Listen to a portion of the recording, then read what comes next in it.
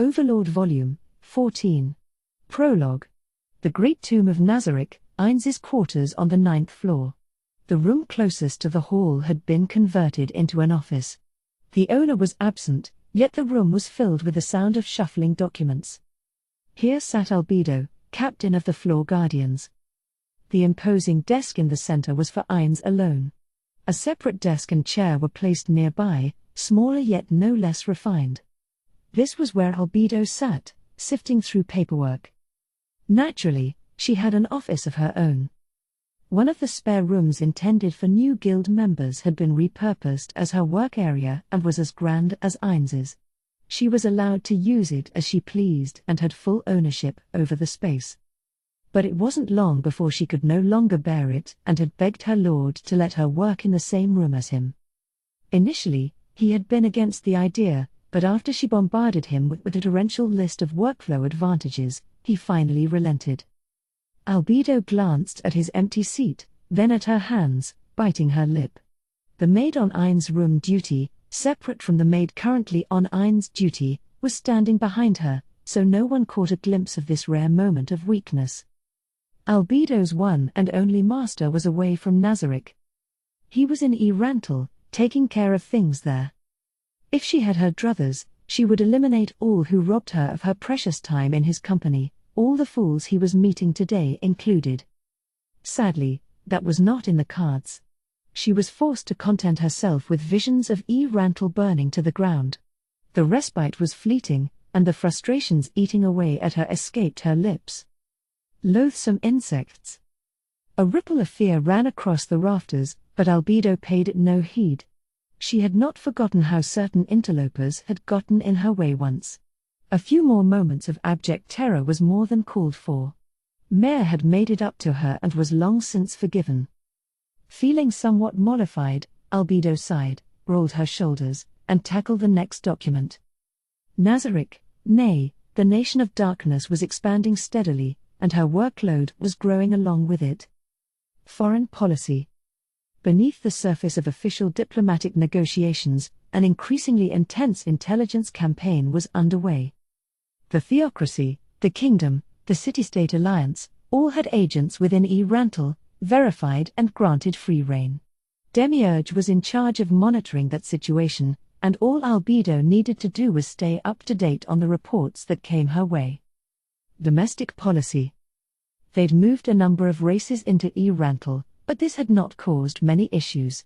Not none, but astonishingly few compared to other realms. No overt threats had been made, so everyone was just voluntarily on their best behavior, mindful of how fearsome their rulers' undead minions could be. Crime rates were extremely low, there were some minor infractions but absolutely no major crimes. The city had become so safe that women and children could walk the streets at night without concern. This had actually created a shortage of criminals to experiment on, which made it necessary to ask the Empire for more.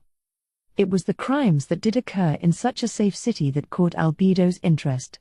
Heinrich's triangle supposes that for every major accident, 29 minor incidents and 300 irregularities go unnoticed.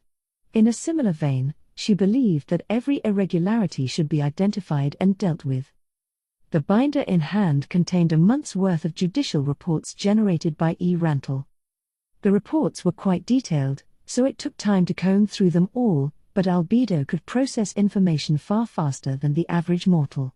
She flipped through the pages so fast, it seemed like she was barely glancing at them.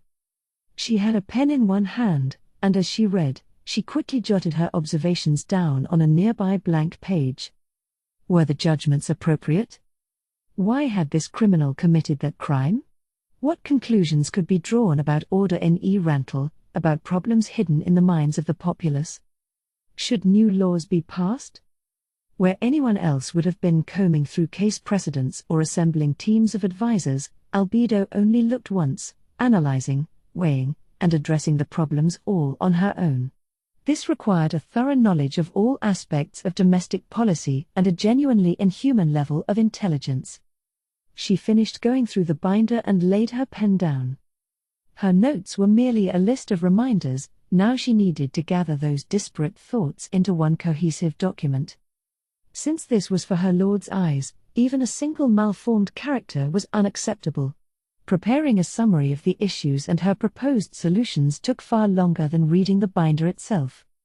When she was done, Albedo proofed the document and allowed herself a small smile. Not because she was done with work, but because she was confident this would be useful to her master. She slipped the summary into the binder and held it up. The maid took it from her and carried it to their lord's desk. It was the 5th such volume today alone.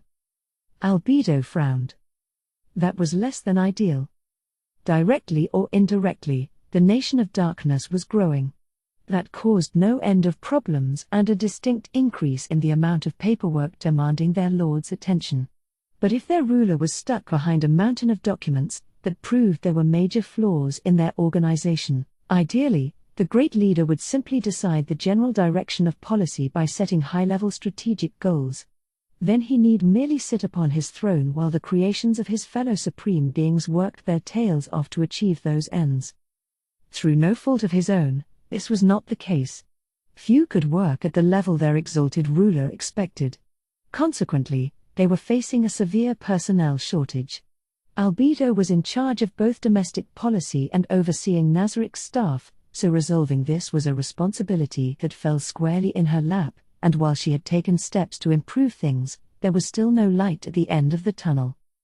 The last thing I want is to burden him, but there's so much I need his input on: racial harmony, new laws, economic policy, and if I debrief the other floor guardians on their tasks in his stead, then they'll get no time with Lord Momonga, and morale will crumble. Their leader had given Albedo sweeping powers to make these decisions, insisting that if she thought it was right, then it must be so. But she continued to seek approval, just in case, well aware of her own potential for failure. For instance, she had deemed some actions an insult to their lord and promptly decided to send the perpetrators along with anyone even remotely related to them to the ice prison. Unsure whether to call this crime defamation or stupidity, she'd asked his opinion, and been shocked to find him opposed to the punishment itself. She had lacked a proper understanding of their lord's magnanimity, and still cringed each time she remembered her shortcomings. I was well aware Lord Momonga is a merciful ruler, yet. Her lower lip was starting to jut out. Yet another look she usually never allowed herself to make. A fleeting expression seen only in her master's absence. She quickly pulled herself together and reached for the next binder. Even as she inspected the contents, part of her mind was on something else. On the guardian she had to be most cautious around, Demiurge. With their schemes in the Sacred Kingdom concluded, he was busy flitting around Nazaric's interior, setting up the intelligence agency. This was a headache for Albedo. As captain of the Floor Guardians, she was the natural choice to head it up, but there was a decent chance Demiurge would wind up in charge instead, and that would clearly lead to trouble. If possible, she would like to strip him of that power and give it to someone easier to control. Several faces came to mind, but all lacked something vital. If it can't be me, then I suppose I could stomach Pandora's actor. But overtly trying to wrest power from Demiurge will be a nightmare. A move like that might clue him into her true intentions. Albedo couldn't have that, so she needed to be careful and play it safe. Perhaps her older sister could be counted on for certain things, but even family weren't unconditional allies.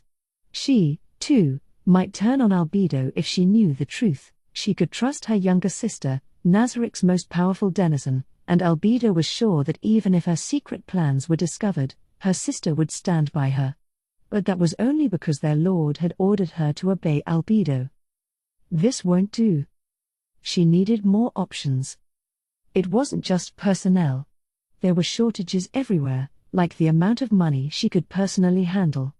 That was why their lord's expansion of their organization beyond Nazarick itself had been so essential. Personally seeing to the newly reorganized Adventurers Guild, keeping tabs on Mare, watching over Aura, Cocytus's domain, victims intel, the value of Shultier's transport network, using the slush funds earned from trade, more staff, than Demiurge and that girl. Albedo's mind shot in far more directions than anyone else could have managed in such a short time, and her brow creased. No. I have to be careful around Demiurge, and bringing that girl in is too great a risk. In fact, She might require more caution than Demiurge does. Even as plans spun in her mind, she finished the task at hand. She picked up the next binder. This one had very little in it. Either it was a preliminary report on a new problem, or it had been submitted by someone like Schultier, still mastering the art of documentation. Albedo checked the cover. It read, "Issues occurring in the Sacred Kingdom Food Supply Division." Clearly a case of the former. Albedo had not heard of any such problems before. Curious, Albedo began to peruse the document. She blinked a few times, her eyes going wide. Then she read again from the top. When she was sure the contents contained no metaphors or deceptions, she let her mouth fall open. "Huh?" she said, a look of utter incomprehension on her face. She was at a total loss. It was a rare piece of news indeed that could elicit this response from one of Nazarik's brightest minds. Yet, even now, that brilliant mind was spinning back up, contemplating potential causes and outcomes of the problem on the page. The most likely explanation is that the girl has betrayed us. Has some other party made a better offer? I was certain no such offer existed. No, I shouldn't rush to any conclusions. We simply don't have enough information yet. She needed to speak directly to the reporter and any colleagues who would be involved with the issue, particularly Demiurge. And all that before reporting it to their master. She looked over the other two reports, determined that they were of little importance, and called to the maid behind her. "I must attend an emergency meeting. I'm headed to the 7th floor to speak to Demiurge. If anyone comes to see me, tell them I'll be out for a while." With that, she activated the ring of Ain's Ul gown worn on her left ring finger. As captain, she was always aware of the locations of every other floor guardian. Demiurge had wrapped up work in the Sacred Kingdom and should have been back in his residence on the 7th floor, planning how the Council State, the Theocracy, and the City-State alliance would be approached in the coming days. If he was out, then she could just grab Entema and have her message him or ask her sister where he might be. Albedo teleported away. Riestais, capital of the kingdom that bore its name. Rolenta Castle, Valentia Palace. The great kings of history toiled in this room. Yet, here sat not the current monarch, Ramposa III, but the second prince, Zainak Valian Igana Ryle Vaiself. Running his eyes down the document before him, he allowed himself a gloomy sigh. He was confident none who read this paper could manage a look of any cheer. It spoke to the current state of the kingdom. The battle on Katsa Plain, more of a massacre, really, had cost the lives of far too many citizens. That said, it had not been terrible enough to deal a fatal blow to the kingdom itself. Some 9 million called the kingdom home and 180,000 of them had perished in that nightmare. Arguably, only 2% of the total population had been lost. What's more, many of them were the second or third sons of farmers, spares, more or less, or apprentices who had yet to master their trades. It was hardly something to be said in polite company, but none of those losses truly mattered. At the same time, 4% of the male population had died. And all of them at prime working age. The report before him made it clear the toll that had been incurred. Zainak snorted loudly and let the page fall to the desk. He glanced at the other occupant of the room. "Sister, what would you do?" His younger sister was seated on a couch not far away. Smiling faintly, Rena Tayer Chardellon Ryle Vaiself looked up from the document she was reading. "That's an awfully vague question, could I beg you to be more specific?" This. In lieu of explanation, he picked up the document, waving it in the air. Rena rose to her feet and came closer, taking it from him. "Oh," she said, scanning the report. There's not much we can do." "Ugh." Zainak's eyes turned to the heavens. His sister was far brighter than he was, and if even she was giving up. But doing nothing would make him unfit to rule. "Is it that big a deal?" "Certainly, there's a temporary dip, but only temporary. I wouldn't have thought it needed to be addressed proactively. When our yields drop, it won't be long before some people begin to starve." Repeated clashes with the Empire had prevented them from stockpiling provisions. On top of that, Rantel, originally part of the king's personal holdings and a major breadbasket region, had been annexed by the Nation of Darkness. And the casualties had reduced the number of hands in the fields. The kingdom was potentially safe for the moment, but in a few more years, the dwindling food production would inflate prices, and odds were high the most vulnerable would not have enough to eat. That future was all but guaranteed. True. Sister, this may not interest you, but all it will take is a drought or a cold snap in the summer to spell disaster. Powerful druids can control the weather, so I doubt we need to worry about sunlight. We can just hire some adventurers, though I imagine their fees will be rather steep. Either way, we'd better find out if there are any high-level druids among the local adventurers. There was a time we could have turned to the Empire's adventurers for help in a pinch, but they've been vassalized by the Nation of Darkness, so that could be tricky. That would certainly help with drought. But, sister, what about cold? Again, the druids will have to pitch in. Zanak gave Rena's face a long, searching look, finding nothing out of the ordinary. Perhaps she didn't know. Like Rena said, a high-ranked druid could temporarily make it rain, which was certainly helpful if there wasn't enough rainfall. But druid magic was useless against serious drops in temperature. He'd heard this from his former confidant, Marquis Reven. Combating the cold required constantly raising temperatures throughout the season. Even attempting such a scheme would require each village to have its own high-level druid on duty around the clock, and druids were hardly common to begin with. Assembling hundreds of them was out of the question. Never in a million years would that sort of magic knowledge be included in the curriculum of the masses, and it wasn't commonly taught in noble homes, either. Royal ones were no exception. Zanak had only gotten an opportunity to learn it through personal connections. This shortcoming was directly caused by the low status of casters in the kingdom. If they were like the Empire and had someone as impressive as the Triad caster to call their own, perhaps things would be different. Unfortunately, the people of the kingdom had little interest in understanding magic and placed far too much stock in the heroics of knights.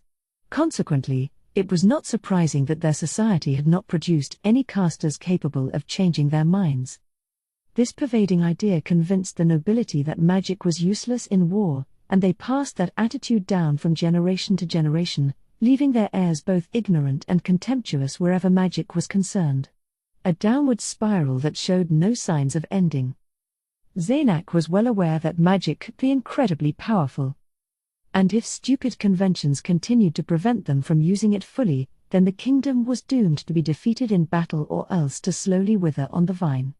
Zanak had every intention of assigning his own children the best magic tutor he could find.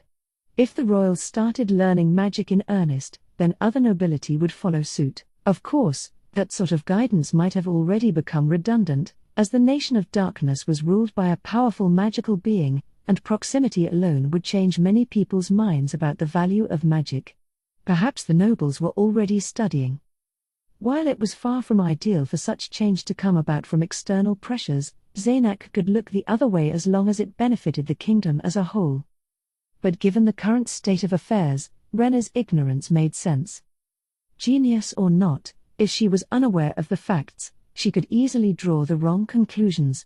Trusting her blindly was not without its risks. On the other hand, Rena was close with the adamantite adventurer team, the Blue Roses. It would not prove difficult for her to learn more about any sort of magic, given adequate time and interest. The real question was if Zanak knew something, would a creature as uniquely brilliant as his sister really leave it unverified? He could see no reason why she would lie about something this trivial, so perhaps it was just a rare glimpse of human failing. A momentary mental lapse. He was well aware Rena had no designs on the throne. Her goals were, to his eyes, insignificant. And yet, they were indeed something she could not possibly gain if she did take the throne. In other words, fooling Zanak would do her no good. Sister, druid powers are no match for cold. Oh? That's less than ideal. Oh, but wait. At the end of the day, this is a question of how much food we have stockpiled, yes? Then we have more than enough. What a relief. She smiled while Zanak did the exact opposite. The stockpiles you speak of, I'd really rather not. Is there any guarantee eating those won't turn you undead? The kingdom did, technically, have a surplus in storage. Their merchants' warehouses contained more than enough food to go around. But their plans could not hinge on that supply. And strictly speaking, it was not the kingdom's property. These provisions were in the kingdom's warehouses, thanks to a contract with the terrifying undead king, the ruler of the Nation of Darkness. This arrangement was unprecedented. No records of anything like it were found in any kingdom history book. The merchants were permitted to sell it at their own discretion, but the customs fees involved meant the price was much higher than ordinary foodstuffs. That price had been set by the Nation of Darkness, and no discounts were allowed. As a result, the populace hadn't bought any, and it was merely taking up space. This also meant none of the kingdom's wealth was flowing into the Nation of Darkness, so they suffered no financial losses. That made it sound like there was no problem. But Zaynak could not help but see it as part of the Nation of Darkness's schemes, and Renna agreed with him. The Sacred Kingdom's people are eating them, so the provisions themselves are demonstrably harmless, or they want us thinking that. Then we'll only find out too late that they've left booby-trapped food behind in our territory. Renna winced. You don't really think that? You're not wrong. We've already investigated them thoroughly, after all. The Nation of Darkness had made it clear that the primary reason for using their kingdom's warehouses was to establish a route for providing the Sacred Kingdom aid. All the food currently in those storerooms would eventually be shipped out. The Re-Estais Kingdom had offered no guarantee of safe passage. If bandits or monsters attacked any of the convoys, that was a problem for the Nation of Darkness to handle. They hired guards as expected, but to defend their interests, they'd asked for permission to fly the Nation of Darkness's flag over the wagons hauling these supplies to make it obvious who owned them. Not wanting any headaches, the kingdom had allowed it, in return for customs fees and a promise not to allow any of the Nation of Darkness's undead inside their borders. This had proved to be a mistake. Now the Re-Estais Kingdom was full of convoys flying the flag of the Nation of Darkness. The wagons rolled right down city streets into a harbor with shipping routes to the Sacred Kingdom. It was a clear demonstration that the kingdom could not refuse the Nation of Darkness's requests, and since their neighbor was so enthusiastic about foreign aid, these convoys were painfully frequent. The more tactics like this undermined their authority, the more likely the Re-Estais Kingdom would be forced to raise a fist or bend the knee. And the nature of these encroachments meant the latter was far more likely.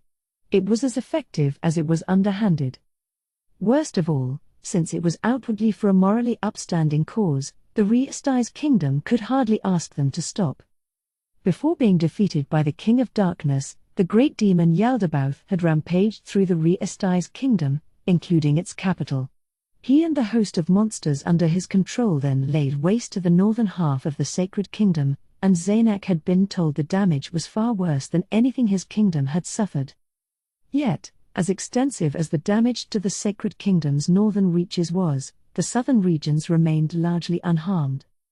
With the Holy Lady's death, a new Holy King had taken the throne.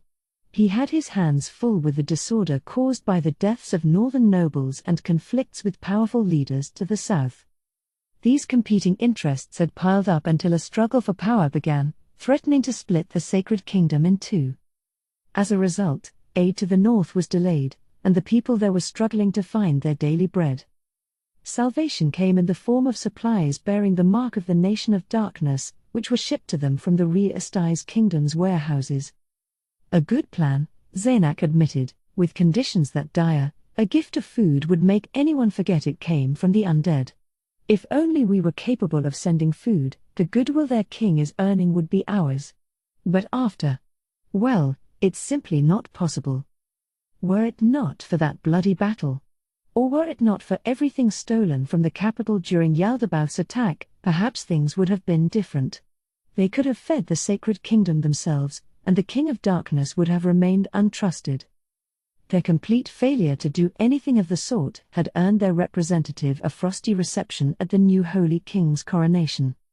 This wasn't due to any lingering resentment caused by long-simmering conflict between two neighboring countries. During the reign of the Holy Lady, Kalka Besseres, the re-established kingdom and sacred kingdom had been on fairly cordial terms. But even before the famine, when Yaldabaoth had been tearing the sacred kingdom apart, the re-established kingdom had refused to send any and all aid, causing a fatal rift in their relations. Naturally, it had never been an option for them given their own difficulties. Ainzul Gaon, the King of Darkness, had unleashed his most powerful spell upon their armies, and with so many dead, they'd been at their wits' end simply dealing with the aftermath. And losing many of their best warriors, including the kingdom's strongest, the captain of the Royal Select, Gazif Stranov. As resources dwindled, how could they have offered anything in the struggle against that vile demon? But anything they might offer by way of explanation would only sound like the feeble excuses of a heartless realm. What the re-established kingdom had done was what any country would have done, except the Nation of Darkness. They sent both military aid and humanitarian relief, tearing the re-established kingdom down a peg in the process. Zaynak's own diplomats reported that the northern reaches of the Sacred Kingdom held the Nation of Darkness in high esteem. One delayed response after another, all leading to even bigger problems. A run of bad luck but leading unerringly to their current predicament. But if, brother, sister, you need not shout. I hear you loud and clear, I am not old and decrepit yet. You've been ignoring me, lost in a world of your own. Some small discomfort is entirely justified. Where did your thoughts take you? Perhaps, a mite too far from here. Rena was giving him a look of great pity. It never does to dwell on things, she said. Gloomy affairs take the mind to the darkest of places, but you must not allow that. This struck a nerve. Perhaps you're right. I know I am. In any case, it seems like the Sacred Kingdom may well split in two, leading to a civil war, but which side do you think will win? As exhausted as the northern half is, I'm not sure I favor their chances, agreed. Too many of the North's renowned warriors have perished. And I heard that the paladin woman fell as well at one point or another. I'm not familiar. Was she famous? Quite. They said she was a match for our captain. I heard she paid us a visit once but, sadly, missed the chance to meet her myself. She had not been an officially designated dignitary, and it would never do to bump someone like that up the schedule and grant them an unplanned audience. Doing so would have undermined the Crown's authority. And while they were diplomatically stalling, she'd left the capital. Had he known what lay ahead, Zaynak would have found a way to meet with her, perhaps in the hopes that it would have laid the foundation for something. If you had not insisted that we stay the course with our foreign affairs policy, I might well have arranged an audience. Certainly, letting her see the king would have been improper, but I am merely a prince. The final choice was yours, brother, Rena said, puffing up her cheeks. This was downright adorable and would have charmed a lesser man. Most people would be fooled by the display. You are next in line for the throne, yet you do not enjoy universal support. To ensure your claim, you need to avoid making unnecessary enemies. We can't afford rebellions anytime soon. That would leave you unable to fulfill your promise to me. You're not wrong. She was hardly hiding her own ambitions, but that lent credence to her words. Conventional wisdom may not apply here. If the Nation of Darkness continues to support the North, they may bend the entire kingdom to their will. Perhaps we should reach out to the South. An ally to the northern half of the Sacred Kingdom was a potential enemy to their southern cousins. But if the re-established kingdom stepped in, it might discourage the Nation of Darkness. Yes, not a bad idea. The teachings of the Faceless One are a key cause of the divide and hardly play to our interests. Ugh, that woman. The Faceless One. With Yaldabaoth defeated, she had founded a new religion. She had a real name, of course, but the alias was far better known. Her sect had swollen in numbers, and her core teachings made a certain kind of sense: it is a sin to remain weak. All must strive to be stronger. While these beliefs were becoming more entrenched in the North by the day, they were not only unpopular in the South, they were being actively pruned. The reasons were obvious: her teachings could undermine the authority of the ruling class. The nobility still held sway in the South, but in the North, they had already lost much of their influence. And that difference had been key to the growing rift in the Sacred Kingdom. The sect led by this faceless one was less a new religion than a social movement or community. They continued to worship the four gods, caused no sectarian conflict with established temples, and the new holy king had chosen to give them his tacit approval, allowing them to establish themselves across the north. But hiding her face is inherently suspect. Her moniker came from the mask she wore in public.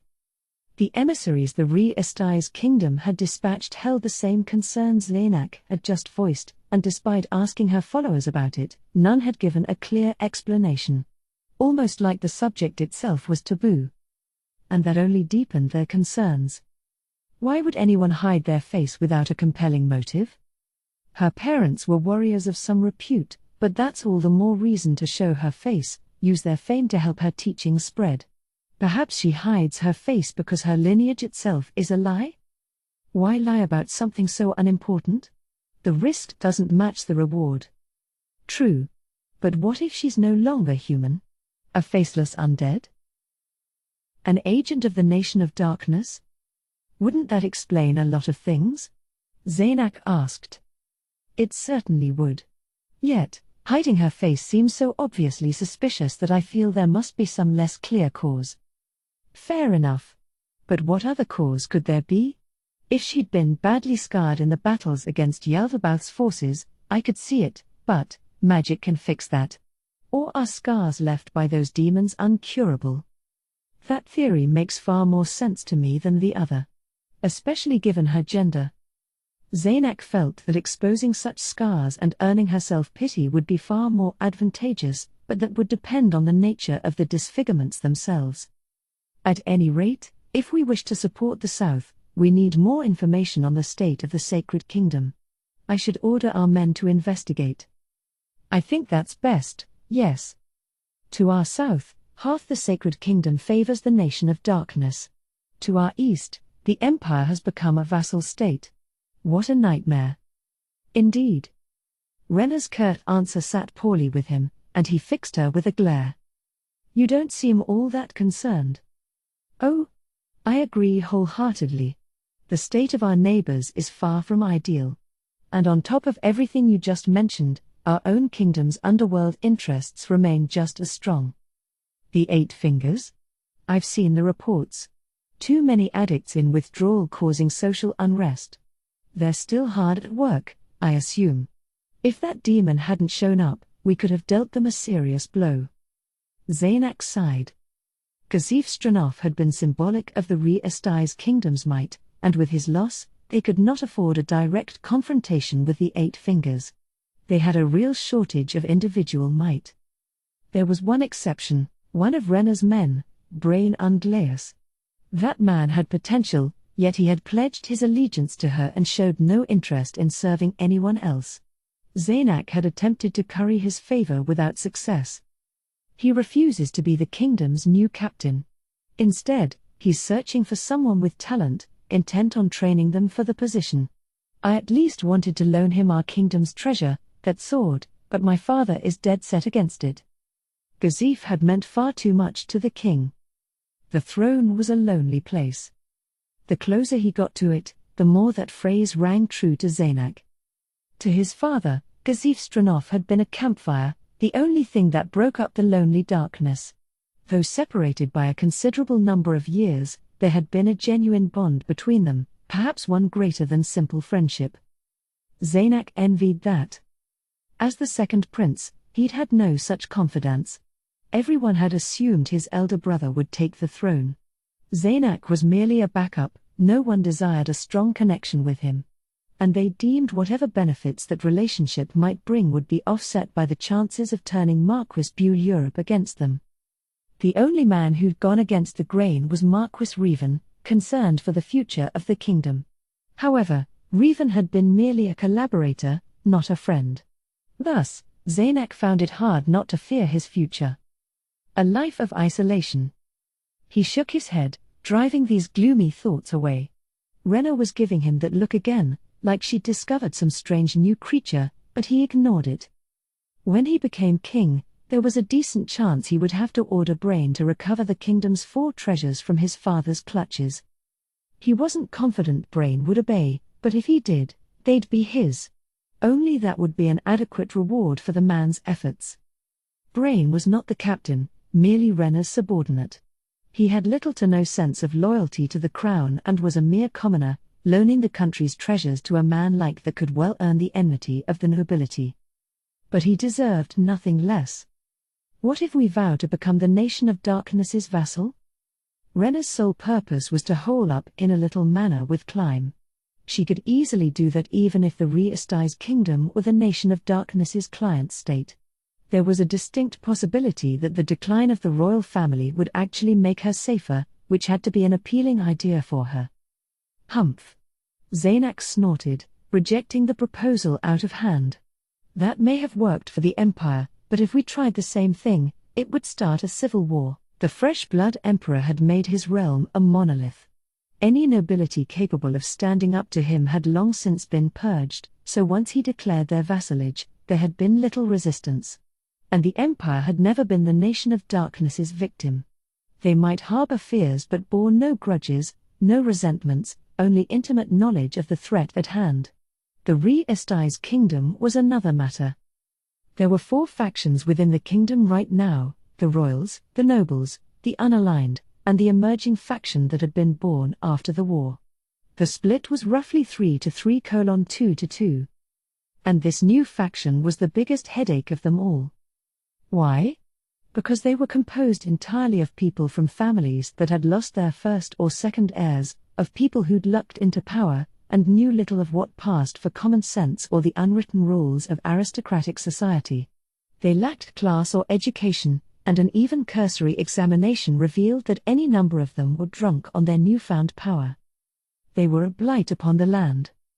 But each held sway within their own domain, and as long as they didn't break the kingdom's laws, Zaynak could do nothing about them.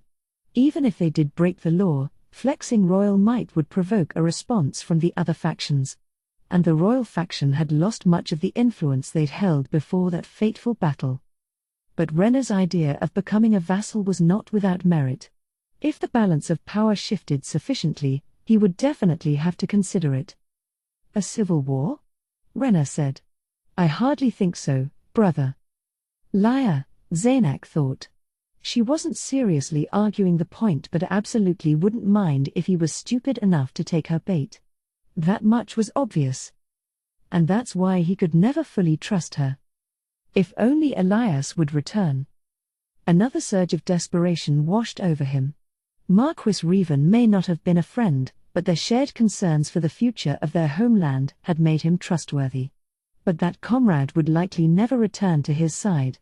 All he had left was this wild card, frighteningly talented yet impossible to control. Shaking off his despair, he turned toward Renna, doing his best to look amused. I still can't believe the Empire purchased that from the Nation of Darkness. What an abrupt change of subject, Renna sighed. Very well. But is it really that bad? They are a vassal, so. The Nation of Darkness's most profitable export to the Empire was undead. Whether as manual labor, soldiers, or freight haulers, there was a wide range of uses for this merchandise. They're still the undead.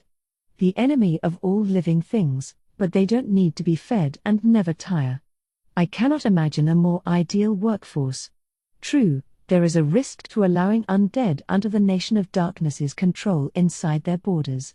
It's like allowing foreign soldiers to enter your territory. But as a vassal state, it allows them to demonstrate they have nothing to hide, like putting on a collar and offering up the leash. Renna's gaze turned to the ceiling. Perhaps we could learn something from that attitude. There are advantages to revealing a weakness, to letting a foe know they can threaten you at any time. Fair. For a leader dealing with an untrusted opponent, having clear weaknesses is preferable to showing none. From that viewpoint, the Empire's actions make sense. And Rantel is now trading with the dwarfs in the Azalisia Mountains. Their undead work the mines, and they supply fresh food in return for ore and dwarven crafted farm tools. Agents they'd sent into Rantel had heard all this from the dwarfs themselves. They can just have their undead make the trek to and from those mountains, ignoring all the usual costs of transport and labor. Far cheaper than buying those supplies from us. And if they've accepted the undead labor, I think it's safe to assume the dwarves are effectively a vassal state as well. An alliance with the council state. Already working on it, but without much success. Some dragon lords have been responding positively but need time to persuade representatives from other species. And if they do not succeed, I'm told they'll be unable to help us. This was partially a lie. Attempts to establish a coalition to oppose the Nation of Darkness were proceeding at a snail's pace but making steady progress nonetheless. It seemed like they might manage to obtain a promise of mutual defense based on goodwill and friendship, but this would be inexplicit, without clear binding language. And that was hardly an alliance anyone could boast about. Making proper allies of them would require jumping through many more hoops and add months to the process besides. I see. The sooner we form a military alliance, the better. And when exactly will you be coronated? I think it's high time you kept your promise to me. In return for her assistance, Zaynak had promised her a manor of her own in which she and Klein could retire together. Hold your horses. It won't be long. You're perfectly aware we've lined up most of the cards. I've spoken with Father about the remaining steps. He's got to make one last big political move. If this move failed, the king would take responsibility by promptly abdicating. On the chance that it succeeded but provoked the nobility, leading to unrest, that was when the prince would propose a compromise, mollifying them, and the king's subsequent abdication would leave those nobles solidly on his side. It might be a blot on his father's final years of rule, but the benefits to the royal family outweighed that loss of prestige. But what about your own project, that orphanage? You go there and cook for them, right? Any need of further financing? None. My allowance alone is covering operations. There were already nearly 50 orphans housed within those walls. That was no small number. It was far more than any other orphanage in the kingdom. Yet, Rena insisted she needed no help keeping the place going and was funding it all by herself. The third princess received a pittance of an allowance, but they'd married off the older two, and some of what originally went to them must have found its way to her, making this venture possible. And she was scrimping and saving through other means, drastically reducing the number of maids in her service. Come to think of it, he often saw her wearing clothes he'd seen before. Part of him was vexed by this, as it was unacceptable to give the nobility any excuse to look down upon a member of the royal family, but another part of him was proud of her for knowing the value of money and how to use it most effectively. I can share some of my own allowance. Your orphanage is clearly a magnanimous effort. Don't, she said, an unusual note of steel in her tone. If there are any children of talent within the orphanage, I shall be taking them to the manor with me. I won't tolerate any attempts to steal my workers away. I suppose that makes sense. It does. I have brain teaching them basic sword skills. And we're educating them all. They're growing up fast. What about any untalented children? Anyone can learn to read and write and do basic arithmetic. Those skills should be enough for them to find employment.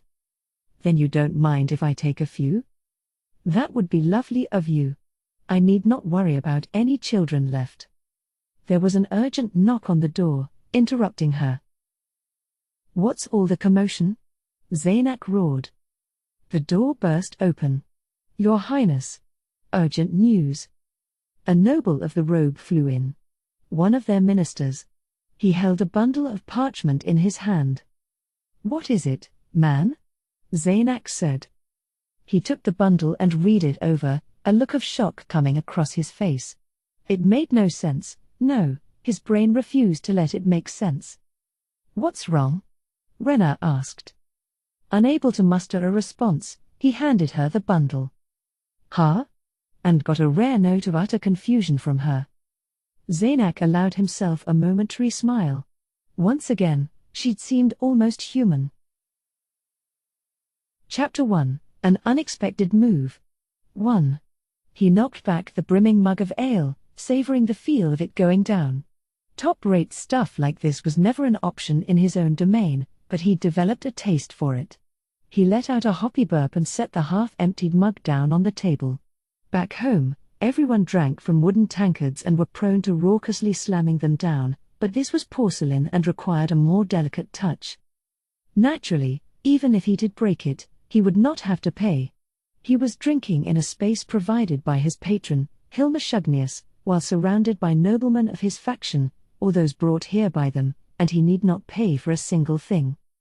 All this was an investment in his future as Baron Philip de Don Ryle Mockerat, aristocrat at large.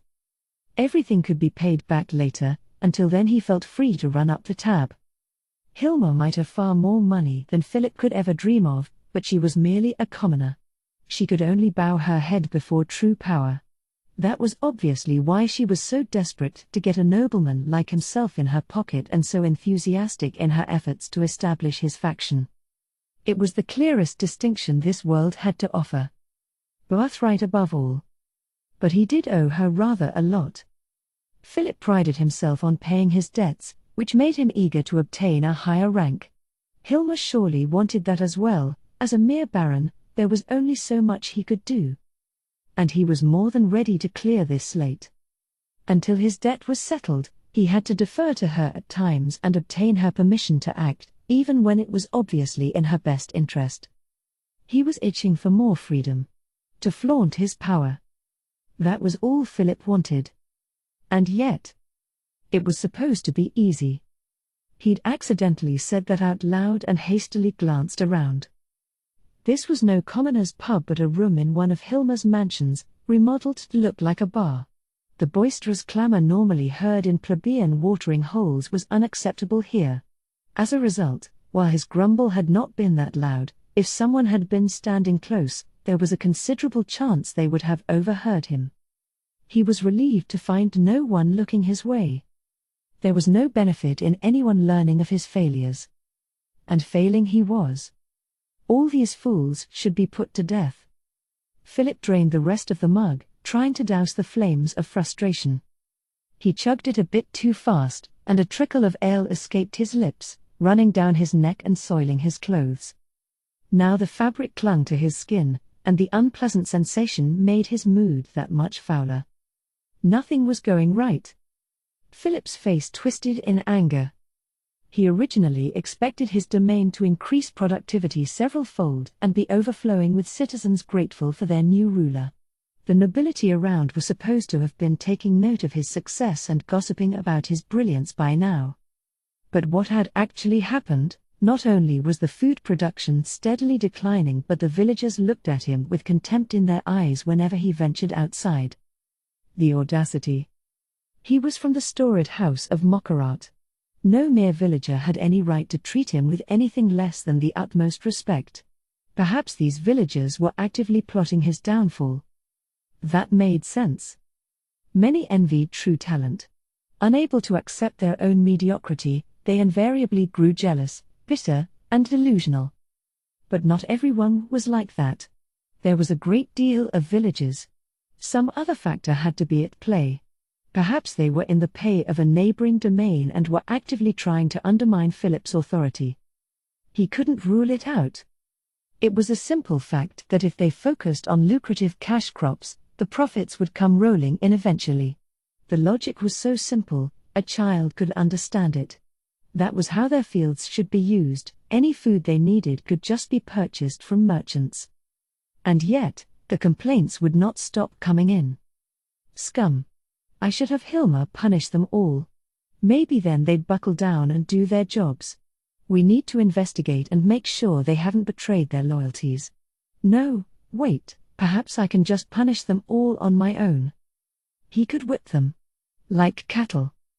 Yes, there's no need to consult Hilma. No need to indebt myself any further. She's done more than enough for me. It's high time I started paying her back. He was destined to be a great nobleman, while Hilma was a mere commoner. It would be a trifle to cancel the debt he owed her, to bleed her dry. But that approach was little better than theft, and a proud aristocrat like himself was honor-bound to shun such moral turpitude. He should repay when he could.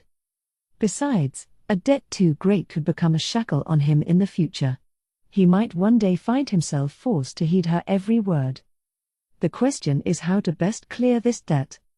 His original plan had been to grow the profits of his holdings by a tremendous amount and pay her back with a large sum of money, but that was clearly difficult. Very difficult. Instead, he decided to take the initiative and show Hilma what this new faction could do for her. Regrettably, the faction isn't exactly mine to command. By joining this faction, Philip had formed and strengthened all manner of connections. There were plenty of voices calling for him to become the group's representative, but many nobles remained unconvinced he was fit for the job. Hilma was backing him, but the barriers of age and rank were steep. If he looked at it from their perspective, their reluctance was understandable. Words simply carried more weight coming from an elderly count than a young baron. But Philip was convinced that would make them no different from the old, conservative factions. The whole point of a new faction was to avoid being shackled to antiquated ways and breathe new life into the aristocracy. It should be led by a man like Philip, someone willing to try new things. Why don't these imbeciles understand? He angrily raised his mug only to find it empty. There was a servant of some kind passing nearby, so he barked, "Bring me another." "Certainly, sir." She bowed. She strode away, hips swaying, a gait that caught the eye and held it. She was not wearing many layers, giving anyone who stared a tantalizing hint as to the shape of her hindquarters. Humph. A fine backside was certainly appreciated, but her prompt obedience was even more appealing. This was how the people should treat their lord and master. Philip was borrowing 2 such maids. He could do anything he liked with them and didn't even have to pay their wages. They were handling all the housework. Hilma had also provided him with a butler and purveyor. He would have preferred to dismiss all the old servants and fill the house with his own people, but his father had insisted, and Philip eventually conceded the point.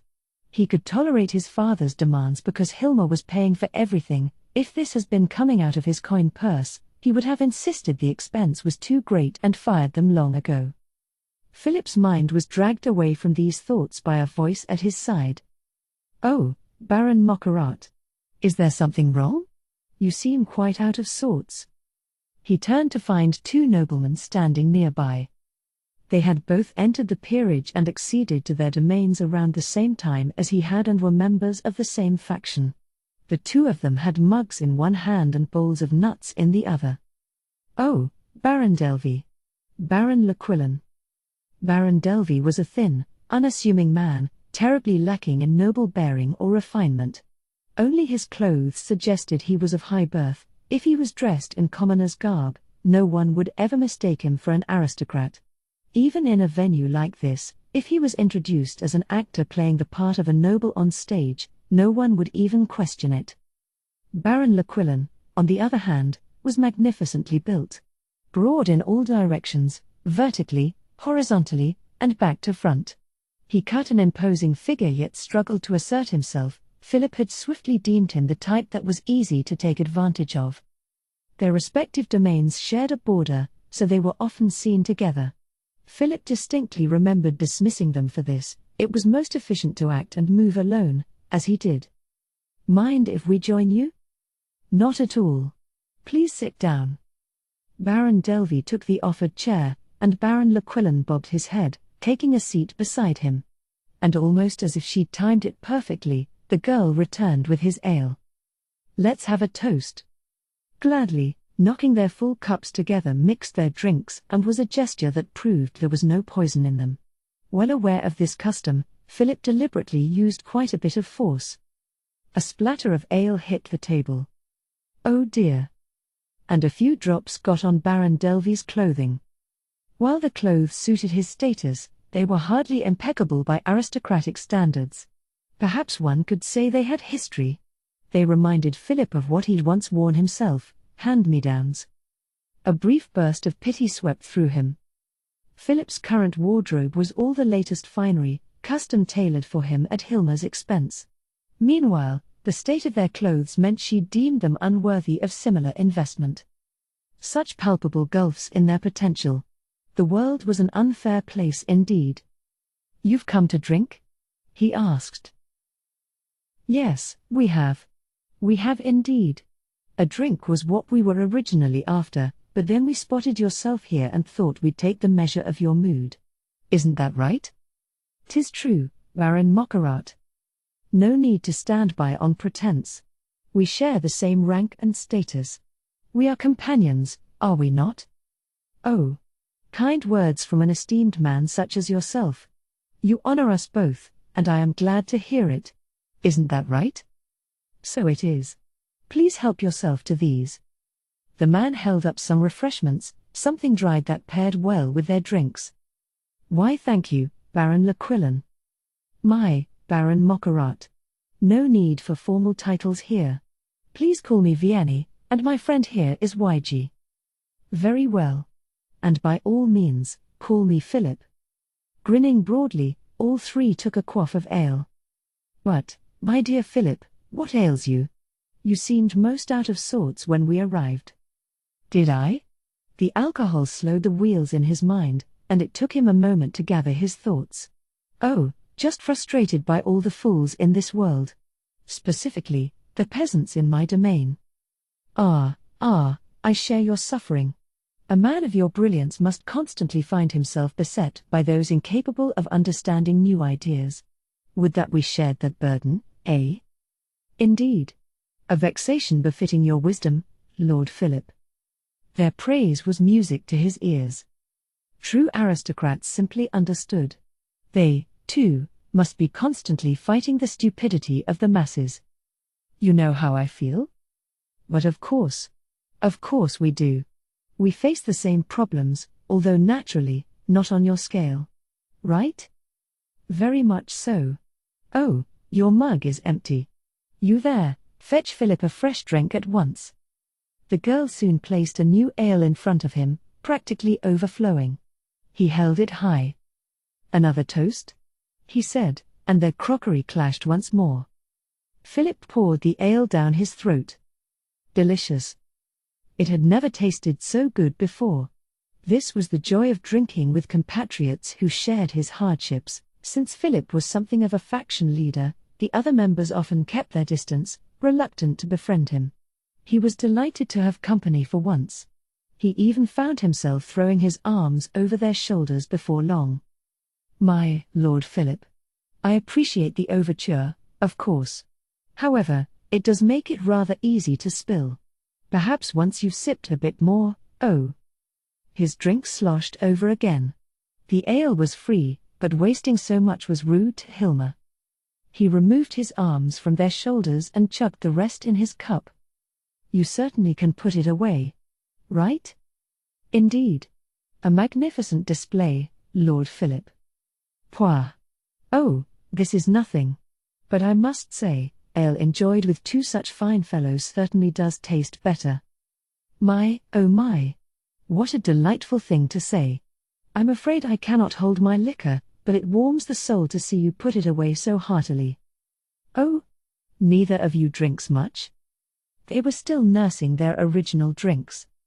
I'm afraid so. It shames me to admit it, but my tongue simply finds little pleasure in the taste. You agree, yes? I do. But in a venue like this, drinking is a must to fit in. And I always end up taking little sips. And that's why we envy your fortitude.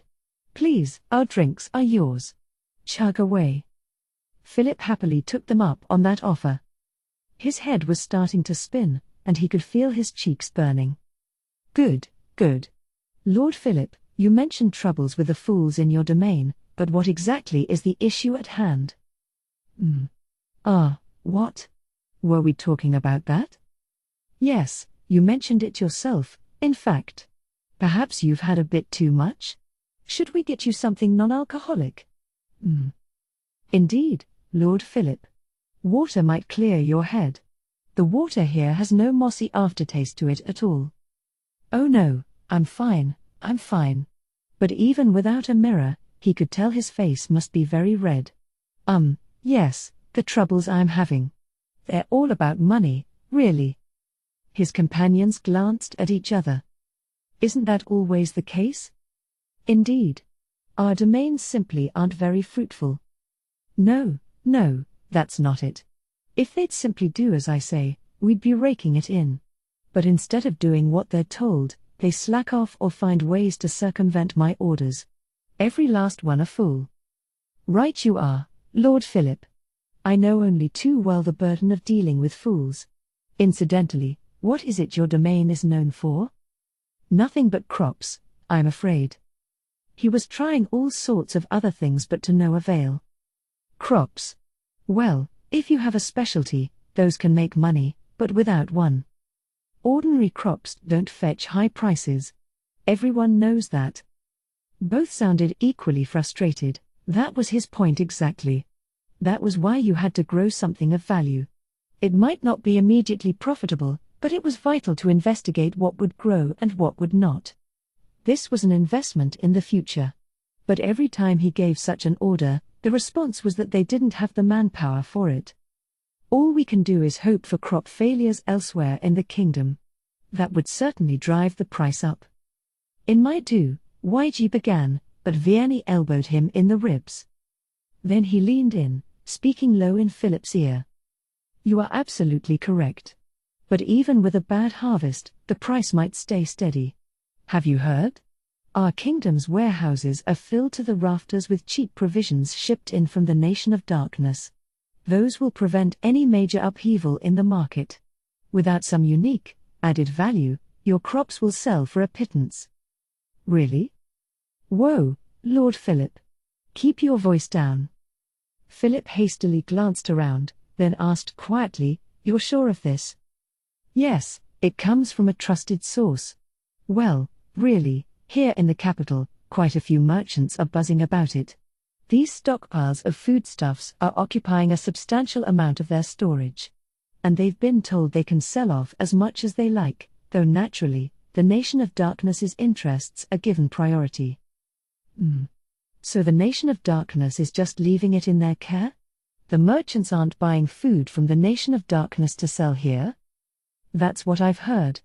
I'm unsure of the details, but the food is merely in their care.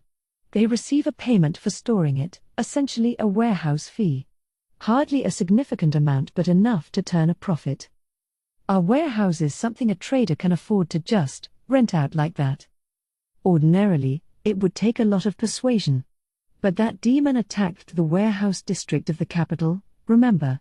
That left quite a few of them empty, so their owners were only too happy to put them to use. But until that stockpile is turned over or depleted, the merchants won't be raising any prices. If we try to press them on the matter, they'll simply say, any higher than that and we're better off selling the Nation of Darkness provisions. Do you know anything about E. Rantle's largest food depot? No, I'm afraid not. It's simply a massive building dedicated to stockpiling foodstuffs, and they've got a magic item maintaining preservation on the interior at all times so that nothing within can go bad. Previously, its main purpose was preparing for the annual campaign against the Empire, gradually accumulating enough rations to feed 100,000 soldiers. But normally if you gather food over long periods of time, some of it inevitably rots, and depending on the time of year, there may be nothing to purchase. This storage facility was built to solve both problems. The magic item itself can't be moved, so they had no choice but to let the Nation of Darkness seize it. Which means if the Nation of Darkness can't move the provisions stored there right away, they can just keep storing them indefinitely until they do. No matter how long they can store supplies, the Nation of Darkness only has the one city, E. Rantle. I can't imagine they have the capacity to grow that many crops. Even if some of their produce flowed into the kingdom, given their relative populations, the price deflation would be minimal. See, that's the thing. Rumor has it, and I trust these rumors, the Nation of Darkness is using undead labor to work a vast expanse of farmland. Their output is extremely high, that tiny development is producing as much as the entire kingdom. If you think about it, undead need no rest, although I certainly wouldn't want to eat anything they grew. You must be joking. That's so unfair. Philip was shouting again. He could not abide this King of Darkness easily pulling off everything he tried and failed to make happen in his own domain. If he was struggling, so should that king. Or, should he bring in undead to work his fields? It may be a tad exaggerated. Just because the undead work tirelessly doesn't mean they can equal the output of a far larger realm, but it is true their crop yields are rather high, enough that the Nation of Darkness can afford to provide the Sacred Kingdom foreign aid. They can? Yes, that Yaldabaoth's demon laid waste to the Sacred Kingdom, the same demon that attacked our capital. And his rampage was so devastating, it outright caused a famine or at least pushed them to the brink of one. The Nation of Darkness is using the provisions stored here to cover their shortfalls. Convoys laden with foodstuffs have been rolling through my domain regularly, so this much is true. If they're sending enough food to stave off a famine, is there anything left in the merchants' warehouses? At first glance, anyone would be tempted to think the answer is no. But in case of bad harvests, they need to keep the stockpile above a certain threshold for emergencies. It's safe to assume they have held some back. That was convincing. If Philip were in the Nation of Darkness's position, he would simply use foreign aid as an excuse to rid himself of old excess provisions. Indeed. Well, not like a bad harvest comes, so we can't exactly put our faith in the weather. We need something better. Something that will rid us of the Nation of Darkness's food, only then will the crops you're growing sell for a profit, Lord Philip. But no matter how vexing the Nation of Darkness's stores are, we can't exactly start a war over them. A flash of inspiration hit Philip. Crop prices could only go so high. Even if there was a bad harvest, the profit would be minimal. But this was because the Nation of Darkness's stores existed. What would happen if they didn't? The answer was clear. The price of crops would rise. Which begged the question, how could they rid themselves of the Nation of Darkness's stockpile? Vianney himself had offered up a clue. They need merely lower the Nation of Darkness's yield. This was easier said than done. Philip couldn't exactly march into Nation of Darkness territory and set fire to the fields on his own. But could he steal the crops? When that thought crossed his mind, it felt like a bolt of lightning. Steal from another country. Common sense dictated that the risk was hardly worth it.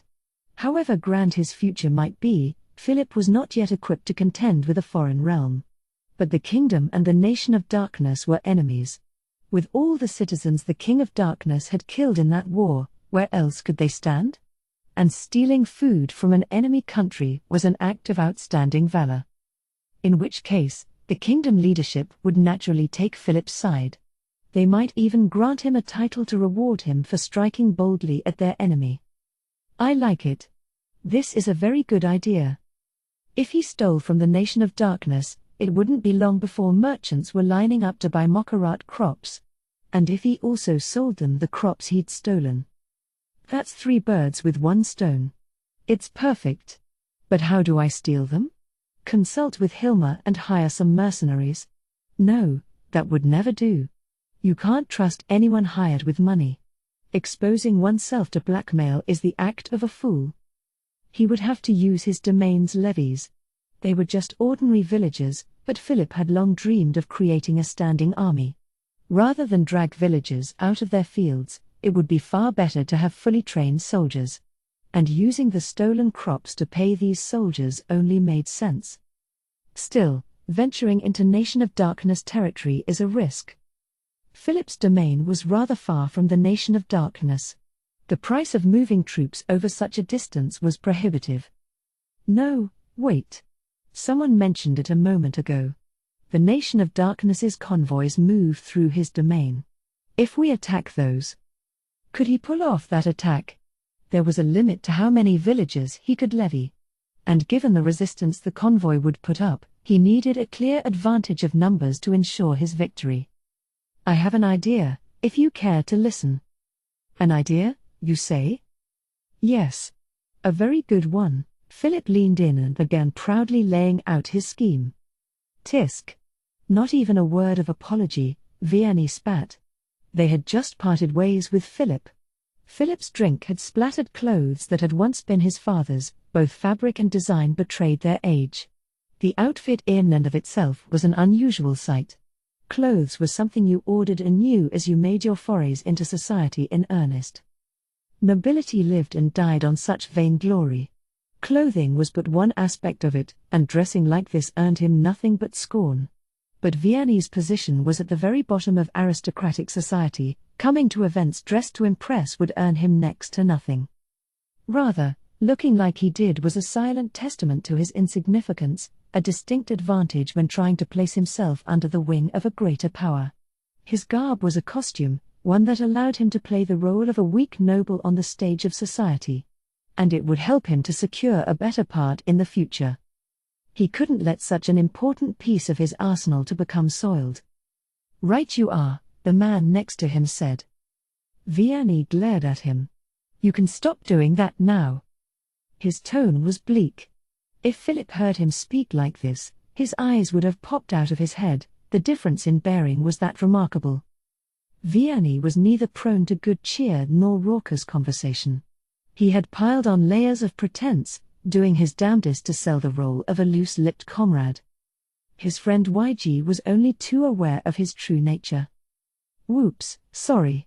Ain't never been no good at flattery, so I had to dump it all on you." YG's mannerisms were also a dramatic departure from his earlier performance. The rough words did not even sound like they came from a nobleman. "If you were even a tiny bit sorry, you'd put in the effort to learn. Minor nobles like us thrive only if our betters like us. It's a shite world. I thought getting this title would be my ticket to the good life. But it's nothing but brown-nosing and ass-kissing. Ah. Don't be absurd. Commoners do the same. I don't know who has it worse, but knowing when to kiss an ass or two is the mark of a grown-up. Then I wish I'd never grown up. Wish I was still swinging a stick around and dreaming about being a dragon slayer. There's no turning back, and you know it. Learn to brown nose a little. It's all you need to control a man with no brain. Even if it doesn't work, it's no skin off our teeth." If they were dealing with a high-ranked nobleman or one with experience, someone accustomed to flattery, they would need to be far better at it to get anywhere. And that meant they needed practice and experience. Well, if we meet him again, I'll try and do better." "Don't try, just do. Everyone loves flattery. If they look annoyed by it, that just means you're bad at it. I know it's not your forte, YG. I help cover your weaknesses, and you help cover mine. That's our deal. But giving up on improving yourself is a death sentence. There's no guarantee we can always stick together." Vianney was smarter than average but hardly athletic. YG was the other way around. If they'd been the same type, perhaps the two of them would have seen each other as rivals, but both considered it a stroke of luck things hadn't turned out that way. Lords of neighboring domains rarely got on well, but since both had been third or fourth sons originally, they'd been raised ignorant of past grudges and any friction that shared history might have caused. Perhaps most importantly, they'd just clicked from the moment they met. "Fair, but what did you make of him?" "Scum," Vianney snapped. The thought of allowing a man like that to take the reins of their faction was horrifying. But even a half-wit has his uses if you can lead him the right way. True. Their faction was basically a refuse pile. Those with no interest in managing their domains, nobles only in name.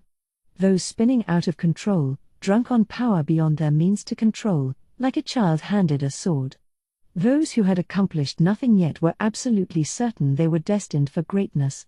Most of the faction was beyond help, lacking even the sense Vianney had to recognize that they were nothing but another mediocre aristocrat. And that put their entire faction in a serious predicament. Leaving the Nation of Darkness's stockpile sitting in the capital is bad news. They can control food prices as they please. The moment the kingdom's harvests fail, they'll jack everything way up. Worst-case scenario, some lords will ignore that obvious trap and start converting their fields to only grow cash crops. I'm sure more than a few of them are totally convinced that even if prices go up a bit, we can simply buy food from the Nation of Darkness and avoid any risk of starvation. Vianney could think of a number of nobles in his faction who believed exactly like that. He'd tried indirectly explaining just how horrifying that outcome would be, but they all seemed dead certain they alone would come out ahead. Nothing he said could dissuade them. "We lost too much labor in that war.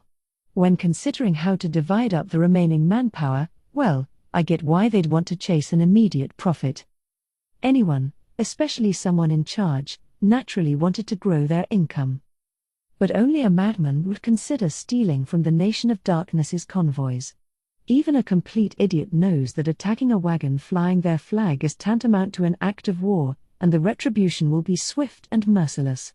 Yet, that fool, wait, unless he played us, perhaps he'd tricked them. But Vianney had no idea what that man could possibly be after. And that meant the suggestion they'd taken was their best move. Don't overthink it, YG assured him.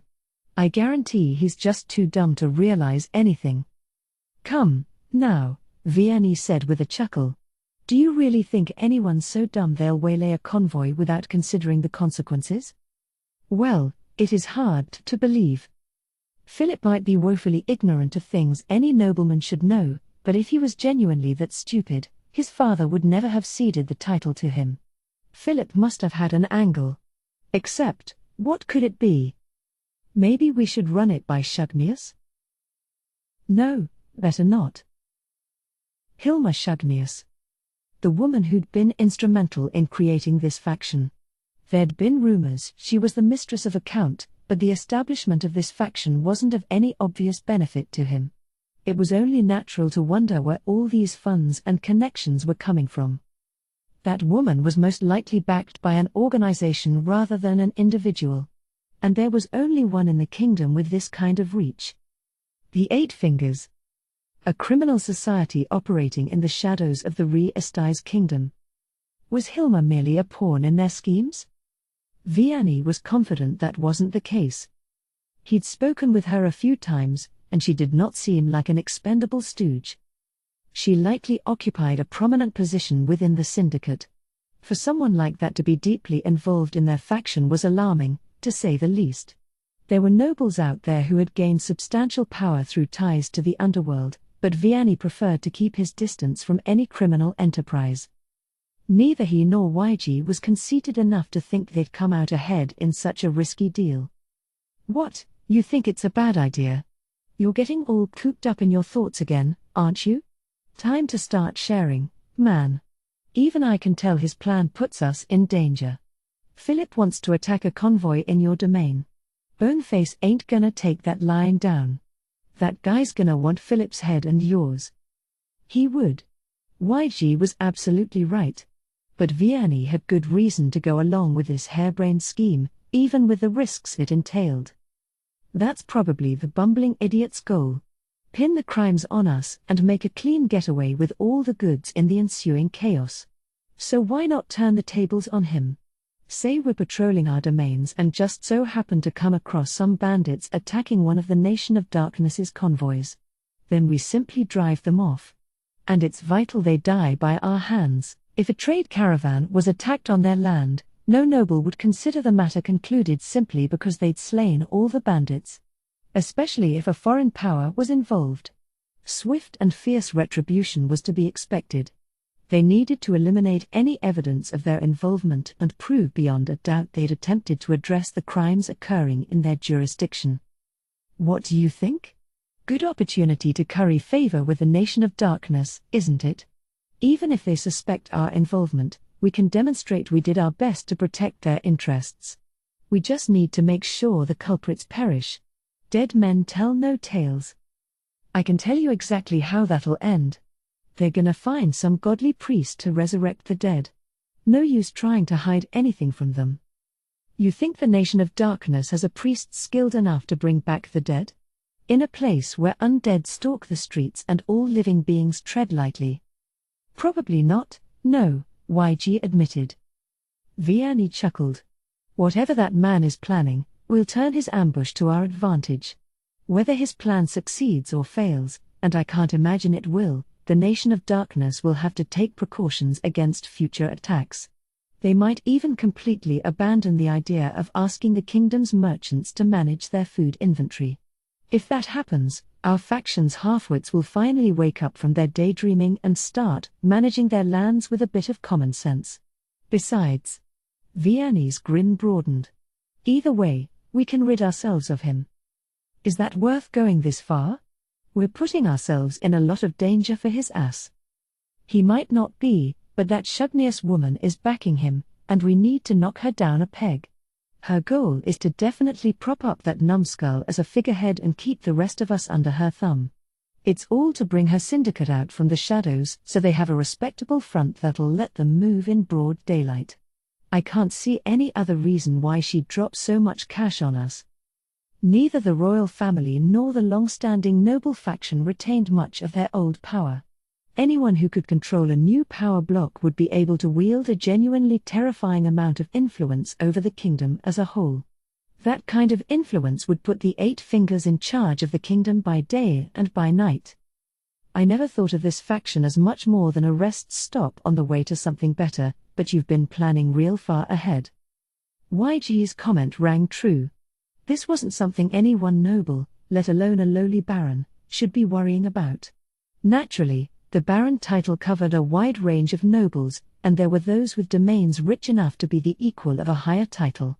But Vianney and YG had domains all too typical for someone of their status and didn't stand out whatsoever from the crowd of minor barons, with no connections to either the royal or noble factions. The only thing motivating Vianney was a genuine desire to make his own domain a better place. And that would be difficult if the kingdom itself did not make strides. It had nothing to do with being a nobleman. It was just his personal goal. He wanted to be richer, to be happier. And he was willing to put in the work. If we want to join a better faction, we need clear-cut achievements to our name and connections. Right? Ain't wrong. The two of them had joined this new faction hoping there would be opportunity in a group that had not yet fully cemented its place in the annals of power. But perhaps it had been a mistake joining a faction led by a complete bird brain and so transparently backed by the Eight Fingers to boot. But are we sure this won't start a war with the Nation of Darkness? Vianney considered that for a moment, then shook his head. I doubt it. That fool's plan will never succeed, and I can't imagine a war starting over something so trivial. The Nation of Darkness has only one city to their name. They won't have the numbers needed to seize and occupy the entire kingdom's territory. They may have undead to bolster their numbers, but those aren't good for anything beyond basic manual labor. They can't run the place. Even if war does break out, I'm sure it'll be settled by peeling off a few more border provinces, and that means nothing for those of us on the other end of the country. So. He held up a fist. YG did the same, and they bumped them together. Let's do this. Hell yeah. 2. The road through Baron Delvy's domain. Philip and his forces had set out the day before, camped for the night just inside these lands, and had at last reached their destination, the site of the ambush. Word was the Nation of Darkness convoy would pass through here at noon. From horseback, Philip glanced down at the row of soldiers. The troops under his command were all villagers. He'd mustered 50 in all. Despite the call going out to every corner of his domain, he had gotten barely anyone. Every village had the same answer: they'd already done their share. Philip was not pleased. This plan was for the sake of his domain's future, to ensure the happiness and prosperity of everyone who lived there. The benefits of this battle would be tremendous, and he planned to share the bulk with them. He had even said as much. Yet, they offered no help. What simpletons! And such ignorance! No clue where profit lay. That was exactly why they needed his wisdom and guidance. He had tried to be understanding and magnanimous, but his anger was winning out. He had considered forcibly conscripting more men, but that would just infuriate his half-dead father. So he was forced to offer payment in advance from the funds Hilma had loaned him.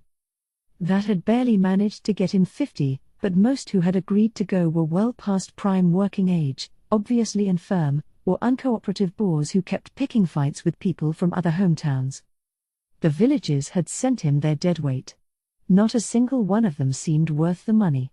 But it did feel good to see them all assembled before him. Philip was sure this was where his legend began. The bards would sing of his deeds this day.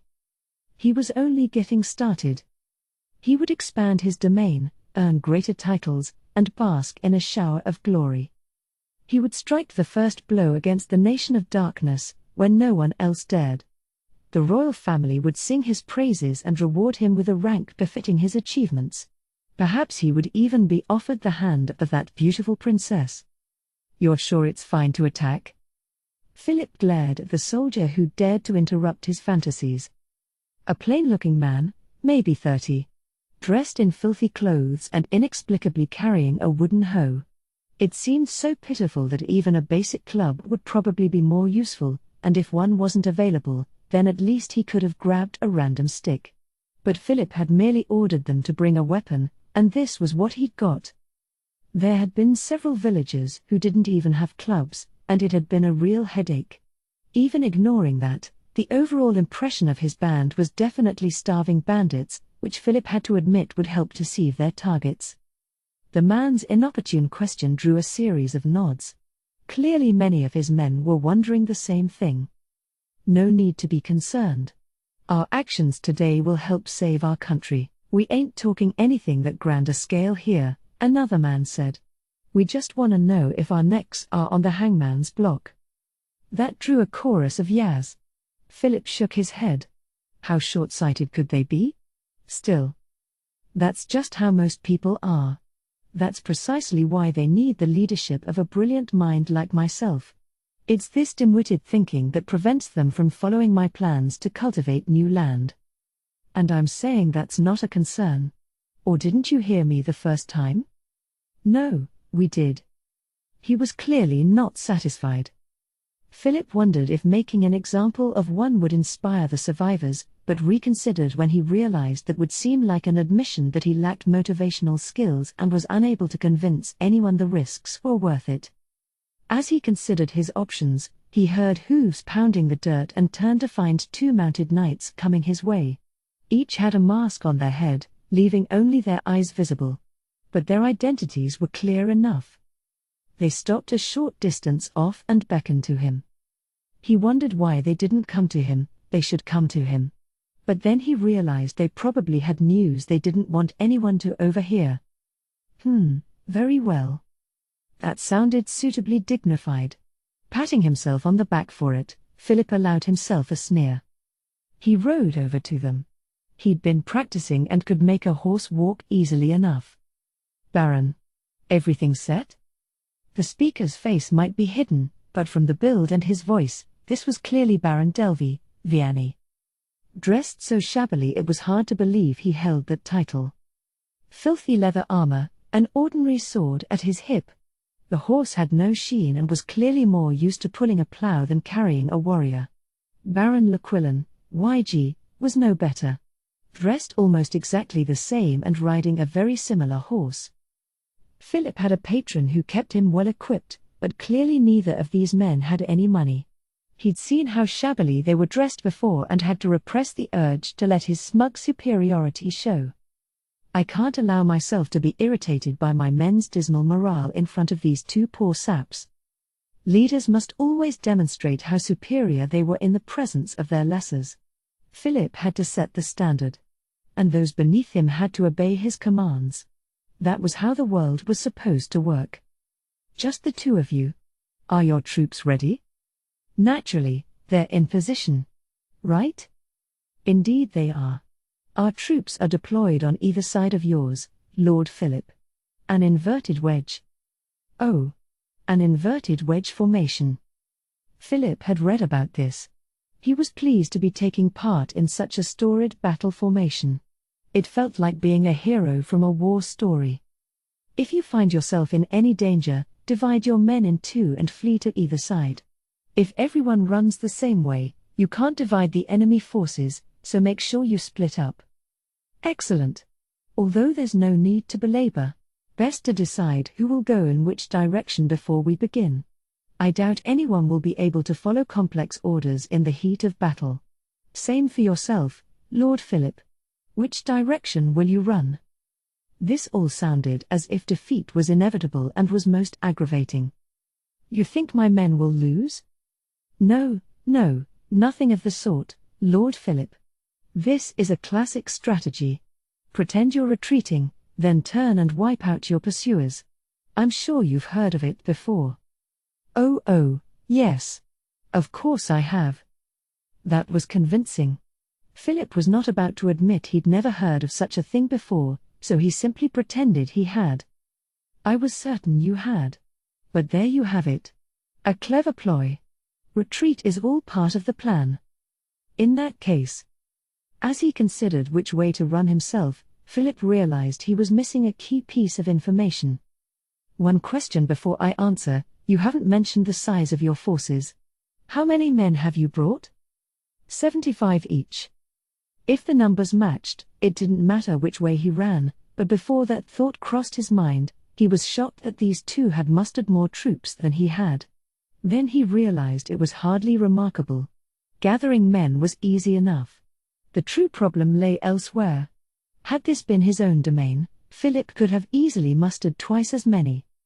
With that many troops, wouldn't it be better for us all to attack at once? I mean, we have 200 in all. That could work, yes. But if your men keep them pinned down, our forces can swoop in from the flanks. That's the whole point of the inverted wedge. Oh, right you are. He'd completely forgotten that. Vianney let out a sigh, but with that mask of his expression remained unreadable. I'm glad you understand. Now, which way will you be retreating? I think I'll be heading in YG's direction. Then you'll be retreating to the left wing. Very well. Please relay this to your men. Oh, and do watch out for archers. It's all too common for a stray arrow to knock a man off his horse, and if he was to get trampled, well, it's a sad end. With my armor, no horse hooves could ever lay me low. We hired a skilled smith and had the Wizards Guild enchant it. The full plate Philip currently wore had been a gift from Hilma. The enchantment improved the defense, and it was a far finer piece than the armor his family had treasured for generations. He'd received it ages ago but never had a chance to wear it until now. He was thrilled to show it off. These two minor barons had almost certainly never seen the like. Philip did his best to keep from sounding too smug. Still, you can't be too careful. If the caravan guards kill you, this whole thing will end in failure. Very true. You're our general, Lord Philip. Even with armor as grand as that, one blow to the wrong spot can still be very deadly. And no matter how much metal armor is enhanced, it will still be powerless before magic. Stay vigilant, please. We need our general. They were being most insistent, but he could see why. It was a fact that the death of a general would ruin everything. And knowing how important he was to them made Philip unable to suppress a smile. I am aware. So where will you be deploying your troops? Leading the charge is obviously dangerous, so I imagine you'll be taking up the rear, but if it looks like you might not have time to retreat, I will need to know where you'll be so we can rush to your rescue. Philip thought. If a general was in trouble, it was his subordinate's job to come to his aid. It was a natural question, and one he should have considered himself. I'm sure I would have, normally. Perhaps I'm a bit too worked up. It is my first time commanding a battle of this scale, after all. Philip swallowed and took a few deep breaths. What's wrong? Oh, just trying to calm my nerves. What with the coming battle and all. Oh, I see. So that's what it was? So where are you planning on waiting at the start? Let me see. Philip looked around. The road was paved and rather wide. 2 wagons could pass each other with room to spare. This road must be an important source of revenue for Baron Delvey. Dense forest lay on either side. But the area directly adjacent to the road was just a scattering of bushes, a measure against bandit ambushes. Anything you could hide in had been pruned away. This was a closely managed forest, possibly planted to allow pigs to forage for acorns or the like. And that meant they need not be concerned about monsters or wild animals. In which case, hiding in the woods seems appropriate. I agree. I know just the place. A path where the shrubs and low branches have been cleared so one might flee on horseback. How does that sound? You made a path? I did. I thought one might be necessary, so when you selected this location, I made sure it was ready. There had been a number of locations considered for the ambush, but Philip had ultimately chosen this one. He had asked Vianney and YG for their opinions, but both had said it was entirely up to him. They must have put in a considerable amount of work once his choice was made. Why, thank you. Not at all. You're striking the first blow and assuming all the risk that entails. We should be thanking you. And we are. The two gentlemen led him to a clearing. It was just as Vianney had described.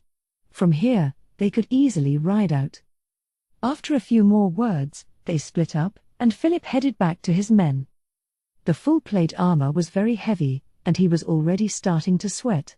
Given the locale, he was constantly in danger of tripping and falling, especially with his helmet on. As his breathing became more labored, he removed the helmet to carry it under one arm.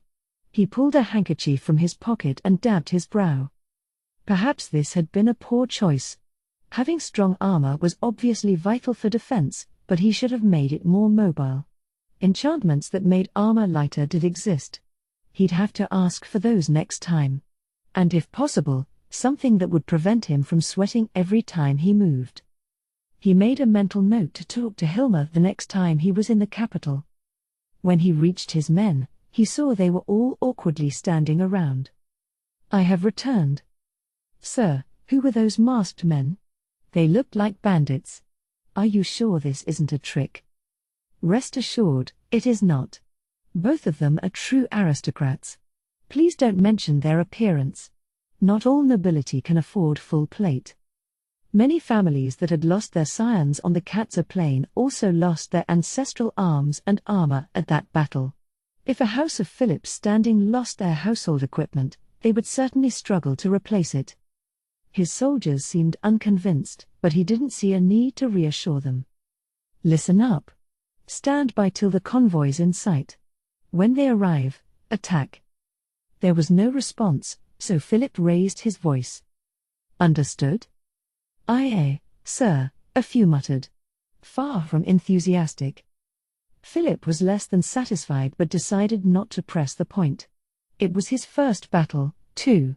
There was no use asking for too much. He need merely point the way forward and wait for them to become fine soldiers. With that thought, Philip sat down heavily, obeying his body's demands for rest.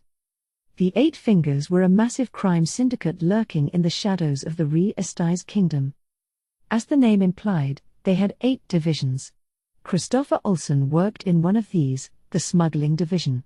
Officially, he was a merchant, with a few trade routes running from the capital to the western side of the kingdom. Like so many similar merchants, his warehouses had been cleaned out during the Yaldabaoth disaster. The losses had not outright killed his business but had been substantial enough that it would take a tremendous amount of time and effort to recover. And to do so, he'd been forced to borrow some money from the Eight Fingers. In business, the greater the investment, the greater the profit. There was always the possibility of incurring greater losses, but a smart merchant knew how to minimize that risk. But a loan from a place like the Eight Fingers was much like a ravenous wolf. They were known for forcing struggling merchants into a life of crime to repay their debts, often by smuggling or dealing drugs. Many a merchant had been corrupted that way. But Christopher had been corrupt already. What was his fate? Securing the loan had led directly to a meeting with the Eight Fingers chiefs. This had been quite a shock. He'd already worked for the smuggling division and had assumed the loan would come through his superiors there. He'd never imagined he would meet with leadership from another division. Yet, there he was, meeting with them all. Did they have a high opinion of his work? Or was this due to some reason beyond his fathoming? Even after their meeting ended, he'd had no idea. Feared throughout the underworld, the Shadowy Council had been unsettlingly nice, which only baffled him. Of course, any display of goodwill from criminal masterminds likely had some ulterior purpose. His other main takeaway had been that people in their position clearly took their health seriously. He'd actually felt they were almost a little too thin, but that didn't seem worse than his own corpulence. And they'd given him a job to do. Was this job based on the size of his loan, his value as an individual, or merely the profit the Eight Fingers stood to gain? Just thinking about it made his head spin. If they thought highly of him, the work they assigned would be safe. If not, then it could be very risky indeed. But the job itself? Transporting provisions for the nation of darkness? Who could possibly tell how dangerous that really is? Did you say something, Governor? Oh, never mind. Just thinking out loud. The man with him was a mercenary. Rippling with muscle. Christopher was well into his 40s and had a solid layer of fat around his torso, but this mercenary was all youth and vigor. He'd said he was in his mid-20s. He wore a steel breastplate with mail beneath it. There was a full-face helmet resting nearby, alongside a sword that showed signs of frequent use. This was the head guard for this 7-wagon caravan hauling food from the Nation of Darkness. There were 24 guards in all. Every last one was on the Eight Fingers payroll and, like Christopher himself, part of the smuggling division. Same division or not, using Eight Fingers guards still required payment, and cost more than the market price for mercenaries of their skill. But there was no need to ensure their silence after a clandestine job, and their loyalty was assured. If they ran into danger beyond their skills, ordinary mercenaries might turn tail and flee, but these men would risk their lives to guard the rear. They knew full well that abandoning their client would ruin their employer's name, meaning it could only end with their eventual capture and subsequent murder. Christopher had no personal connections to trustworthy independent mercenaries, so he was definitely better off using Eight Fingers employees whatever the fee. More importantly, he was never given a choice in the first place. His orders specified that he should use these guards. In return, their services were paid for. He could have put the money saved into hiring extra guards, but that would make it seem like he didn't trust the ones he already had, and they'd been handpicked by someone upstairs. Bringing anyone else along might well look like he was up to no good.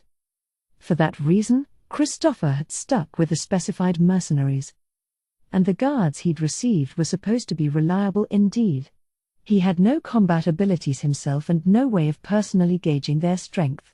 All he needed to know was that someone more important than him had given their stamp of approval. It was always risky going against a superior's decision, no matter the reason. But were there enough of them to make this a safe journey? Deep down, he would have liked to hire someone even better. Ideally, someone as good as the old Six Arms, who'd once led the Eight Fingers Security Division and had been responsible for all the violent needs of the organization. But he was well aware that was little more than a pipe dream. The Six Arms, including Zero, the strongest member of the Eight Fingers, had perished in the conflict with the royal family just before Yaldabaoth's attack. According to reliable sources, they'd been slain by a warrior named Brain Unglaeus, who served the Golden Princess. One man felling all 6 of them was clearly suspect, but the adamantite adventurer team known as the Blue Roses had also taken part, and Christopher was certain the battle had been 6-on-6. A lot of other security division personnel had died in the fighting, and now each division of the Eight Fingers was amassing their own guards, trying to rebuild their shattered forces. To the point where people from the Assassination Division were moving around in public. But the upside was that the mood within the Eight Fingers was far more communal than before Yaldabaoth's arrival. There had been a time when constant internal conflict defined the syndicate, with each division always undermining one another's interests. Christopher knew of cases where merchants moving contraband for the smuggling division had been caught because a different division tipped off the authorities. But now the chiefs were almost disturbingly cooperative. That had broadened the scope of their operations and increased their illegal profit margins. The guard leader next to him yawned and farted at the same time. Biological functions, to be sure, but no apology offered. No class at all. Christopher's brow furrowed. The worst sound to be dragged back to earth by. He considered complaining, but they would be traveling back and forth to the western port town Re-Roble, and it was more important to keep relations cordial. From Re-Roble, the provisions would be carried by ship, so that was the job of a seafaring merchant. Christopher knew him well. He was a big deal in this line of work, and it had been a shock to learn he was also involved with the Eight Fingers. He insisted they were simply working together because doing so had proved mutually advantageous. Still, That flatulence was concerning for a different reason. "You seem relaxed," he said. "Not worried someone might attack?" "Yeah, not feeling it on my skin, so, oh, you mean to say, don't trust a hunch, don't ya? I get that. But I bet you've had deals where you could just tell this one's gonna pay out. And when it was the other way around, you played it safe." "I suppose I have." "See? Experience gives you instincts." The way this man spoke was far more relaxed than his appearance suggested. "Is it really that simple?" "That simple. Plus, we're flying Nation of Darkness flags. Anyone who'd attack us is so ignorant, they don't even know what that means, so it's gonna be some starving villagers turned bandits at best. My crew could easily wipe out 100 of those." "But if it isn't villagers?" "You're thinking washed-up mercs. And assuming they don't recognize the Nation of Darkness's flags by now." The man shrugged that off. "Mercs who've been in the game a spell tend to know things. Anyone so clueless they can't even recognize their neighbor's flags is frankly not gonna be much of a threat." Not convinced? Think about it, though. If you don't know what nobleman you're picking a fight with, you could be in for a world of hurt. That's certainly true. Out of idle curiosity, which nobleman are you loath to pick a fight with? Well, top of my head, Revan and Buell Europe. They've got powerful armies of their own. Maybe not as scary as they used to be, but definitely not worth the risk. Gloomrush has deep pockets, so best to stay on his good side, but basically, you don't want any of the big names pissed at you. Even though you've got a crime syndicate backing you? That goes for both of us. But yeah, if I start a fight with those big shots, our bosses would cut me loose in a second. Same goes for you." "Fair." They fell into a silence. A rather gloomy one at that. Christopher was well aware of the leadership's mercilessness, but he had taken this deal after deciding the profit was worth the danger. Perhaps he could have led a life without any such ties, but he never would have grown his business to its current size. Most likely, he'd still be stuck doing insignificant trades for chump change. There was no shortage of what-ifs but no means of turning back the clock. All he could do was accept the path he'd chosen. "So you've got good reason not to worry, then." "Fair enough. What would be the worst-case scenario? Someone with flaming arrows lighting up our cargo. If they're trying to destroy, not steal, that means there's a bigger plot, and it means we're getting mixed up in geopolitics. Or at least some rival syndicate scheme." "A rival to the Eight Fingers? Are there any?" "I dunno. Even if there are, I dunno why they'd want to burn the Nation of Darkness's stuff. They'd have to be pretty dang certain they'd leave no evidence. Personally, I think we'd more likely be dealing with the kingdom itself or some neighboring country's conspiracy. And there's no use worrying about something of that scale. Right? For now, the journey's going fine. Kick back and relax." The convoy was entering a forest. That told him their approximate location. Christopher unfurled a map in his mind, checking it over. He was relieved to find they were right on schedule. Who knew what terrors awaited anyone who screwed up a job from the Nation of Darkness? It was noonish, and they'd be taking a rest once they cleared the forest. This wood was not primordial but man-made. It would not take that long to reach the other side. As the wagons rattled onward, he heard the clatter of horses' hooves. The wagon he was riding in began to slow. He glanced at the guard beside him and found the man looking suddenly grim. "Sorry. Work to do." Two men popped their heads in through the wagon's flap. Both were mercenaries. "Sorry, boss. This guy said he saw a bunch of villagers hiding in the woods up ahead." The leader explained that he'd sent one of his men ahead to scout. "Not bandits but villagers. What gave that away?" Their gear mostly. No decent weapons, not even a speck of armor. Several of them were carrying hoes.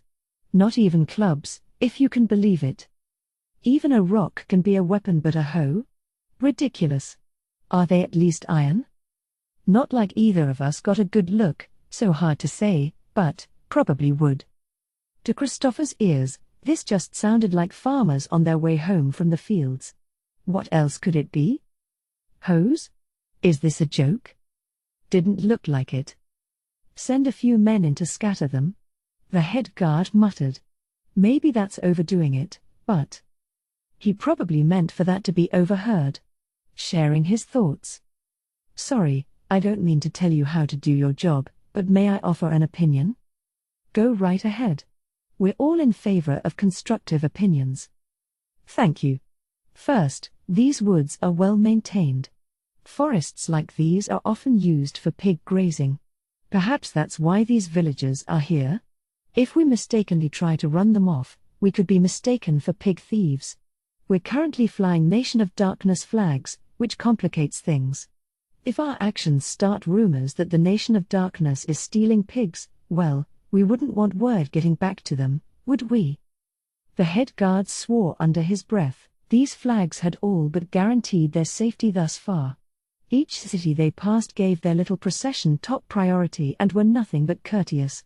But that blessing tied their hands here. Anything they did wrong would reflect poorly on the Nation of Darkness and bring disaster down on their heads. That was why Christopher had elected not to bring any additional, which was to say, illegal, merchandise on this trip. You said a bunch, but exactly how many? Rough estimate? Looked like maybe 50. Sounds like a lot for simple farm work, but what do you reckon? Christopher's parents had been merchants, too, so he knew nothing about raising pigs. Well, honestly, I have no idea if that's a lot or not or how many people it takes to catch pigs. And they could be here to plant or prune trees instead. I've even heard there's valuable forage that pigs can sniff out for you. Considering how they had hose, that seemed more likely than anything else. What's the latest on the local noble? He's starving his people? The guard asked. Christopher tugged the roll of fat around his neck. I've met him before. Young but has his wits about him. Manages his lands with a steady hand. If he learns a little more and gets used to playing politics, he might have a decent future ahead of him. They'd exchanged a few words while Christopher was restocking an 8 fingers connected bar. The noble in question was no purveyor, so he hadn't sold anything directly to the man while passing through his domain, but he'd sensed enough potential in the young ruler that he almost regretted not having the chance. He was certainly not the type to mobilize villagers and attack a convoy. And Christopher's impression of him as a ruler suggested he was managing his holdings well enough that there'd never be this many starving villagers so desperate they'd attack passing merchants. He was far better than that man Hilmer Shugnius, another 8 fingers chief, had introduced one time. It would be hard to find anyone worse. Remembering that near torture he'd endured, Christopher rubbed his temples. Boss, even if they do attack, we can easily drive off 50 barely armed villagers. What are the odds they're bait, and there are more soldiers hidden around? The 2 other guards glanced at each other. High enough. Should we look around? It might take a bit. Better safe than sorry. My only concern is that if it takes too long, it'll throw off our schedule. We can make up some ground, but I don't want to end up in a forced march. Fair. You heard him, boys. Make it quick. Go. The scouts nodded and ran off. They came back in 10 minutes, reporting no sightings of any troops other than the original 50. Concluding that this must be actual farm work, the convoy starting moving again, only to stop less than 5 minutes later. Sorry, Governor. Better come take a look. The villagers are blocking the road. If they showed any sign of being hostile, we'd just charge on through, but they look spooked. None of them is exactly fixing for a fight. Which means, well, I dunno what to make of it. Could use your opinion. Of course, we'll make sure you're safe. Got a man with a shield, so you stay behind that. He would have loved to refuse if he could. He was of no use in a fight and had lived a life entirely free of violence. But the situation demanded it. If they got in a pointless conflict here and had to avoid this road in the future, it would affect not only him but also whatever progeny of his who would inherit the trading company one day. I suppose we'd better. Christopher and the head guard stepped out of the wagon and moved to the front of the convoy. A guard carrying a tower shield joined them, these negotiations were best held from behind the shield's cover. A mercenary carrying a menacing halberd was also accompanying them. Not to mention several archers hidden in the trees on either side. And the head guard was right at his side. If anything did happen, Christopher would be following the head guard's orders to the letter. He spied the villagers up ahead on the road that wound through the forest. All looked like they were on their way home from the fields. But if that was the case, why were they blocking the road? That doubt must have shown on his face. The head guard muttered, "See what I mean?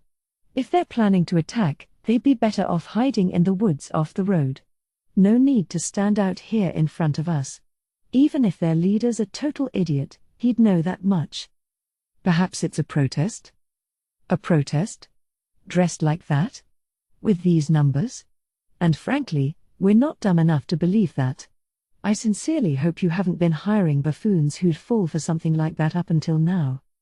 Christopher had to admit he had a point. In lieu of further debate, he faced the villagers. From a safe distance, of course, with guards standing before him. "I'm a simple merchant hauling this merchandise I've been entrusted with. If you're blocking this road to send a message to some noble, that's not our problem. Please clear the way. Otherwise, we'll be forced to defend ourselves."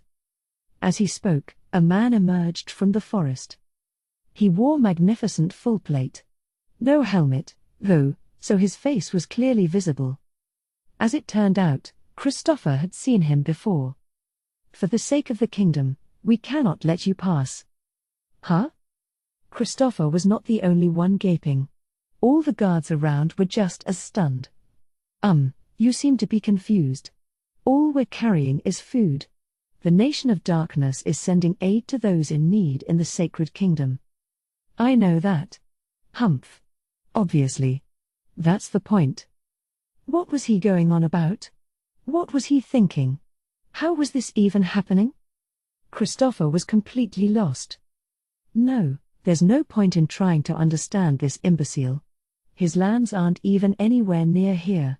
What does he think he's doing? Is he in cahoots with? Actually, would this domain's lord agree to this in the first place? Christopher quickly decided it didn't matter. The man himself had just admitted his intent to disrupt Nation of Darkness business. They could kill him, and neither the kingdom nor the Nation of Darkness would raise a single word of protest. He was about to order the mercenaries to do just that, but something felt out of place. Philip was backed by Hilma Shugnius. When he'd been arrogant and insulting, Christopher had been forced to hide his fury behind an appeasing smile, and Hilma herself had said the bumbling noble was useful because he was so very stupid. If he was a pawn of the 8 fingers, killing him might be a bad idea. Common sense dictated that no sane nobleman would attack a convoy bearing the Nation of Darkness's flags. Doing that could only infuriate the Nation of Darkness, and anyone would know that could start a war. Even the most mindless aristocrat could think that far ahead. In other words, there had to be some reason why he was doing this. I mean, first of all, if he's pretending to be a bandit who's just after the cargo, why isn't he hiding his face? Even the dumbest man alive knew to keep his face hidden while committing a crime. There was no way his set of full plate didn't come with a helmet. Which meant, the goal here is for us to see his face? To know this is Philip's doing? Then that means, oh. At this point, Christoph remembered that the illusion spell existed. That's it. This is an illusion. He's using magic on his face to make us think Philip is behind this. That's why he's not wearing a helmet. And these villagers may not be what they seem, either. Flawless logic. No margin for error. In which case? So you want to steal food from the Nation of Darkness? What? Sir? The head guard looked confused. Understandably.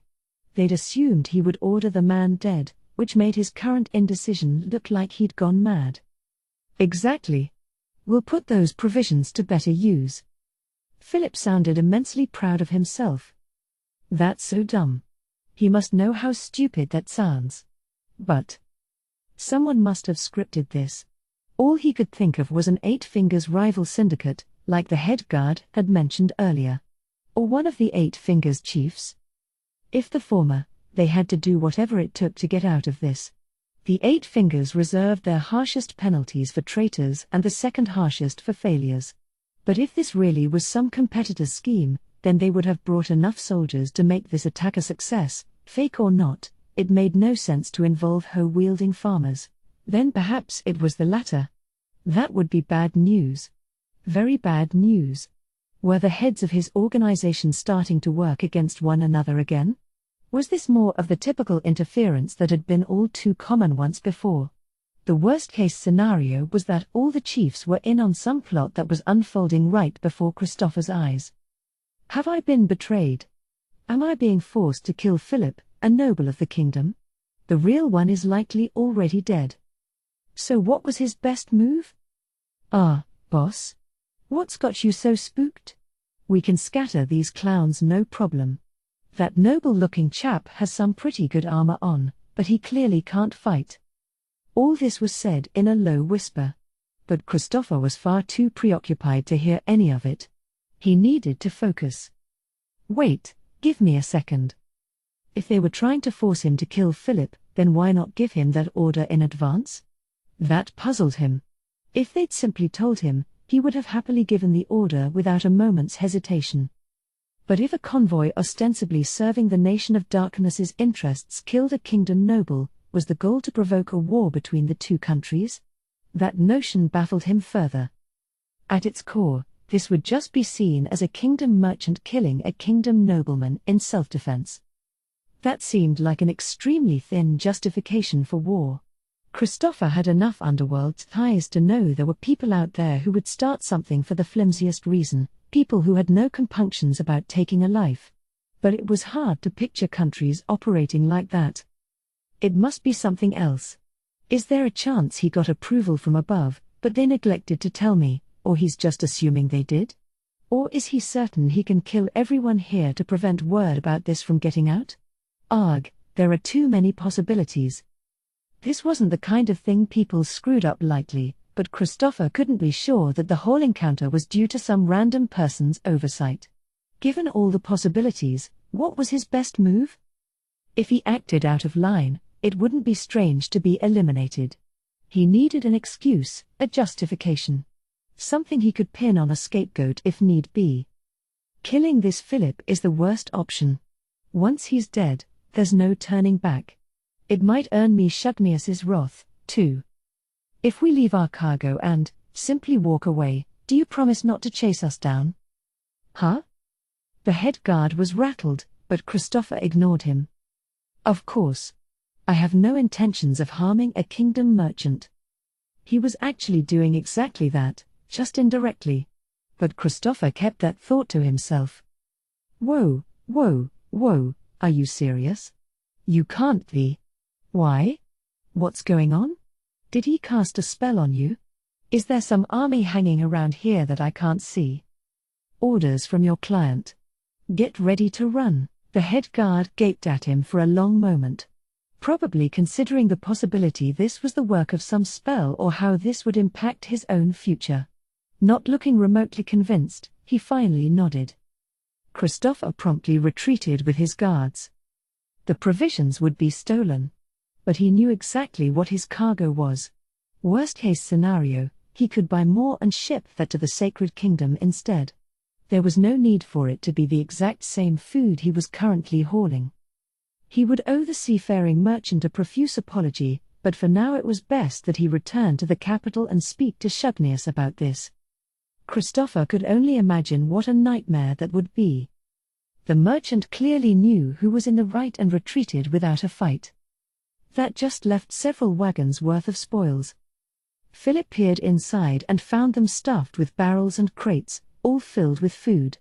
As the contents had been chosen for longevity, there was nothing fresh here, but it was perfectly edible. Sadly, despite the size of the trade caravan, there was nothing but provisions. Philip had been hoping for a memento to commemorate his feat, but he couldn't exactly keep crops. If there was armor or a sword or some other prize? Perhaps I should have demanded those men leave their weapons behind. The only valuable-looking things were the wagons themselves. Unfortunately, The caravan runners had taken the horses. There was no way to move the wagons now. Naturally, he'd insisted they leave the horses, but the leader of the guards had refused. And an arrow had hit the tree next to Philip to punctuate the refusal. He'd been forced to reluctantly cede the point. I might be safe in my full plate, but my soldiers aren't. Herr! What a merciful soul I am. No profits are worth the loss of my men. A flawless victory. Not a soul injured, no blood spilled. Let's keep it that way. Philip looked his prizes over, and one of the Nation of Darkness flags caught his eye. Let's call that my trophy. I'm sure I'm the first man to steal a flag from the nation that defeated a 200,000-strong kingdom host on the Katsa Plain. He nodded to himself, pleased with the idea. A rush of joy surged through him, and he could not repress a grin. The perfect prize for a perfect plan. Just as he'd always known, he was a brilliant tactician. No one could deny his genius now. There were a number of flags, but one would be plenty. He lowered the flag to the dirt, grinding it beneath his feet. Seeing the Nation of Darkness flag covered in dirt was a real thrill. No one else in the kingdom had been up to the task.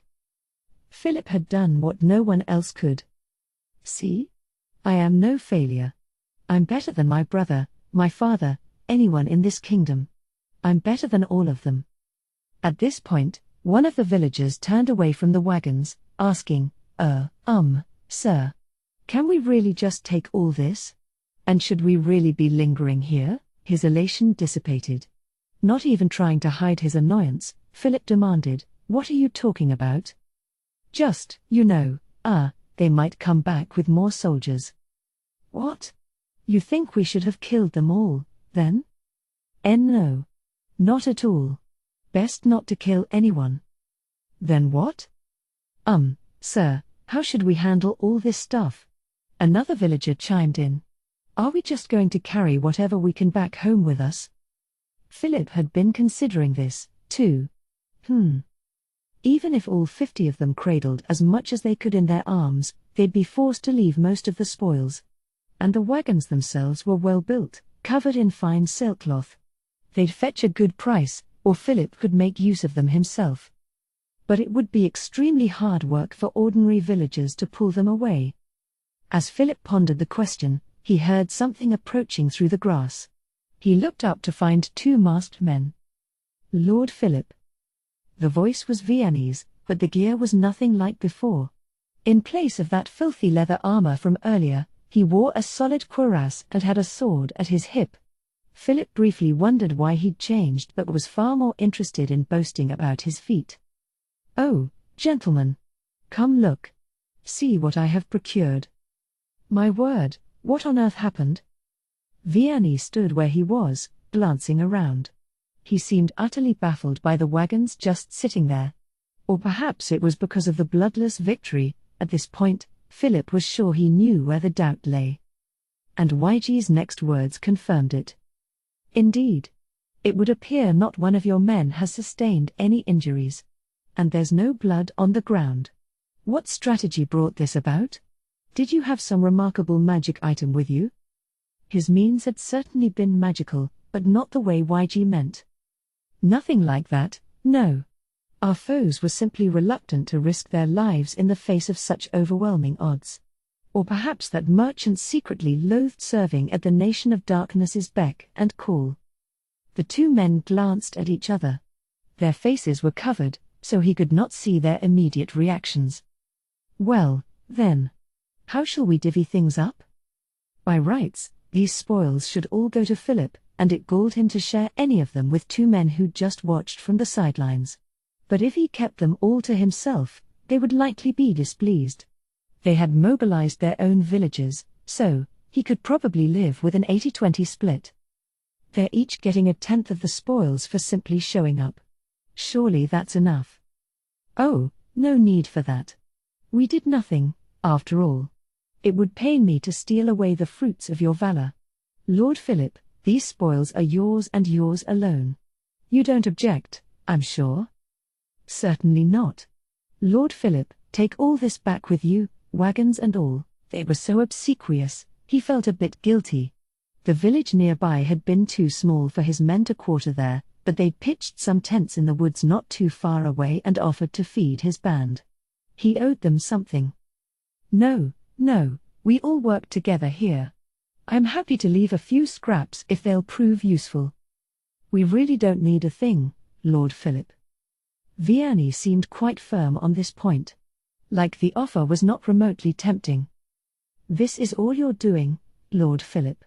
We are nobles like yourself and have our pride. We cannot accept a thing. You're sure?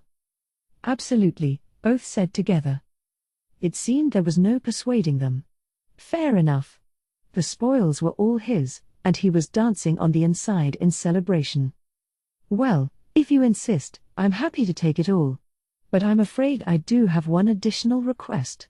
Would you mind lending me some horses to pull these wagons? Horses? What should we do? We should discuss this in private. We'll be back momentarily. The two of them stepped away to consider the matter. They'd moved far enough away that Philip couldn't even tell if they were talking or not. But eventually they seemed to reach an agreement and came back. We can arrange horses soon enough. They'll be farm horses, not war horses, so if you could arrange for their swift return, that would be most appreciated. I thank you. Oh, and this is very important, make sure you remove all the Nation of Darkness flags. And until the horses get here, we wouldn't want any travelers seeing them, so could you move the wagons into the woods? I'm sure that won't be easy, but... No, it makes sense. I'll set them to it. With that, the two gentlemen promptly took their leave. They were soon back inside the woods. Philip turned to his wagons. Proof of his victory. Of his glorious future. The filthy flag with his footprints on it seemed to symbolize the bright future of the kingdom. 3. Ines was walking boldly down the streets of Rantel. Moman at his side. Naturally, played by Pandora's actor. Being Moman required full plate and 2 large swords on his back. There was a confidence to his stride, a dignified bearing worthy of his reputation. He was far more heroic than Moman was when Ines played him. He almost wished Pandora's actor would tone it down a bit for fear the citizens would notice something amiss the next time he donned the armor. But he didn't dare say that aloud. He settled for watching how this Moman walked out of the corner of his eye, trying to imitate it. Fortunately, it seemed Pandora's actor had not noticed this attention. Walking quietly behind them was Narbril Gamma, who was currently acting as the adventurer Nobe, watching their surroundings like a hawk. At a glance, it seemed like they had no other guards, but the Hanzos were hidden nearby, and since Narbril was lower level than them, her efforts served no real purpose. But when he thought about it, Ines realized any time he had visited Rantel as Moman, she'd pretty much always done this, so it seemed pointless to stop her now. The 3 of them weren't walking through the city with any goal in mind. It was just a routine stroll. Walking with Moman and Nobe had several purposes. And that was why the maid on Ines' duty wasn't with them. While he had several goals here, the main one was to sell the idea that Ines and Moman were working closely together. And that required Narbril's presence. Moman himself always wore full plate, so no one had ever seen his face. If Narbril was absent, there was a risk people might say the King of Darkness killed Moman and some undead was wearing his armor. Some had actually said as much, and this was really to prevent that rumor spreading further. Anyone who saw them coming quickly stepped to the side of the road. Like the parting of the sea. Clearly, this was because the King of Darkness walked with them. This didn't happen when Ines was walking around dressed as Moman. It had been a while since the Nation of Darkness had been founded, but the masses were still afraid of Ines himself. And it wasn't just the humans who feared him. Plenty of subhumans also nervously kept their distance, just not quite as many. Rantel was no longer a purely human city, the subhuman population was growing by the day. A quick scan of his surroundings turned up several non-human races. It would have been a stretch to call them numerous, mind you. Some were working, others just shopping. There was even one shop where the owner was a subhuman. Ines had taken the old slum and had it converted into dwellings for other races, Subhuman sightings were much more common there, but he was currently walking down one of the city's main thoroughfares, on the opposite end of town. Their presence here spoke to the advances subhumans had made within Rantel. He hadn't really done anything, Albedo had been in charge of everything, but it was still something Ainz was proud of. All these races living in harmony. I'd like to do something to help promote that cause. He did have one idea about how to do that. Ainz had long been thinking about holding some sort of major festival. That kind of event would also bring in tourists and their money. But more importantly, he felt like this world was depressingly lacking in festivals or special occasions of any kind. And that was dreadfully dull. His time in the arena in the Empire had been fun enough, but there was already one of those. He wanted something new. It should excite and inspire everyone. And if a sports team or something with subhuman members did well, that would be yet another step on the road to overcoming the barriers between races. And it would give people a topic they could bond over. It could become a source of infinite shared enthusiasm. Maybe some sort of sport. Baseball or soccer. Or would something else be more popular? Wondering what would help him decide, Ainz took a good look at the orc running the subhuman shop. As far as he could tell, the shopkeeper was talking earnestly to a human customer.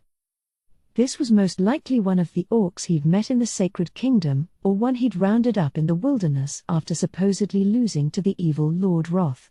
He had no memories of inviting any other orcs to Rantel. But he couldn't begin to say who this orc actually was. For one thing, there were a lot of orcs under his control, but more importantly, he still went by rather human standards, and he found it quite hard to tell orcs apart. This wasn't unique to orcs, of course. For example, Zerran females were distinguished only by their luster, which made Ainz incredibly curious about how their eyes worked. To him, they all looked exactly the same. But apparently, people of other races had just as much trouble as he did. Orcs struggled to tell humans apart. They tended to fixate on details like hair length or eye color, but that could easily lead to quite a few errors. It was common for orcs to confuse one person for another, despite them looking nothing alike to Ainz, and hand over a parcel meant for someone else. But the Nation of Darkness was largely crime-free. Even minor crimes were rare, and almost no major crimes ever happened. The laws themselves were not particularly strict, people were just deeply afraid of having their corpses repurposed as undead.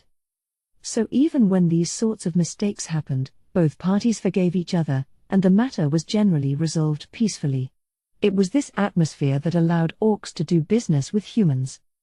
Subhumans are now allowed to join the Adventurers Guild, and in the future, we'll see them contribute to all kinds of fields, he murmured. Right you are, Lord Ainz, Pandora's actor said. The subhumans took one look at the undead you created, realized they would have little chance of working as soldiers, and knew they'd have to put their skills, culture, handicrafts, and research into other enterprises. Currently, the Nation of Darkness was generally handling division of labor by roughly saying something along the lines of your race is suited to these things, so get a job doing that. But as humans and non-humans alike came into contact with a variety of races and cultures, the experience broadened their horizons and planted the seeds of desire to do things that they had never done before. At the moment, these desires were little more than budding sprouts, but they were slowly starting to grow.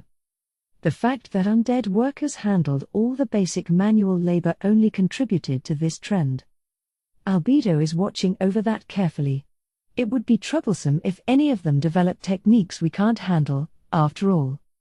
Ainz and the Nazarick denizens were powerful, but they were already at their peak. They had to take steps to ensure they would not be defeated by those who were weak now but had potential to grow. And naturally, part of that meant keeping those advances from progressing too far. The weak had to be kept weak. Of course, that came with a major caveat: their advances had to stay ahead of the countries around them. Only Albedo could toe that line. That's why we need an intelligence arm, gathering information on our neighbors and industrial secrets. We're still not great on that front. To create monsters that didn't spawn within Nazarick required two things: data on the creature in question and a corresponding amount of Yggdrasil gold. The library in Nazarick had data on all manner of monsters in book form, but it was far from a complete Yggdrasil bestiary, and this data was limited in quantity. For instance, he'd already used nearly all the Hanzo data, and the library no longer contained any data on 8-edged assassins. And creating high-ranking minions required vast amounts of gold. That made weaker minions a tempting proposition, but that increased the odds of them getting detected during clandestine missions. And around here, only the Nation of Darkness relied on monsters. Detection meant exposure.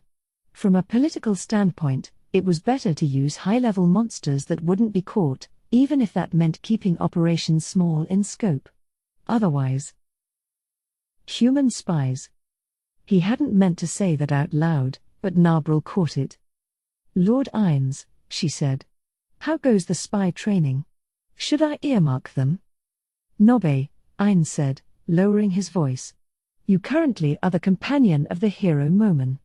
Do not forget your position. Officially, Momen and Nobbe were reluctantly cooperating with Ines Ulgaun, since he effectively held the city's citizens hostage.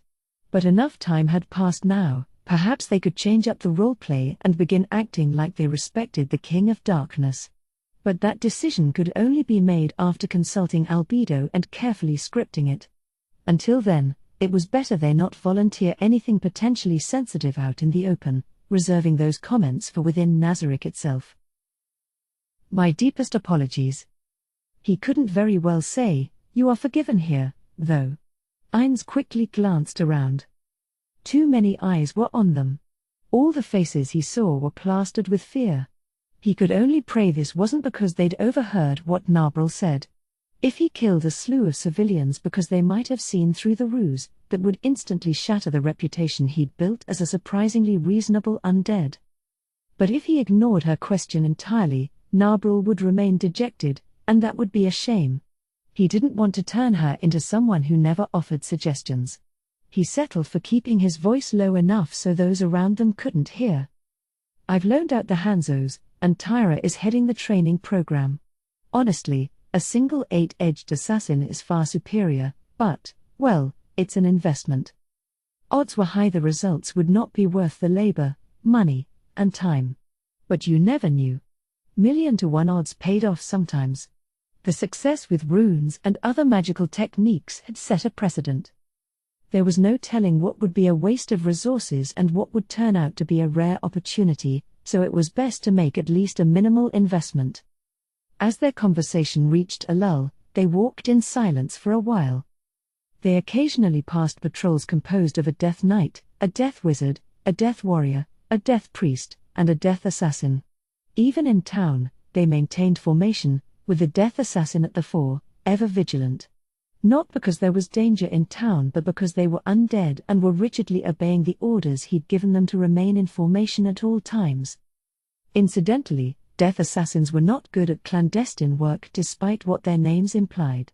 They were just offensive units with a high crit rate. The type of foes that would seem like they weren't doing much damage and then hit extremely hard when you least expected it.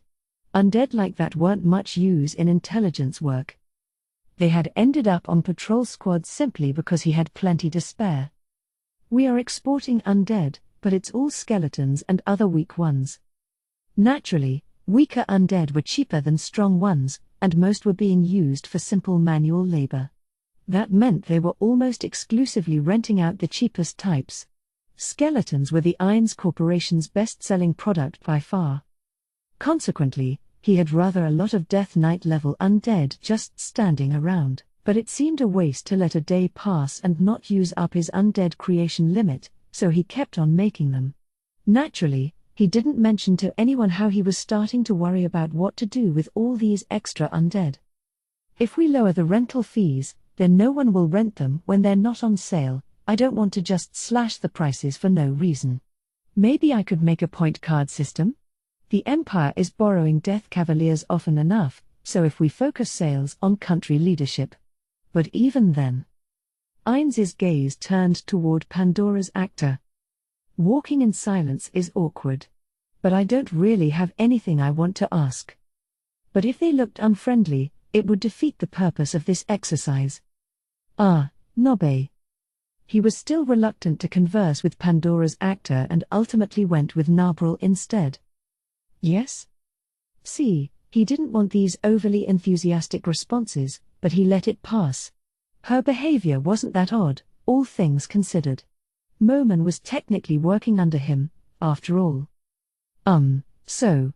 How is Yuri's orphanage going? Have you been to see it? No, I have not. Her answer was pointedly apathetic. The issue wasn't Yuri, she simply had no interest. Still. Isn't it normal to be interested in where your family is working? Then again, this does feel very in character for Nabril.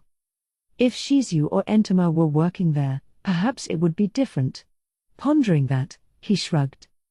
Should we go look? Ainz had left the orphanage's management entirely in Yuri's hands and didn't know much about the details. He'd seen the documents and skimmed them, but not a fragment of them remained within his empty skull. There were likely regular reports on the orphanage expenses, but he'd been leaving that all up to Albedo and merely pretended to read them.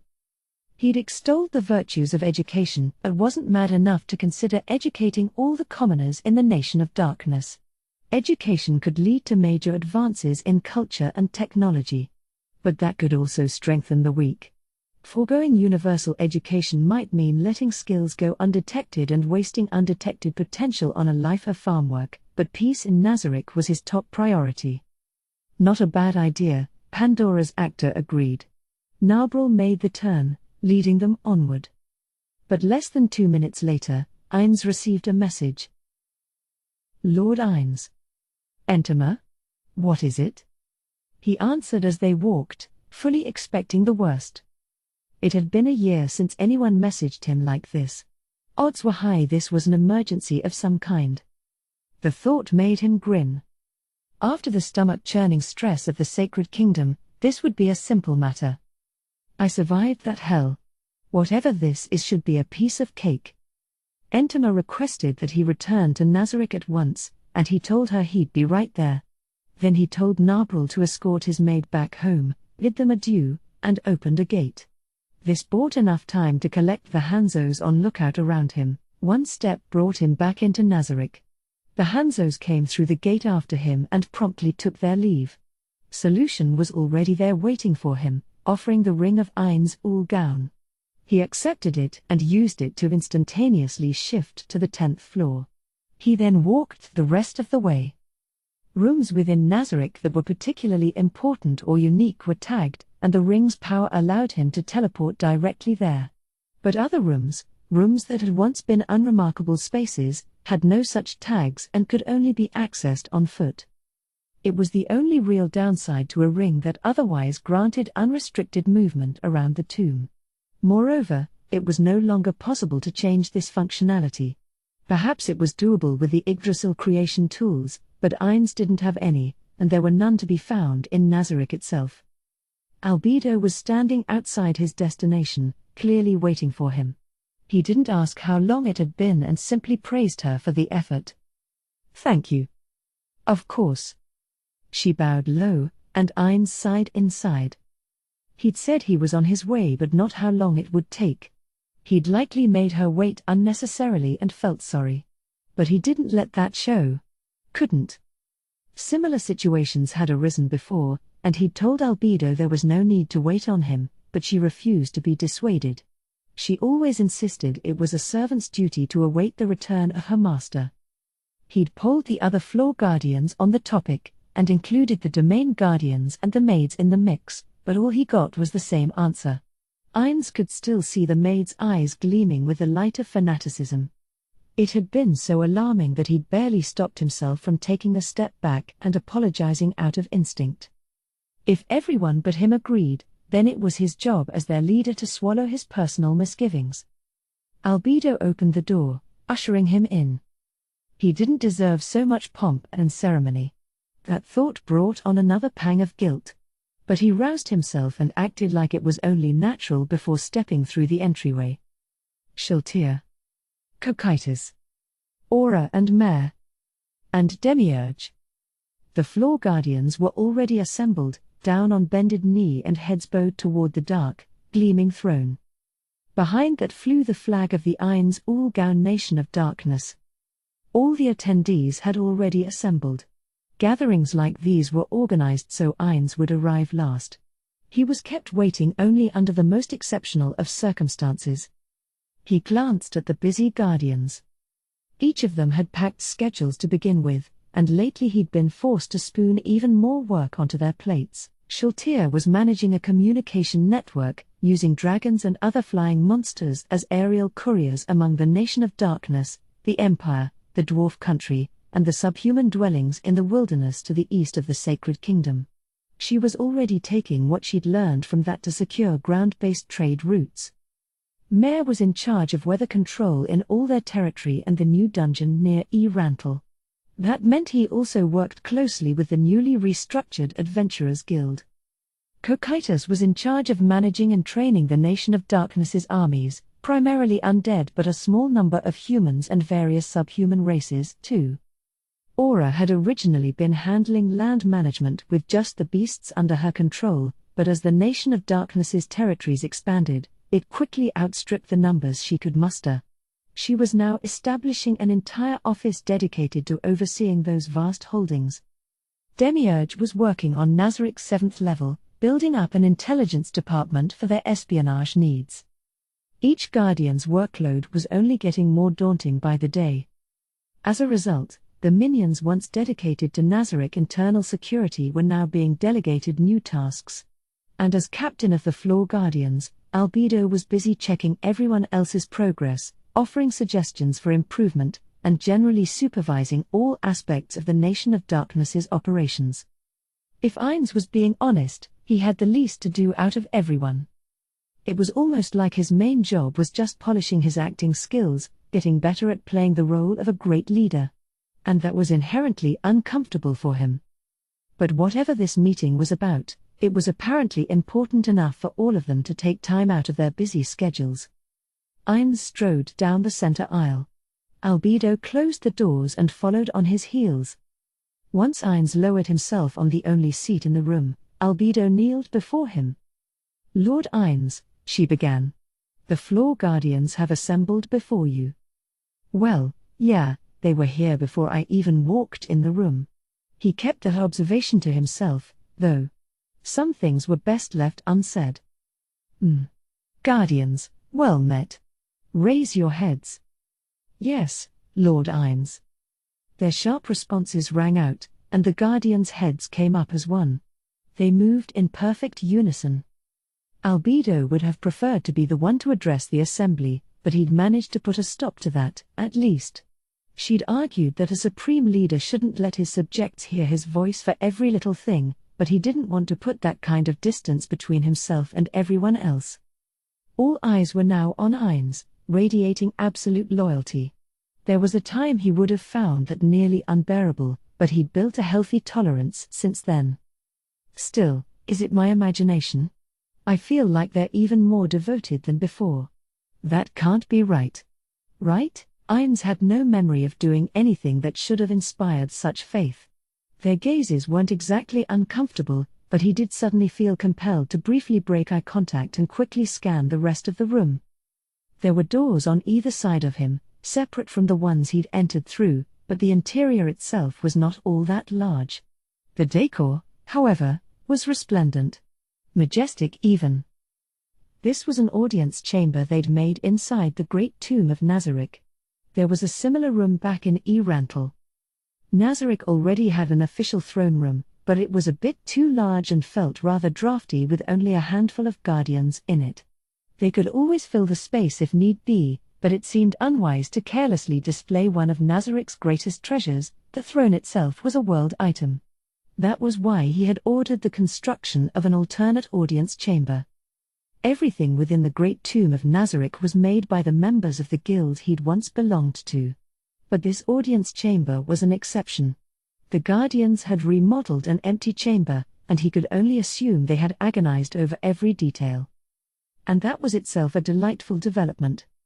The NPCs he and his fellow guild members had made were stepping outside their original roles to become their own entities. Children eventually leave the nest behind. Ainz smiled inside. He was proud of them all. Satoru Suzuki had no children. Not many of the guild members did. That's why he wasn't entirely sure if these feelings were paternal. He was pretty sure they weren't maternal. Perhaps he'd dwelled on his idle thoughts for too long. These meetings never started until he initiated proceedings. He was hardly a master of ceremonies, but it was high time he spoke. Well, Albedo. Inform me of the reason for this assembly. I imagine it is vital to the future of Nazarick and the Nation of Darkness. Yes, Lord Ainz. I'll get straight to the point. 4 days ago, a convoy of provisions bound for the Sacred Kingdom was stolen. Oh? By whom? A nobleman of the Re-Estais Kingdom. The fires in Ainz's eye sockets flared. It was rare for Albedo to mince words like this. She would ordinarily have given the man's name, the size of his forces, and his motives. There had to be a reason why she was holding that back. The merchant in charge of those shipments is associated with the Eight Fingers. Did he not have guards? And these convoys fly our flags. In other words, does this mean the Re-Estais Kingdom has decided to openly challenge the Nation of Darkness? So far, the Re-Estais Kingdom had shown no indication of wanting another fight, but Ainz wondered if he had misread things. Was there a chance this was evidence of a grander conspiracy? That brought another thought to mind. Or have the Eight Fingers betrayed us? No. Albedo hesitated and kept her eyes on the ground. Then she glanced up, as if trying to gauge his mood. He had almost never seen her act like this. It was possibly the first time ever. She was acting like a little girl afraid of a scolding. No trace of the collected floor guardian captain he knew. What's wrong, Albedo? What happened? Careful to maintain his authority, he felt a bead of sweat run down his back. Of course, Ainz was not capable of actually sweating. Was this the result of an error on his part? That would explain Albedo's behavior. This definitely seemed like the attitude of an employee forced to point out their boss's thoughtless blunder. I can't think of any noble of the kingdom who's a likely suspect, though. Did I do anything particularly dumb the last few months? Am I still doing it? Ainz couldn't even recall documents he'd stamped a few weeks ago, so the more he thought about it, the more certain he was this had to be his fault. No, wait. I can use my fallback. Like that excuse I gave Albedo and Demiurge during the Sacred Kingdom mess. I got everyone together when I returned and made sure they all knew I planned to deliberately mess up sometimes. Man, that was a good idea. Yeah, it might be the time to make that claim. He'd known from the start that he could never maintain the illusion of a flawless leader. It was time to drop the facade. Ainz gave her a gentle smile. Come, Albedo. No holding back. Speak your mind. Yes, Lord Ainz. I'm sure you remember our plans to bring the Re-Estais Kingdom under our control hinged on making use of a particularly foolish nobleman. Ainz thought. This didn't sound like what he'd expected. But it was enough of a hint that even he saw where it was headed. And this foolish nobleman is involved in this robbery? Albedo nodded. Yes, that fool is personally responsible for this incident.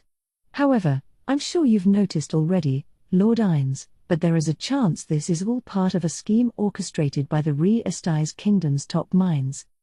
She was clearly overestimating his analytical abilities, but Ainz nodded sagely, mulling it over. The deeper implications escaped him, but if a Nazarick-connected noble was the culprit, that might serve the Re-Estais Kingdom's interests in some way. And be a real thorn in the Nation of Darkness's side. I am well aware, but, are we sure this fool is involved? Could it not be a deception on their part? Wait, Albedo, you must have already looked into the possibility. Forgive the question. No, it's a natural one, Lord Ainz. However, I have someone here who can speak directly to the matter. Shiltir. At once. Shiltir bowed her head, rose to her feet, and moved to the door on the left. She soon returned with a woman flanked by Death Knights. She was sickly thin and had dark circles beneath her eyes. No signs of makeup. Her hair was a wreck. The veins in her eyes stood out, and the trails of tears marred her cheeks. She kept looking this way and that like a terrified animal. Ainz was sure he'd met her before but could not remember her name or occupation. As he racked his brain, the hands holding her up let go. She slid onto her hands and knees in one motion. It was magnificent. So smooth, it was downright graceful. You could not manage that without extensive training. Ainz almost respected her for it. "Why, Your Majesty," she said in a shaky voice. Words failed her for a moment before she worked up the courage to speak again. "It is an honor to be in your presence, Your Majesty." There was a long silence. Eventually, Ainz realized it was his turn. "Woman, I permit you to speak your name." "Whatever you desire." "My name is Hilma Shugnius, Your Majesty." He finally unearthed the memory. This was one of the chiefs of the Eight Fingers, a crime syndicate based in the Riesti's kingdom. Oh, he let slip. However she interpreted that, she planted her face firmly on the floor, not that it had risen off the ground even once. "I knew nothing. I swear. I would never dream of acting against your interests. I have nothing to do with the stolen provisions." Ainz glanced at Albedo's back. Was this woman telling the truth or not? It would be easy enough to investigate. So Albedo must have already done so. But why had she not told him the results? He wasn't sure where her intentions lay, but this wasn't an attempt to trip up Ainz, quite the opposite. Her opinion of him was too high, for reasons beyond his comprehension. And that meant he could ill afford to just ask. But by continuing to not ask, I'm digging myself into an even deeper hole. Should I just tell her I'm lost? If it was just Albedo, maybe I'd be willing, but with the others here. Ainz glanced at Aura and Mare. No, best save it for another time. Then allow me to determine if your words are true. Dominate. Once she was under the thrall of his spell, he began questioning her. Did you have anything to do with this nobleman's theft? I did not. The target of Dominate couldn't lie to the spell's caster. As she had claimed, Shugnius was not directly involved. There might be some roundabout involvement, but it would be on a level she could not be blamed for. If her words were false, that would mean her memory had been rewritten, which was unlikely.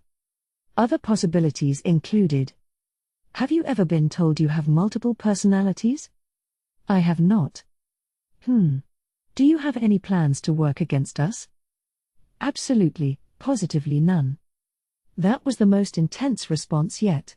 Ainz released her from the spell. Even if she was indirectly connected to this crime, holding her responsible for that is beneath us. Shugnius is innocent. Her head came up a bit, and she looked at Ainz, eyes gleaming. It was slightly disconcerting. But, Lord Ainz, Albedo interjected. Are a subordinate's failings not the responsibility of their superior? This woman was supposed to be keeping that fool in line. She had a point. That much is true. Shugnius admitted in a desperate cry. I told him repeatedly not to take any actions on his own. Insisted he should talk to me before doing anything. And I placed one of our people at his side so he could easily do so. Albedo disputed none of this. It had to be true. She had done her level best, and it would be cruel to blame her for the outcome. Albedo had recruited a fool and foisted him off on an unsuspecting local manager. The new hire then screwed up spectacularly. Perhaps there were issues with how her department was being run, but Ainz could appreciate the struggles of managing personnel. His own work experience put him firmly in Shugnius's camp. If he left the resolution of all this to the Guardians, her punishment would no doubt be rather severe. In which case, a subordinate's failings are the responsibility of their superior. I agree with that sentiment. All color drained from Shugnius's face. Ainz didn't fail to notice as he kept talking. But those words are meant to encourage leaders to protect their followers, not to push the blame on anyone else. And there is always the question of how rigidly we should follow that principle. Albedo, tell me, if Shugnius was in charge of monitoring this imbecilic nobleman, who was in charge of monitoring Shugnius? That would be me, I believe. And likewise, I am your master. In that sense, this failure is ultimately my responsibility. Not at all. You are not to blame here, Lord Ines. It was rare to see Albedo this flustered. Shugnius's eyes had gone from dead to sparkling once more. She really was very expressive. Shugnius was this man's direct superior, and perhaps there were some errors in her oversight. But one look at her proves it was not due to lack of effort. In which case, we can forgive her this once. A first mistake is something we all do. A second one is careless. A third mistake is a priority to correct. And a fourth mistake is proof of incompetence. Shugnius. Yes, Your Majesty. Her head went down again. He heard a distinct thunk as it hit the floor. It sounded painful. Make sure this does not happen again. Propose several policy changes and deliver them to Albedo for evaluation. That will be your punishment. Thank you, Your Majesty. She was now rubbing her forehead on the floor. Almost like she was trying to find a way to lower her head still farther. Ines genuinely thought she was taking this too far but didn't let it show. Instead, he looked around at his guardians. Those are my thoughts on this matter. Does anyone have anything to add?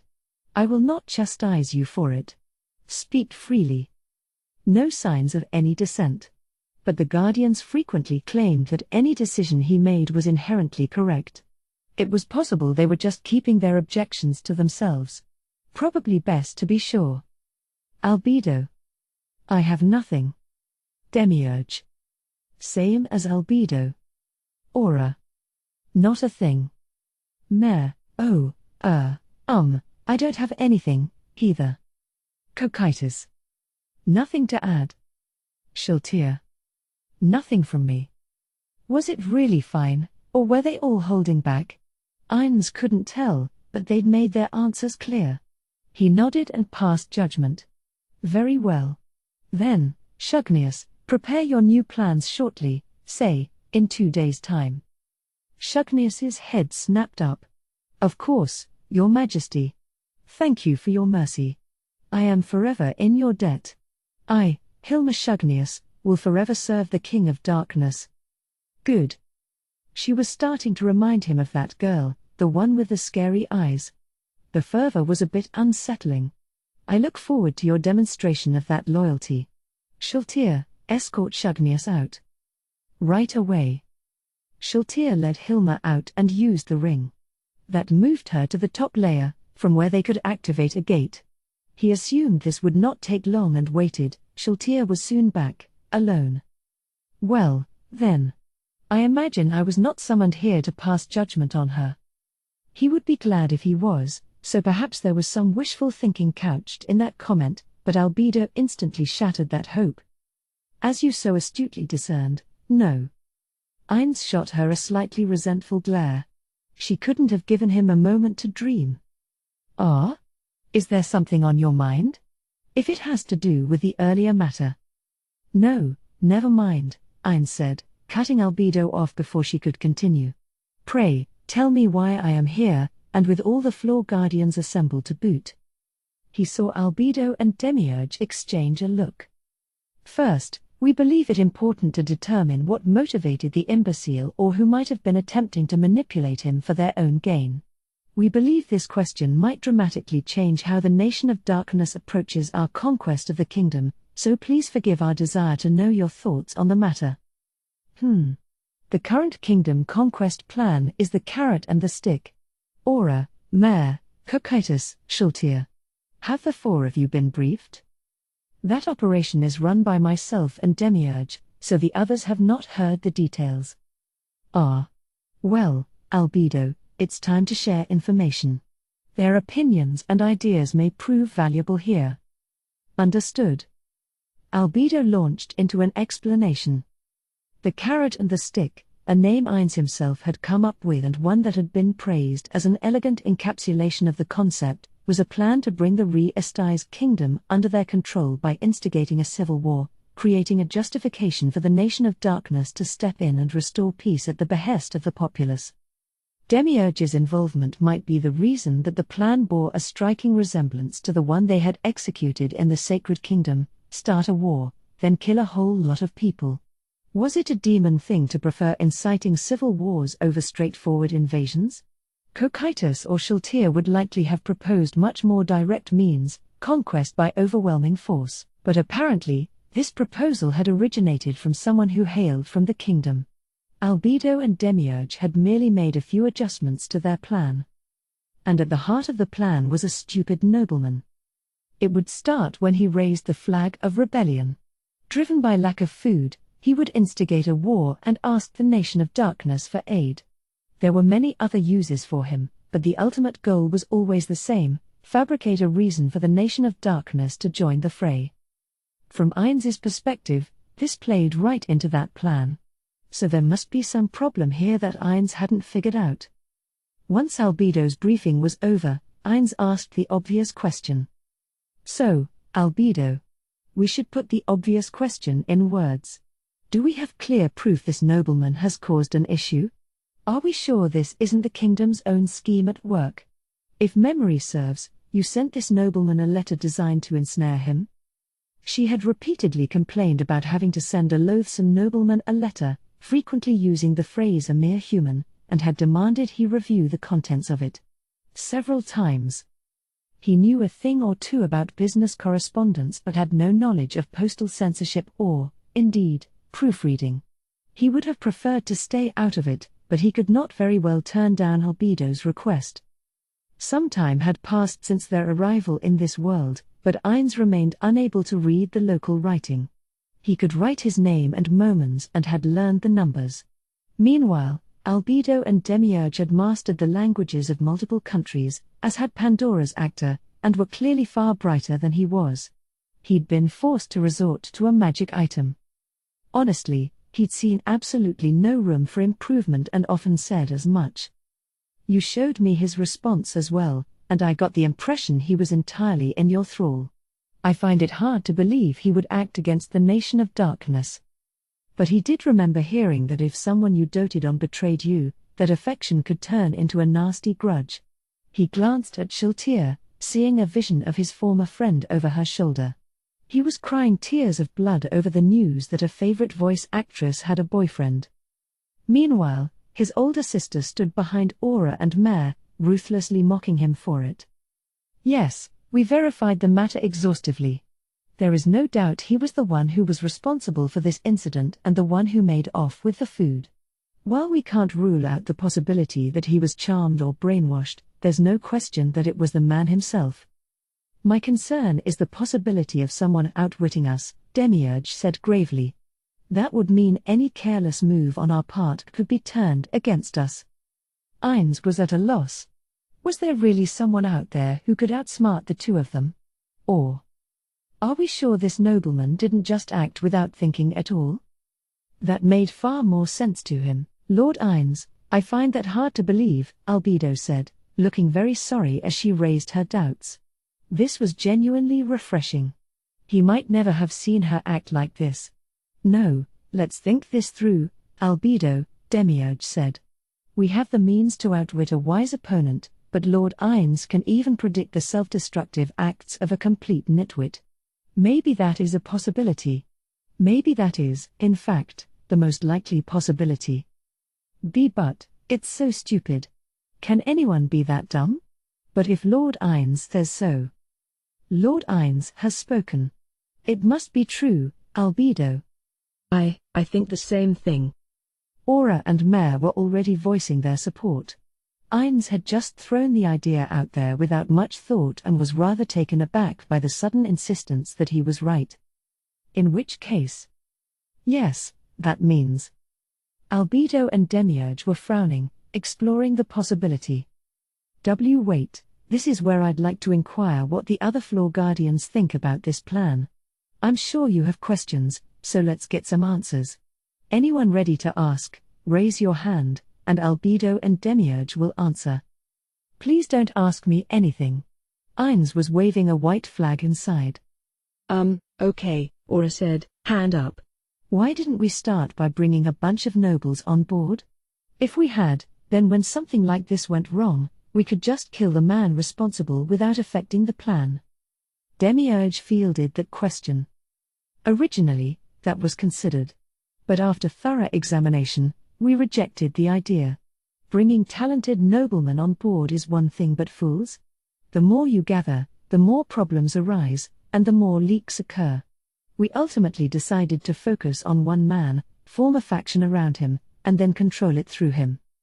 At no point had any of them imagined they'd lose control of their incompetent figurehead. Cocytus raised a limb next. Why not a smart nobleman? That might have worked. We are actually bringing some on board. Threats against beloved children have proven highly motivating. But for our later plans, we wanted to leave a fair number of skilled noblemen in place. This plan is better served by someone expendable. We want the kingdom to be worthy of Lord Ains's dominion, so the more fools we purge, the better. That's why we gathered the inadequate and the insufferable into a single faction. A wastebasket to put all the trash in. Naturally, we're receiving personnel data from several sources, but we wanted to gather information directly as well. The Nation of Darkness only needs a handful of talented vassals. The rest should be a rabble of unambitious nobles we can herd like cattle. Right, Shaltir said, languidly raising a hand. I am confused. Whether this stupid nobleman was manipulated or not, he has brazenly attacked the Nation of Darkness. Why should we not raise our banners and invade the kingdom? If this is someone's trap, then we need only crush it. That is true, especially if someone is plotting something. It's just, well. Albedo glanced at Demiurge, who nodded and looked at Ains. Then Demiurge faced the other floor guardians to address the group. It's tricky to find the right move here. As Ains discerningly pointed out, this nobleman was likely acting without any forethought. But if we let him off too lightly, then the Nation of Darkness's standing will be diminished. This man attacked a convoy bearing the mark of Lord Ains. He dragged Lord Ains's face through the dirt. What punishment do you think that deserves? We should kill him. I agree with my sister. Yes. Exactly. Which begs the question, do we just kill this underling and be done? Of course not, Shaltir snapped. Whoever they call master is equally responsible. Cocytus nodded impassively. Ains was rather shocked. It was partly because of how furious they all seemed, but that was par for the course given their personalities. What really shook him was how everyone was taking the idea that this nobleman had simply been acting moronically, something he just suggested off the cuff, and was treating it as gospel. That was genuinely alarming. Exactly, Shaltir. I feel exactly the same way. If anyone has insulted Lord Ains, then their country must pay the price. It's just. Albedo trailed off. Lord Ains once said a ruined country is a blot upon his name. And he has said he takes little pleasure in standing upon a heap of rubble. Thus, we are endeavoring to respect those wishes as much as possible. Albedo nodded in agreement when Demiurge finished talking. Ains had several questions. First, had he actually said those things? If he surveyed the residents of Nazarick with a question like who is right, Ains or Demiurge, the vast majority would immediately declare that it must be Ains. The only exception would likely be Ains Ulgaun himself. How could he trust himself when he barely remembered what had happened a week ago? So it was entirely possible he had told Demiurge these things and simply no longer remembered. In which case there was only one possible reaction. I'm impressed you remembered those words, Demiurge. Impressed and pleased. I also remember them. Same here, Lord Ains. Thank you, Shaltir, Aura, I am grateful to you both. Did they actually remember? Or had they forgotten like him and were just playing along with Demiurge? He couldn't be sure. Why was it none of them could tell how incompetent he was? Was he really that good an actor? Quite a lot of time had passed since he appeared in this world as the ruler of the great tomb of Nazarick. He'd spent that whole time playing the part of a supreme being. That mask should have long since fallen off, revealing Satoru Suzuki's incompetent face beneath it. But even as he wrestled with that idea, The discussion moved onward, and in accordance with Lord Ains's wishes, we must refrain from laying waste to the entire kingdom. That said, we cannot let the punishment be mild. Our plans will have to be paused or abandoned completely. At the very least, they will need major revisions. Ains felt rather guilty that his words were becoming such a detriment to their efforts. But, Demiurge, has our plan really failed? Demiurge, Albedo, and their kingdom collaborator. Three geniuses Ains could not possibly hope to comprehend. Could their carefully wrought plan really fail this easily? If so, he would have to watch his words even more carefully than before. Perhaps he would be better off never speaking again. With that thought in mind, he gave the current matter his undivided attention. Are we really abandoning the carrot and stick plan? Demiurge was looking at Ains, brow furrowed. He'd seen this look before. It was the look he got when trying to decipher the hidden meaning behind the cryptic words of what he considered to be a vastly superior being. No, Demiurge. I'm just double-checking. There's no deeper meaning. Take a long shower and clear your head. Those words rose up within Ains but died before they reached his lips. Just as his dread peaked, Demiurge's expression changed to one of surprise, like he had just worked something out. No, wait, Lord Ains.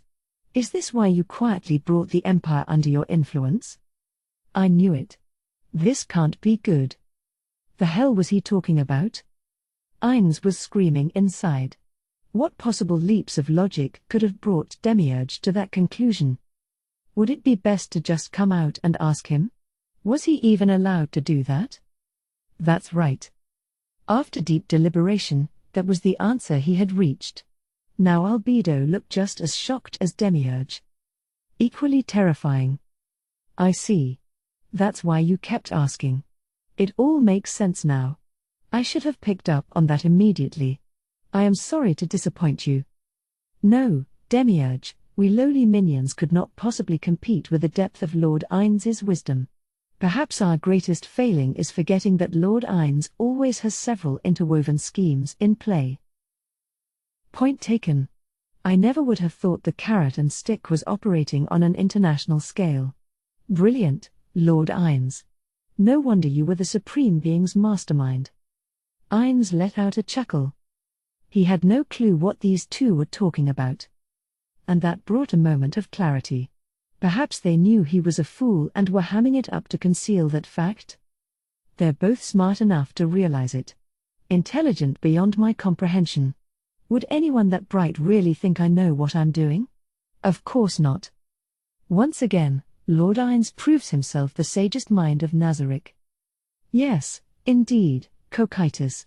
Lord Ains is constantly peering 1,000, nay, 10,000 years into the future, and a plan that won't even span a decade is but a trifle to him. Really? Wow, Lord Ains, 1,000 years. That's amazing, Lord Ains.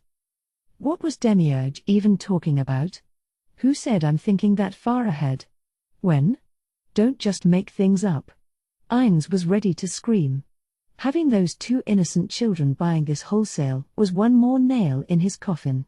But since he spent the bulk of his time just agreeing with whatever Demiurge said, he had no clue how else to react. If he denied this claim, it might cause problems down the line. Should he just do what he always did? If he'd had a flesh and blood body, his face would have been plastered with an extremely awkward smile. After some thought, he found words that neither confirmed nor denied Demiurge's assertion. Why you flatter me?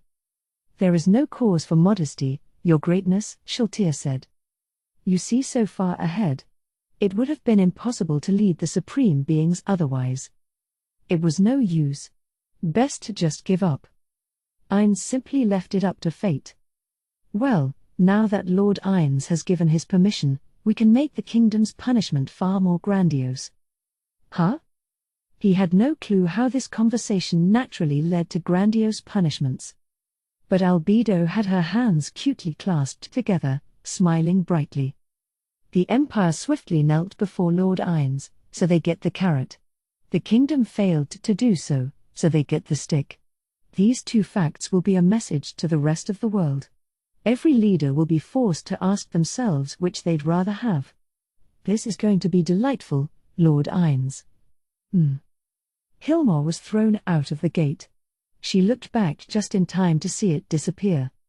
She'd banged her arm, so she rubbed it as she got up and looked around. She was in a large hall. The chief of the gambling division, Noah Zwain, had purchased a large plot of land in the capital fully intending to open an illegal casino. They'd built a manor large enough for their future plans, but that's when their fortunes took a sharp turn for the worse. This had left them with an empty building filled with large rooms meant to house various games, and this hall was the largest of them. Hilma let out a sigh of relief. A wave of joy rushed through her, and she found herself shaking like a leaf. Hilma. Her people came rushing over to her. 3 were present, but one of them, Oscar's, grabbed a bell from the desk and rang it. There were tears in every eye. They must have been worried about her. Every face was ashen. You're safe? Unharmed? How's your stomach holding up? I've got some fruit liquor here if you need to wash the taste out. The others are on their way. Noah, NDO, Oscars. Her voice quieted them down. I appreciate your concern. This is no time for manners, Noah said, wiping his tears. It must have been horrible. You should get some rest. He clearly had one very particular thing in mind and was assuming that was what had happened to her. She'd better explain. They didn't do that. They did nothing to me. A stir ran through the room. Astonishment was plain on every face. Is that even possible? They wondered. I met His Majesty, the King of Darkness. The tears welling up in her eyes spilled over, drop after drop rolling down her cheeks. The King of Darkness. The simple act of whispering that name induced a wave of unimaginable fear. NDO even made the sign of a god he placed no faith in. The other's eyes darted nervously in all directions, probably searching for whatever monster lurked here watching them. Hilma had never once caught sight of it, but all here were certain it existed. You met. You were granted an audience and survived. Heh. Hilma smiled through her tears. Everyone here had met the King of Darkness once, but obviously with their heads down. They'd barely caught a glimpse of his face. But those glimpses and the stories they'd heard had been more than enough for Hilma and the other 8 fingers to conclude that he was evil personified. The vicious torture they'd endured, the brutal devastation unleashed upon the kingdom's armies, that was what they associated with that undead king, the enemy of all living things. His Majesty was a very intellectual man. Generous. And merciful. It was like time itself had stopped. Noah gasped and bowed his head, his face twisting up. He looked like he had just laid eyes on something heartbreaking. Mere minutes ago, if anyone else had said this to her, Hilma would have reacted the same way. The only explanation was that their mind had snapped. The other's eyes were red. Hilma, I almost envy you. If only I could be where you are. No, wait. Perhaps someone cast a mind control spell on her. Is that what happened, Hilma? Noah was clutching at straws. Hilma knew full well there was no malevolent magic at work, but it was also true that she could offer no persuasive evidence to disprove the idea. Best to pretend she knew nothing and tell him whatever she could. It was up to them to decide if they wanted to believe it. I never imagined I would return at all. The only reason I am back unharmed is entirely thanks to His Majesty's mercy. The King of Darkness is a man worthy of the throne. If he had not been there, she would have paid a terrible price. It was far too possible, no, without a doubt, she would have been put through the same hell now awaiting that imbecile. She was certain the Nation of Darkness's Prime Minister, Albedo, had planned such a fate for her. What would Hilma herself have done? Someone had to be held responsible for this brazen transgression. Even if she spared their life, she would certainly have chosen to inflict a toe-curling punishment. Yet, the King of Darkness had chosen mercy. Hilma, I hate to interrupt these tears. But the King of Darkness's generosity is just a part of the carrot and the stick doctrine. Perhaps it is, Hilma said aloud, but she did not believe it for a second. She weighed each person she encountered by the tone of their voice, their facial expressions, their tics, their habits. This was hardly an unusual power, merely one acquired through experience.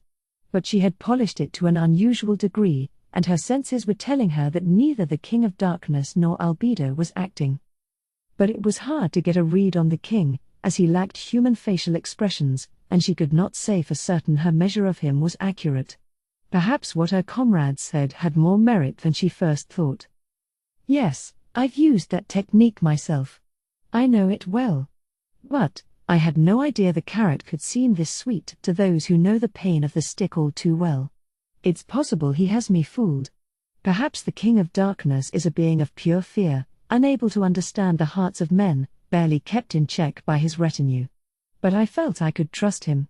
No, I wanted to trust him. She has seen any number of ladies of the night duped by men like that and ruined because of it. She knew full well she might be sinking into the same mire that had doomed those women. But she couldn't tear herself away from the king's pull. Hilma, you know better than anyone what men are like. You are the best judge of character we've ever known, especially where men are concerned. What are your instincts telling you about the King of Darkness? A high-class courtesan saw all manner of men. Far too many of them highborn.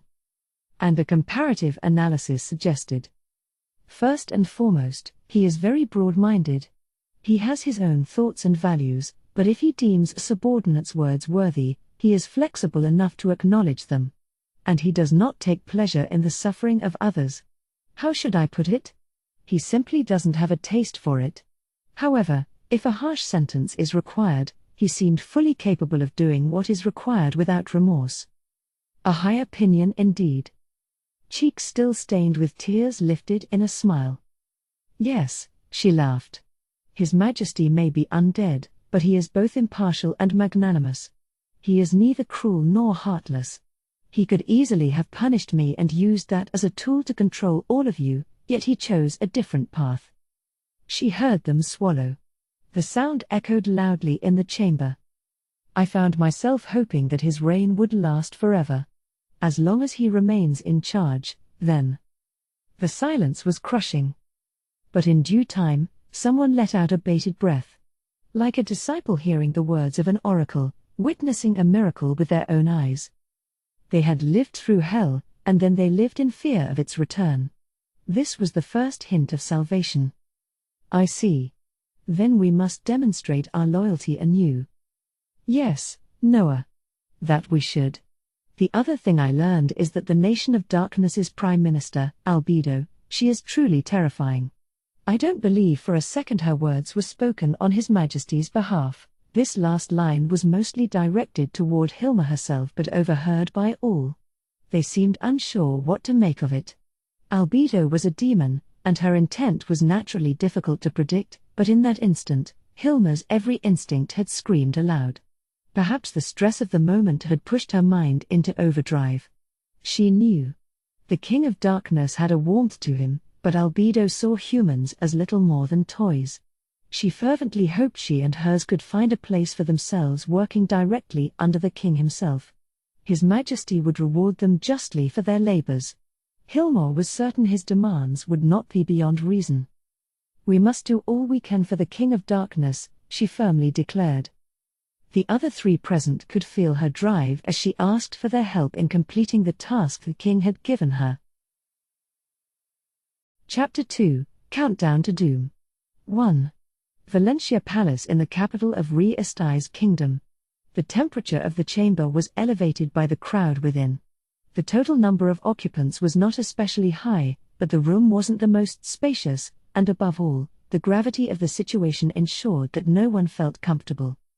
There was a long table in the center of the room, and Ramposa III sat at the head. At his right hand was the second prince, Zaynak.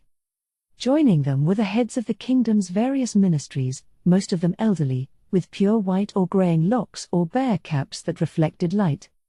Ordinarily, any gathering would begin with all but the monarch standing, as a formal gesture of respect. However, not only did they remain seated but also maids were filling the cups before them. A clear sign this meeting would be a long one. Zaynak looked around the room, making sure everyone was served, and then got the ball rolling. Court is now in session. The topic of the day is the declaration of war from the Nation of Darkness. Declaration of war was a powerful phrase, but he'd used it precisely because he wanted everyone here to understand the significance. Indeed, the ministers, all as old as his father, furrowed their white brows, looking deeply concerned. Zaynak glanced sideways at his father. The king's judgment was his biggest concern here. It was vital he impress how serious this development was and prompt him to make the optimal choice. Given who the King of Darkness killed, I'm sure this is hard for my father. His father had been beside himself when he learned that Gazif Stranov had perished. Zaynak had been with him when he'd heard resurrection was impossible. He had never seen his father lose himself as waves of fury rolled over him. Since that day, his father had aged rapidly. It seemed like he had lost all vitality, reducing him to skin and bones. After a blow like that, could his father pass sound judgment where those responsible were concerned? If need be, I'll. Zaynak stifled his fears, scanning the assembled ministers. This meeting had been called after an envoy reached the kingdom with an official missive bearing the seal of the Nation of Darkness. It simply stated that a Re-Estai's kingdom subject had forcibly seized Nation of Darkness supplies bound for the Sacred Kingdom and that this had been taken as a hostile act that impugned their honor and could lead to war. What's more, the message also bore the seals of other countries, decreeing that they believed the Nation of Darkness's allegations. The envoy had been ordered to wait within the kingdom's capital until a reply was forthcoming. It was quite common for an official statement to take a week or two to prepare. Even that might not be enough time to put out feelers and ensure that the response had the endorsement of every stakeholder. Of the 6 seals on the document the envoy brought, 2 of them have taken far too long to verify. My humblest apologies. The speaker was the Minister of Foreign Affairs. The Ministry of Seals lay under his purview, and they'd been investigating the seals on the Nation of Darkness's missive. The recognizable ones came from the Nation of Darkness, the Empire, the Dragon Kingdom, and the Sacred Kingdom? The Minister of Financial Affairs asked. Correct. The previous speaker nodded. Of the remaining 2, one comes from the Dwarf Country. The design bears their distinctive style, which allowed us to narrow it down in the first place, but our last records of it are 2 centuries old, and the seal we've been examining bears several distinct differences. We investigated with help from Rebloom Russia and found other similar impressions, so we believe it's safe to assume the design has been altered over time. Which brings us to the last seal. This is placed beside that of the Sacred Kingdom, and we're now confident it is the seal of the individual known as the Faceless One. Personal heraldry placed beside those of states? The Minister of War looked aghast. He was the youngest of the officials here, enough that he and Zaynak were drastically lowering the average age in the room. But that was only relative, since he was over 40. Despite his post, he had a frail build and a nervous disposition. The man looked more like an accountant than a soldier. He and Gazif had never gotten along. Or rather, as far as anyone could tell, he loathed the former captain. As a result, Ramposa had never even given him the time of day, and he was often absent from court sessions. This general lack of contact meant Zaynak had no real grasp on his abilities. But Zaynak's former conspirator, Marquis Revan, had sung his praises, vouching for him. Putting his social skills aside, he likely knew his way around the job. It was hard to believe anyone could become a minister without some degree of competence. Perhaps you're aware of the convention, but historically speaking, when the Sacred Kingdom seal is used, the High Priest often places their seal, that of the temple, beside it. This is likely a nod to that. So this tells us the Faceless One has either seized the temple's influence or now possesses greater authority than them. Precisely, Your Highness. The temple's seal was used at the Holy King's coronation, meaning, well, she's clearly grown far more powerful since then. We had never encountered the Faceless One's seal before, so verification has proven impossible, but given its positioning next to the Sacred Kingdom seal, we have deemed that the most likely explanation. So the fact that everyone but the Council State and the Theocracy are rebuking the kingdom is not a ploy by the Nation of Darkness but a simple fact. Yes, Your Majesty. Zaynak's father let out a weary sigh. So the Dragon Kingdom has fallen under their influence as well. I wouldn't go that far, Your Majesty. We've had no reports on any shakeups within the Dragon Kingdom, so they may have been deceived or decided they had more to gain by backing the Nation of Darkness than ourselves. All this really conveyed was that the Dragon Kingdom approved of the Nation of Darkness's actions as far as this incident went. It didn't suggest they were likely to join the fray themselves. Understood, Minister. We applaud your work on this. Domestic affairs, to what extent do our people believe the contents of this declaration? Sir, I can't speak to the kingdom as a whole, but within the palace, 7 out of 10 are convinced this is a conspiracy concocted by the Nation of Darkness. 1 out of 10 believes it to be the work of bandits, commoners ignorant of politics. And the remainder suspect this to be the plot of some third party. A scheme to whittle away at our power or the Nation of Darkness's. Someone who hopes to set us against each other. That would mean either the council state or the theocracy. Your Highness, let us not be hasty. Perhaps the Empire is searching for a way to get out of being a vassal. I'm sure Imperial Knights could easily take out a trade caravan. Zaynak mulled that over. But if that was true, the kingdom was already at an impasse. Out of the question, the War Minister said. The incident happened on Kingdom land. And the reports make it clear dozens were involved. Any of those 3 countries running a clandestine operation would send far fewer agents. Now, if they were pulling the strings from behind the scenes or hiring bandits or mercenaries within the kingdom, that I could see. But either way, the blame falls squarely on our heads. Since the war, this minister had been working overtime to maintain order within the kingdom borders. And that had required a shrewd mind. As a result, he could speak with confidence on this matter. Bandits are one thing, but I'd like to get those mercenaries on our payroll. If only we had the funds for it. You're blaming the treasury? I didn't say that. It certainly sounded like you were. Ministers, let us not argue among ourselves. This is not the time. At the king's words, both men bowed their heads. Silence followed. Eventually the War Minister spoke again. What is clear is that someone must be behind this. We gathered reports from various town guards, and they all say the convoy was clearly flying Nation of Darkness flags. When they left the capital, the wagons were guarded by a company of skilled mercenaries. Most kingdom residents knew the Nation of Darkness had butchered their armies on the Katsa Plain. No one who lived within their borders would dream of provoking a country that terrifying. As to who this someone might be, one country's name was on everyone's mind. Only they fit the bill. The Nation of Darkness. If they assumed this had all been arranged by the Nation of Darkness themselves, the facts lined up. They could have ordered their own caravan to burn or abandon the cargo, or they might have sent out empty wagons to begin with, and then claimed a fictitious robbery had taken place. No other explanation made sense. Zaynak, I know you've had little time, but how much have you investigated? We've actually managed to pin down the culprit. The ministers looked surprised. However, that only complicated things. The fact that we identified him so easily gave us pause. Perhaps that was the plan all along. We're hoping to dig into it further if more time can be had. Of course, we must investigate thoroughly. But for now, we need all the information we can get. Tell us what you know, and are certain of. Yes, Father. What we can say at the moment is that the robber is a man named Baron Philip D. Don Ryle Mockarat, and he carried out the attack accompanied by residents of his domain. Mockarat? Ever heard of him? A baron and his peasants? Revenge for the war dead? Without a thought for the consequences? Human emotions can lead to the irrational. A stir of mutters ran round the room.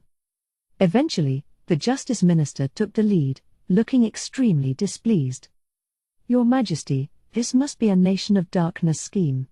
I cannot imagine a kingdom noble would voluntarily be involved with something like this. True. The Nation of Darkness has no qualms about using charm person in their courts. It stands to reason they do the unthinkable and use it against their enemies. Perhaps they ensorcelled this baron and forced him to act. Several voices agreed with this theory. But the next suggestion left Zaynak cursing his inadequacies. Then we must secure this baron's personage at once. I'm no expert, but I believe once charm person is lifted, they still remember what they did under the spell's influence. They may intend to silence him even as we speak. Zaynak had no such knowledge of magic. What a basic blunder. Have that baron brought here at once. Ensure his safety and get to the bottom of this.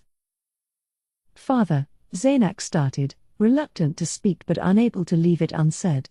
Once the truth is uncovered, this baron's head may ease negotiations with the Nation of Darkness. What are you implying? His father's gaze was like daggers. Even this dried-up husk of a man had not been sitting idly on the throne all this time. Zaynak had to applaud the intensity he could still muster. He did not imagine he would ever manage to project this much gravitas. But he could ill afford to back down now. Even if this was the Nation of Darkness's plot, there was no value in fighting on their opponent's terms. As long as they were bickering about whether this was a scheme or not, the risk of war would always be looming. It was far better to simply turn over the culprit's head and attempt to settle the matter peacefully. After the show of force in that war, it would be the height of folly to fight this foe head-on. If they did, the feudal lords who'd seen that tragedy firsthand would refuse to supply them with any troops. And if they did, it would be because the threat was at their gates. Father, I do not believe we should fight the Nation of Darkness. And for that, you would sacrifice an innocent nobleman? Are these the words of the next king, my son? Think before you speak. Zaynak licked his lips before venturing to say, call me what you will, my answer is the same. When countless lives are on the line, we must choose the lesser of two evils. Then each time the Nation of Darkness schemes and plots, must we offer them another man's head? You realize the implications? I do. And unlike me, you witnessed the Katsa Plain tragedy with your own eyes. Do you intend to take us on a path that will lead back to war even so? His father let out a grunt, pursing his lips. I'm against that, Zaynak insisted. I believe we have no choice but to do everything in our power to avoid war with such an enemy. Even at the cost of an innocent noble's life. Perhaps he was disgracing himself, proving himself unfit for the throne. Perhaps they would claim him spineless, and he'd lose the confidence of the ministers. But Zaynak firmly believed this was the only path to survival that his kingdom had. Your Majesty, I agree with His Highness, said the Domestic Affairs Minister before taking it one step further. Like yourself, Your Majesty, I want nothing more than to protect our citizens. Perhaps we should consider becoming a client state. This provoked an outcry. Madness. Have you no pride? But the minister himself paid them no heed, keeping his gaze locked on the king's eyes. It was a statement that could easily invite accusations of treason, yet Ramposa III merely laughed. That we can never do, he said. It would betray all those who believed in the kingdom and died in its name. How would we face them? I'm grateful for the suggestion, Count, but I'm afraid I cannot agree. Your will is my command. To Zaynak's eyes, far more passed between them than the content of their words. Would he ever have a man that loyal? His father was a benevolent man but little more than that. Yet, perhaps that was why he'd been blessed with good counsel. He had a knack for gathering those better than himself. Kazif Stranov, the captain of the Royal Select, had been a prime example. Zaynak had long believed he would be a better king than his elder brother. Barbaro would have ruled at the behest of the Eight Fingers and the noble faction. There was no future where that would have ended well. That was why he'd worked closely with Marquis Revan, preparing to take the crown or at least obtain power second only to the throne. But what did he have now? Neither his sister's wisdom nor his father's magnetism. He was no longer sure his reign would bring about any lasting change. To do so, he would have to transform himself. However, at his age, there was little chance that he could remake his personality, nor did he plan to. He would be the man he was until he died. Military affairs. For our reference, is it even remotely possible to win a war against the Nation of Darkness? Would we be allying ourselves with anyone else or fighting all on our lonesome? Zaynak, Ramposa III, and the Foreign Affairs Minister exchanged glances. The prince spoke for them all. Negotiations with the Council State are not going well. To begin with, we only approached them after that war, so there was little hope of securing an alliance on favorable terms. If they learn our relations with the Nation of Darkness are souring, odds are they'll leave the table for good. I see. Then, Your Highness, I'm afraid we must begin by defining what we mean by victory. Clash once and drive them back? Or must we kill or humble the King of Darkness himself? If the latter is required, I have no clue where we would even begin. Minister, let's take that off the table and assume we simply need to make them withdraw. In that case, the Military Affairs Minister paused to consider the question. First, we would need a considerable amount of luck on our side. For instance, while the Nation of Darkness is advancing on the capital, if we could skirt their forces and seize Rantle behind them, perhaps the outcome would change. But that would require overcoming the 3 concentric walls. Yes, Your Highness. And moving forces capable of doing so past the Nation of Darkness's scouts undetected, would be impossible without fortune's favor. Naturally, even if we somehow managed that, if the King of Darkness and his horrifying magic remain in Rantle, the entire ploy will be for naught. Essentially, he was saying there was no path to victory without absurd luck. Was his father getting that? And if the Nation of Darkness chooses not to formally declare war, we're doomed. A surprise invasion will not give us nearly enough time to muster our forces. Formal declarations were an international convention but little more than a gentleman's agreement. Essentially just good manners between states. Formal declarations of war simply demonstrated that a country valued these niceties. Failing to do so would incur the scorn of upstanding states and place the perpetrator at a diplomatic disadvantage in the future. When racial differences were involved, these conventions were often abandoned entirely. Yet, even between countries of different races, the weight placed on history or connections to neighbors could prove an influential factor in politics. Would a land ruled by an undead king care about such things? Would a being who despised the living on principle worry about declaring war? Father, as I suspected, we stand little chance of victory if it comes to war. We should do all we can to minimize the sacrifices we must make. Sacrifices, yes, Father. Let us summon this Baron and interrogate him. Regardless of the result, we'll pin the blame on his shoulders and offer up his head. No, Zaynak. You may bring him in for questioning. But if he is innocent or caught up in circumstances beyond his control, we must not debase ourselves. I have another idea. You do? May I ask what? His father said nothing and merely shook his head. Zaynak took that to mean he had no plan at all. Why else would he not share it? The fact that he stayed silent at this juncture had to mean he could not explain the value in preserving this Baron's life and was simply trying to cover that up. Disappointed, Zaynak considered his next move. All signs point to a dim future for the kingdom. I may have to take drastic action. At the very least, they had to blame the Baron. While the odds might be low, there was still a chance this noble actually was responsible. And if that proved to be the case, all their problems went away. He couldn't think of a good way to frame him, though. Kill him on his way to the capital and insist he was to blame afterward? That might force his father to go along with his plan. Otherwise, he'd just have to force his way past his father's objections. When he first heard the news, he'd thought that might be in the cards. He'd considered how he should play it and had his answer. Usurping the crown was a grave crime. He had been so close to gaining the throne legitimately. There was no end of downsides to this approach. The one upside was that he would be able to steer them through this current crisis. Taking the throne by force was the act of a rash fool, but if he didn't, what future did the kingdom have?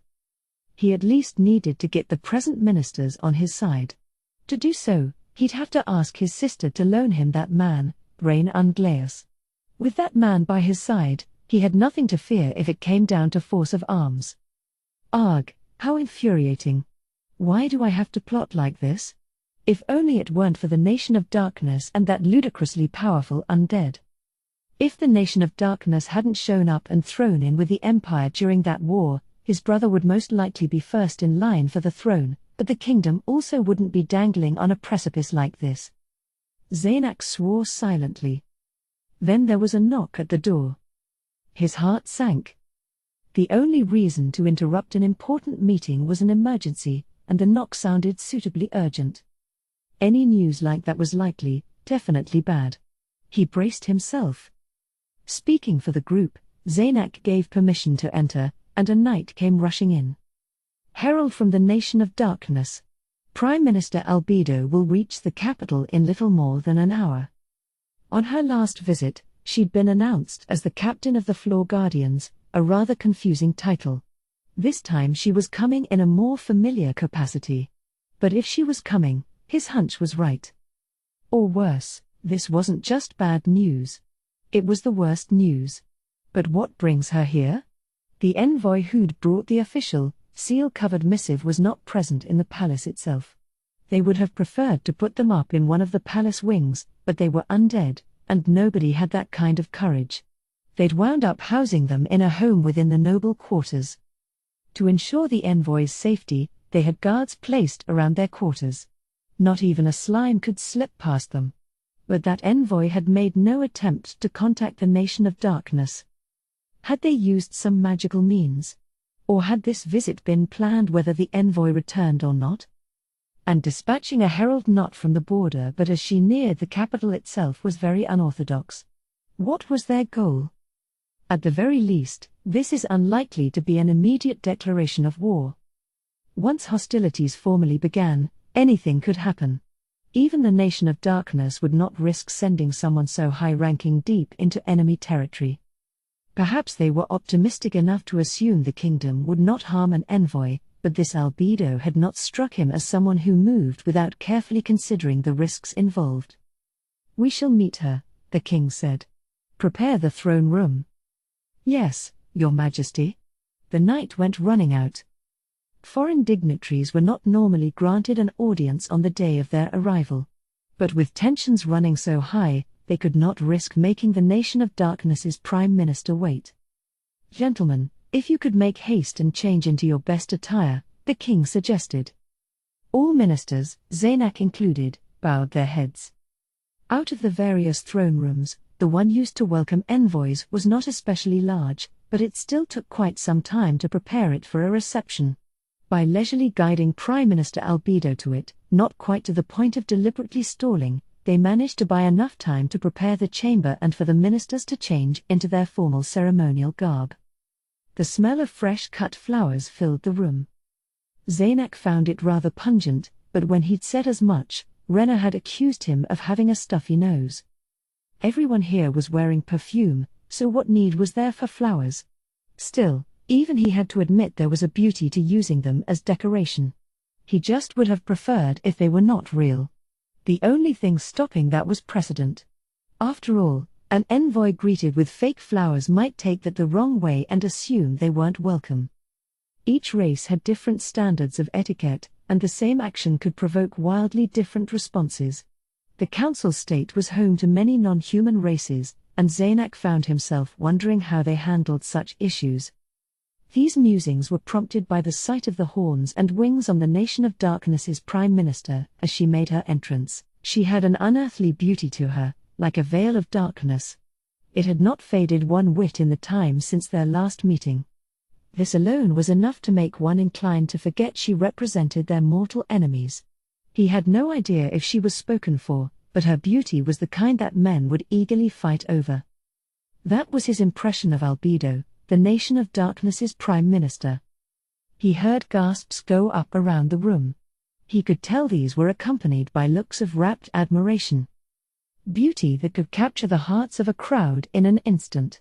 She smiled like a devoted mother, an expression far more captivating than any a mere human could muster. Zaynak's sister was herself beautiful, but he was certain Albedo outclassed her. But her dress was another matter. She wore a dark pink gown, perfect for a ball but hardly fit for this occasion. Clearly, she had not worn this on accident. The choice was intentional. But what signal did it send? Zaynak had no clue what significance women's gowns carried. Perhaps his sister read volumes into it, but she was far removed from the typical court lady. He liked that about her, that distinct lack of interest in fancy dress meant she was highly affordable. He stole a glance at Rena. She had changed from her usual dress to a ceremonial one. He was fairly certain it was the same one she'd worn on Albedo's prior visit. He felt an urge to scold her for it. What would people think? But it was still a better choice than Albedo's. Judging by the faces of the ministers around Rena, several of them were well aware she was wearing the exact same dress and found it embarrassing.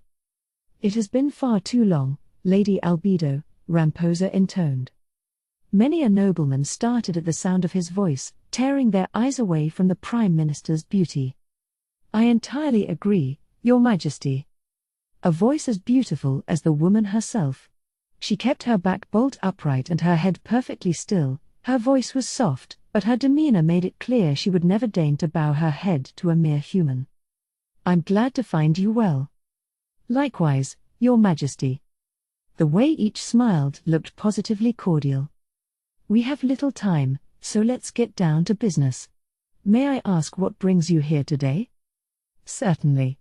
I'm here to discuss the matter of the provisions dispatched from our country, intended as aid for the Sacred Kingdom, that were stolen by a subject of your realm." That was not a topic discussed with a pleasant smile, yet her expression remained entirely unchanged. In response, Zaynak's father rose from the throne. "A matter that concerns us all. First, allow me to apologize on behalf of my subject." The king bowed low. Regal recognition of her complaint. As negotiation tactics went, this was less than ideal. In the cutthroat world of state diplomacy, there was no benefit to ever admitting fault. And a royal apology was especially dangerous. This was an admission that the entire country was to blame. Now they would need to agree to any demands the Nation of Darkness made. Worse. Perhaps this would help avoid outright war. But if the Nation of Darkness demands this Baron's head, will he give it up? Given his father's earlier speech, he highly doubted that. And if he rejected the Nation of Darkness's request after this, well, then Zaynak should have apologized in his father's stead. There was a big difference between the words of a king and those of a prince. But before he could consider the matter further, the king spoke again. "Will my head be enough to forgive this matter?" The entire room froze. When the surprise faded, Zaynak was utterly mortified. This was clearly his father's plan all along. For an incident of this scale, an official apology and the head of the king would have to be enough to settle the matter. Anyone demanding more than that would only invite ridicule. And his father did not hesitate to offer up his life. Not because he yearned for death, but because a king's life was always subject to the needs of his kingdom. His father was a true king. Zaynak had seen only weakness. He had failed to see the true measure of his father. Naturally, the kingdom will replace the lost provisions twice over. "Will you accept my head, Lady Albedo?" Albedo's smile broadened. A beautiful smile, yet nonetheless uncanny. Heh. "Well, that's not quite what we expected, Ramposa III." It seemed like her eyes flitted over to his sister. "Because you lost your confidant? Or perhaps," her gaze turned to Zaynak, "because you recognize your children's talent? Is that what changed you?" "I don't believe I've changed." "You have. This is not a choice you would have made before. Perhaps it was all those reasons together. But your core has not really changed at all, has it?" "No matter. My answer remains the same." This shift in Albedo's manner had been so sudden it took him a moment to realize she had dropped all pretense of honoring a king. Yet, somehow, for the first time, it felt like he was seeing reality. As if the pretense that they were a king and a prime minister had always been a lie. One was human, the other a demon. This was how they should interact. Perhaps that was the cause. Albedo had a palpable something to her, one that brooked no protests. This passed in time. The demon put her mask back on and became a mere envoy once more. Albedo scanned the row of ministers and raised her voice slightly. The nation of darkness declares war on your kingdom. Our troops will move out at noon 1 month from today. But maybe you can forestall that if your armies can reach Irantal or push deeper into our lands before then. Wait. I will not. I have done all I came to do. And so, Your Majesty. All your schemes were to bring this to pass? A minister roared. Albedo's eyes narrowed. Was that anger? My words are the words of the King of Darkness. You dare interrupt them, human? Are you so eager for death you cannot even wait a month? The minister in question was turning visibly pale. Albedo had not raised her voice or even taken a step toward him. This was a man who would not have blanched even in the face of a threat from a feudal lord backed by an army, yet a single glare from a beautiful woman had transformed him. She sighed. Let me finish relaying my king's words. He has no intention of using any magic on the same scale as the previous war. Let's all try to enjoy this one. That is all. At this point, a look of confusion crossed her brow. I'm not sure what schemes you refer to. Honestly, this entire affair caught us off guard. I would also very much like to know how we found ourselves at this impasse. Her voice and expression seemed so genuine, he could not detect even the hint of a lie. Though Zaynak knew full well this might all be part of the performance. If you wish to conclude that we have manipulated you into this position, feel free to do so. History is written by the victors, after all. We need merely crush your accusations beneath our feet. The nation of darkness's stance was clear. The very notion of avoiding war had never once been feasible. The nation of darkness's goal was not to start a battle and claim a few parcels of land. They intended to shatter the kingdom and leave nothing behind. There was no backing out of this. A month from now, the armies of the undead would be upon them. No need to see me out. I shall take up no more of your valuable time. As if there was nothing more to be said, Albedo turned on her heel and swept out of the room. Was there any benefit to just letting her leave? Killing their prime minister would at least disrupt the nation of darkness's affairs, perhaps delaying the start of the war.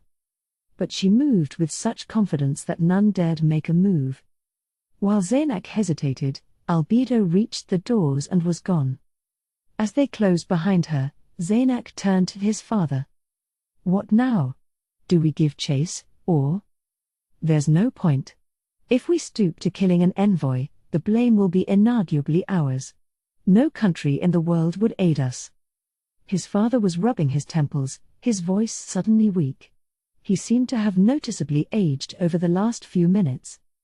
Your Majesty, we should at least send word to all other countries, informing them that you attempted to offer your head as apology. Please do so, Minister. If the worst comes to pass. Let us not discuss that. We need merely focus on beating back the nation of darkness's armies.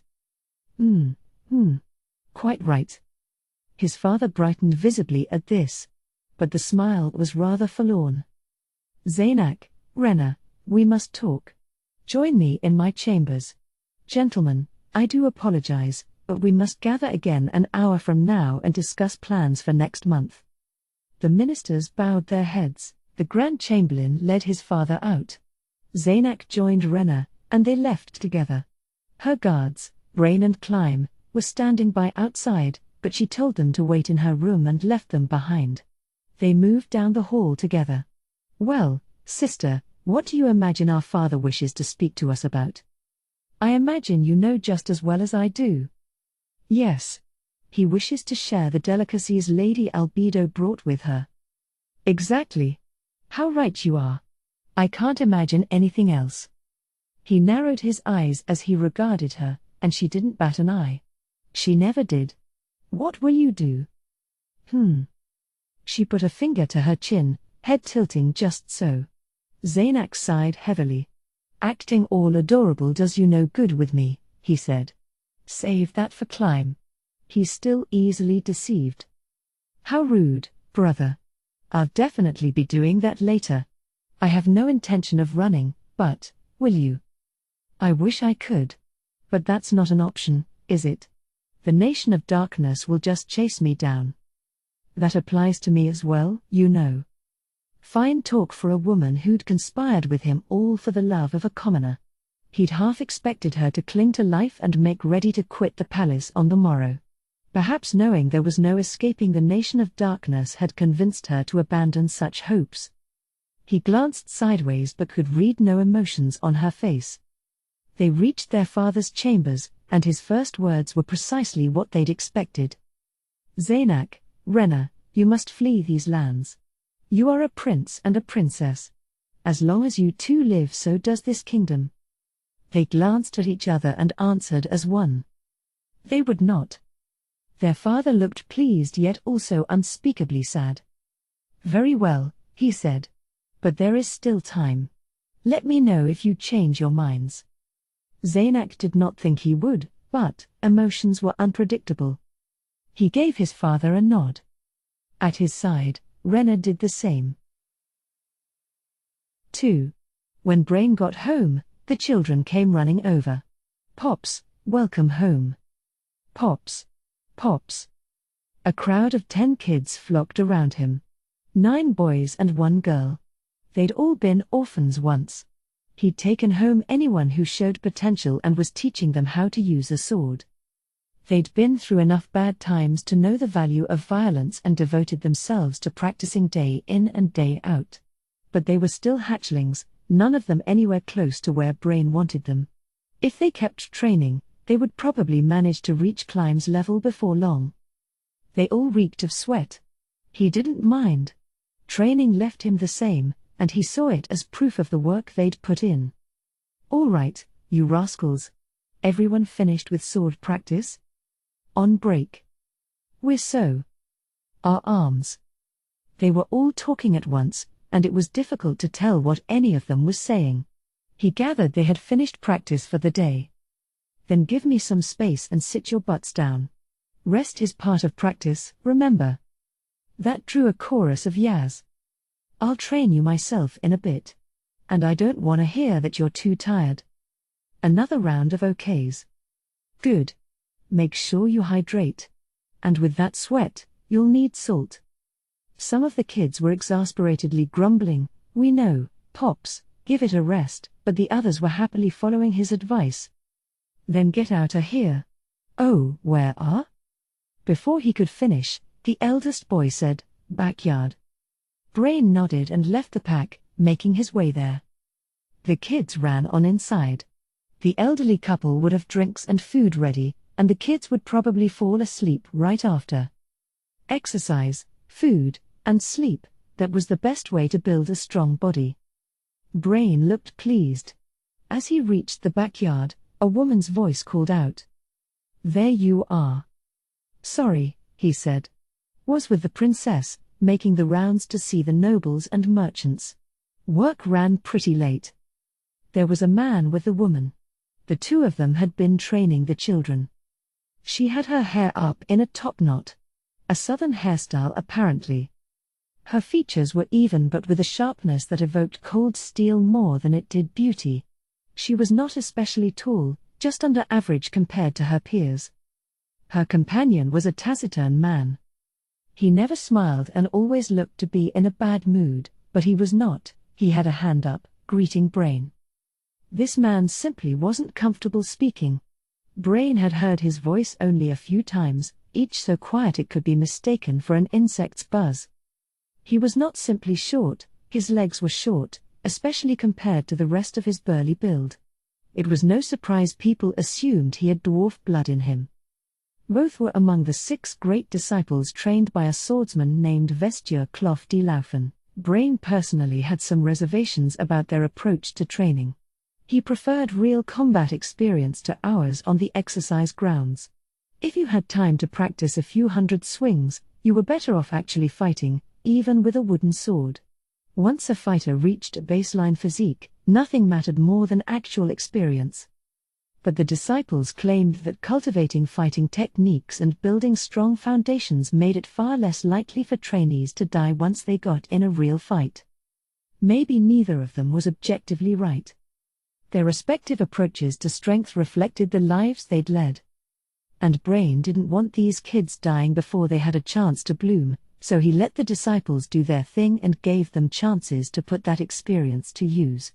That did make the kids' training one notch harder. You found a place for the kids.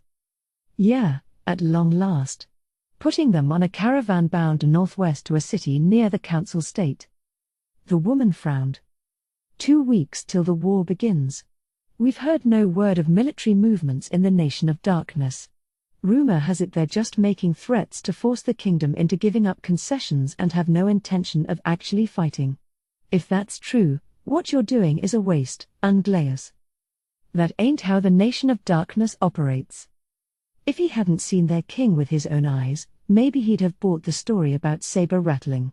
But he'd participated in that nightmarish war and had his own thoughts on what the King of Darkness was really after. Perhaps all this was just an excuse to use that spell again. She must have picked up on his nerves because she lowered her voice, asking, "I heard you came face to face with their king?" Not only that, I stood there watching him duel Gazif. Still got no clue what happened or how Gazif lost. Her eyes glanced at his hip. There, he carried Razor Edge, one of the kingdom's treasures. It had come into his possession during the chaotic preparation for the impending war, and that fact weighed heavily on him. In his mind, he was merely taking care of it and had no intention of ever drawing the blade. He would have loved to find someone more deserving of it, but Brain also wasn't about to give it to anyone who wasn't Gazif Stranov's equal. A duel with Stranov himself. She choked back those words. It was most likely because she had been about to say she wished she had gotten a chance to see the fight herself. Brain didn't blame her. Any warrior would want to see Gazif in action. Hell, he almost wished she had been there. Like he'd said, he had no clue what had actually happened. If there was someone around who could explain it, he'd love to hear from them. I'm dead sure the King of Darkness is up to something. I just know what. I'll admit this feeling isn't based on much. My instincts are just screaming that something bad is coming. And I trust them. The instincts of a warrior like yourself should not easily be dismissed. I dunno about that, but either way, I'm getting these kids out of here. Even if I die, the sword skill I taught, well, it ain't that grand or nothing, but at least it'll live on. Our master said much the same thing, Unglaeus. He believed the forces of darkness are making moves behind the scenes, and when the children leave her eyes turn to her silent partner, would you allow him to accompany them? Really? He glanced at the man and got a nod in return. He looked dead set against the idea but probably wasn't. This fellow was actually surprisingly good with the kids. All 6 of the disciples had spent time here, but he was the one the kids liked best. Yes. Our master said that even if worse comes to worst, as long as he still lives, our swordcraft will survive. Exactly what Brain had been thinking. He had to agree, then. If you're down, so count me in. I should be thanking you, really. I'll pass word on to the merchants. A very tiny voice whispered, please. Probably. Brain raised a hand in acknowledgement, and the man bowed low. All righty, then. Once the kids have napped a bit, I'll train with them a spell. Thanks for teaching them while I was out. That gratitude was heartfelt. They were looking after these kids for a pittance. Those warm feelings didn't extend to their master, Vesture. The moment he'd realized how strong Brain was, he wasted no time introducing his disciples, but that was clearly just an attempt to win him over. Brain had easily taken all the disciples down, but when they heard he'd found potential in some kids, they'd looked interested. Seeing the value in teaching orphans skills that would help them make their way through life, they'd voluntarily stepped up to help. Since he'd started acting like the princess's guard, Brain had met his share of scummy aristocrats, and that only made the disciples' strength of character shine all the brighter. Unglaeus, your kindness humbles us all. Taking in these children and teaching them how to fight, how to fend for themselves. Brain winced. This wasn't anything that deserved such admiring eyes. Spare me the compliments. I ain't a good guy. Sure, I picked these kids up from the slums. But I did so with a goal in mind. I saw a lot of little ones, but I didn't say shit to the ones with no talent. Some of them looked ready to die, but I just walked right on by. Save the praise for those doing actual good deeds, like that princess. He caught a strange gleam in the woman's eyes but had no clue what emotion provoked it. Princess Renna? I've heard about the orphanage she's funding. What she's doing is commendable. But, Angleus, no one else is doing what you are, and I think you deserve your share of praise. We're gonna have to agree to disagree. You're free to think what you like, but don't let me hear it. It just fans the flames of guilt. That is a shame. Don't worry about it, I'm kidding. I'm way too far gone to even know what guilt is. She didn't look convinced, but Brain tore his eyes away and stared up at his home, which had once been Gazif's. His mind was on the kids eating dinner or already fast asleep in bed. A room on the Great Tomb of Nazarik's 9th level, a month into the war. Ainz and the Floor Guardians were gathered in a spare room that had originally been prepared back in the day in case they needed more space for additional guild members. Sitting at tables arranged along 3 sides of a square, everyone was poring over the meeting documents. The Floor Guardians were not the only occupants. There was a regular maid behind each of them. Pestonia stood behind Ainz. They were here to take care of odd jobs and didn't speak a word. Ainz was not clear why they remained absolutely silent but gathered it was supposed to signify they were only here to serve. Respecting their wishes, he was steadfastly ignoring them. Ainz was diligently reading some documents. Having Pestonia standing behind him was a bit distracting, but he was doing his best to focus. They were going to be discussing these momentarily. He was worried he might be the only one who would embarrass himself. But these documents weren't like the incomprehensible political, economic, and legal briefs Albedo often had him review. This was actually material he could follow. Ainz had a mind that was thoroughly average, and that was being generous. It was a mistake to expect him to shine in politics. But that didn't make him lazy. He was decidedly the studious type, always ready to apply himself to a task.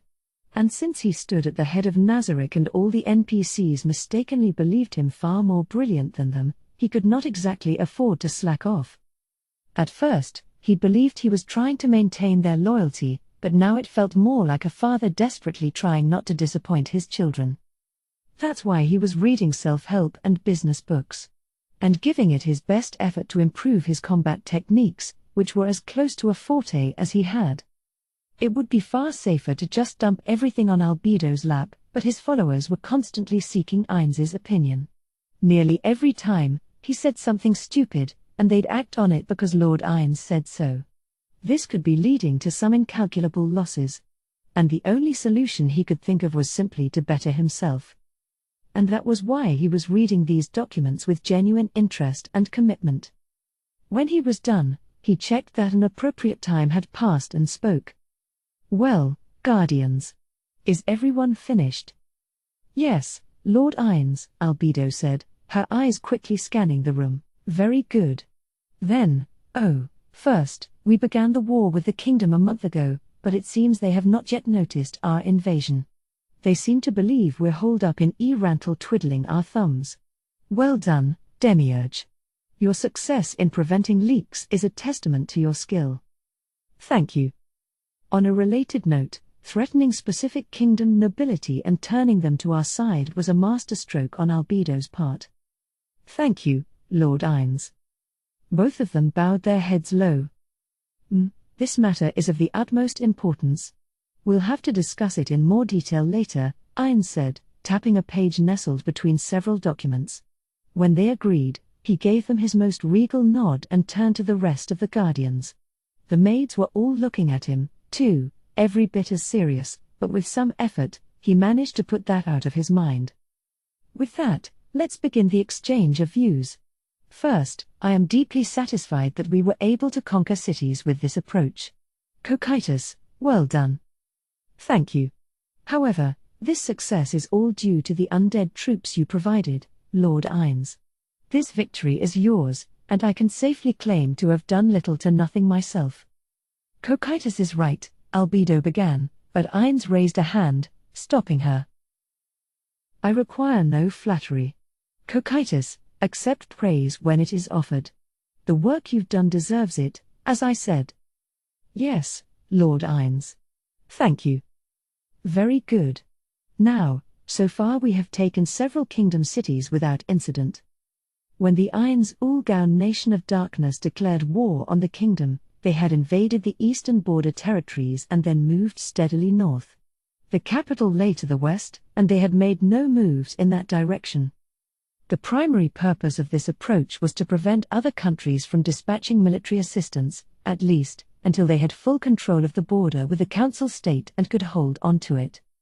That had been Cocytus's strategy and one Ainz heartily approved of. That itself is a magnificent achievement. Demiurge, albedo, about the information control. The document says odds are high this will continue to go well, but what potential failures have you foreseen? Demiurge, you may speak. Yes, my lord. We have more than enough eyes on the roads and have taken the further precaution of sending shadow demons to neighboring towns. However, if there are hermits or druids who have left civilization behind and live in isolation deep in the wilderness, it is difficult for our surveillance to catch them, so there is a chance information might leak that way. Then work with albedo to strengthen our surveillance network until we can reliably detect these individuals. Yes, sir. Next. Ainz paged through the document. And kept paging. We've destroyed quite a lot of cities. These pages were all about what strategies had been employed to completely annihilate certain cities. The most recent city had been demolished by Cocytus himself. Despite the challenge posed by attacking with such small numbers, Cocytus demolished the city and killed all inhabitants successfully. I see each of you is employing all your talent and intellect on this campaign, taking out cities and towns with ease. I am very impressed. The nation of darkness was taking a particularly vicious approach, wiping out whole settlements, sparing no one. They advanced in silence, leaving only abandoned ruins and heaps of rubble in their wake. Ainz could already imagine the kind of glare this was earning him from the person standing behind him, and that left him extremely uncomfortable. They were not taking such a vicious approach for pleasure but with a specific purpose in mind. He rather hoped Pestonia understood that, at least. Thank you, Lord Ainz, albedo said, bowing her head. Each guardian followed suit. We will continue to work body and soul to fulfill your expectations. I appreciate your resolve and loyalty. Now, then. The time had finally come. Ainz cleared his throat and continued. But the absence of any failures concerns me, he said. Before anyone could look puzzled, he added, Cocytus, you tasted defeat with the lizardman, and I believe you learned much from the experience. As you say. The lessons I learned stay with me to this day. Excellent. We can all learn much from failure. I believe there are things we can only learn from it. He certainly had in Yggdrasil. Losing had forced him to think. Reworking his build, loadout, and strategy. Yet, when he just won, he had been convinced he was on the right path and made no effort to improve. That never stopped Touch Me, though. Barely ever tasting the bitterness of defeat, Touch Me had only grown stronger and stronger, driven by an insatiable greed for class combination efficiency. But that was not a feat any ordinary man could imitate. But exceptions proved the rule, and Ainz was certain there were many things that could only be learned from defeat. He wanted a city conquest to fail. Defeat did not matter here. They could always fix that later. But somewhere, sometime, and somehow, there would be a fight where failure would mean the end of everything. And to avoid a loss then, they needed more experience with it now. They were taking the lives of others. In which case, it had to be for the benefit of Nazarick. They needed to put those deaths to the best use possible. And Ainz had received a plea from a pair of minions that led to him casting his die here. This is the tricky part. Wise men. No further words came to mind. He'd totally forgotten the rest. He had to cover hastily. May have no need, but fools learn from their own mistakes. I would never mistake you for fools, but but experience teaches us all. Ainz was disappointed in himself. Why couldn't he remember something this important?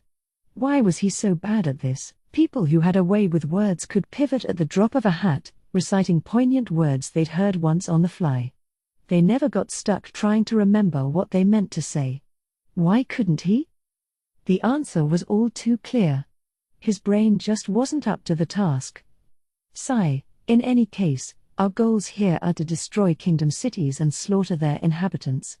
That poses no challenge at all to the might of Nazarick. But this is an opportunity to gain some vital experience. Experience that will benefit us in the future when we face a much more challenging threat. During guild wars, Ainz often invaded enemy strongholds. He'd taken part in campaigns of conquest. But that was in Yggdrasil. He needed to take his game knowledge and learn how to apply those lessons to reality. In that sense, conquering a variety of cities with a mixture of methods would definitely be of use someday.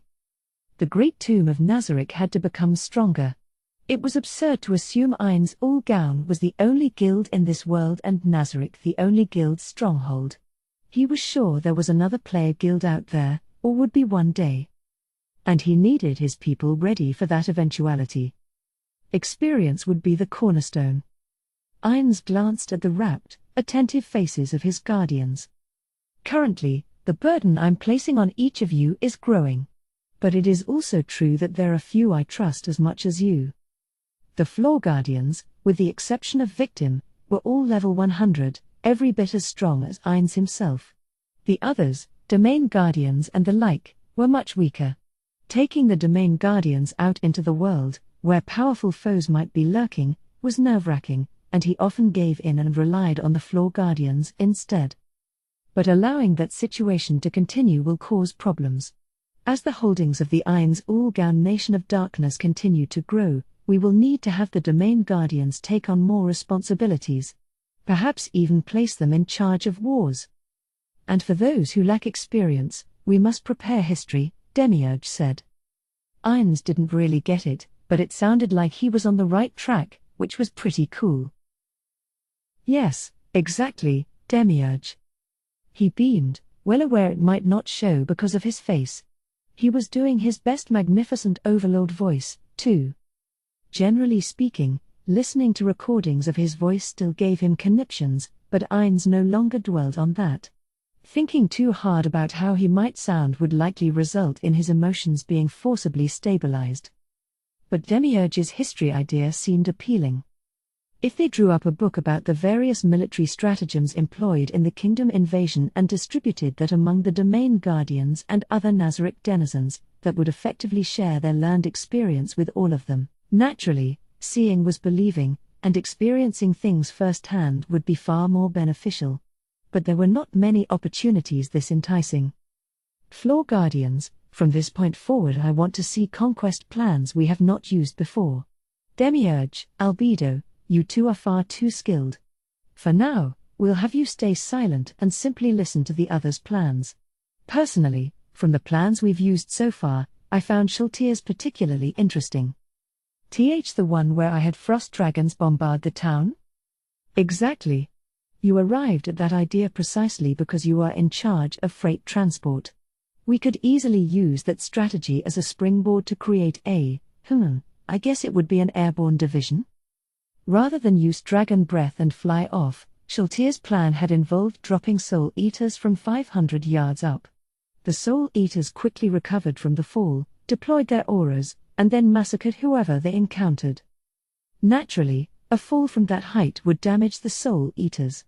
Air resistance did not seem to significantly affect falling speed in this world, so there was no cap on acceleration. Perhaps there was a terminal velocity and they simply had not reached it, but they had not put time and labor into experimenting with the limits of speed, and the details escaped Ainz. But by deploying their auras and gobbling up souls, the Soul Eaters healed themselves. That completely made up for any damage caused by the fall. You could say that plan was a failure, but only in the sense that it showed us where we have room for improvement. Like the ones that hit rooftops. Having read the report on the outcome, Aura laughed. Ainz was laughing on the inside as well. They were not mocking Shultir's plan. It was simply an amusing outcome. One of those that'll happen things. Some of the falling soul eaters had struck pointed roofs, bounced in unexpected directions, and taken much more damage than expected. That alone was no real issue. Some had crashed right through the roofs they struck, making very dramatic entrances. But one had gotten itself wedged in tight and took quite some time to free itself. Of the 4 roof crashes, only one soul eater was immobilized, an awfully high incidence rate but admittedly drawn from a very small sample size. That seems like an experiment worth repeating. We can get some good airborne data, Schultier. Yes, sir. I'll leave that up to you. Experiment with a few more towns. Absolutely. I'll start work on a plan and put it into action right away. The other plans that caught his interest included one where 300 elder liches had carpet-bombed a city with fireball and an assault that started with the assassination of the city leaders, causing chaos within. Records of these varied approaches to conquest would be most educational not only to the domain guardians but also when drawing up plans to fend off potential attacks on Nazarick itself. Ainz suppressed a sigh. Perhaps some of his guardians thought he was being too cautious. If Nazarick was genuinely impenetrable, perhaps there was no need for any of this. But he could not be sure of that. There was always a weakness. Someday, we will have to fight a guild as good as ours, Ainz intoned. Every guardian acknowledged this. And our next siege is not far off, he said, glancing at Albedo. Ainz had no eyeballs, so his glances often went unnoticed, forcing him to move his head. But Albedo was pretty good about catching these looks of his and was already nodding. Lord Ainz, our forces for this battle seem rather lacking. What is the purpose of that? Ainz locked up. This was an obvious question, but no answer came to mind. He'd expected to push right past it. Neither Demiurge nor Albedo had questioned it at all. He'd thought Cocytus and the other floor guardians would do the same. Right, Cocytus lost the battle with the lizardmen, and I told him to think for himself. And now that was coming back to haunt him. Why had he said anything? No, it was the right move at the time, and he was certain it was a decision that had made Nazarick stronger. That had led directly to Cocytus's own growth. Why was Ainz sending in forces below the threshold needed for a guaranteed victory? The reason was anything but complex. But it was also not something the floor guardians needed to hear. Doing so might lead directly to the collapse of Nazarick. Ainz swallowed, not that he had anything to swallow. The silence was clearly getting too long. He needed to say something, anything.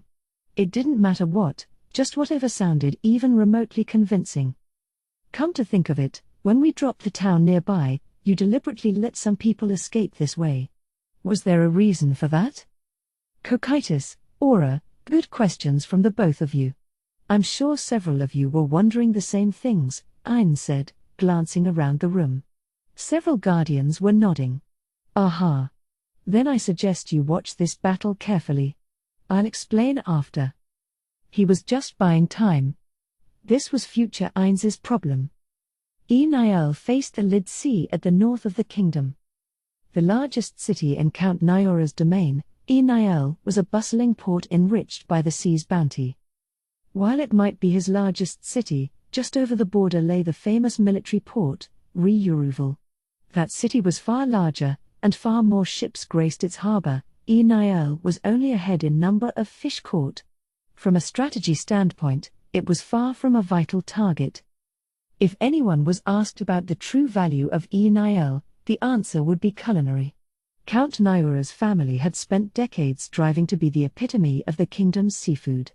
They had a marinade with a soy sauce base and a honey top that took skill not to ruin, but the finished product was known as Niel fry. Even after the war began, the town had remained optimistic, at least, until a few days ago. Fishing boats had gone out and cast their nets, the markets had bustled with those seeking fresh fish. There were less merchants on the road, but life went on. They had no reason to change a thing. A messenger from the capital had arrived a month ago, warning of the war with the Nation of Darkness, but they were all the way up north. Why would the Nation of Darkness come here? The capital itself would fall long before the war reached them, and that would surely be the end of that. There were larger cities in the domains around them, and even in this county, there were a number of towns and villages between them and the Nation of Darkness. If anything happened, those towns would inevitably send requests for aid. That was why they never bothered to shore up their defenses. They simply prepared to dispatch troops if need ever arose. That had all changed abruptly. A baron from a neighboring domain had come rushing into Enil with a handful of guards and his family in tow. His reason was simple: the undead arrived and killed everyone in my domain. Undead could spawn naturally. And if an especially powerful one showed up, there was a chance they could wipe out a town. But it took a lot of time for an undead that strong to appear. Outside of places like the Katsa Plain, it was unlikely weaker undead would be left in place long enough for a threat to spawn. If a domain was properly managed, it was easy enough to dispatch minor undead before things got out of hand. Truly menacing undead didn't just appear out of thin air. Generally, there were only two causes. Either a malicious caster was controlling the undead, or the undead had wandered in from distant lands. Either explanation pointed to the same person. Ainz Ulgaun, the King of Darkness. The townsfolk knew their countries were at war. If these undead were the hordes of darkness, that made perfect sense. But that begged further questions. What had happened to the towns around them? How many undead were there and what kind? What were the bums in the capital doing? Count Nyora's head spun when he tried to wrap his head around all these questions, but there were things that had to be done before answers could be sought.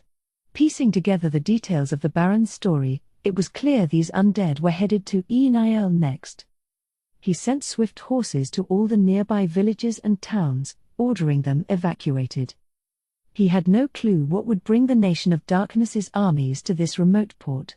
The Nation of Darkness was an inland nation, so perhaps an urgent need for sea access made them target somewhere relatively undefended. Perhaps this would simply be a stepping stone on their way to attacking Ryuruval. Either way, bringing refugees into the city was a risk, but very few stood any chance of successfully fleeing to other domains with the Nation of Darkness's armies hot on their heels. In the end, almost everyone wound up behind the slim defenses Enil offered. 5 days after the evacuations completed, soldiers in the watchtowers on the walls of Enil spotted the undead approaching. 3 more days passed, and a man stood at the top of one such watchtower at noon. He was well into his 40s. Tanned, well-built, but more like a sailor than a warrior. Very much a salty sea dog. He had few hairs left at the front or top, but the sides and back displayed vestiges of the luxurious locks he'd once boasted. He did his best to arrange these in a manner that could hide the bare skin up top. He looked every part a mariner, but the clothes he wore were top tier, proving he was of high birth. Damn, that sure is a lot. The way he spoke suggested otherwise. But this ill-mannered ruffian was, in fact, Count Nyora, ruler of this land. His eyes were locked on a swarm of zombies. They easily doubled the number of forces guarding Enil. They'd paused their advance to wait for their forces to gather, but fewer and fewer stragglers were catching up. This was probably close to their total. It was safe to assume that battle would soon be upon them. Still, they're just zombies, asserted the woman next to him. Not that big a deal. The wind played with her white hair. It was not white from age, she had dyed it that color. Her hair had originally been the golden hue so typical of kingdom nobility, and until a year before, she had dyed it black. This wasn't for fashion or style. She was an adventurer, and a striking appearance helped promote her party. Plenty of other adventurers took the same approach, one even famously sported pink hair. And Skama Herbalot had good reason to change up her dye of choice. Specifically, the kingdom's adamantite adventurers had added a black team to the existing blue and red. In their business, anyone who said black meant Moman. Hardly anyone had even seen Moman's face, so she'd considered sticking with black and benefiting by association, but then she'd heard Moman's partner was a raven-haired beauty and promptly abandoned the idea. That was why they'd changed their team color from black to white, and she was secretly relieved they'd never added a color to their name. Her crew kept it basic, the 4 armaments. They're clearly not natural spawns. I'm seeing a lot of farmer clothes out there, so the Nation of Darkness clearly didn't march 'em all this way, either. They've been hitting villages and turning their victims into undead. Makes me sick, Skama spat. There were a few zombies with slightly better gear, usually leather armor or mail. Those had probably been guards once. But the vast majority were just wearing ordinary clothes of simple make. They can do that? I dunno about this quantity, but there are spells that create undead, so, probably. Holy, Count Nyora said, clearly impressed. The total lack of tension in his tone, despite the dire circumstances, would definitely have rubbed some people the wrong way, but Skama didn't bat an eye. So we could rustle up our own undead forces and throw those at 'em? If we had a dozen high-level mages who'd gone out of their way to specialize in necromancy instead of literally any other type of magic, sure. Sadly, we don't. There was a reason she was so certain. Count Nyora had called upon every caster in the city, from the guild wizards to temple priests and adventurers or whatever else, to aid in the city's defenses, and they'd all been gathered in one unit. The vast majority of these casters were adventurers, and since they had the most combat experience, the highest-ranking adventurer team, Skama's 4 armaments, had been put in charge. That meant she was intimately familiar with what magic their side could cast. Oh yeah. So, is this gonna work out? For 120 years, since the first village was founded here, we've never been besieged. Honestly, I got no clue what I'm doing. Definitely not what the man in charge was supposed to say. But once again, Skama showed no signs of frustration. Nor did her tone show any respect. Not really a matter of working out or not, Count. If we don't make it work, we'll all wind up worse than dead. Gotta admit that does seem to have everyone pretty motivated. It sure does. Man, why did this have to happen on my watch? Another 5 years and I'd have foisted it off on my oldest. Just rotten luck. But well, that applies to all of us. Why'd this have to happen while we were in town? We would have probably moved on in a month or 2, gone somewhere bigger. Oi, don't talk like that. Our town needs you. If you're gonna run, better do it now. I mean, look. Skama pointed at a pair of undead at the head of the zombie army. They were both 2 heads higher than the average zombie, which was already plenty noteworthy, but they were radiating power in a way that made your very skin crawl. It was clear these were a major threat. And there was a flag fluttering next to them. The Nation of Darkness. Yeah.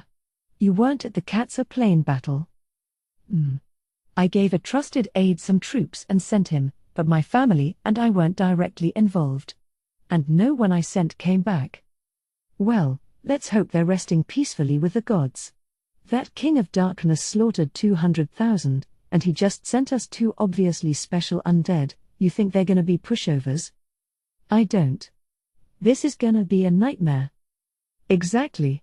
They basically decided these 2 could take this city on their own. That don't piss you off at all? Not really, no. I'm more worried about how to get out of this alive. Not exactly what you wanted in a leader, but also a sign he fully understood the gravity of the situation. I'd send a messenger offering to surrender, but I don't think they'll say yes. You could always hop on a ship. You've got one ready, yeah? Everyone in the meeting earlier had been thinking this and left it unsaid. The Count winced but didn't say a word. Less trying to hide things than decipher what Skama meant by the question. The 2 of them weren't particularly close, but they had worked together several times. She knew he was no fool. Sadly, the Count's son was passable. Hardly a match for his father. Though there were plenty of people who thought he might surpass that legacy with a bit more experience. Of course. But we don't have enough boats for everyone. We could ferry him to a nearby shore with the boats going back and forth, but then how do we eat? Where do we go? You and yours could probably work something out. He gave that another moment's thought. True. But that's a last resort. Good people, evacuate to the safety of these walls. While my people get the heck out of here. That would feel a mite shitty. Generally, sacking a city invariably led to the killing of the ruling class or forcing them to obey. The regular populace was usually left mostly unharmed, minus a bit of pillaging, since killing all the inhabitants meant strangling the golden goose. Unless there was a specific advantage to leveling the city, nobody would let it happen. However, this is the King of Darkness. You heard what that Baron and the survivors from my villages said, right? Didn't give me much hope. You think more ought to have made it out? The Count nodded. Those who ran early had made it here. But it was a fraction of the people who lived in the area. What had happened to anyone who didn't flee in time? Who got left behind? Maybe the Nation of Darkness's rule was so merciful and flawless, nobody even wanted to flee. It was also possible the surveillance was so airtight nobody could leave even if they wanted to. Or perhaps they'd all simply been hauled off to the Nation of Darkness proper. If you were trying to be optimistic, you might go with one of those three choices. But since a great deal of villagers had clearly been turned into zombies, it was hard to believe the Nation of Darkness was treating anyone well. He might be ruling Rantle all right, but he's still a monster. Ain't gonna have much mercy for humans or anything else living. And the goal might be turning their victims, expanding their undead armies. They don't need supply trains or rest, feel no fear, and obey all orders without question. And who among us has mercy for our enemies? Enemies, sure. But if you were planning on occupying a city and making the people work for you, that wouldn't make any sense. At this rate, they might seriously be planning on killing every last human in the kingdom. In which case, there ain't nowhere we can run that'll be safe. Did he want sympathy? Agreement? Probably both. She was the top adventurer in town. If she fled, they'd lose their one shot at winning. Good enough reason to suggest escape was not an option. Skama was about to say something when a commotion broke out around them. They hadn't exactly been speaking in private, it had merely been a brief respite, as everyone else was off preparing defenses. The rest of Skama's team came running up to her. Like the name suggested, the Four Armaments had 4 members and was made up of 2 men and 2 women. Skama was the warrior, and they had a thief, priest, and an arcane magic caster. A well-balanced party. They were followed by the group of mages they'd recruited from all over town. The total number was less than 50. But that was a good number of casters for any army. They'd only hit this number by neatly skirting the guild's unwritten rules against getting involved in wars. If the Nation of Darkness had brought in human troops, this would never have been possible. But against undead hordes, and ones clearly made from slain civilians, exceptions were made. They were acting like an undead army just happened to be carrying Nation of Darkness flags. And that facade had worked because everyone knew deep down they couldn't exactly stay out of a fight with someone turning innocents into undead fodder, knocking at their gates. With this many mages working together, if they all cast something like Magic Arrow, not every caster could use that spell. Of course, they could theoretically down a dragon. Unlike actual arrows, Magic Arrow would hit its target unerringly. Moreover, the number of shots and the power of those shots went up with each tier available to the caster. But the force between each hit wasn't that great, so it was rare for them to lay anything low in one shot. And the damage done didn't vary by where it hit, which could be seen as an upside or a downside. The consensus was that the spell was fairly useful, and if a whole army could cast it together, the results would be damned impressive. Yet, historically speaking, no such force had ever existed. This was because learning even a basic first-tier spell required aptitude, and training to become a caster was extremely time-consuming. 100 archers could be trained and start making themselves useful in the time it took for a single mage to be ready for battle. If there was a race of beings out there that naturally acquired Magic Arrow, they could well assemble an intimidating magical host, but otherwise, well, a company of casters was little more than a pipe dream. Standing behind that pipe dream was a group of the Count's soldiers and adventurers who had a knack for bows or other projectile weapons. Those gathered on the city walls would be the first to take aim at the Nation of Darkness's armies. Count Naira turned toward them, yelling, "Well met, good people. Your cooperation is greatly appreciated." All trace of the frivolous tone he'd used with Skama was gone. He was projecting the resolute confidence a leader should have. He sounded like a born nobleman, and Skama was impressed despite herself. "We take tips," said the four-armaments caster, rubbing his fingers together. That got a laugh. The Count took his comment in stride, grinning broadly. "You got it. While everyone's watching, I'll place a purse in your hand so large everyone you know'll be like, you are picking up the tab, right?" That drew a shudder. "The same goes for my own men. The purses may not be as large as whatever these adventurers get, but you'll have enough to make your wives and kids worry." Then he winked at them. "I sincerely hope that doesn't go to your heads." His soldiers had arrived looking very tense indeed, but it seemed their nerves were somewhat calmer now. "I'd rather claim a different reward," said a woman so sexy you could almost smell it. "Count, your family heirlooms include some magic items, don't they? Your house has history." No robe could hope to fully contain those breasts, and the way she dangled the earth god's sigil between them was downright blasphemous. This was Lilinette Piani, another of Skama's companions. Absolutely not a courtesan dressing in holy vestments at the behest of a client. "Oh ho! After my precious treasures, are you? Bold. That's right. My family has passed a magic item down through the generations. Many have heard the name, the Five-Hue Holy Sword. This was a long sword inhabited by the powers of flame, lightning, acid, sound, and frost. Striking with it would do damage in each of those 5 elements. But this sword had no edge, much like a practice weapon.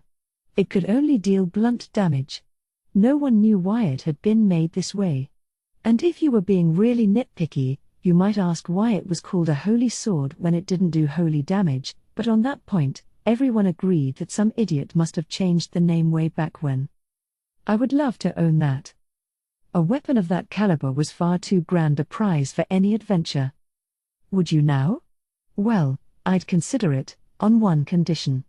The Count waited for the murmur to die down. Become my son's concubine. Skama made a face. The Count was making a huge mistake. Half the adventurers gathered were glaring at him now, all of them people who nursed a flame for Lilinette. As for the woman herself, her eyes looked like a hawk that had found its prey. Count Naura decided he'd taken the joke a hair too far and made to offer an apology, but before he could, "You have 4 children, Count," Lilinette said. "Your wife bore your eldest boy and your 3rd son. Your concubine, a 2nd son and your eldest girl. I assume she's not on the table, so which one are we talking about?" Her whole attitude had shifted. Her famous alluring growl had been replaced with the pointed tones of a true adventurer. The real Lilinette. She wasn't joking around. Skama's scowl deepened. She glanced at the men in her party for help, but they were busy avoiding her gaze. "Useless. My 3rd son. Him? He's still 12. His next birthday's not that far off, but still, you want to pair me with him?" The Count almost nodded, then stopped short. "Yes, but why do you know my son's ages? Who makes it a priority to know the ages of a regional lord's younger children? Is this a top-tier adventurer practice?" "Nope. Definitely not." The other adventurers were all shaking their heads. Lilinette ignored them, running a hand through her hair. "Well, fine. I'll do it.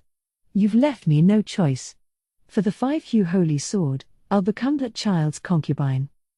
The Count gave her a long, searching look, then turned to Skama. Like he had a burning question on his mind. She knew what that question would be. All too well. "I know it was my idea, but, is she visibly drooling? Has she been after my boy the whole time? Or just my magic item?" "The first one," Skama said, but even as the words left her mouth, a mighty roar drowned them out. "Fools. There's no fruit more tantalizing than an unripened one." A silence settled over the crowd, and when it sank in just who had spoken, many an adventurer sank to the ground. Their illusions had been shattered, leaving only the harsh reality remaining. Skama felt nothing but pity for them. Inside, she was apologizing profusely. But at least the men who'd been after her now knew why she'd never accepted any of their advances. They were too old. I figured you'd say, why a concubine? Count Nyora murmured. Nay, father. Apparently, she was already calling him her in-law. He may be a third son, but he is of noble birth and the son of your first bride.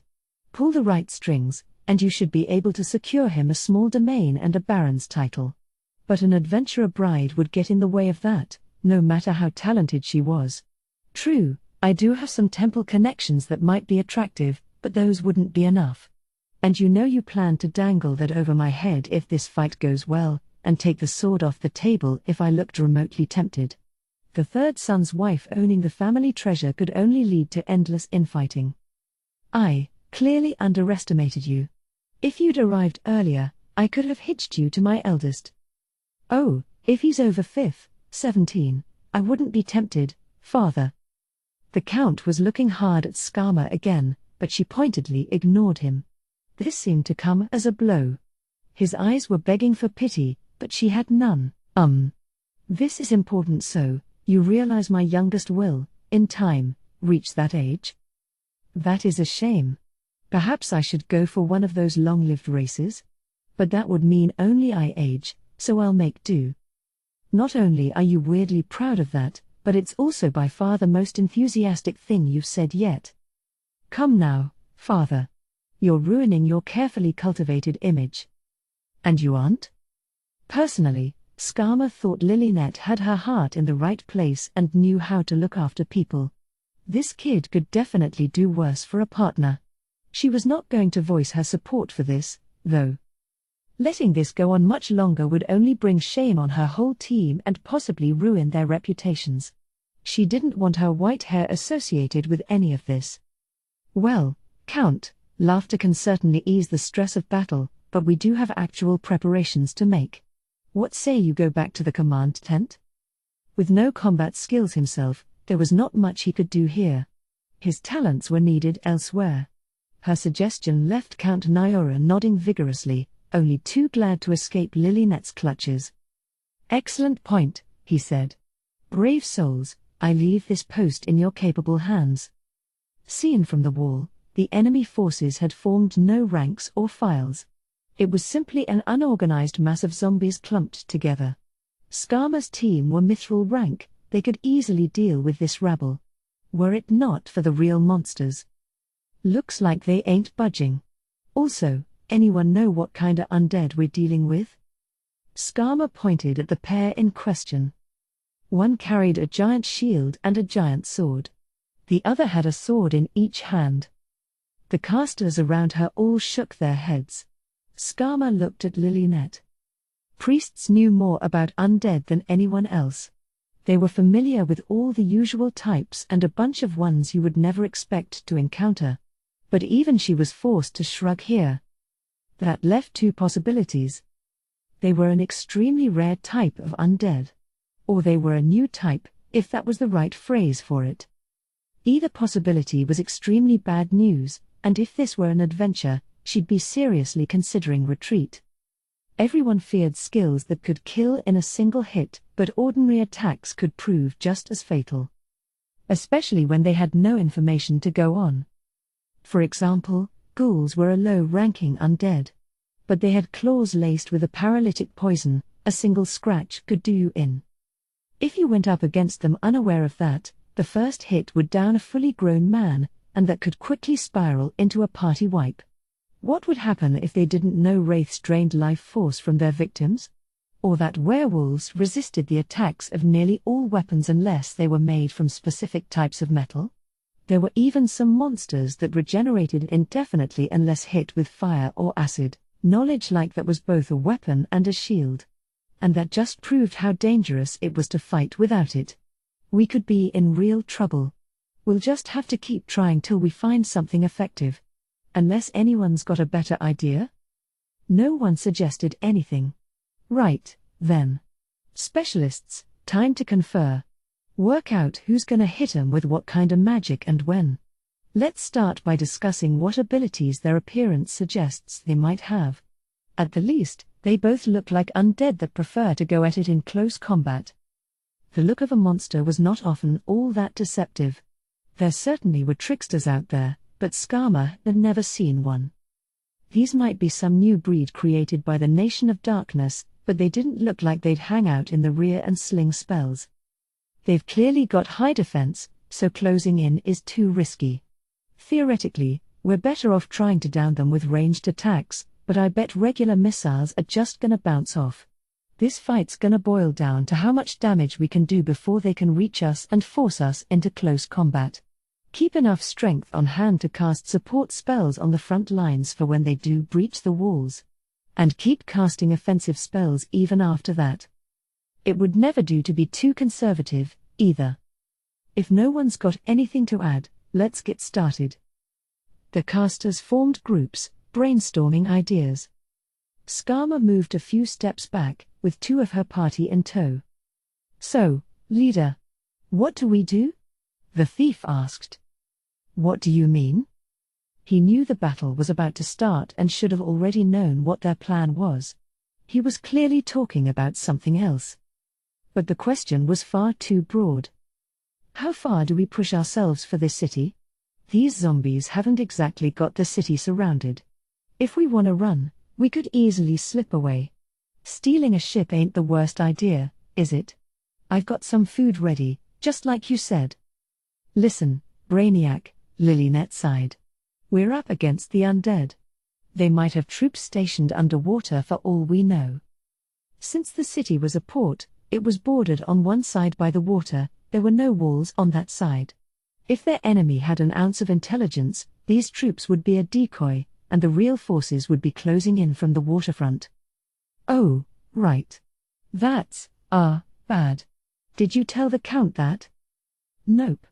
There ain't a damn thing he could do about it even if he knew. Make barricades? Too much ground to cover. All it would do is plunge the city into chaos. And maybe they haven't surrounded us on purpose. Classic trap. Leave one hole open, and when you run that way, they jetcha. So what do we do? If we run, we go through them, Skama said, pointing at the horde. It's all zombies, so breaking through should be easy enough. Worst comes to worst, we punch a hole in their formation.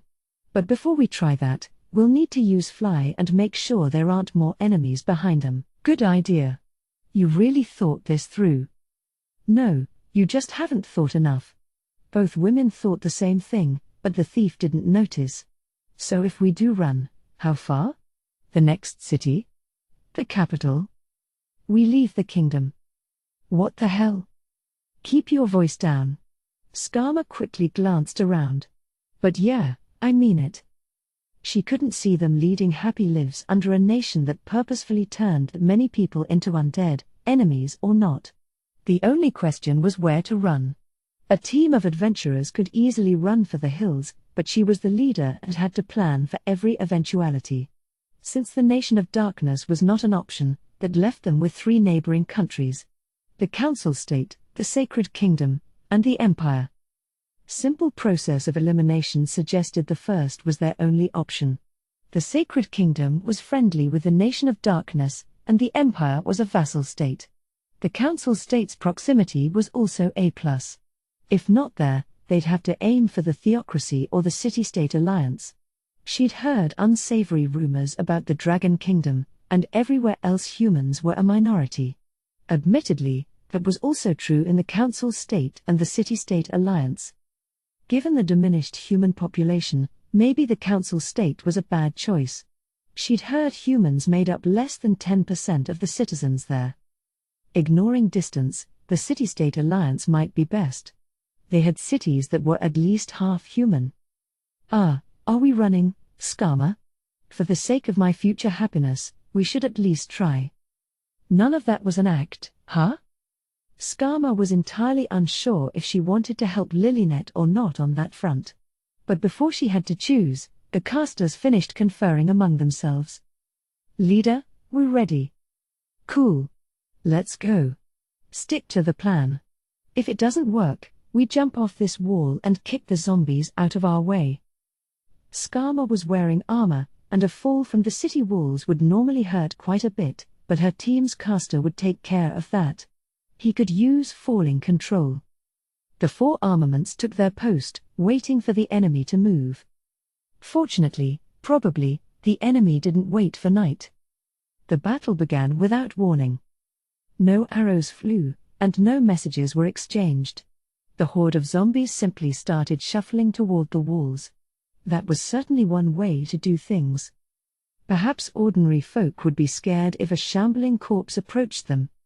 But these were just jokes to adventurers. If they'd had non-human zombies mixed in, giants, dragons, and so on, perhaps they'd have been slightly alarmed, but the only adventurers afraid of human zombies hadn't even joined the guild yet. There was no way zombies could ever get through these walls. Zombies might have more strength, endurance, and durability than the average human, but it didn't take much for an adventurer to outclass them, and zombies had no brains at all. The archers had their bows slung, but everyone else was focused on the real threat. The pair of powerful undead didn't move. Were they waiting for something? Or just planning to watch? Eventually, once Skama was sure the zombies were just inside range, the soldiers let loose a flurry of arrows. Ordinarily, they'd have waited a bit longer to be sure everything hit. But since these were zombies, quantity mattered more than accuracy. These soldiers were well trained, and most of them hit their targets even from this range. Maybe 2 out of 10 missed. A very respectable hit rate. But few zombies went down from a single arrow. Still, each hit was definitely chipping away at their false imitation of life. A second and third volley went out, and the swarm's numbers started thinning. Zombie after zombie hit the dirt, but neither adventurers nor soldiers cheered. All this was expected, the routine stage of the battle. The real threat was the 2 in back. A single powerful monster could turn the tide. Incoming. The undead with the sword and shield charged forward, running right through the zombie horde and toward the gates. Shield held in front of it, knocking away any zombies in its path. Bowled over by the sheer speed, Skama yelled, "Attack!" Spells came flying from every caster. The most destructive of these was definitely the fireball cast by her party's mage. It hit right at the mysterious undead. Flames billowed out, searing any nearby zombies. Even with a shield preventing a direct hit, the flames reached around and burned everything they touched. A wide variety of other spells followed, peppering the shield bearer. Yet, it charged on undaunted, as if it had taken no damage at all. The soldiers shuddered. "Stand fast!" an adventurer yelled. Every adventurer knew perfectly well damage didn't give the undead pause. No matter how many wounds they sustained, injuries that would put a living thing on the brink of death wouldn't stop an undead until the last dregs of their false life faded away. And Fireball might be famous, but it was hardly all-powerful. An adventurer of any decent skill level could take 1 or 2 no problem. A strong specimen could endure several hits. Anyone who actually thought that would be enough to take down the shield bearer had no business being an adventurer. There was just one problem. They had no way to tell if it was actually taking damage or not. That's why Skama was watching it so closely. The effects of normal magic couldn't be reduced by evasion, defending, or physical armor. Magic completely ignored armor, or thick hides, because it was pure energy. But some types of monsters had natural resistance against magic or particular elements. To choose an undead example, the infamously dangerous skeletal dragon completely resisted all magic. Other monsters resisted fire or were even healed by it. There was no guarantee this undead wasn't one of those special cases. If magic attacks weren't effective, they'd have to change the whole battle plan. "Don't worry. It's working," shouted the mage who'd cast Fireball. His instincts told him this. Caster after caster chimed in. "It's working. It's doing damage." Skama. Nearly all kinds of magic work on it. That was the best news she'd heard all day. Maybe they had a chance after all. Hope welled up within her. "Got it. All right, then, keep it up." Their foes' astonishing speed hadn't decreased even slightly. Ideally, they'd defeat it before it reached the gates. If an undead with no resistances made it through their bombardment, that would just prove how dangerous it really was. And I don't want to fight that thing up close. As if in agreement, another salvo of spells flew forth. Scores of zombies died, but the shield bearer kept advancing. Dozens of spells hit it again and again. Any ordinary undead would have gone down by now. Cold sweat ran down Skama's back. Tougher than I imagined. This thing's too strong. Do we stand any chance? And the shield bearer wasn't their only foe. There was another undead behind it, probably just as bad. She wasn't sure why it hadn't started moving yet. Are these the Nation of Darkness's finest? Is that why there's only 2? Or do they think 2 is all it'll take to topple this city? A shudder ran down her spine. What if the Nation of Darkness had intel on the town's adventurers, the 4 armaments included? What if it had only sent enough forces to beat them? And if those troops weren't the zombie hordes, but this shield bearer? Desperate for proof her fears were unwarranted, Skama nearly yelled, "Hurry!" She just barely stopped herself in time. Everyone was taking this seriously, giving it all they had. She was the top-ranking adventurer here, and it would be shameful to lose her head. Yelling in a panic wouldn't help anyone. She bit her lip and said a prayer to the god of fire, but her god did not smile on her today. The shield bearer reached the gate. It was out of their sight. Spells couldn't reach it anymore. Skama's mind raced through the possibilities. Was it time to jump off these walls and run? But then her eyes caught the second undead still standing there, and she thought better of it. Assuming that thing was as fast as the shield bearer, it would easily catch them. That didn't mean escape was impossible. She'd had a mage investigate with Fly, and they'd seen no signs of anything behind the force currently sieging the city. They could combine Fly and floating board to outmaneuver them or draw their foe deeper into the city, giving them time to get away. Without reinforcements, there'd be nothing to cut off their retreat. But if she went with the second option, they'd still have to find a way to bait them inside, and abandoning the city after that would likely leave her with a lifetime of guilt. As Skama ground her teeth, she heard a huge boom come from the gates. It sounded like a battering ram. She was out of time. Skama made up her mind. She looked at her party. "Let's go," she said. Then she turned to the archers and mages. "You all keep one eye on the undead at the rear and the other below the walls. We'll be leading them around, so attack whenever you have line of sight." Then she ran toward the stairs. Her friend flew up beside her. "That thing is insanely sturdy. But we've hurt it a lot." "Really? Is that just wishful thinking?" "Still." Skama winced. Given how many spells that undead had already weathered, she couldn't imagine them fending off its blows long enough for the mages above to finish the job. But if they wanted to survive, they had to try. The gate was a single swinging door, a simple thing fashioned from logs. The kind of rustic gate a fishing village should have, but definitely doing them very little good now. A hit from a battering ram would quickly bust the hinges, and there was nothing to replace it, so all they'd been able to do was hammer more planks across it, sealing the entrance tight. As a result, the gate was twice as thick as usual. And she could hear the thud of thunderous blows raining down on the other side. How strong? There was a crack. It was the sound of wood splintering. Given the time between the blows, she deduced the shield bearer was backing off a bit before tackling the gate again. What next? Lightning should pass through the gate and hurt it. Worth a shot? Structures like this gate could probably weather a lightning attack or two, but it wasn't impervious. She had to weigh the beating the gate might take against the damage they might deal to the undead. And the mana cost of casting lightning now versus the spells they could use once it broke through, trying to figure which was more efficient. Was there any point? Their best bet was to avoid any contact with it, downing it without ever getting close. Skama nodded, and her friend started casting. Lightning. A bolt shot through the gate and struck the shield bearer. It roared. Had they irritated it? The sheer volume of its bellow made her forget to breathe. A bead of sweat ran down her brow. That wasn't even a howl skill, but it had left her shaking. This was simply the gap in their strengths at work. Her instincts were screaming that she was no match for this foe. We're screwed.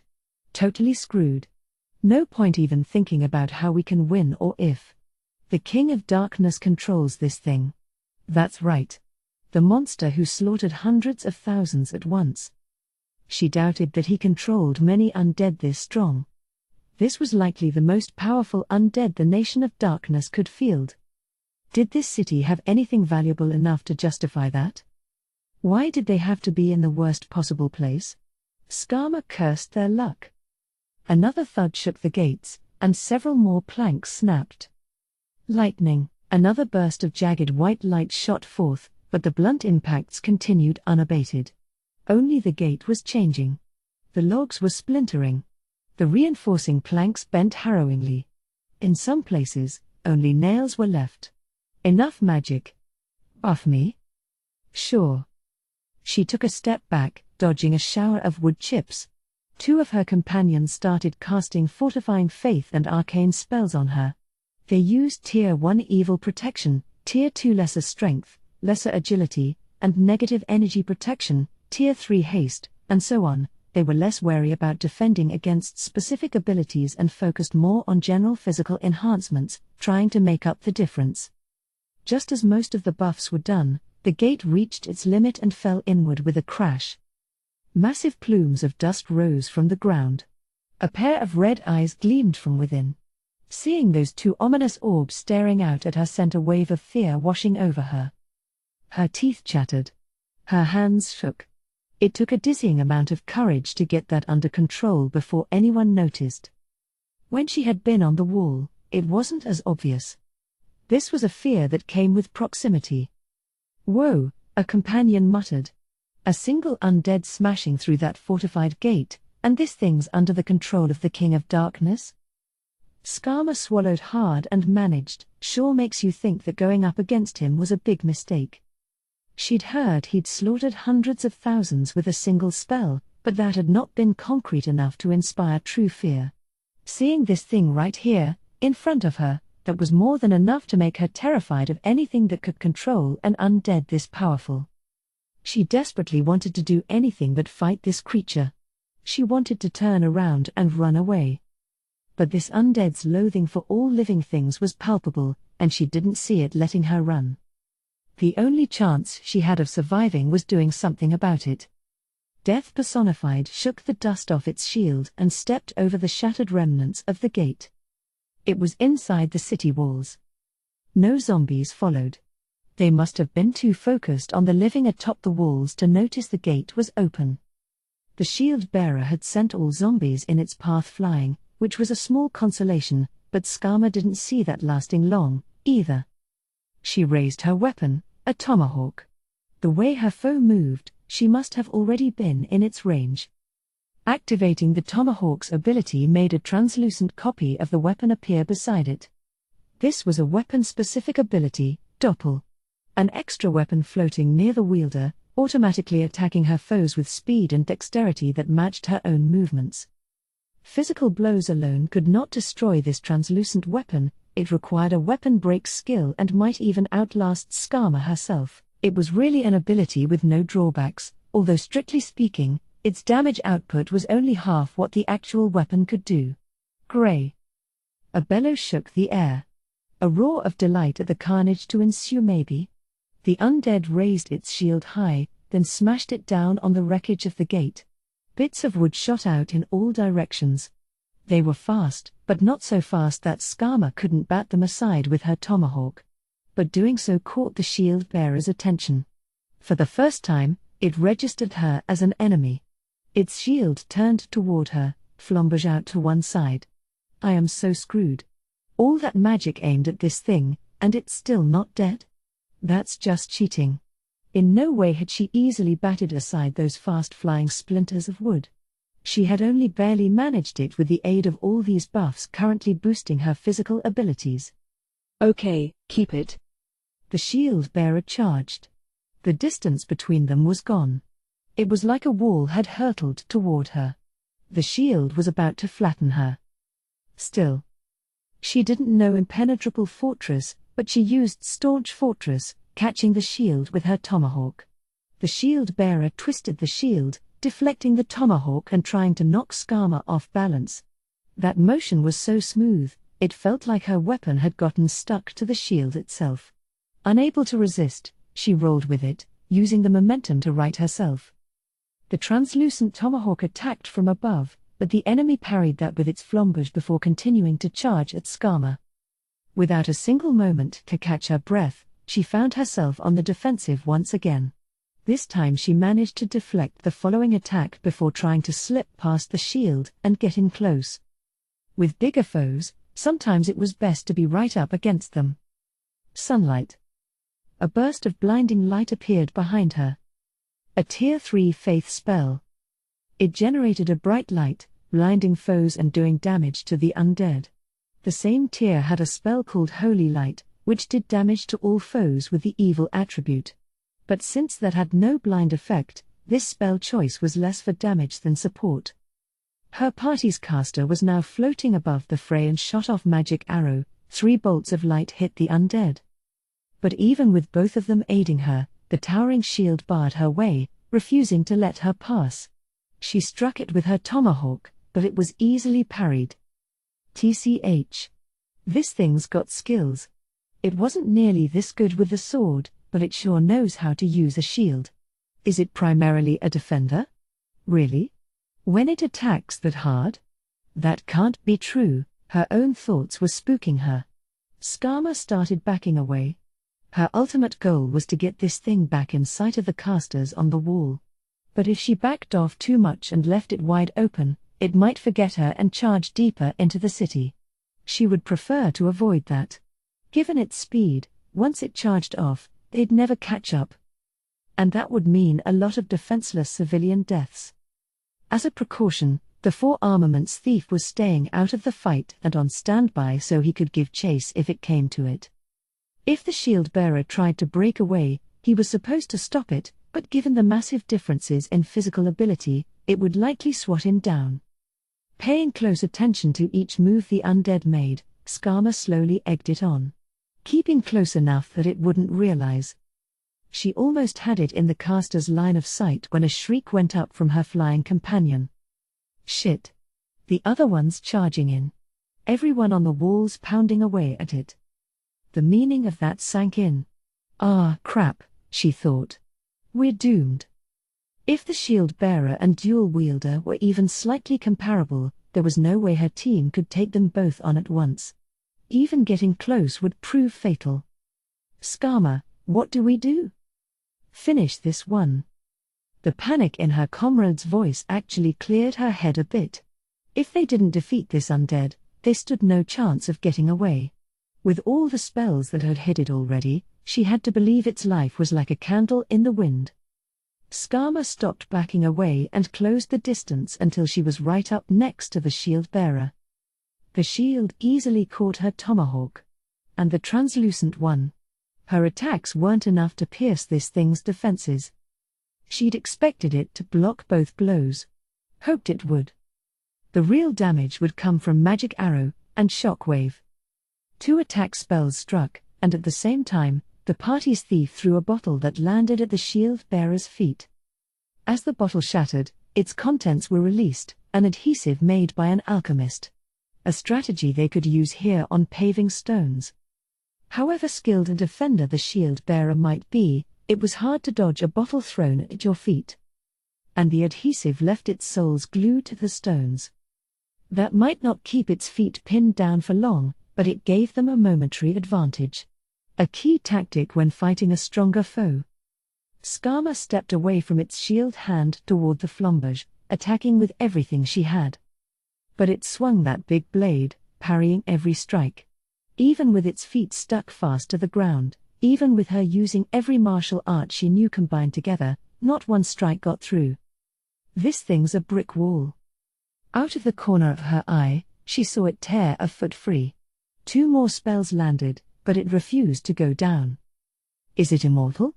Or one of those monsters that heal over time? Hydras and trolls were notorious for their regenerative powers. Minor wounds did absolutely nothing to them. Nothing short of a fatal blow would work, something that would do massive, irrevocable damage in a single strike. Skama was starting to panic. Attacking like this was useless. She wasn't even hitting it in the first place. Damn it. It's here. The thief's cry made her look. The other undead was at the gate. The dual wielder. Her stomach heaved. The sheer tension made her want to hurl. Is this where we die? The thief had been flanking the shield bearer but faltered and moved around to stand beside Skama. The dual wielder was already headed their way, ready to join forces. Not attacking yet, which means nothing good. They're thinking. She thought she saw a smile on the dual wielder's face. Perhaps the reason the shield bearer's offensive capabilities were no match for its defensive skills was tactical. When the dual wielder caught up, the defenders would lose that much more hope. Their foes had joined forces. A good target for wide area of effect spells. But no spells were being cast. Who would dare? Skama didn't need to ask why. The spells would likely do some damage, but it would also start the fight. And that would seal their fates. If they made no move, eventually the undead would. But no one here was brave enough to voluntarily shorten their own life. Skama bit her lip, then made up her mind. You two run, she said, slapping the thief's butt. I'll buy you time. You mean that? Me too? No, me at all? The thief yelped. She ignored him. She had two foes. She could buy a little. There was a strange noise. Huh? It looked like a long needle had pierced the shield bearer's head. But that was no needle. It was thicker and shorter, like an index finger. Shot right through the undead's head and stuck itself in the paving stones. And the bolt had been going so fast even Skama's eyes couldn't make it out. She'd only seen the streak it left behind and mistaken it for an impossibly long needle. The shield bearer staggered. But it got its feet under it and managed to stay upright. Only an undead could keep going with a hole in its head. Skama couldn't stop herself. She tore her eyes off the foe and toward the source of the attack, exposing herself to the undead, but they were both turned the same way. Another shot pierced the shield bearer's head, and this time it crumpled to the ground. Just 2 hits. Maybe a feat only possible after all the magic damage it had sustained, but who had done it? Her eyes found a figure on the skyline. What the? Who'd said that? Was that her voice? One of her party members? The shock was too great for her to even be sure. Above them was an armored giant. Well over 3 yards tall and a startling shade of crimson. In the giant's hands was a long pipe-like object, held like a crossbow. The finger-like thing must have been fired from that somehow. If it was attacking the undead, then it might not be on their side, but she could at least hope it wasn't an enemy. Skama's team began slowly backing away from the dual wielder. Getting stuck at the center of this fight definitely seemed like it would prove fatal. The surviving undead had clearly lost all interest in them. If nothing else, it seemed well aware the flying armor demanded its full attention. It made no effort to cut off their retreat. And then the fight began. The dual wielder moved first, by throwing its swords. It was a hard throw. Skama could never have dodged the swords, and blocking them wrong probably would have killed her. But the armor didn't dodge at all. It let the blows land. It wasn't clear if it couldn't dodge or just didn't feel the need. With a loud clang, the swords bounced off and dissolved into thin air. When she looked back at the dual wielder, it was still holding swords. But not the same ones. It had generated new weapons. The flying armor swiftly turned the pipe toward the dual wielder. Like the thrown swords had not injured the occupant at all. That long pipe spit fire and light again. The previous shots had been one at a time, but now it fired too fast to count. A violent, mechanical rat-a-tat echoed over the city. The dual wielder swung its swords at the projectiles, and everyone heard a skiing of metal on metal. This did not last. 2 swords was simply not enough to block dozens, hundreds of projectiles. Those tiny things riddled the enemy with holes at terrifying speeds.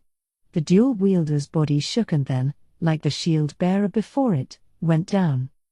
No trace of either undead had been left behind. Skama was literally struck speechless. She could not begin to grasp what had happened. One thing for sure, that armor was incredibly strong. Stronger than anyone she'd ever seen. She was left blinking up at it. It didn't seem real. The armor has saved her, but she couldn't process that fact. The desperation still had its teeth sunk in her, and her brain couldn't let it go. What is that thing? Is that an Adventurers Guild tag? The thief asked. Skama squinted. Dangling, somewhat awkwardly, from the armor's chest was a necklace with an embedded plate. The same size as the tags they carried, but the armor was so massive that it looked tiny. Anyone else would have overlooked it, but their thief had sharp eyes. But the plate was an unusual color. She'd seen orichalcum before. That left only one other option. An adamantite adventurer? There were 3 teams with that rank within the kingdom, and the armor's hue told her which. That makes this someone from the Drops of Red team, right? Lilynette asked. Probably, Skama answered.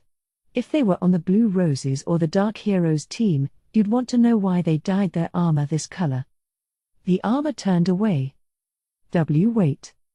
It glanced back their way, then it raised a hand, index and middle fingers extended, and tapped them to its helmet. As if that was goodbye, it flew away. It was soon out of sight. Everyone stood gaping after it. What even was that? The thief asked. Beats the hell out of me. She genuinely had no clue. All she'd gathered was that the Drops of Red had saved them. But, I guess I can say this. If they're that strong, the Nation of Darkness won't get much farther. At least, if the guild keeps breaking their rules and joining in the war. 3. He thought someone let out a little gasp of surprise. It might well have been Ainz himself. The sight they just witnessed was certainly that shocking. A Death Knight and a Death Warrior. Both undead easily defeated by a foe wearing a power suit from Yggdrasil. 2 threads stretched far into the distance, he'd made far too many, so they got a bit muddled, had snapped, and that was enough to tell Ainz what had happened was real. A silence settled over the room. He could feel every guardian, and probably the maids, looking at him. Ainz himself had planned this siege, so you could easily say this loss was his. This had been deeply unexpected, but he had deliberately sent a small force, not caring if they lost or not, so he hoped his minions would not come down too hard on him. But if he said here that he didn't care about the defeat, it would make him sound like a sore loser. Someone who made excuses after the fact. And this uncomfortable silence would only become grimmer. This forced Ainz to keep up his usual act. A performance he'd rehearsed in the mirrors when the regular maids weren't watching. Just as I expected. Like it was all in the palm of his hand. He spoke with all the confident aplomb of an evil mastermind swirling a glass of wine, red wine, of course. The key here was not to speak too loud. Yelling and shouting didn't sound cool. It was vital that he sound like he was talking to himself. The result of his desperate performance was a buzz that rippled across the room. Ainz swallowed spit he didn't have. The success of this gambit would be determined once Demiurge spoke. Aha! I get it now. What? Cocytus? Before Ainz could recover from his shock, Shaltir squealed, ooh. Ooh. Ooh. She had both hands up, like she was doing the wave. She was openly crying out for attention. Once all eyes were on her, she smirked. I figured it out. Lord Ainz predicted that thing would appear. That's why he only sent a paltry force. This was not how things usually played out. Ainz was unsure if that counted as a success or not. He gave Demiurge a sidelong glance. The demon nodded, smiling. Well done. Both of you, he said, sounding effusive. Cocytus and Shaltir looked extremely proud of themselves. Demiurge had likely arrived at the same conclusion and allowed them to speak first. That was a relief. Ainz had pulled it off again. Sabos, Demiurge, and our collaborator in the capital, Albedo said. From each source, we learned that the drops of red were operating in the kingdom's northern region. This mission's parameters were designed to lure them out. A force the individual stationed there could easily defeat, but one which would raise the city to the ground if left unchecked. Brilliant, Lord Ainz. A fish takes the bait. Now they are hooked. That was the drops of red? Can I take that as confirmed intel? What are the odds of that being a player? If a Yggdrasil power suit was flying around the battlefield, player involvement seemed rather likely. Or did their info make it clear this had to be that adventurer? If that was true, why hadn't that information come his way? No, it was far more likely it had, and he'd overlooked it. Ainz settled for letting out a low chuckle, as if this had all been his intent. He had also practiced laughing like this over and over. Truth is, I didn't favor the odds of drawing them out. I'm surprised it actually worked. I thought they might stay above the fray until the capital itself was threatened. You're always thinking so far ahead, Lord Ainz, Aura exclaimed. He heard Mare whisper, amazing. Both of them gave him looks of such unabashed respect that his heart shattered like a fragile glass. I'm not. But he couldn't admit the truth. This was not something he'd ever expected. But it was also true that he had no interest in whether the battle ended in defeat or victory. He'd been after something else entirely. The reason he'd taken command of this siege was a conversation he'd had the other day. Yes, Sabos. What brings you here? Ainz had returned to Nazarick to find Sabos waiting for him. Since the butler was posted to Rantel, this seemed a natural question. He had no memory of summoning Sabos, nor of giving him any recent orders that might require his direct involvement. His presence here was likely of his own volition, which was no problem at all, of course.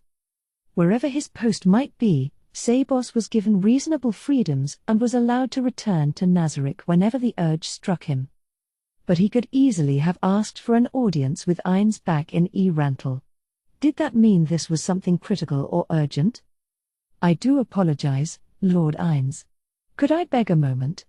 No, this may take longer than that.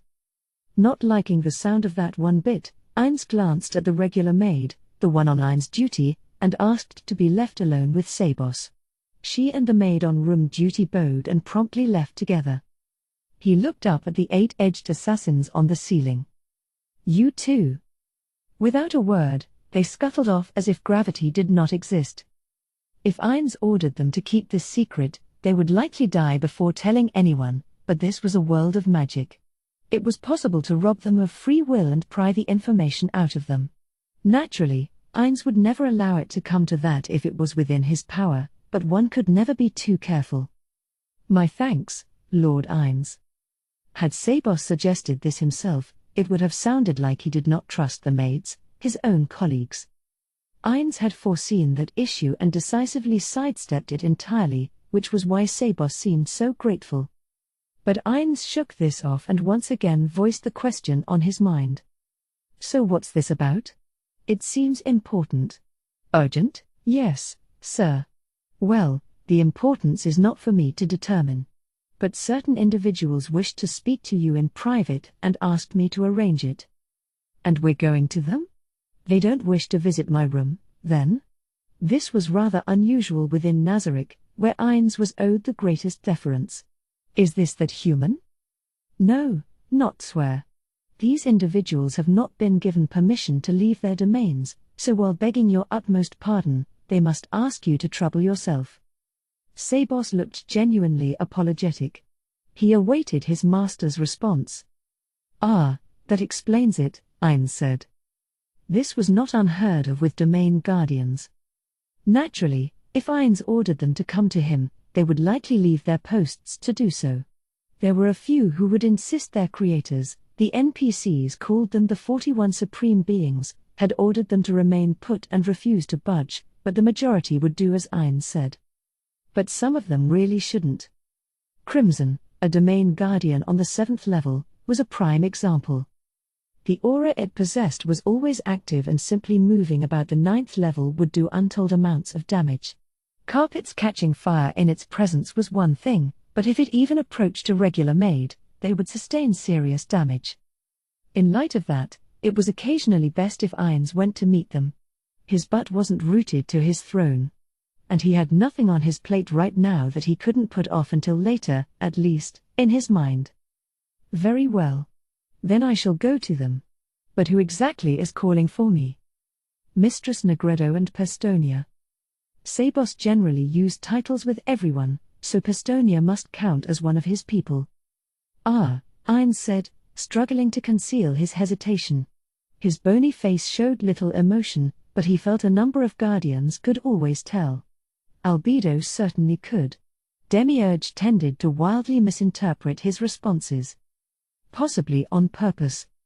But despite his efforts to conceal it, his voice must have betrayed a hint of reluctance.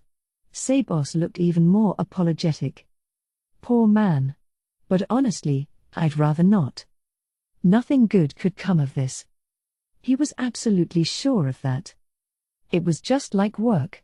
If someone came over to you looking sorrowful and said, "The so-and-so department wants to speak to you." Not on the phone. In person, it would be nothing but trouble. But Ainz had little choice here. If he neglected the problem, it could snowball into bigger problems, and he would ultimately bear the blame regardless. Ainz was Nazarik's supreme ruler, but not foolish enough to think he could sit around doing nothing. And the Nazarik NPCs were like children to him. He would rather be on their good side if at all possible. Let's go. My schedule. He took out his planner and checked it over. Ainz was definitely in favor of putting unpleasant things off. But another side of him knew it was best to get them over with sooner than later. Appears to be open at the moment. Do you mind if we go now? Negredo and Pestonia. Both were domain guardians, but in light of Sabos's earlier comments, he could imagine which domain they were headed to. Though he had omitted the question, Sabos understood his intent. I'll tell Pestonia to head there. Can we meet in 1 hour? Fair enough. Bringing Albedo and Demiurge is probably a bad idea. Indeed. I do beg your pardon, but this is best handled on your own. Ainz stifled a sigh and nodded. What about the doll? Pestonia will prepare one, so please don't concern yourself. Good. Then an hour from now? Sabos, will you be joining us? Yes, sir, I thought I should. If you approve? Ainz granted his permission, and Sabos bowed his white head low. An hour later, Ainz used the ring's power to move to the 5th level, outside the ice prison. He brought no retinue with him. He'd left the regular maid behind, simply telling her he had urgent business and that she should tell no one. She'd said, "I'd like to come. I'll see nothing, and you can treat me as if I'm not there." And he knew that every word she said was true. In fact, the maid seemed all too pleased to be treated that way. Apparently, being treated like props made them feel like they were fulfilling their duties as maids, and they found the prospect immensely appealing. Or at least, that was what he had heard from exactly one of them, so perhaps she just happened to have that kind of interest, but he couldn't rule it out. But regardless of the maid's feelings, Ainz wanted to eliminate even the tiniest chance of future trouble, so he'd insisted on leaving her behind. But once I get back, I should do something to please her. Give her a hard or demanding task? I'm still not convinced that would actually make anyone happy. There were far too many denizens like that in Nazarik, which was why his efforts to implement paid time off or sabbaticals weren't going well. At this rate, those policies would be little more than empty dreams.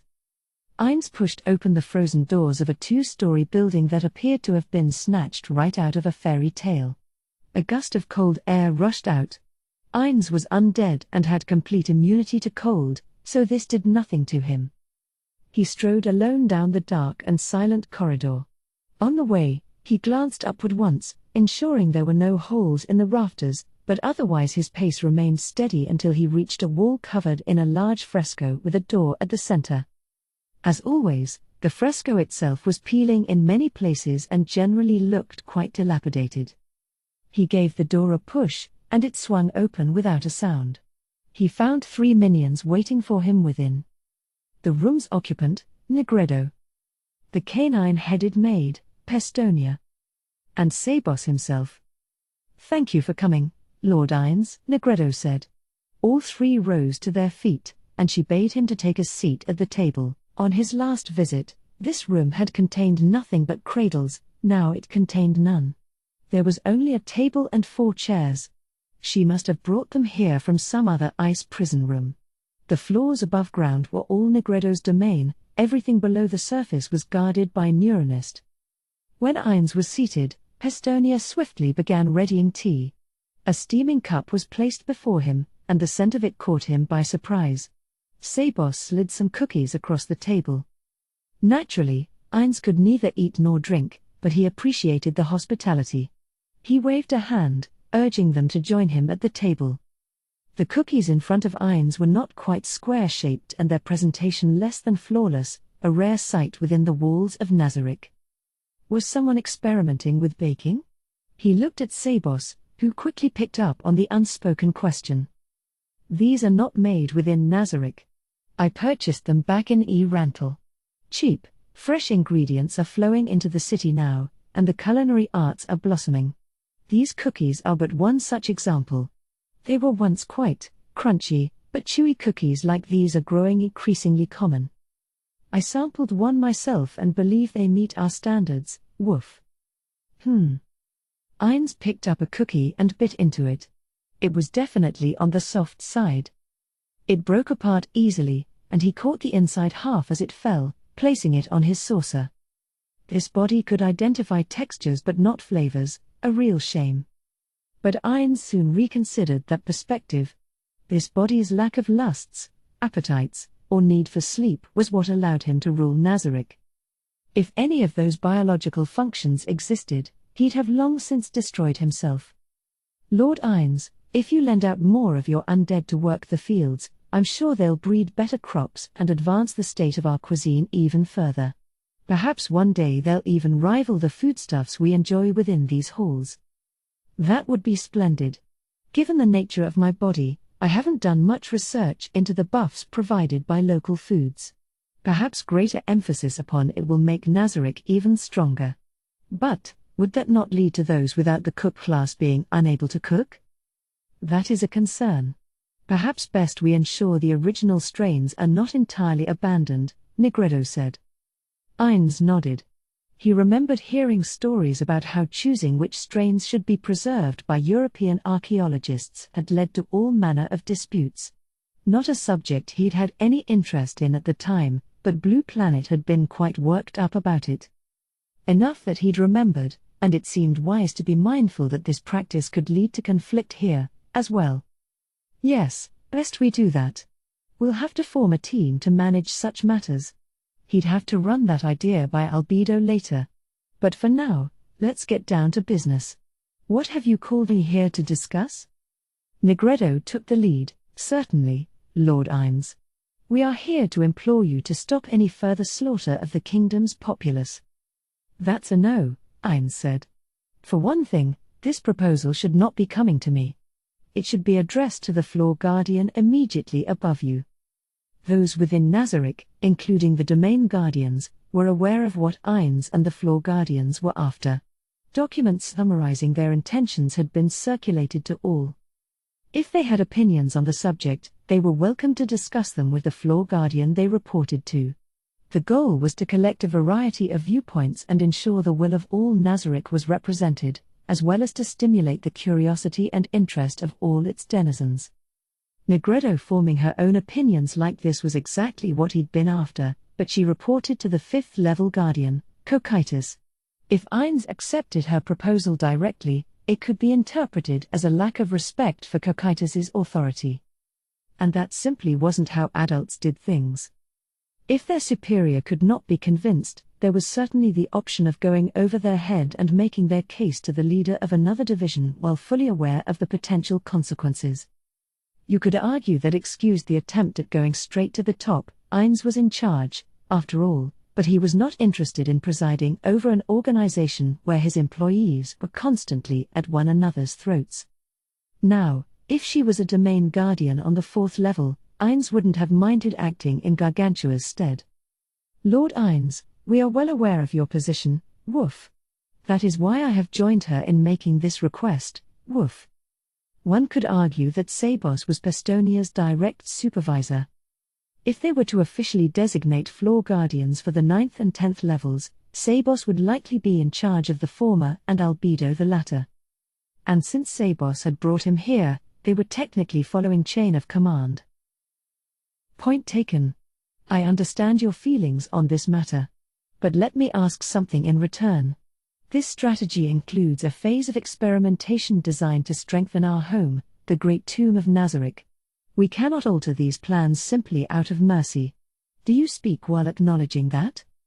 It was a critical point. The Great Tomb of Nazarick and the Ainz Ulgaun Nation of Darkness were hardly invincible.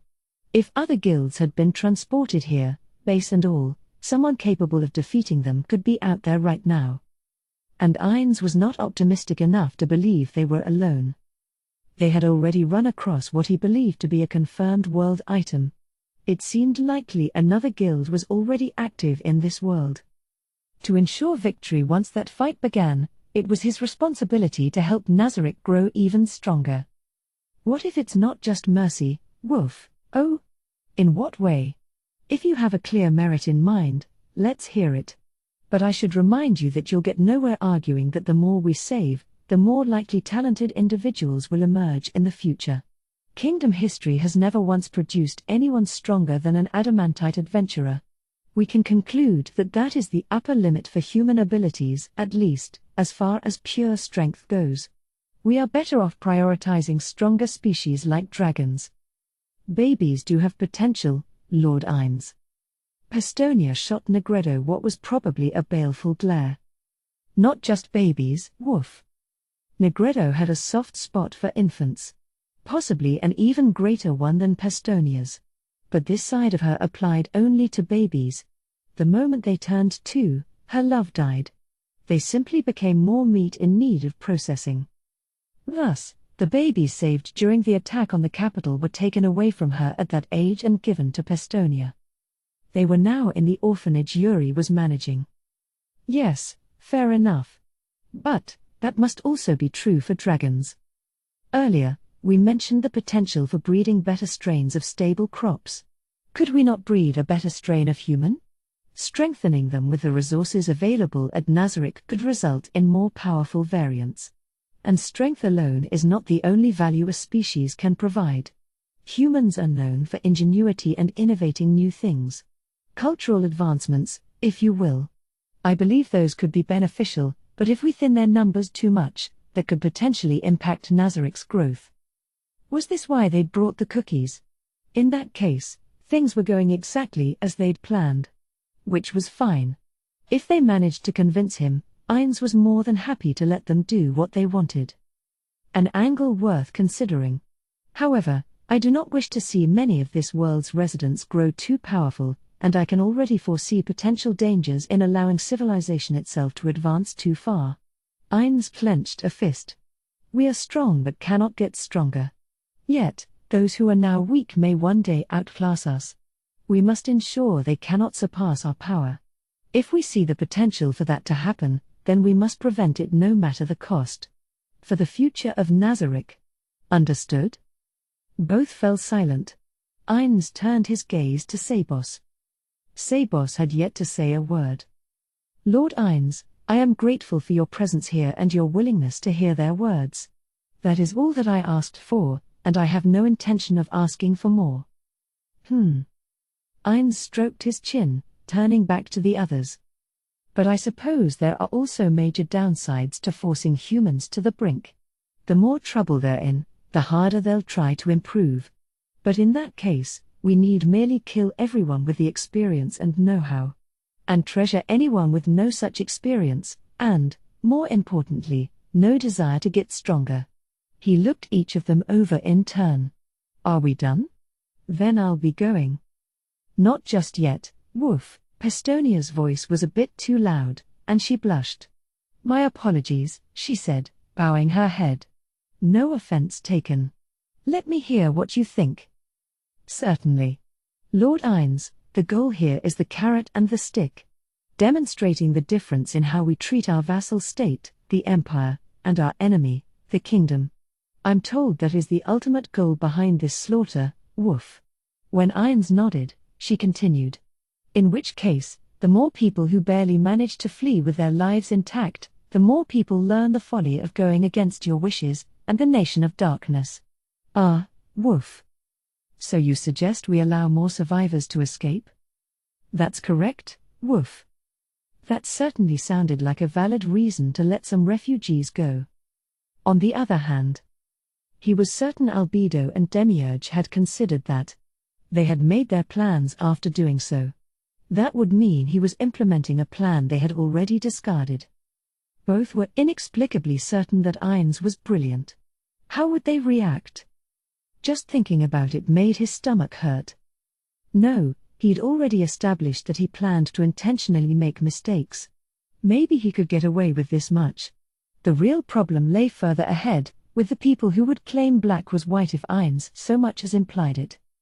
If this plan was abandoned because of a fatal flaw, then my proposing it will cause untold losses. Nobody could stop the boss's pet project even if it was clearly a disaster. And I lack the skill to help recover from those losses. If I can't fix my own mistakes, I can't afford to take risks. Did that mean he should reject the idea? That would require him to point out the flaw in it, which escaped him.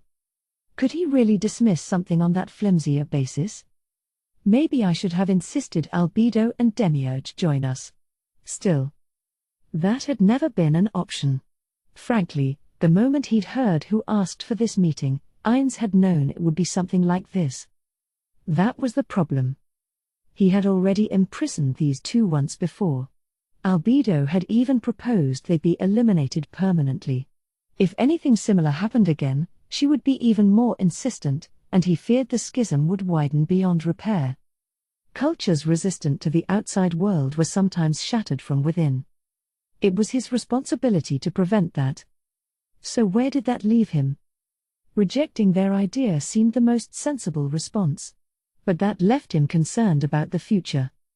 Only a small number of outsiders were ever likely to enter the great tomb of Nazarick, but there were already quite a few in the Ain's all-gown nation of darkness. They were not placed in any important positions, but that might yet change. And if outsiders filled vital roles within the state apparatus, they would bring a wider variety of opinions to the table. Some likely merciful enough that Albedo would deem them weak. It might well fall to these two to manage those perspectives, which meant it would set poor precedent to discard their proposal out of hand here. Their opinions might be the minority within Nazarick, but that actually made them all the more valuable. And I've paid the debt I owed. Touch me. It's high time I did right by Ankoro and Tabula. If I look at it that way, the decision is simple. I believe you're fully aware, but let me clarify. Our plans do not include the wholesale slaughter of all humans in the kingdom. We've already recruited several nobles to our side. We only plan to kill 90%. But those chosen survivors will lead lives under Nazarick's control, woof. From a propaganda perspective, those not chosen and forced to flee will be far more effective in spreading the word, woof. Estonia made it clear her goal was to save them. I understand your perspective. You speak not just of mercy but for the future good of Nazarick. In light of which, I will bear it in mind. It may not be many, but I will consider ways to let a few escape. Thank you. Thank you, woof. Sabos bowed his head in silence. But despite what he'd said, Ines was uncertain about what he should actually do. Clearly, he had to do something. Save a few hundred people and demonstrate that he had granted their request. Surprises aside, he had spared quite a lot of that city's populace. If they chose to flee, Negredo and Pestonia's goal would be accomplished. But this didn't exactly count as a narrow escape. Perhaps he should send in some stronger undead. No, he should check first. Ahem. So, Albedo. You mentioned the drops of red before. Can I assume this is verified intel? My apologies, Lord Ines, Albedo said, rising to her feet and bowing low. That information is not properly vetted. That was hasty conjecture based on the adamantite plate and the color of the armor itself. Raise your head. I merely wondered if you had information I was not privy to. I am not upset. Her loyalty pleased him, but getting this response every time was not very amusing. Ines made mistakes all the time, so he could ill afford to be upset about something like this. Thank you, Lord Ines. So was that the drops of red or merely someone who wants us to make that assumption? What do we think? Opinions, floor guardians? A quick poll showed most were in the former camp. Ines agreed. Then next, let me ask if anyone has intel on the specs of that power suit. If not, I'll share what I know. Once he'd confirmed his guardians were not well versed in their capabilities, he proceeded to explain everything he remembered. Yggdrasil had not launched with power suits. They'd been added later in an attempt to boost player counts by attracting new users. And with the hopes of adding to the player base, robot battles had become the hot new trend. And for some reason, the power suits were incredibly high-spec. First, as they'd just seen demonstrated, they could zip around the skies faster than the fly spell. They could also last over an hour underwater without significant performance degradation, and they shut out nearly all environmental damage. The right and left shoulders and the torso, depending on the power suit type, the legs or arms as well, had attack spells built in that could be activated at will by the operator. Since they had human-like hands, they could hold weapons. Unless the hands had been outright replaced with swords, of course. Owners were free to change up these magical loadouts in the power suit settings, but the data crystals required had to be obtained with either real money or very extensive adventuring. These modifications could be done any time outside of battle, but there were limits. The spells attached to the power suit could range all the way up to tier 10 in strength, but there was a set number of uses per hour, and the stronger the spell, the fewer uses that were allowed. While these limits did recover over time, you could only change out an attack spell if the stock was fully recovered. The armor's physical and magical stats were not dependent on the operators and were generally quite high level. Same went for defense and evasion. This armor could instantly make a weak player strong. That said, these suits had two minor drawbacks. First, since the power suits were classified as full plate, you couldn't wear any other armor with them.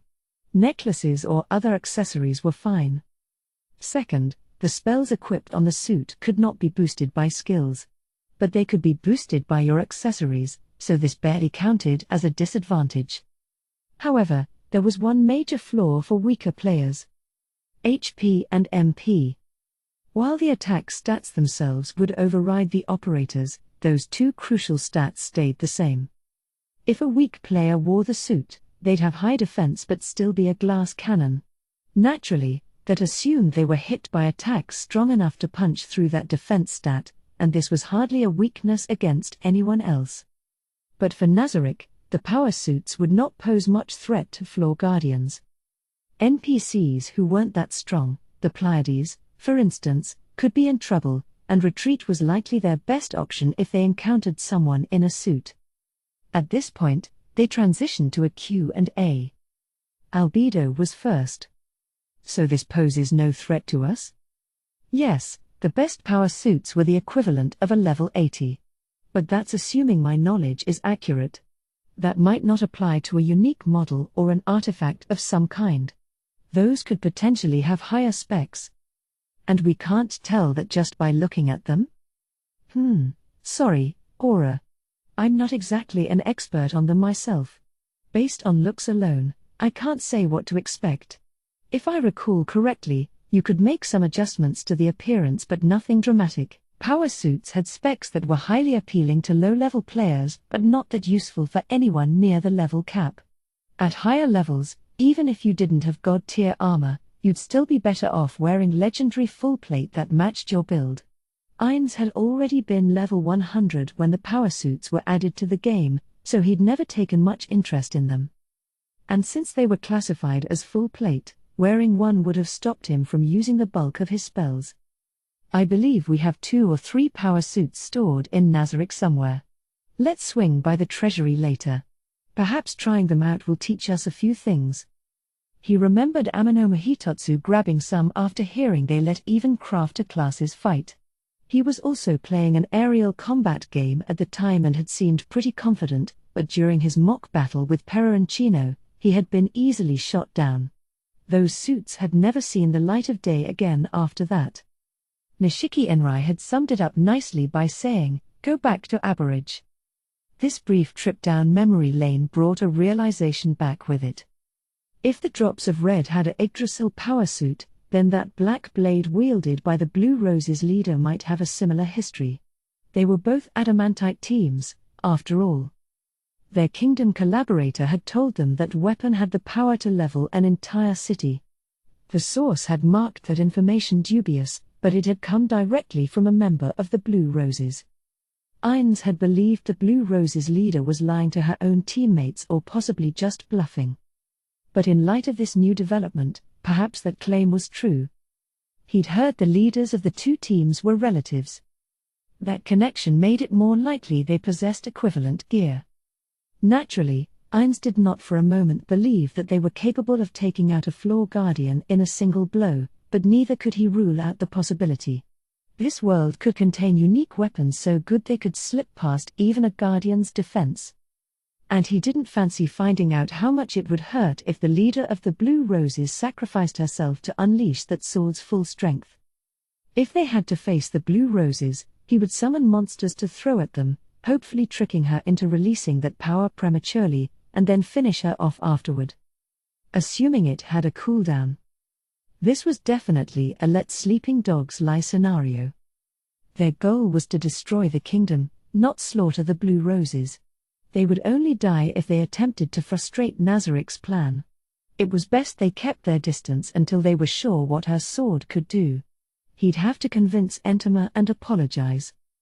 Ainz shook these thoughts off, back to the point at hand. He had bigger fish to fry. Anything else? He looked around, but no further questions emerged. Then that's enough about the power suits. Demiurge, how shall we handle this city? It has served my purpose. We don't want them believing they have defeated the Nation of Darkness. We should send in stronger enemies and burn the city to the ground.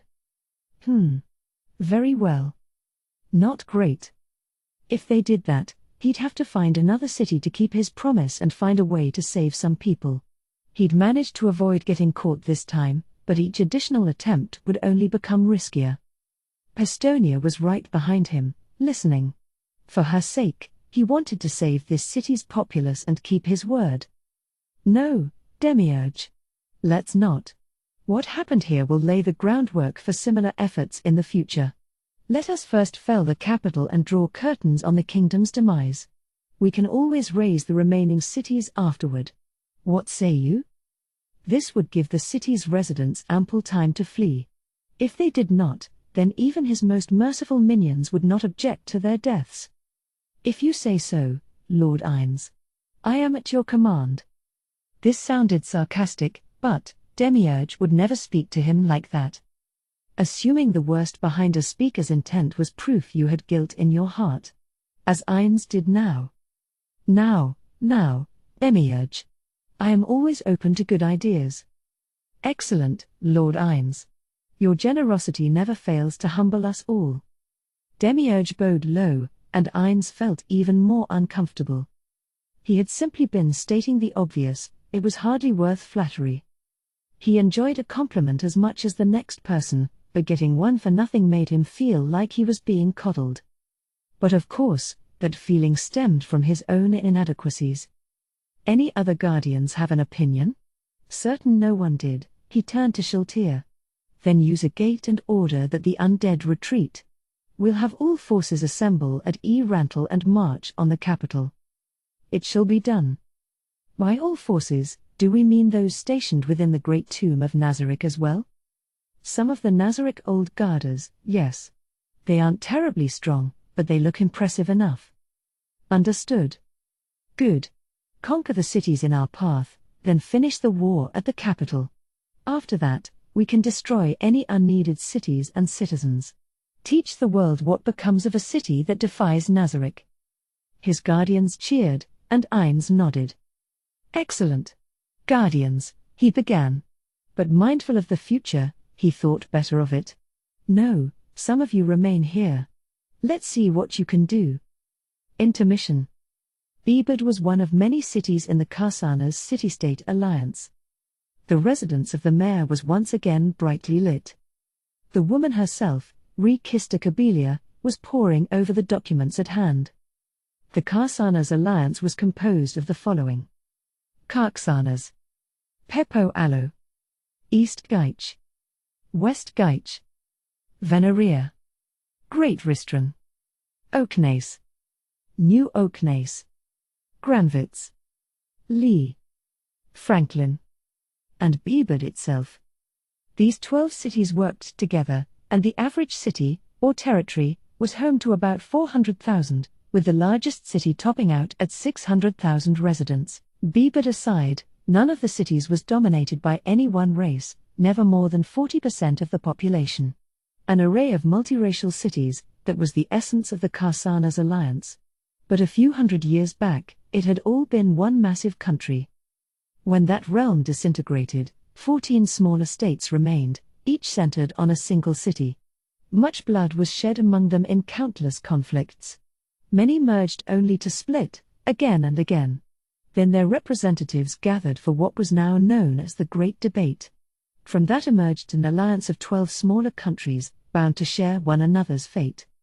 Did that stop them from breathing down one another's throats? Not really.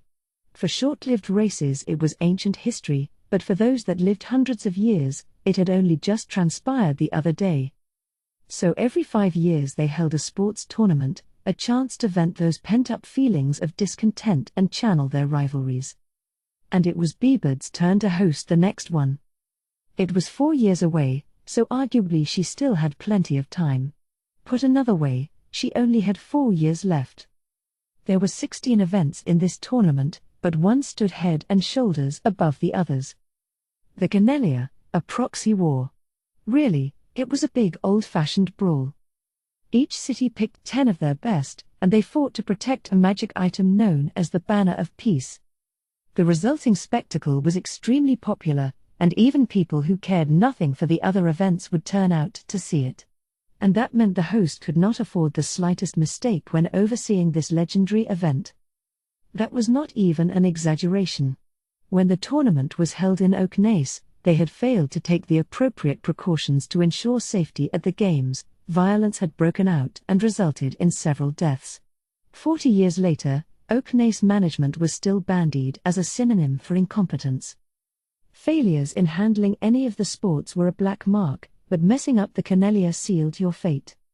But the leadership in each city knew Oaknace had actually done their jobs correctly.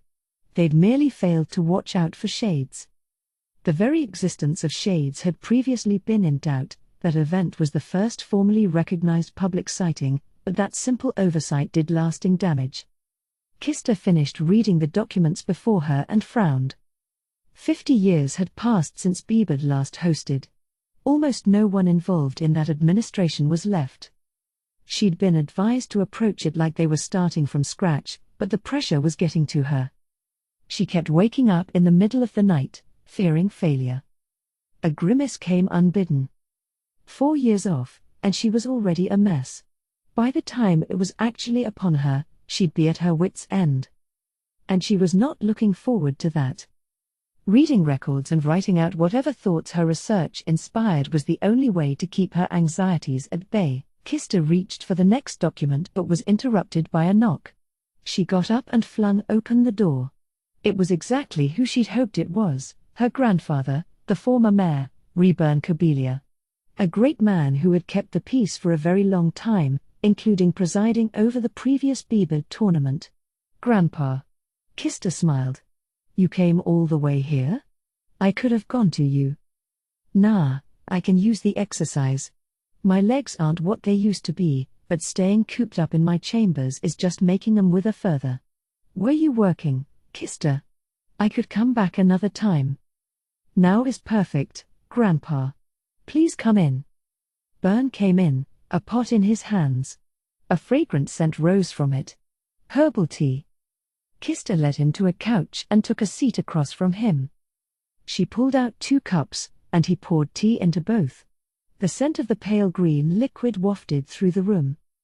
Kista, the maids told me you're burning the midnight oil. She didn't want to worry him, but there was no use hiding it. Yeah, I keep thinking about how I've only got 4 years and can't sleep. Worrying about something that far off would normally provoke a laugh, but Bern was not amused. He'd been mayor long enough to know exactly how stressful it could be. You'll wear yourself out like that, Kista. The herbs in this tea soothe a troubled mind. Drink up and get some rest. The secret to a long reign is not doing more work but learning how to assign that work to the right people. You and I can only do so much by our lonesome. Thank you. But I've got a big job on my plate. Trouble in the cities around us? No signs of the Steed King taking action. The Steed King ruled the plains to the east and was the primary external foe the Alliance had. Beeberd wasn't on the border, so if he attacked, she would simply dispatch reinforcements. You've heard how the Empire became a vassal state, right? I'm trying to figure out just how worried we need to be. The Nation of Darkness. Bern scratched his head. A nation of a single city, yet an empire had bent the knee. And rumor had it they'd acquired some formidable assassins. All kinds of stories flowed like wine, and both of them wished they could tell which were true. Kista's thoughts were on one man. Emperor Jerkniv Rune Farlord El Nix. He was still young, but his subjects already called him the Fresh-Blood Emperor. She'd had an audience with him once, as an ambassador to the Empire, and spoken briefly with him at the banquet that followed. He was a man of immense cunning and magnetism. Would someone like that serve as a vassal willingly? Or was he up to something? Grandpa, can your connections help us gather intel on the Nation of Darkness? Bern had been mayor far longer than she had and knew that many more people. Naturally, when she'd taken over, he'd made introductions, but a request from him would definitely get many of them moving faster. Of course, Kista. Not even my people. We've got some skilled adventurers in the area who recently left the Empire behind. Fancy speaking to them? Please. And thank you, Grandpa. Kista bowed her head. They might be relatives, but he'd been almost 80 when he retired, and she had not forgotten the days when their neighbors feared the might of Beeberd's old crow. I don't need, no, I will demand payment, Kista. Promise me you'll start turning in on time. I promise, Grandpa. And thanks again. Chapter 3, The Last King. 1. There was a mountain of paperwork in the office and a number of very pale ministers. Their complexions were a direct result of workloads that left them physically drained and the mental torment of knowing exactly how much danger the kingdom faced. Zaynak had signed far too many things, and his wrist ached. He gave it a shake, then rolled his shoulder, seeking some measure of relief. He could hear popping noises coming from all over. Like everyone else here, his body was screaming for rest. But as much as he'd love to take one, the work kept piling up, and no amount of effort seemed to get them anywhere. Possibly enlisting more help or foisting the work off on others was the wiser choice, but unfortunately there was no one capable around. Only other members of the royal family could do what he was doing. And Zaynak had no intention of asking his father or Rena for help. Failing to do so might be a mistake, but he also knew he had no choice. Zaynak picked up his pen once more, reading the next page on the pile. He signed and stamped it. On his 8th round of this, there was a hammering at the door. Several ministers sighed loudly. More paperwork? A corpulent domestic minister let out a dramatic-sounding phew and heaved himself upright before going to the door. Taking his time, as if every second he delayed would reduce the work bound to come.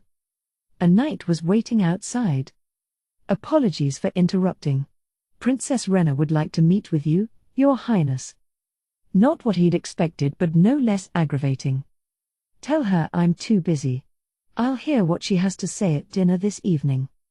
Since their older brother's disappearance, They'd been making an effort to dine together. It had been days since they last managed it. Rena had likely been eating alone. However, he could not imagine her feeling lonely. They might have less maids than before, but Climb and Brain were constantly with her. She should have been enjoying herself immensely.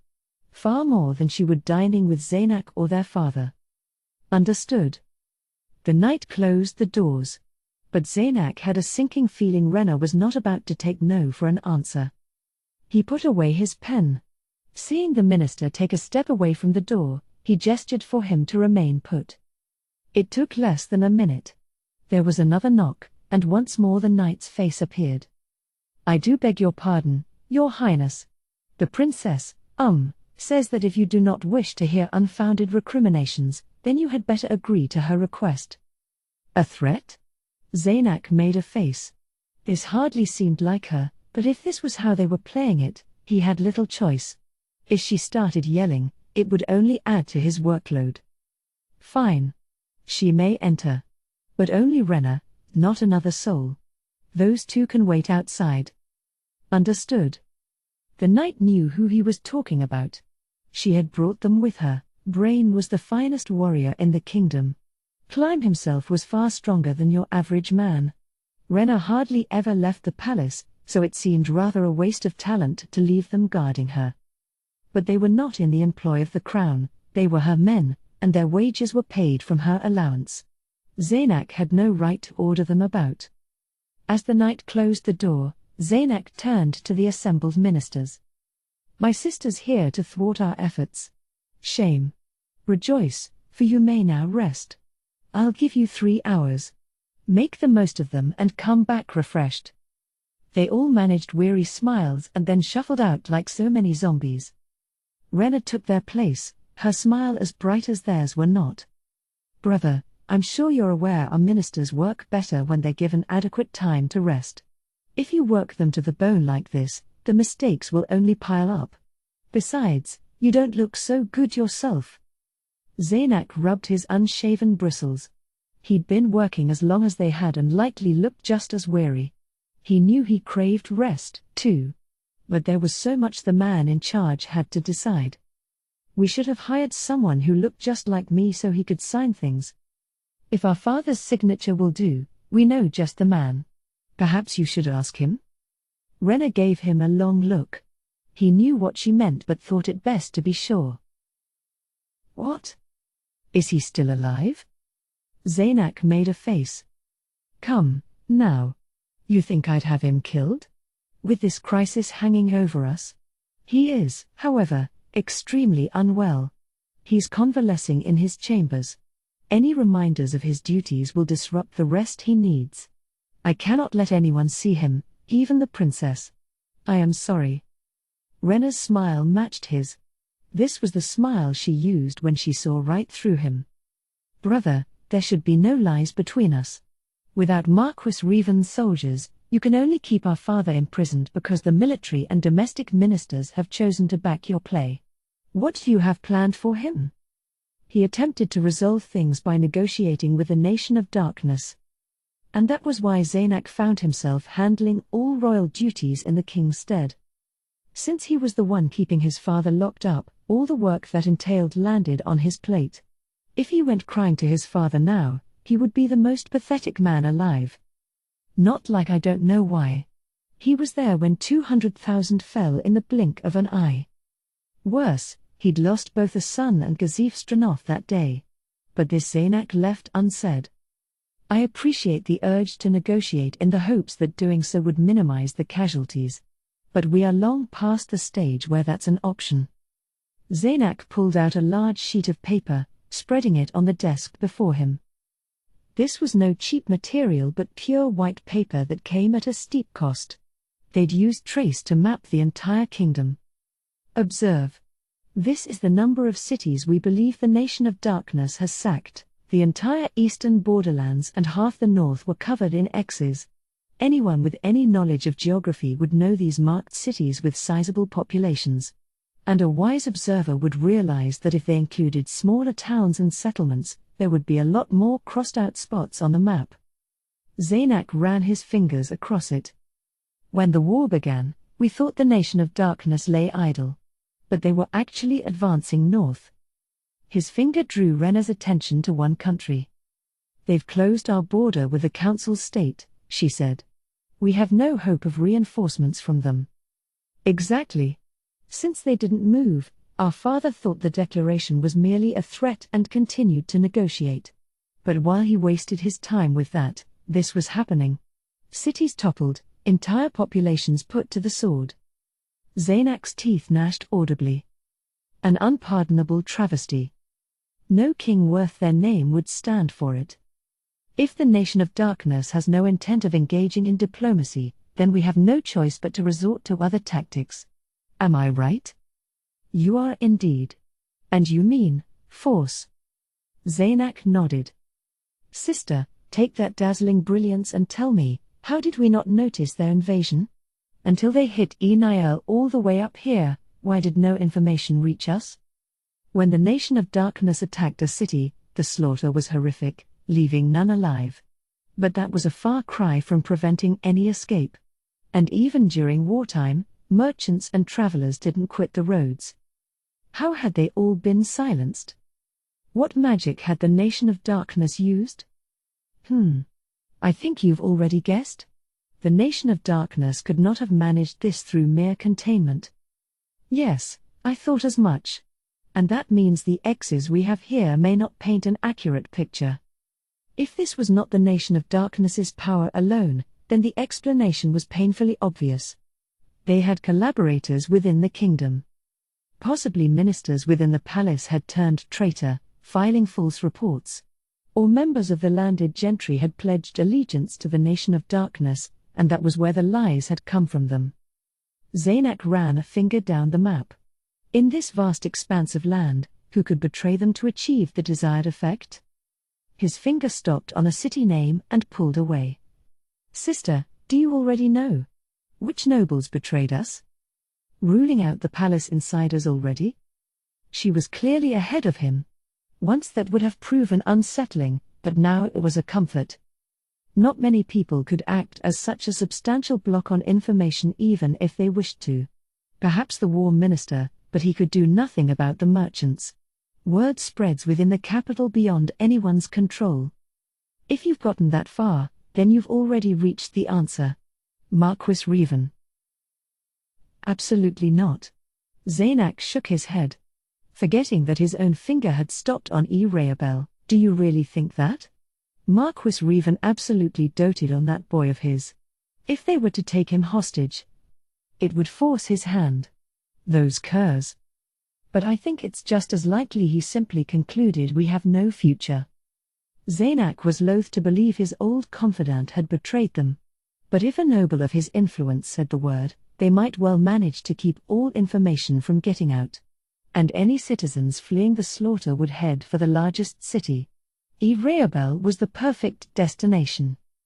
Is that what had drawn the nation of darkness to the Marquis? What do you make of the King of Darkness? His intelligence is terrifying. A strategic genius with a knack for international geopolitics. And most frightening of all is that despite his power, he does not rely upon it, his plans are cunning. You could call him a monster without arrogance. Something smelled off. Zaynak gave her a searching look. Rena had the same expression she always had, but there was more emotion in her voice than normal. Or respect. He'd caught a glimpse of both. We're looking at a spider's web, but how many years has he spent weaving it? Are we but moths caught in his trap? I'd rather be a butterfly. Either one is but a meal for him. But if you'd rather be a butterfly, suit yourself. Either way, even if we manage to wriggle ourselves free, all we will find is another web waiting beyond. It scares me. That we share a world with someone capable of this. Perhaps he predicted all my actions, too. He's worse than you? Rena smiled but did not answer. Back to the original point. You're considering sending a party to investigate Marquis Revan's manor, but you'll find nothing. I thought not. But I can't just sit here and do nothing. If they knew the Marquis had most likely turned traitor, then Zaynak's hand was forced. and he was clinging to a faint hope that he would find something. So what move would you make here, sister? I should ask you this first, brother. If the Nation of Darkness keeps moving like this, they'll be coming for the capital next. I have no idea if this is the best place to station your armies, but, do you have any? We've received positive responses from the local nobility, but no responses at all from anyone distant.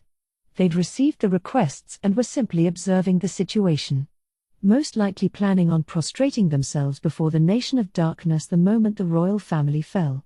Perhaps simply afraid if they cooperated with a royal request, it would earn them the Nation of Darkness's ire. Either stance was laughable. Any notion that they might be saved only proved they were fools. Yet, he could not laugh that off. No one could dare take such a risky position fully knowing what the Nation of Darkness was capable of.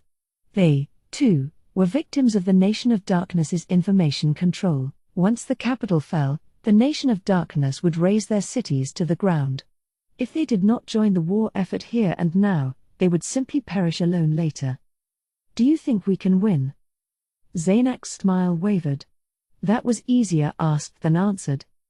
It's not a matter of can or can't. We have no choice. The Nation of Darkness is here to burn our cities and slaughter our citizens. To survive, we must gather every soldier we can and stake everything on one great battle. His fist tightened. Brother, you've become king. What? What do you mean? Arrogant. Well, if we lose this battle, then the kingdom itself is doomed, right? No matter where the capital's citizens flee, it's hopeless. Staking everything on one great battle is the right choice. Oh, maybe the Marquis knew you'd do this, and that's why he switched sides. Oh, so the people have somewhere to go. But the Nation of Darkness may not allow it. They might order the Marquis to slaughter anyone who comes begging for amnesty. To prove his loyalty. Why had Marquis Reven betrayed them? Had he really betrayed them at all? Or was he just caught in the Nation of Darkness plot to sow distrust along with Rena? Zaynak knew the Marquis had tried to make the kingdom a better place. Perhaps he should send the man a letter and ask to meet so they could speak their minds. But that might just put him on the spot. A letter to a traitor from a former confidant. That would be enough for the Nation of Darkness to suspect disloyalty. That might be an effective move for his side, but one that should be kept in reserve until Marquis Reven marched his troops to war flying the Nation of Darkness's flags. If he was only aiding the Nation of Darkness because his son was held hostage, then Zaynak could not hold it against him. He'd long since known of the man's unnatural devotion to his boy. The thought almost made him smile, but he soon forced his attention back to his sister. Refugees, Not quite the same thing, but father wanted to send you, or rather, us, as envoys to the City-State Alliance. Before I had him sequestered. What do you think? If you'd like to go, you should probably leave the capital now. Zaynak was mustering every soldier he could find for a final last stand, but the odds of victory were overwhelmingly slim. And defeat meant the King of Darkness would raze not just the capital but every city behind it. Nowhere in the kingdom would be safe. His father's proposal had been based on the assumption that exile was the only route to survival. There were two uses for ex-royalty. First, marriage, adding their royal blood to your family. Second, death, and with their deaths, the ending of their line. The Nation of Darkness would almost certainly opt for the latter. He could tell they wished to condemn his kingdom to the pages of history. It is a good idea. Are you going? Too late for all that. If our brother was still around, I gladly would have. But forget me, what will you do? The King of Darkness is undead and will not take pity on the fairer sex. Execution is likely inevitable. Not to mention the indignities I'll suffer at the hands of those who blame us for this fate. Rena had no compunctions about saying that out loud. Zaynak grimaced. He supposed he should admire her clarity of foresight. Rena's beauty was renowned. There was no guarantee these desperate times would not drive men to crazed acts. Keep Climb and Unglaeus at your side. Certainly. I'm not letting Climb go anywhere.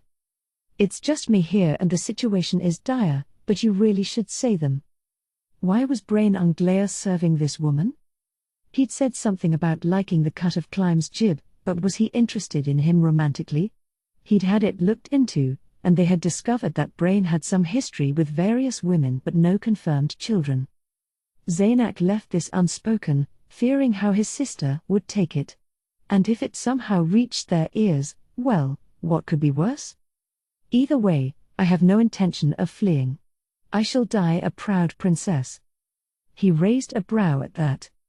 For some time now, he'd assumed she would happily run, as long as she could take Clime with her.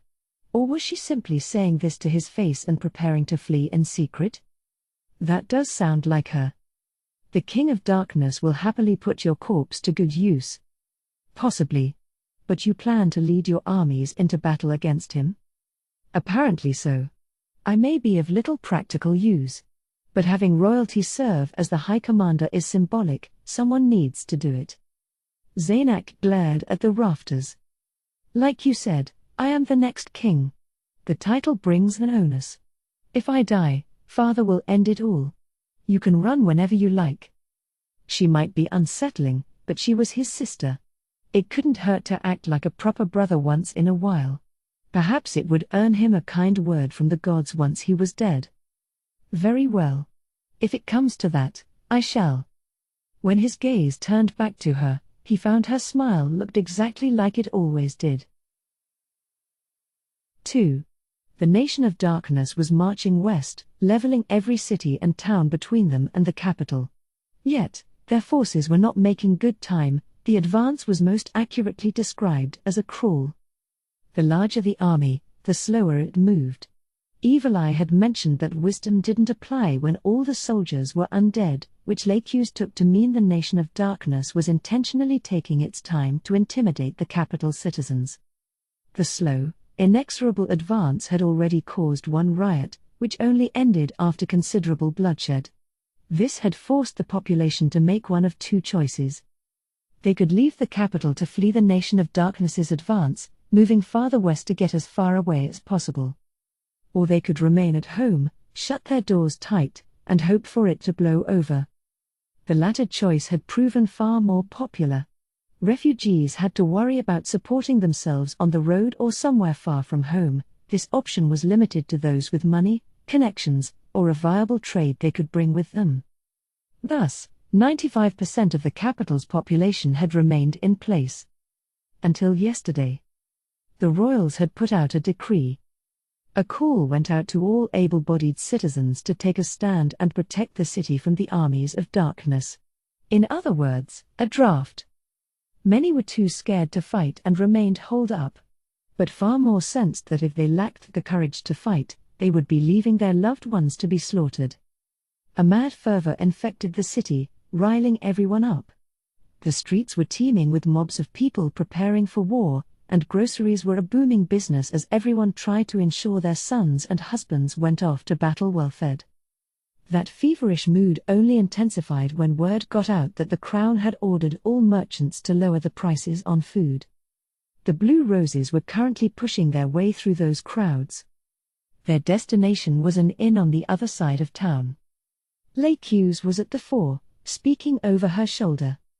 I can handle this alone. Our client didn't specify who should come, and an offer like this hardly needs the whole party.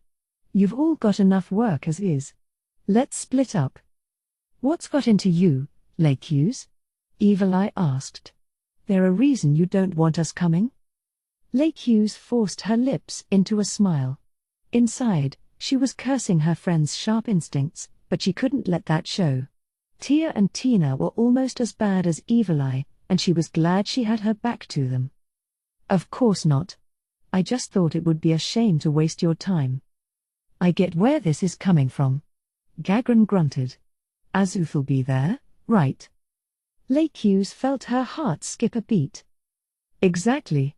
Her uncle, Azuth Aindra, leader of the Drops of Red Adamantite Adventurer team. He'd been called in at the same time as the Blue Roses. Your family, so you want a chance to catch up. I know the feeling. Phew, at least she was wrong about that. Lakew's pounced on the convenient excuse. Well, yes. You see, everyone? He's in the capital but hasn't come to see me. So puzzling. A mystery. Lakes blinked at the twins.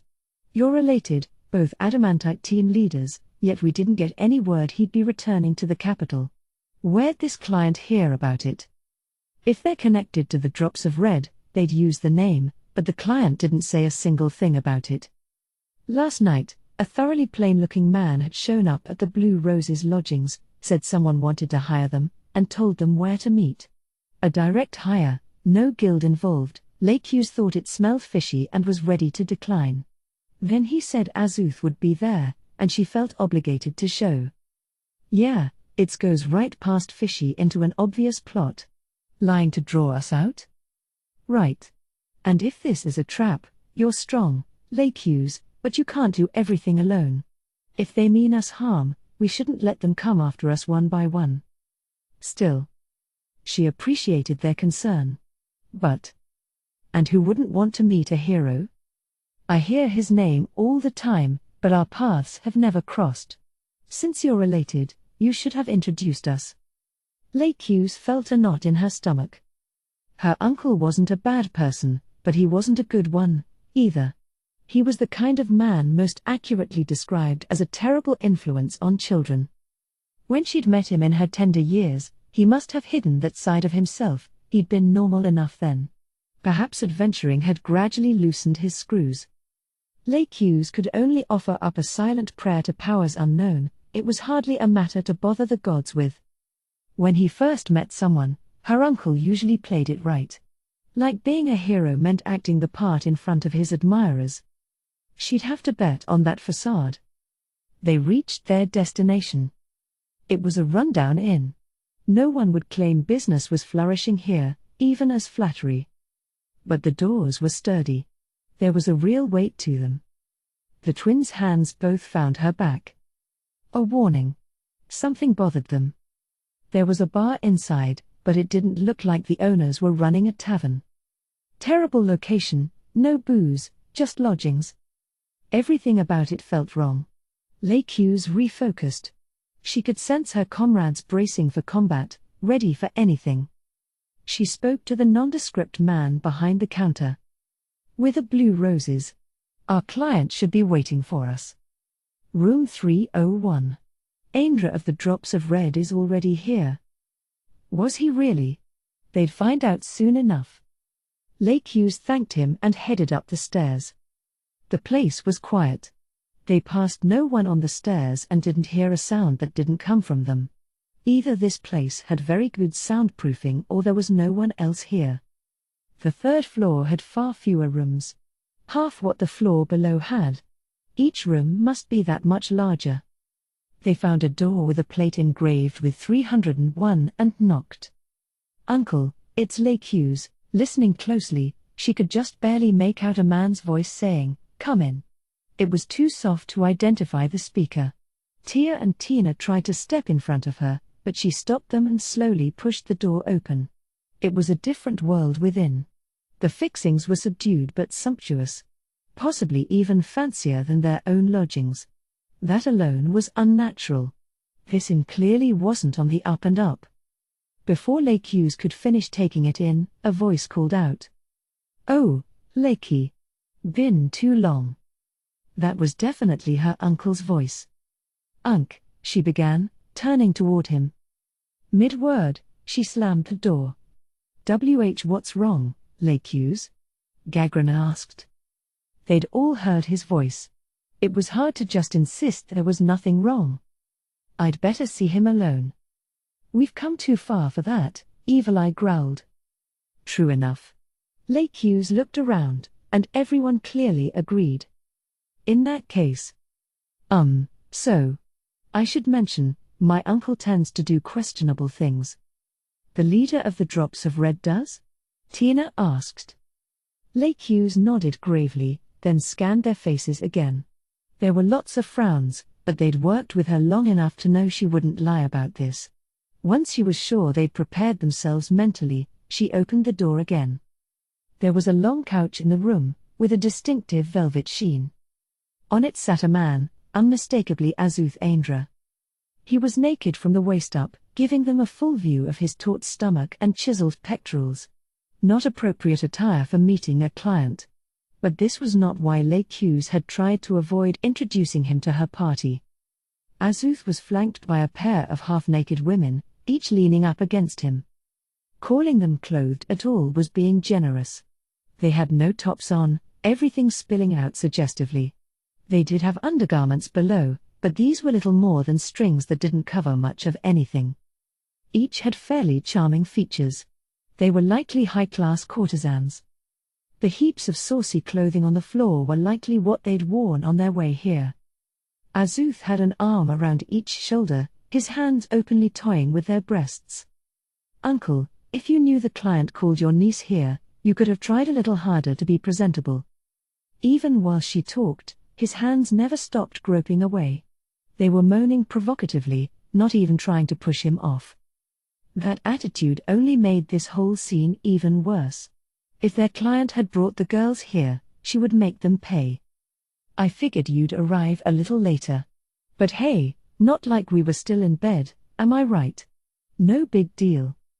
"It's a very big deal." She was too scared to look at her friends. "It is?" Azuth looked genuinely baffled.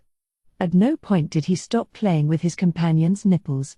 "You're so uptight. All men want to bed good women. And my kids'll all be born with some talent. Best if I'm free with my seed, humph. So he quit the aristocracy but can't stop himself thinking like them?" Evil Eye asked. Azuth made a face, glaring at her. That would have intimidated most people, but the blue roses were made of sterner stuff. It washed over Evil Eye like a gentle breeze. "Ha, that look proves I'm right. They call him a hero, but he's a man-child. Maybe that's exactly why he cast off his title so easily and went out adventuring. But clearly he's in no state to meet a client. Get these floozies outta here." "What's with this kid?" the woman on the right said, scowling. "Ugh, what a hassle. Aindra, that room empty?" She pointed at a door in back. "Yeah, it's the bedroom. We already scoped it out." "Then have them wait in there." "Seriously, what is her problem?" the girl on the left said. "Won't even show us her face but acts like she's a big shot. Sigh. Charm person. Go." "Ah, of course. Right away." The girl on the left got to her feet, and the girl on the right looked shocked. She opened her mouth. "You too. Don't forget the clothes on the floor." The spell activated again before she could speak. The girls obeyed their orders and left the room. Azuth had his own brow cocked the whole time. Then he shrugged. Most adventurers would probably react like Evil Eye had drawn a sword, but he clearly had no argument. Lakes was loath to admit liking anything about him right now, but this was as close as she got. "Nice one, Evil Eye," Tina said, throwing out a thumbs up. "But the courage to bed potential assassins certainly is very adamantite adventurer." "Is it? We're trained for this sort of thing. If you don't have the skills or the magic, you make sex your weapon. Gagran, this will never apply to you, but the basic technique is." Ignoring Tia's explanation, Evil Eye turned to Lakes. "Figured any other approach would just be a headache. But I'll hold my peace now. Talk all you want." "Thanks, Evil Eye. So, sigh." They hadn't even started, and she was already tired. "Uncle, this client seems seriously fishy. Who are they?" "Wait, you don't even know? They got a proper outfit backing them up, I think." "You think? So you don't know them, either?" "Not personally. If they've got any manners, they'll introduce themselves soon enough. If they hide, well..." He grinned. "That just means they're bad news after all. What's your plan?" "Plan? For what? You wanna run? I can hook you up. We're not going anywhere." Lakes felt all eyes on her back. "TCH, knock it off with the act already. The Nation of Darkness is killing everyone in their path, leaving nothing but corpses and rubble in their wake. If you think the capital's gonna be any different, you're a fool. So fight with us. Hell no. I ain't seen the King of Darkness personally, so I can't be totally sure, but from the stories? We don't stand a chance against him. Only monsters can beat monsters. Ain't no place for a human in this fight. Azuth let out a weary sigh. She'd never seen him like this, that's why I left the others behind, he said. And told my brothers to start running. And, they didn't, right? Nope. Dumbasses. They did turn over their kids, though. My party's taking them to the council state. While Lakehughes tried to think of a response, Tia hissed, "Boss." A moment later, a male voice called to them from the hall. Right on time. Tia, Tina, and Gagrin had been standing in the doorway, and it was like they were shoved into the room by an invisible force. A new man and woman entered. He was young. Each of his 10 fingers had a ring on it, and there was a pleasant smile plastered to his face. The woman behind him looked half asleep. Her clothes were baggy, and walking seemed to take a lot out of her. She wore an unnaturally large hat, and the brim hung down, obscuring half her face. Lakehughes was instantly on guard. Her party comfortably stood in the highest tier of strength among all things living, but both these visitors had something about them that made her think even they were outclassed. But then one last person entered, and the very air changed. He was so big he had to turn himself sideways to get through the door. He was dressed like a barbarian, with a massive axe on his back, and the aura he radiated was so powerful it felt like the space around him warped. The first 2 were strong. But this man was in a whole other league. Her throat clamped up. Lakehughes was an adamantite adventurer. She'd fought any number of powerful monsters and subhumans. But nothing like him. This man was even stronger than the skull-faced demon she'd seen during Yaldabaoth's rampage. Was he guarding the first 2? If any outfit had someone this good, she should have at least heard stories. Whatever organization they worked for had to be powerful enough to hide their very existence. It couldn't be anything less than a country. Glad I brought my whole kit. Each is better than us combined. I have no memories of anyone like this in the kingdom. Come Uun, Azuth said. You roll in late all menacing and shit? Is that how your boss told you to play this? Unbelievable. Says the man who brought whores with him. The woman sneered. This ain't that type of establishment. Ha, he said, throwing back his head. You make me visit a place like this, I'm gonna show a little spite. The woman clicked her tongue. That seemed to confirm what he'd implied. This inn was theirs. Only 2 countries seemed likely to be running something on this level. Either the council state or the theocracy. And the latter was much more likely. Now, I think that's quite enough, the pleasant-looking man said. Key. Sigh. You're the leader this time, so whatever you say. She didn't seem pleased with it but assented nonetheless. Your ire is valid, Mr. Aindra. Here you are sparing us a moment of your valuable time, and we arrive last. I do beg your pardon. Ha, Azuth laughed this off, but the man showed no sign of dismay. I do hate to skip the pleasantries, but let's get right down to business. Mr. Azuth Aindra and all members of the Drops of Red not present. Lakehughes narrowed her eyes. Her uncle had cast aside his title, but he was still an honorary knight, so addressing him formally required the inclusion of a day before the surname. Azuth detested that custom, and polite strangers often tripped themselves up on it. This man had deftly dodged that trap, which meant he'd clearly done his homework. Or his superiors had. Lady Lakehughes Alvain Dale Aindra. Miss Evil Eye. Miss Tia. Miss Tina. And Miss Gagrin. We are here to recruit all of you for a job. Perhaps you would prefer to fight until death arrives. But we believe you should turn your gaze toward the future. Humph. No manners. Where you from? What does it matter? Don't. A hand reached out from behind the woman, covering her mouth. What? No. Tia and Tina both jumped, drawing their weapons. An outlandish-looking man was standing just behind the woman. His garb covered not just his body but his face and hands, and all of it was strengthened with what looked like metal plates. Crap, an assassin better than us. Crap, a lot better than us. Lake Hughes knew of no assassins better, and more dangerous, than these two. But they openly admitted this person was better? Please do not be alarmed. You may put your weapons away. If he intended to kill you, there would be no reason to reveal himself like this. That made sense. If he'd entered the room without any adamantite adventurers noticing, he must have been hidden via some power. Revealing his presence in such a ridiculous fashion was actually an assurance he was not here to assassinate them. Or was that why he'd revealed himself that way? To drive home the point that if they refused this offer, a deadly assassin would silence them. Please forgive my companion's lack of man. Oh, come off it. What's the point of hiding it? Your theocracy, right? Is that true? They were hiding people this good? Evil Eye gulped. Lake Hughes was just as shocked. Long ago, she'd fought a band of theirs that had been burning down subhuman villages. They'd been good. Their commander had been better than she was, at the time. But nobody of this caliber had been with them. News to you.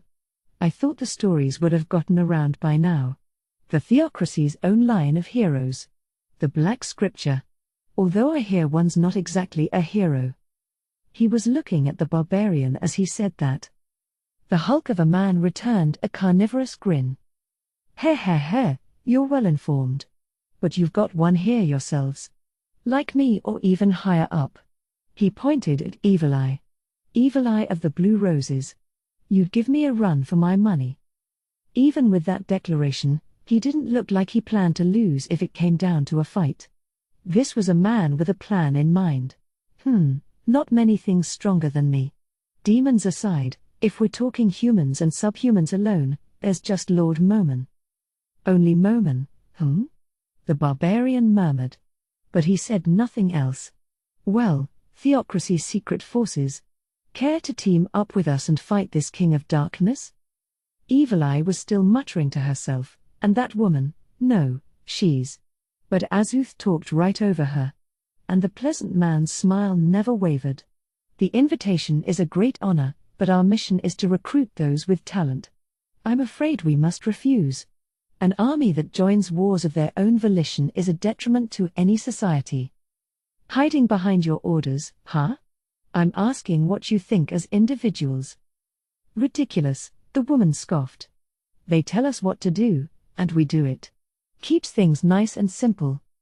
At this, the pleasant man's smile finally wavered. You're simply too lazy to think for yourself, he said bitingly. Fair. But as long as I'm obeying orders, any fault lies with those above me. I really hate getting blamed for things. I'm great at pinning it on others, though. Everyone says so. They don't mean it as a compliment, the barbarian muttered. Heh. So I take it we have your answer, Mr. Aindra? What do the Blue Roses say? Can we ask a question first? How would we even get away? That you'll learn when we're on the same team. I can say we have already scouted several other adventurer parties and successfully guided them to safety. Yeah? This wasn't by force or threats, was it? You forcing people to go along? Gagran had a point. An offer from anyone this strong could be hard to refuse. We have done no such thing. Those who join us unwillingly would be a liability in the future. They must join us of their own free will, so that we may work together for the future, for humankind. The man spoke earnestly without a trace of deception. His ability to do so was likely why he'd been chosen to recruit them. I'm out, Gagran said before he could even prompt a response. But it ain't even up to me. We're all doing what our leader says. The whole team nodded. Ah. Well, little point trying to persuade you. I see your minds are made up. He seemed to fold a bit too easily. Lake Hughes lowered her center of gravity in case he planned to resort to a more violent approach. The man spotted this and flashed her an awkward smile. Please, Lady Lake Hughes. I have no intention of using force. I pray you all manage to give the King of Darkness what he deserves. The receptionist is holding the payment for coming here, so please accept it on your way out. With that, we must take our leave."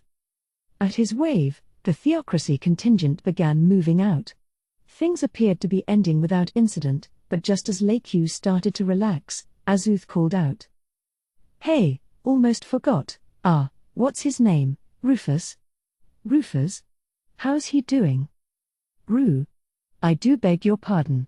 The theocracy is a big place, and I'm afraid I have no idea who you mean. Perhaps with more debt." "Oh, right. At your level, you wouldn't know the name. What do you usually call that undead? The gentleman?"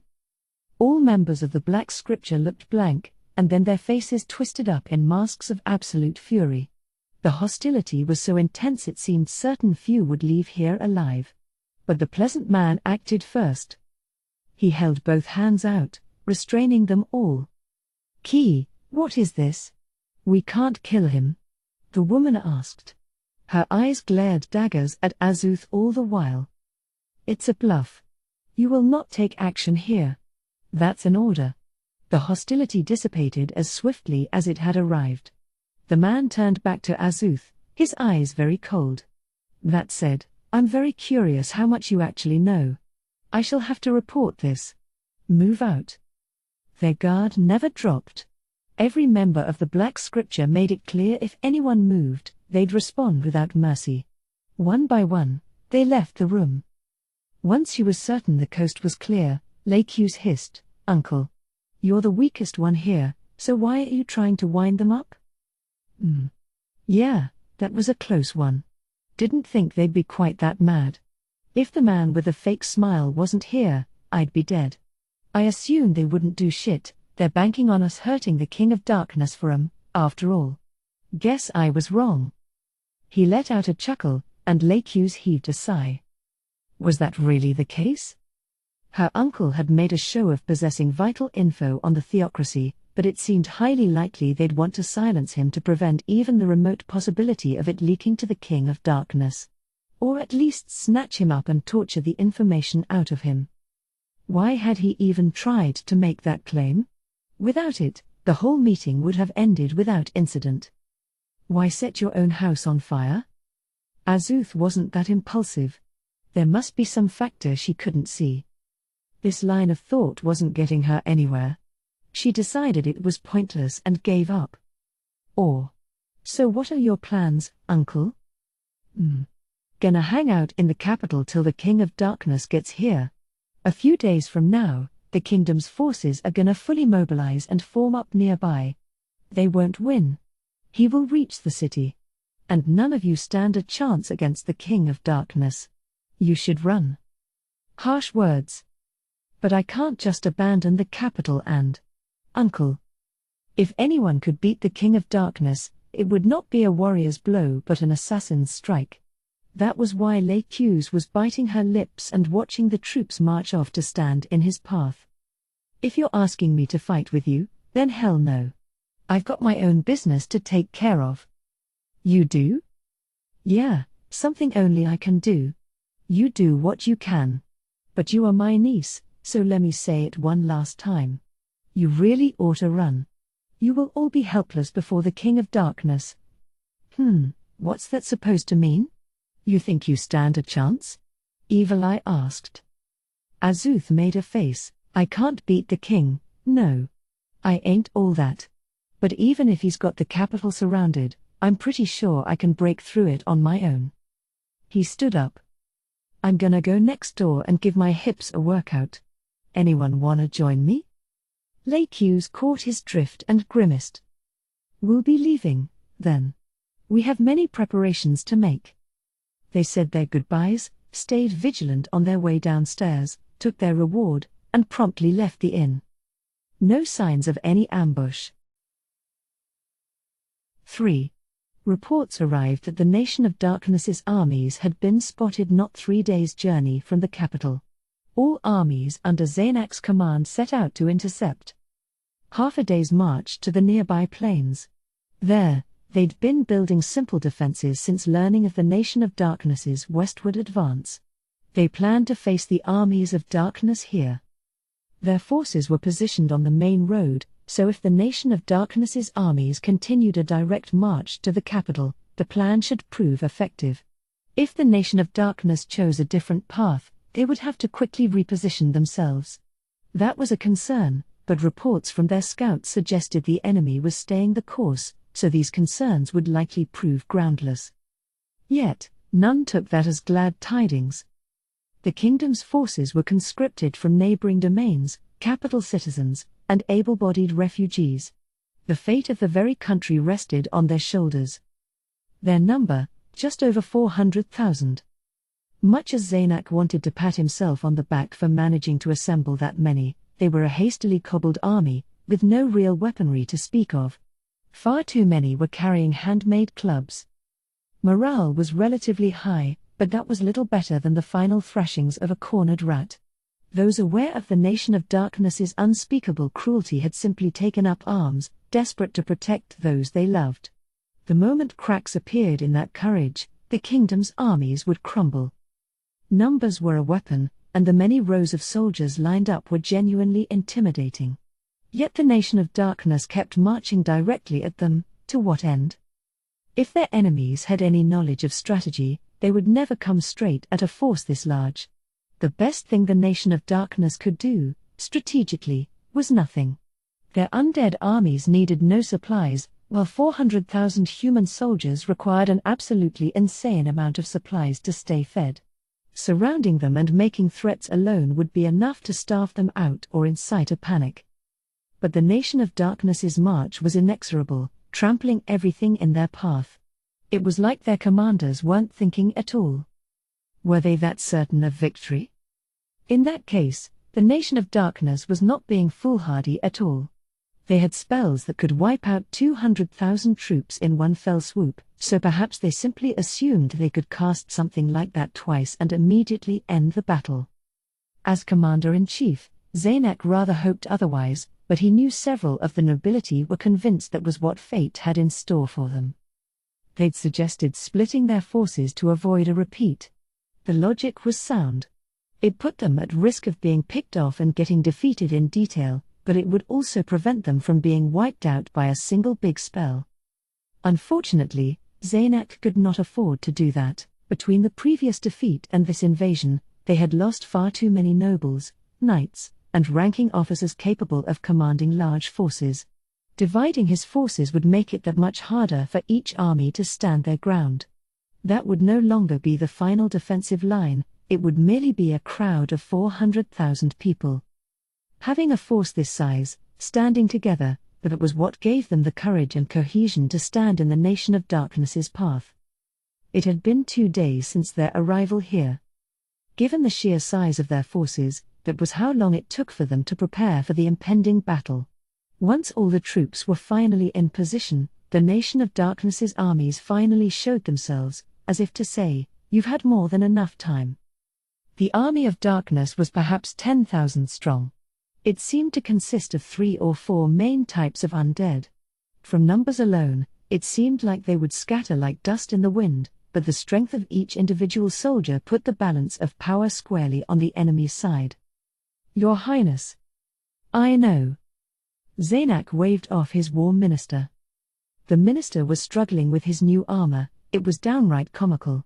But Zaynak was painfully aware he was little better. He currently wore the armor Gazif had once used, a royal treasure. But it did not look nearly as good on him. Still, he was grateful to have magic armor. The stress of the job had led him to gluttony, and his waistline had taken the brunt of the burden. Without magic armor, he'd have been forced to ask a smith to make alterations. "My horse." At his order, a knight led a horse to the front of his tent.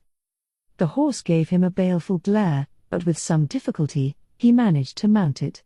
Leaving his retinue behind, he left the camp, trotting toward the Nation of Darkness's forces. He could have brought guards, but what use would they be if the Nation of Darkness planned to kill him here? They would not even give the undead pause.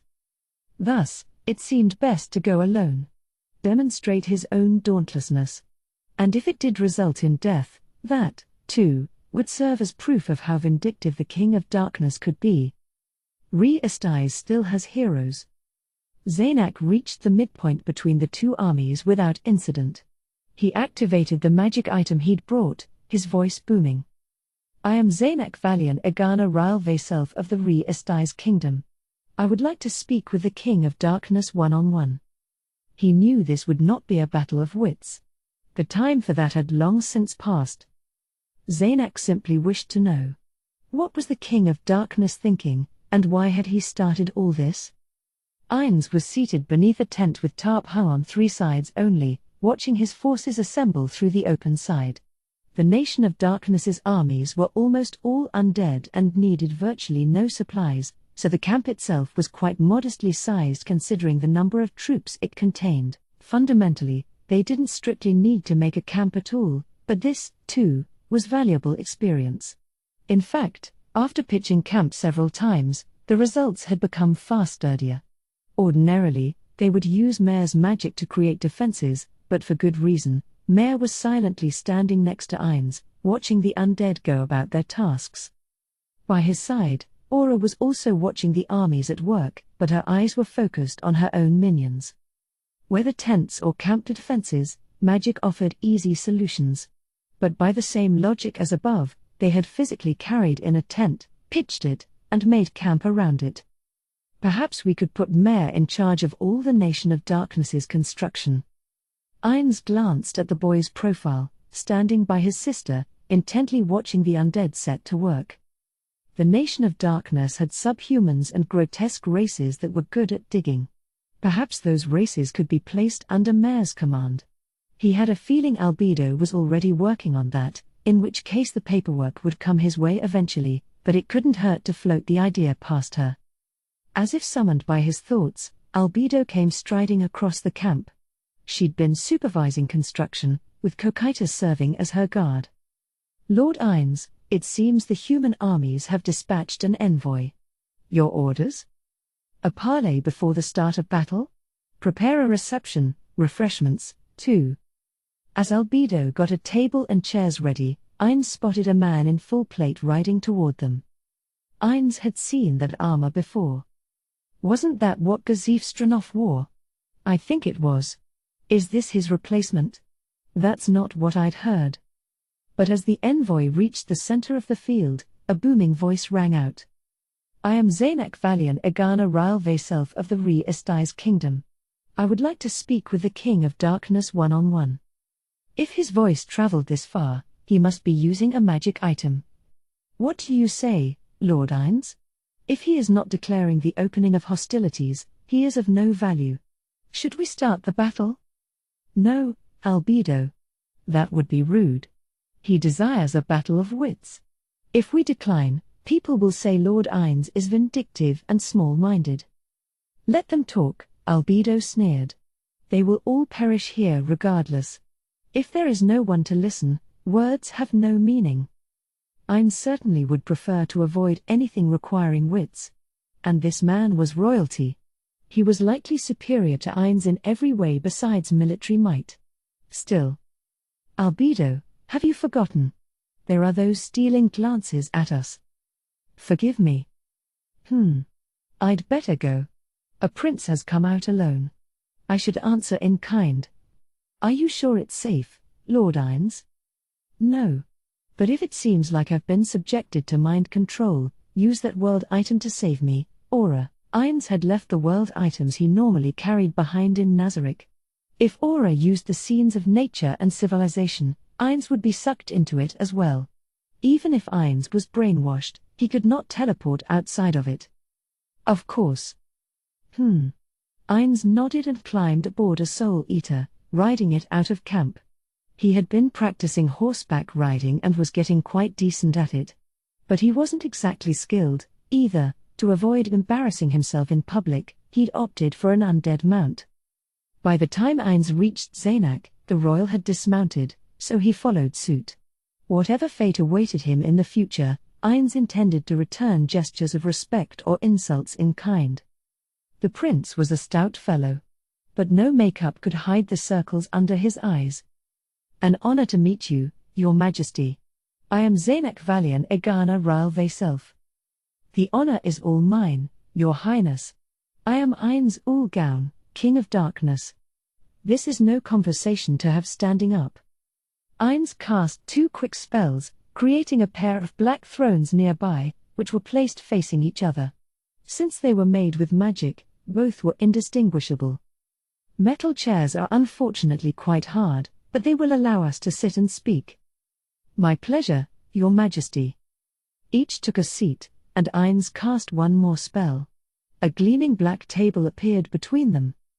Despite the magic he was throwing out, Zaynak showed no signs of alarm. Perhaps because he was not here to make an attempt on Ainz's life. Ainz drew 2 glasses from his inventory as well as a bucket of ice. Will water do? It seems an inappropriate time for a drink. I also have orange juice if you prefer. Thank you, Your Majesty. Water will be just fine. Ainz couldn't drink, but etiquette dictated that he fill his own glass, too. Now we are ready to speak. What did you have in mind? The moral justification by which we invade? There is no need to make that point any clearer, Your Majesty. But I did have something to ask. Why choose such a vicious response? Why not accept our surrender? A natural question. To Ainz, it was all logically sound, but from his perspective, it must simply seem like an onslaught of uncalled-for violence. Ainz nodded gravely. No point or means of hiding it, so he simply spoke as their plan dictated. There is no benefit to doing so. I shall make an example out of you, and thus all shall know how foolish opposing the nation of darkness truly is. For that purpose, once we have wiped your army out, we shall march upon the capital and reduce it to rubble. For hundreds or thousands of years it will stay that way, an everlasting reminder of the wretches who dared defy me. That does not sound like jest. I did not intend it as such. It's simply a statement of fact. But why? Why? Ainz echoed, confused. The nation of darkness possesses great power. You could easily demonstrate, Your Majesty, without such extreme tactics. Zaynak licked his lips, then swallowed hard. Why be so vindictive? Vindictive, Zaynak appeared concerned he had upset Ainz, but he felt no such emotions. What is it you're after? Ainz rolled that phrase around his tongue. Once, the friends he'd made in Yggdrasil had been everything to Ainz, or Satoru Suzuki. Those memories still gleamed. That was why he had wanted to see them once more. When the game drew to a close, in the instant everything was about to be lost forever, he had been sent here. The end was not the end. Merely the beginning. The NPCs his friends created came to life, and he could sense the spirit of his old friends in their every action. At first, he'd been scrambling to make sense of the changes happening around him and feared they might betray him, a notion that now seemed laughable. He barely ever worried about that anymore. But it might not just be Ainz who found himself here. There had been plenty of signs that other players existed. Naturally, this had given him hope that the friends from his happiest days might be here, too. Admittedly, if being present for the end was a requirement, then he was likely alone. Each time he'd used certain spells or gained new information, he'd felt their absence most intimately.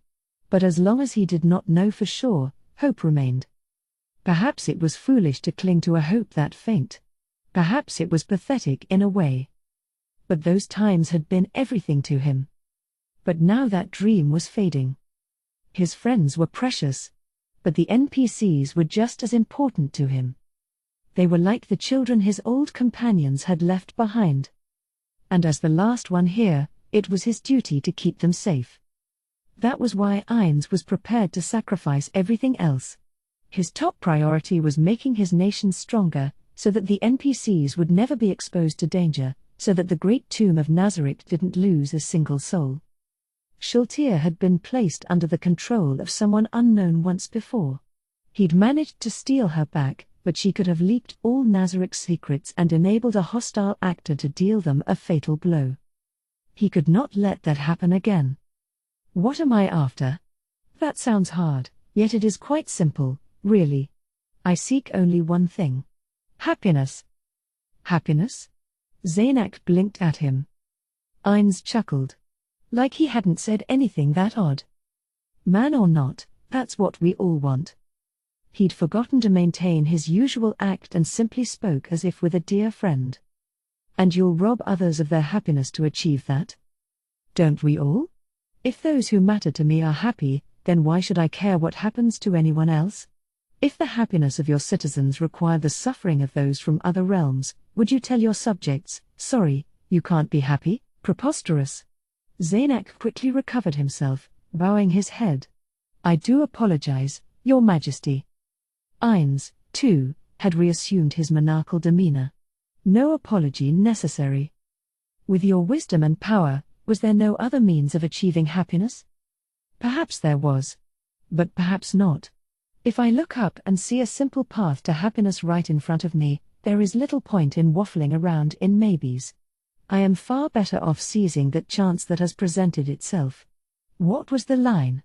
The goddess of fortune has no hair in the back. Zaynak looked puzzled. What an odd sort of goddess. Forgive me, I meant no insult to the object of your faith. Oh, don't concern yourself. I have no faith at all. It was merely a saying I'd heard once. My point is, for the happiness of those I must protect, misfortune must fall upon your country. That is the basis of most wars, really. Satisfied? I suppose. I certainly have thought similar things from time to time. For the benefit of my country, for the happiness of those I rule, considering these things is the duty and burden of any leader.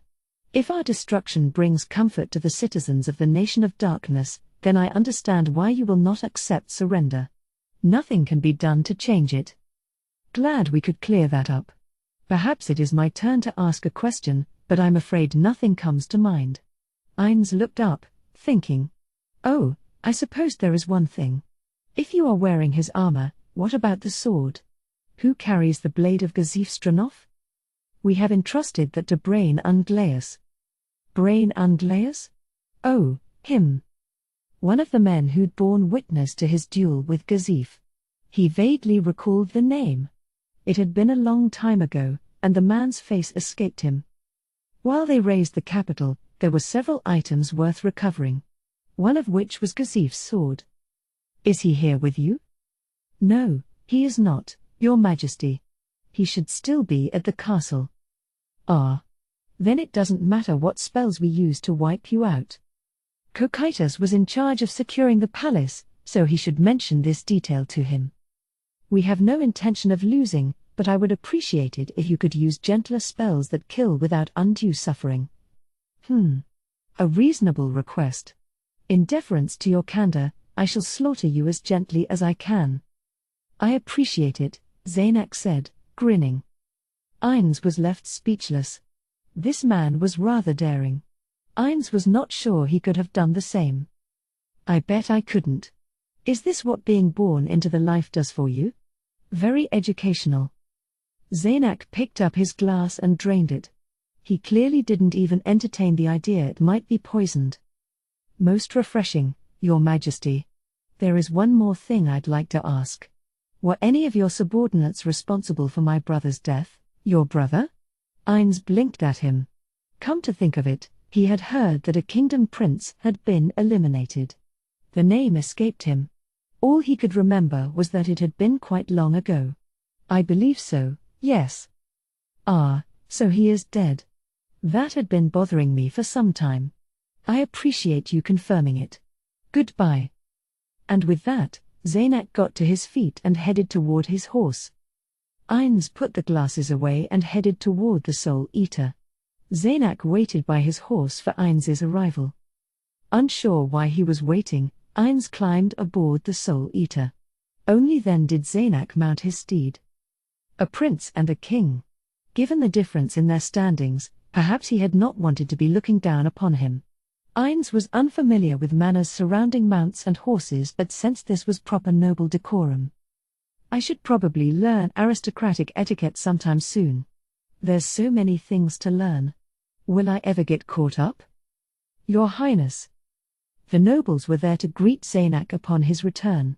Nearly all held lands nearby and had responded to his call.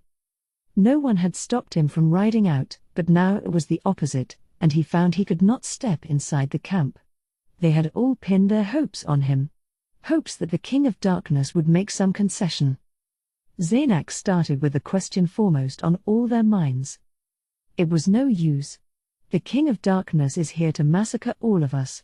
No room for negotiation at all. It seemed odd to him that this turned any of them pale. Had they still believed anything else would happen here? Zaynak got off his horse and left them to their anguished thoughts. Inside his tent, the war minister met him with a wry smile. So no good news, then? Exactly what we thought. But there was one surprise. Oh? I've never seen the King of Darkness. How vile a monster was he? Zaynak smiled. Much more human than I expected. The minister's eyes went wide. Perhaps for the first time since Zaynak had met him. He reflected upon his meeting with the King of Darkness. His appearance was certainly that of a hideous monster. His aura was palpable, and the robes draped on his person were clearly precious beyond all measure. But beneath it all was a motivation most anyone could relate to, the happiness of those he cared about. That seemed incredibly human. Not at all like the undead, the sworn enemies of all living things. He had no idea what line of thought had led the King of Darkness to this specific strategy. But like he'd said, he could understand his reasons. Yeah, that's my takeaway. He's just like any human. Zaynak's gaze drifted to the tent above. Perhaps there had been a better move. Long ago, before it came to this. But it was too late now. How goes the battle preparations and setting up the chain of command? Those under your direct command, the capital forces, can move out at any time. Dividing them up by address proved very effective. But the movements of the landed nobility are rather sluggish. It's almost as if they're competing to be the worst. The war minister did not hide his disgust. That's only to be expected. They are not under our command, and many of them have not made their peace with death yet. All we ask of them is that they not strike the first blow.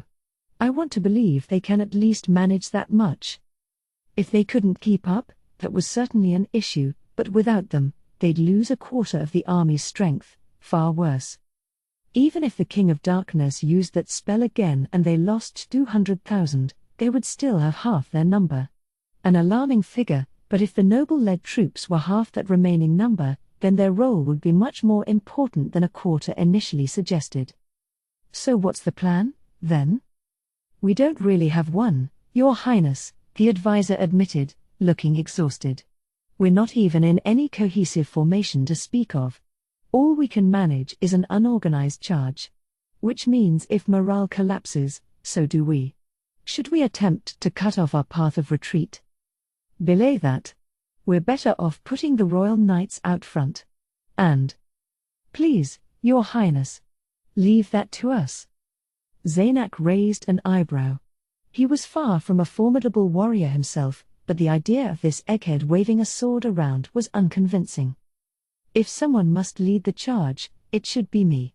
Our prince should remain in command at the rear.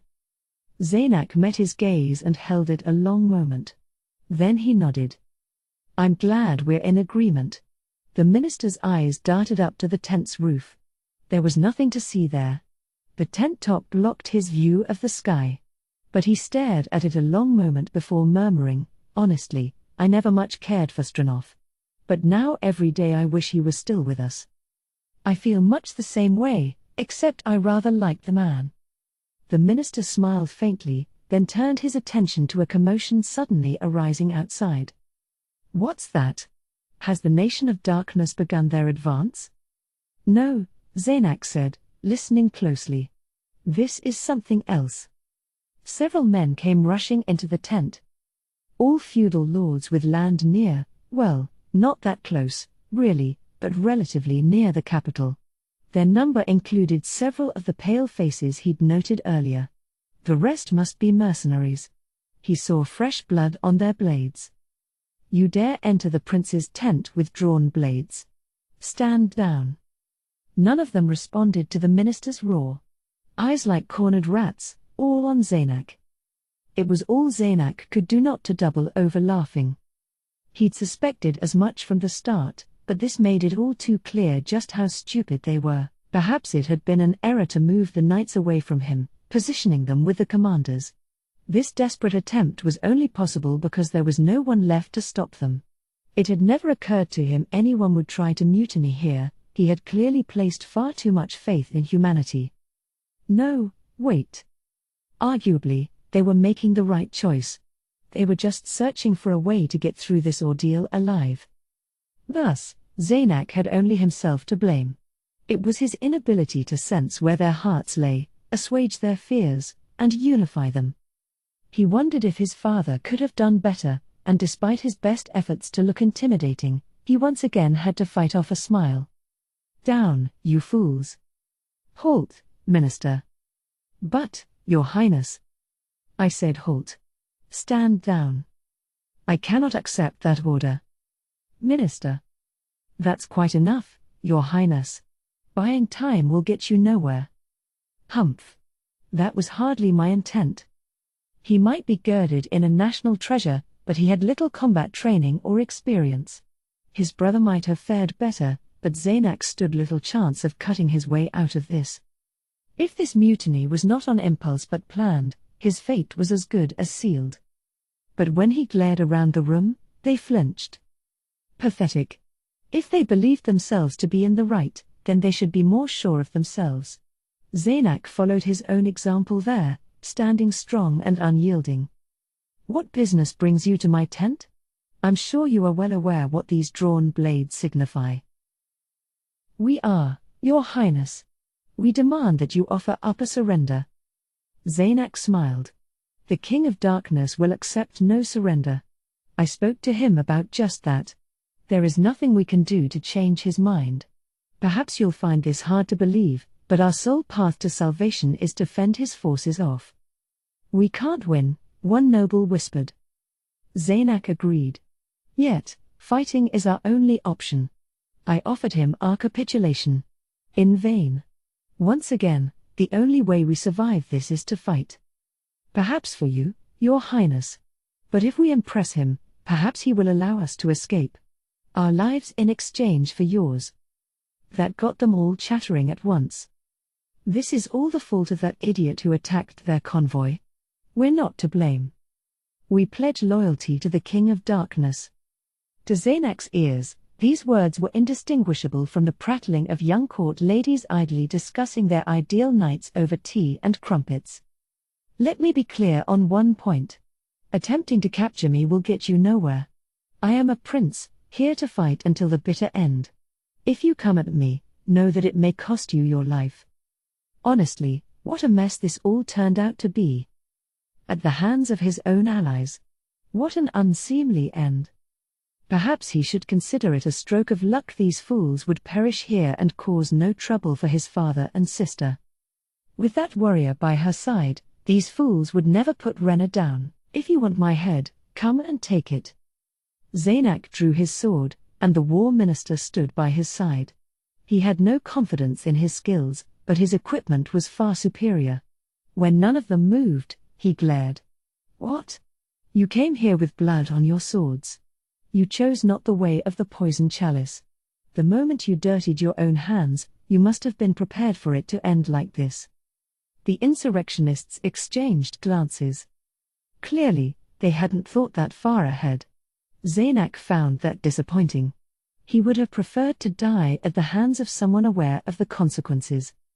In the face of the armies of darkness, fear had drawn their heartstrings too taut, and they had snapped, rushing headlong into this foolish mistake. Perhaps he had never been cut out to be king. He possessed none of his father's magnetism, his brother's authority, or his sister's wits. But that was fine. He had never really wanted to be king. He had only wanted to make this country better. Indeed. The country, the citizens, and his family. He had just wanted them to be happy. One of the noblemen yelled something at the tent flap, and several burly mercenaries came rushing in. Zaynak swore under his breath, then remembered how his brother swung the blade. He did his best to imitate that roar as he charged into the fray. Ainz was discussing the assault on the capital with Cocytus, Aura, and Mare when Albedo came back from checking the final formations with a frown on her face. He turned toward her, wondering what had happened. Lord Ines, the enemy have fallen into disarray. What? Disarray? How so? Ines rose to his feet and stepped outside. There was definitely something going on. It looked like they were turning on one another. Eventually a group of knights came charging out of the formation. It did not look like they were trying to land the first blow of the battle. Ines and his minions watched in silence as they approached the Nation of Darkness camp. From the ramshackle gear, these had to be a group of mercenaries, accompanied by the nobles who'd hired them. An older man in aristocratic finery emerged from the host of imposing fighters. He called out, his voice tinged with hysteria, and the wind caught his words, carrying them to Ines's ears. "We wish to speak with the King of Darkness. Prithee." Zaynak was not among them. Between the evident disarray and this small breakaway group, he had a hunch what had gone down. "Albedo, bring them to me." Albedo bowed her head, but Ines didn't even look her way. He turned back to his tent and sat down upon his makeshift throne. The three guardians inside spoke not a word as they took their places beside him. Soon, Albedo entered with a dozen or so nobles in tow. Their guards were forced to wait outside. They flinched at the sight of Ines, gasped at the sight of Cocytus, and were baffled by the presence of Aura and Mare. Bask in the glory of His Majesty's visage. The kingdom nobles took a knee by the entrance, bowing low. "Raise your heads," Albedo intoned before finally taking her place by Ines. "An honor to be graced with your presence, Your Majesty," the eldest noble said, apparently speaking for the group. From the deference the others showed, he was clearly the leader. "We are but supplicants awed by your grandeur, wishing only to serve beneath your feet. First, we bring you this gift." One of them thrust out a bag. Albedo started to step forward, but Ines stopped her. He rose slowly from his throne, a move he'd rehearsed many times before, and stepped toward the nobleman. He took the bag. Not a trap, then. Rather disappointed, he inspected the gift. He could smell fresh blood wafting from inside. It was all too easy to predict the contents. Ines opened it anyway, peering inside. His eyes met Zaynak's. He looked back at some length. He had only just met the man for the first time, so it was hard to rule out the possibility of a lookalike. But from their behavior, the odds of that were not high. Ines closed the bag, handing it to Albedo on his way back to the throne. "Give that a proper burial." They still had more than enough bodies to create undead from. There was no need to make use of Zaynak's. What happened to the armor he was wearing? The gathered nobles looked confused. Likely they thought bringing the head of their commander would earn them lavish praise. "Well," Albedo hissed. "Do you intend to not answer Lord Ines's question?" "All right, I believe the prince's body is still in his tent," the leader managed to blurt out. "Oh. Fine. You have done well." They looked delighted and bowed their heads again. "Fine work deserves a fine reward. What is it you wish?"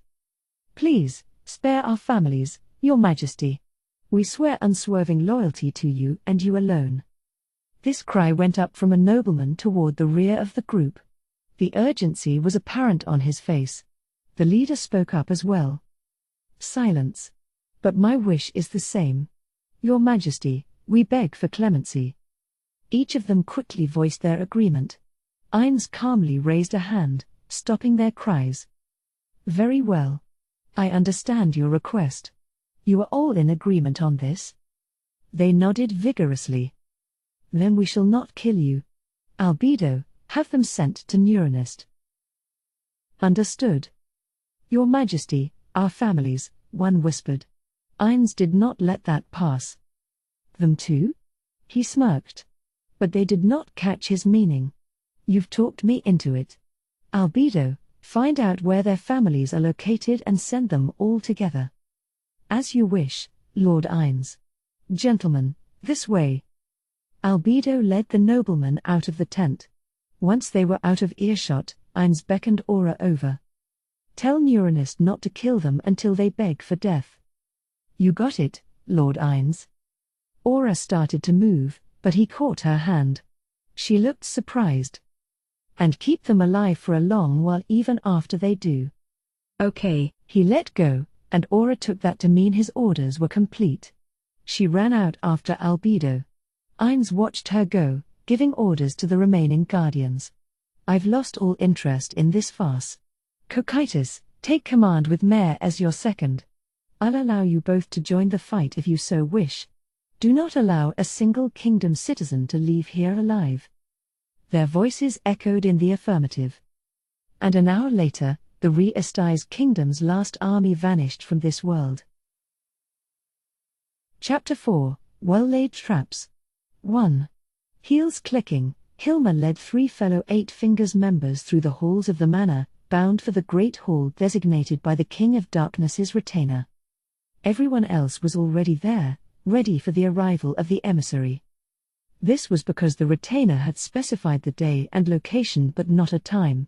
Hilma and the other chiefs were taking turns, ensuring there was always someone waiting on their arrival. If they kept this emissary waiting, it could be interpreted as an insult, which opened up the possibility of being put through pure hell again. If there was even the slightest chance of that happening, they had to do everything within their power to prevent it. A minute had passed since they started their walk. The manor was large to begin with, but they'd specifically placed the resting areas as far from the Great Hall as possible. There were closer options, but after taking everything into consideration, they decided it would be better to reserve nearby rooms for the storage of any incidental baggage. The silence may have proven unbearable. One of their number, Trian Poulsen, spoke. I don't care for that. All Hilma's nerves were concentrated on her ears. She could definitely hear children's voices. But it was so faint, you could not tell where in the building they came from. If you weren't listening for it, chances were you'd never even notice. Keeping the baggage near the main hall and their living quarters far removed kept it at that threshold. But while it might not bother them, if the King of Darkness's envoy objected to the sound, the results would be beyond imagining. Could be an issue, Orin said after some thought. Shall we insist upon total silence? Everyone nodded. They'd have to mention it to those they were relieving and have them hush the children back in the break room. But the brief conversation must have lightened the mood a bit. Orin spoke again, saying what was on all their minds but none had dared to voice. Still, will they actually come to save us? The stress of waiting for the Nation of Darkness's emissary had clearly gotten to him. 7 days ago, an army of 400,000 had marched out of the capital. A day before, word got around that the Nation of Darkness's armies were camped outside the capital walls. They'd only been on standby a single day, but the toll on their minds was far greater than the physical fatigue. They'd received these instructions when the war began, over a month ago. Specifically, when the Nation of Darkness reached the capital, they would transport those who demonstrated loyalty to a safe place but no more than 1,000. They'd been tasked with making that list. The manor currently housed exactly that number, 8 Fingers members and families. The total sum of 8 Fingers members was far greater. The chiefs had been forced to pick and choose the most skilled and loyal members. With families included, they'd quickly reached their limit. That was why they could hear children's voices. But all feared salvation would never come. On their scramble to the top of the 8 Fingers, each of them had promised to save lives, then ordered those same people slain when their use reached an end. They were in that exact position now on the opposite side of that bargain and could not shake the notion from their minds. Without so much as a glance backward, Hilma said, "The King of Darkness is a man of his word." I believe he is, Orin stammered. Clearly panicking. Hilma's words suggested he doubted their benefactor. I never meant to imply otherwise. His voice echoed far louder than those of the children. Realizing this, he clamped his lips shut. No one else dared speak a word until they reached the Great Hall. When they opened the door, they were met with listless smiles on tired faces. The Nation of Darkness's emissary had yet to arrive. Hilma felt a wave of relief tinged with fear. Likely all 4 of them felt the same. "There you are. Noah's Wayne said. Our turn to rest. If they arrive. He glanced at the magic item, a handbell. It was paired with another of similar make. If one was rung, the other would, too. If they were moved too far apart, the effect would be severed. There was only one ring available, not especially versatile and rather lacking as a means of communication. But they came in handy for things like this. We'll let you know, Priyan said. I'm still on standby. Is this King Ev? Fine, His Majesty. Don't look at me like that. Those words came from a thin, reedy man. The chief of the slavery division, Cockador. All the kingdom's criminals had been freed from prisons, conscripted into the armies facing the nation of darkness on the front lines. They'd snatched him up during the turmoil and brought him here. At first, opinions were split on what to do with him. If he joined the war against the nation of darkness, he would definitely die, and he was a colleague, so they had always intended to save him. What caused the split was how to introduce him to the King of Darkness. He was chief of a division that had long since been reduced to a mere shadow of itself. Several had said there was no point in mentioning him at all. But the opposing side argued that he was still an Eight Fingers chief, and the King of Darkness likely already knew who he was, so to do otherwise might make it seem like they were hiding things. Wanting to eliminate any risk, the latter option had won out. The next time they were on the chopping block, they'd make the introductions. It was now unanimous that he would be introduced the moment the emissary arrived. To avoid arousing even the slightest suspicions. You can't leave here. We have to present you properly. For that reason, he'd been trapped in the Great Hall, waiting for an emissary who could arrive at any time. He ate and slept here. And Cockador was nearing the end of his rope. Look, I am grateful, okay? The bribes you sent kept me safe from the terrors of that prison. And you snatched me out of that mess of immobilization. Despite my failings. What's your point, Cockador? Noah asked. It's too generous, Cockador said, his eyes narrowing. I've lost all my money and connections. What are you after? This manor is already filled with Eight Fingers members. You're not planning on killing me to encourage unity, are you? Huh? Hilmar was genuinely startled. Not just her, either. Everyone but Cockador looked stunned. Sometimes forcing everyone to share responsibility for a crime could bind you in the life. He must be implying something of the kind, but... Why are you all? I'm guessing I'm off the mark. They looked at one another, like they were dealing with an awkward relative.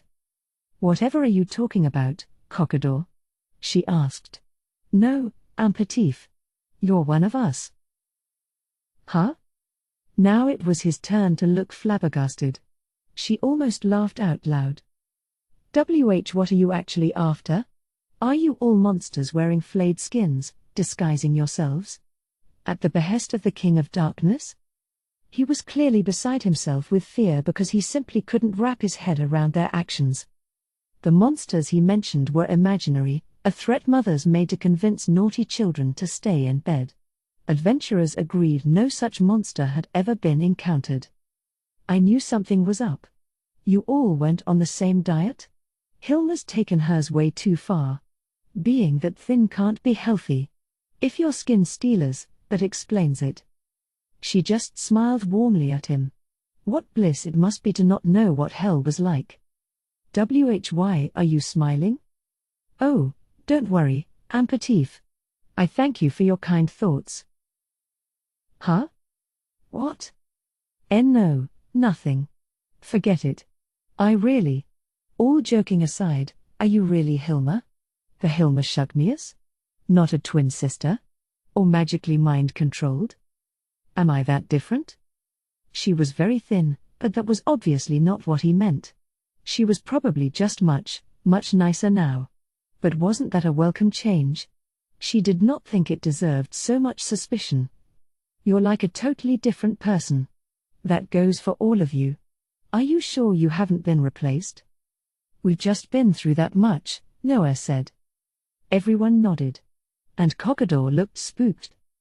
Like, what? I don't want to pry, but a warning would.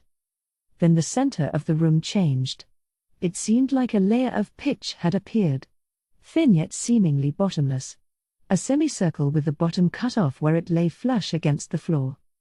Everyone had been dragged through one of these before. It was a gate. High-level magic, beyond any caster in the kingdom, only used by the King of Darkness and his minions. If one was active here, Hilma hastily dropped to one knee. She could feel Kugane following suit. Head down, Hilma's hands clenched tight. Their fate lay in the balance. Was this their salvation or their destruction? She heard a single set of footsteps. You may raise your heads. Before the gate stood a girl, chest oddly prominent for her apparent age. Hilma had not been formally introduced, but she had heard this girl addressed before as Shultir. No one here had the courage to use that name. Kugane was blissfully ignorant, but even he could read the room. I have been sent to collect you. I'm told you've selected 1,000, so have them brought here at once. Right away. They're waiting nearby. Orin ran off. He was the strongest of them. Shadow Demon, Shultir called, and a demon stepped out of the darkness. It had been here the whole time. They had all suspected their every action was under surveillance. This merely confirmed it. The Shadow Demon whispered something to Shultir. She nodded, listening closely. When it was done, Noah spoke, choosing his words carefully. While Orin is fetching the others, there's someone we should introduce. Can you spare a moment for it? That will not be necessary. You all have baggage to bring, so let us begin moving it all. It seems there is quite a lot, so it will be faster if we use my minions, do you mind? If it's not too much to ask. Excellent, Shultir said and cast a spell. Probably a summon of some sort. Several powerful undead stepped forth. They were let out of the room and came back with stacks of luggage, carrying them all through the gate. The baggage was taken care of in astonishingly short order, and as the movers wrapped up, they heard footsteps rushing toward them. This was the largest hall in the manor, but it wasn't enough to accommodate 1,000 people. Pass through the gate in the order you arrive. You will find yourselves in a village built within a forest. You'll exit into the village square, so do wait there. Following these orders, they began filing through the portal. Some were certainly hesitant to step into the unknown, but since their arrival here, they'd been repeatedly told never to disobey an order, so there was less chaos than anticipated. The biggest problem was boys of a certain age. They had a tendency to stop and stare. And quite a few nearby girls were openly disgusted as a result. Shultir was certainly a showstopper. Love at first sight was as inevitable as the hostility from her own gender. But Hilma was taking mental notes. If these children did anything stupid, she would be held responsible. She would have to take steps to prevent that. She was most on guard against girls touching their own flat chests, comparing themselves to Shultir. But those children's parents took their hands and pulled them smoothly through the gate. To her great relief, no significant problems occurred. The chiefs were the last to pass through, and when they stepped out of the gate, they found themselves in the promised location. A row of wooden houses surrounded by the scent of the forest. The undead had piled all the luggage in the center of the square, and there was confusion in the air, or was it excitement? The younger they were, the more the latter held sway. Perhaps a natural reaction for anyone after their first passage through a gate. Listen up, Noah roared. And the crowd quickly fell quiet, faster than expected. Shultir was floating above the ground, perhaps to ensure all here could see her. We are hard at work on your villages and will guide you to them in a week's time. Until then, you will live here. To help with village maintenance, we will be loaning you 4 golems. Use them if you need to move anything heavy. There are undead placed around this village, but they are there to prevent monsters getting in. However, these undead are not good at improvising. If you set foot outside their ring, they'll attack you as well. Ensure you do not step past their defenses. Shultir scanned the crowd, making sure everyone understood her. For the rest, work out how to get through this week together. We have left you 2 weeks' worth of provisions, so that should pose no issue.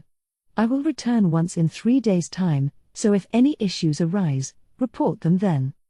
She came in for a landing, looked around once, and her eyes settled on Kokador. You are one of the chiefs? Why, yes. Did you want something from me? He could clearly feel how outclassed he was and was being extremely mindful of his tone. You will have to visit the Prince of Fear. Huh? Shaltir closed the old gate and opened a new one. Pure animal instinct warned Kokador this was bad news, and he looked around for help. His eyes met hers, but Hilma instantly averted her gaze. She could not argue with Shaltir's decision. Nor could any of her companions. None dared say a word. Wait, don't. I don't wanna. I can see it in your faces. Help. Yes, move along now. Shaltir grabbed Kokador and forcibly hauled him through the portal. His attempts to resist were utterly futile. No, stop. Help. Sorry, Kokador. Hilmar watched him vanish through the magical doorway and let out a small sigh. The gate vanished. No one relaxed. A silence settled over the square. Most of these 1,000 souls were blissfully unaware of what hell awaited him. But seeing Kokador hauled off like that told them more than enough. No one dared move a muscle. It was all too clear the one who brought them here had not done so out of kindness. Their new home seemed host to untold horrors. We failed to save Kokador, Noah said, moving to Hilma's side. They had not wanted anyone else to peer into those hellish depths. But preventing it had proved impossible. The guilt was overwhelming, a shame, truly. But it won't kill him. Let us call it a rite of passage. Now he, too, will know why we value one another so. A rite, yes. Calling it that does make me feel better. Hilma, Noah, I share your concerns for his well-being. But we have other business to tend to first. It fell to them to alleviate the concerns of the crowd. Hilma stepped forward. If the Nation of Darkness wanted them dead, they would have left them where they were. It would be pointless to go to the trouble of transporting them here. Or taking Kokador away for that matter. All Shaltir's actions were proof that the King of Darkness had kept his promise. Thank you, Your Majesty, she said, bowing her head. She did not know which direction he was in. But this was the only way she had of expressing her feelings. It was very much like a prayer. 3 guardians stepped forth from the camp outside the kingdom capital. Kokaitas was in charge of toppling the castle. Aura was tasked with securing critical facilities. And Mare's job was to cast spells that hit wide areas, reducing the city to a heap of rubble. Each had minions following in their wake. Mare was backed by the Hanzos, Kokaitas by the Frost Virgins, and Aura by her own bestiary. The streets ahead were eerily silent. Were the city's residents already in mourning? Cowering in fear of the Nation of Darkness? A few days before, they had annihilated the kingdom's armies. From the camp nearby, Ainz could see a paltry number of troops standing atop the capital's walls, ready to defend them. Far too few. But that was arguably true for Ainz's camp as well. There were no high-level minions here, not even the Nazarick Old Guarders. Just Ainz, Albedo, and 10 undead Ainz had made, Death Knights and the like. Albedo was in full plate, a halberd in hand. She had a world item on her person as well, just in case. Almost time. The guardians spread out, surrounding the city. Ainz was watching from a distance, Albedo by his side. Yes, she answered. With us this far apart, it's their last chance to act. If they do nothing here, then we can safely say we've come up empty. Ainz grunted in agreement, his eyes back on the city. Just in time to spot something flying out of the capital. He glanced around but couldn't identify any backup. The intel they had showed only one man with the courage to go up against magic that could fell an army 200,000 strong. The man with the power suit. The drops of red. He narrowed his eyes, observing the approaching shape. All right, here we go, he muttered. They could now shift to phase 2 of this operation, but that carried some concerns. This was a very important plan. It required a delicate response, like walking on thin ice. Could he actually pull it off? Maybe not, but neither could he leave such a vital role to anyone else. The shadow was closing in. Honestly, he was a bit appalled at his foe's recklessness. Did he not wonder about the conspicuous lack of aerial defenses? Did he think none of the other guardians spotted him flying over? Or was he taking action in full knowledge of all that? If he saw the trap for what it was and flew in anyway, then that spoke to his courage and determination. Reckless or merely conceited? Or, well, either way, we'll soon learn. Yes, Albedo said. It's all yours. I shall handle it. She was rarely this taciturn.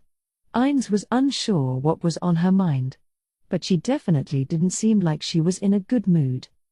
Ainz looked back up at the power suit. It would probably take a while to get here. Maybe they should have attacked closer to the city, Ainz thought, then realized his mistake. Odds were this attack was a decoy. Does he know his role? Or is he ignorant of that fact? Who knows? Either way, Stage 3 is a lock. Ready? No problem.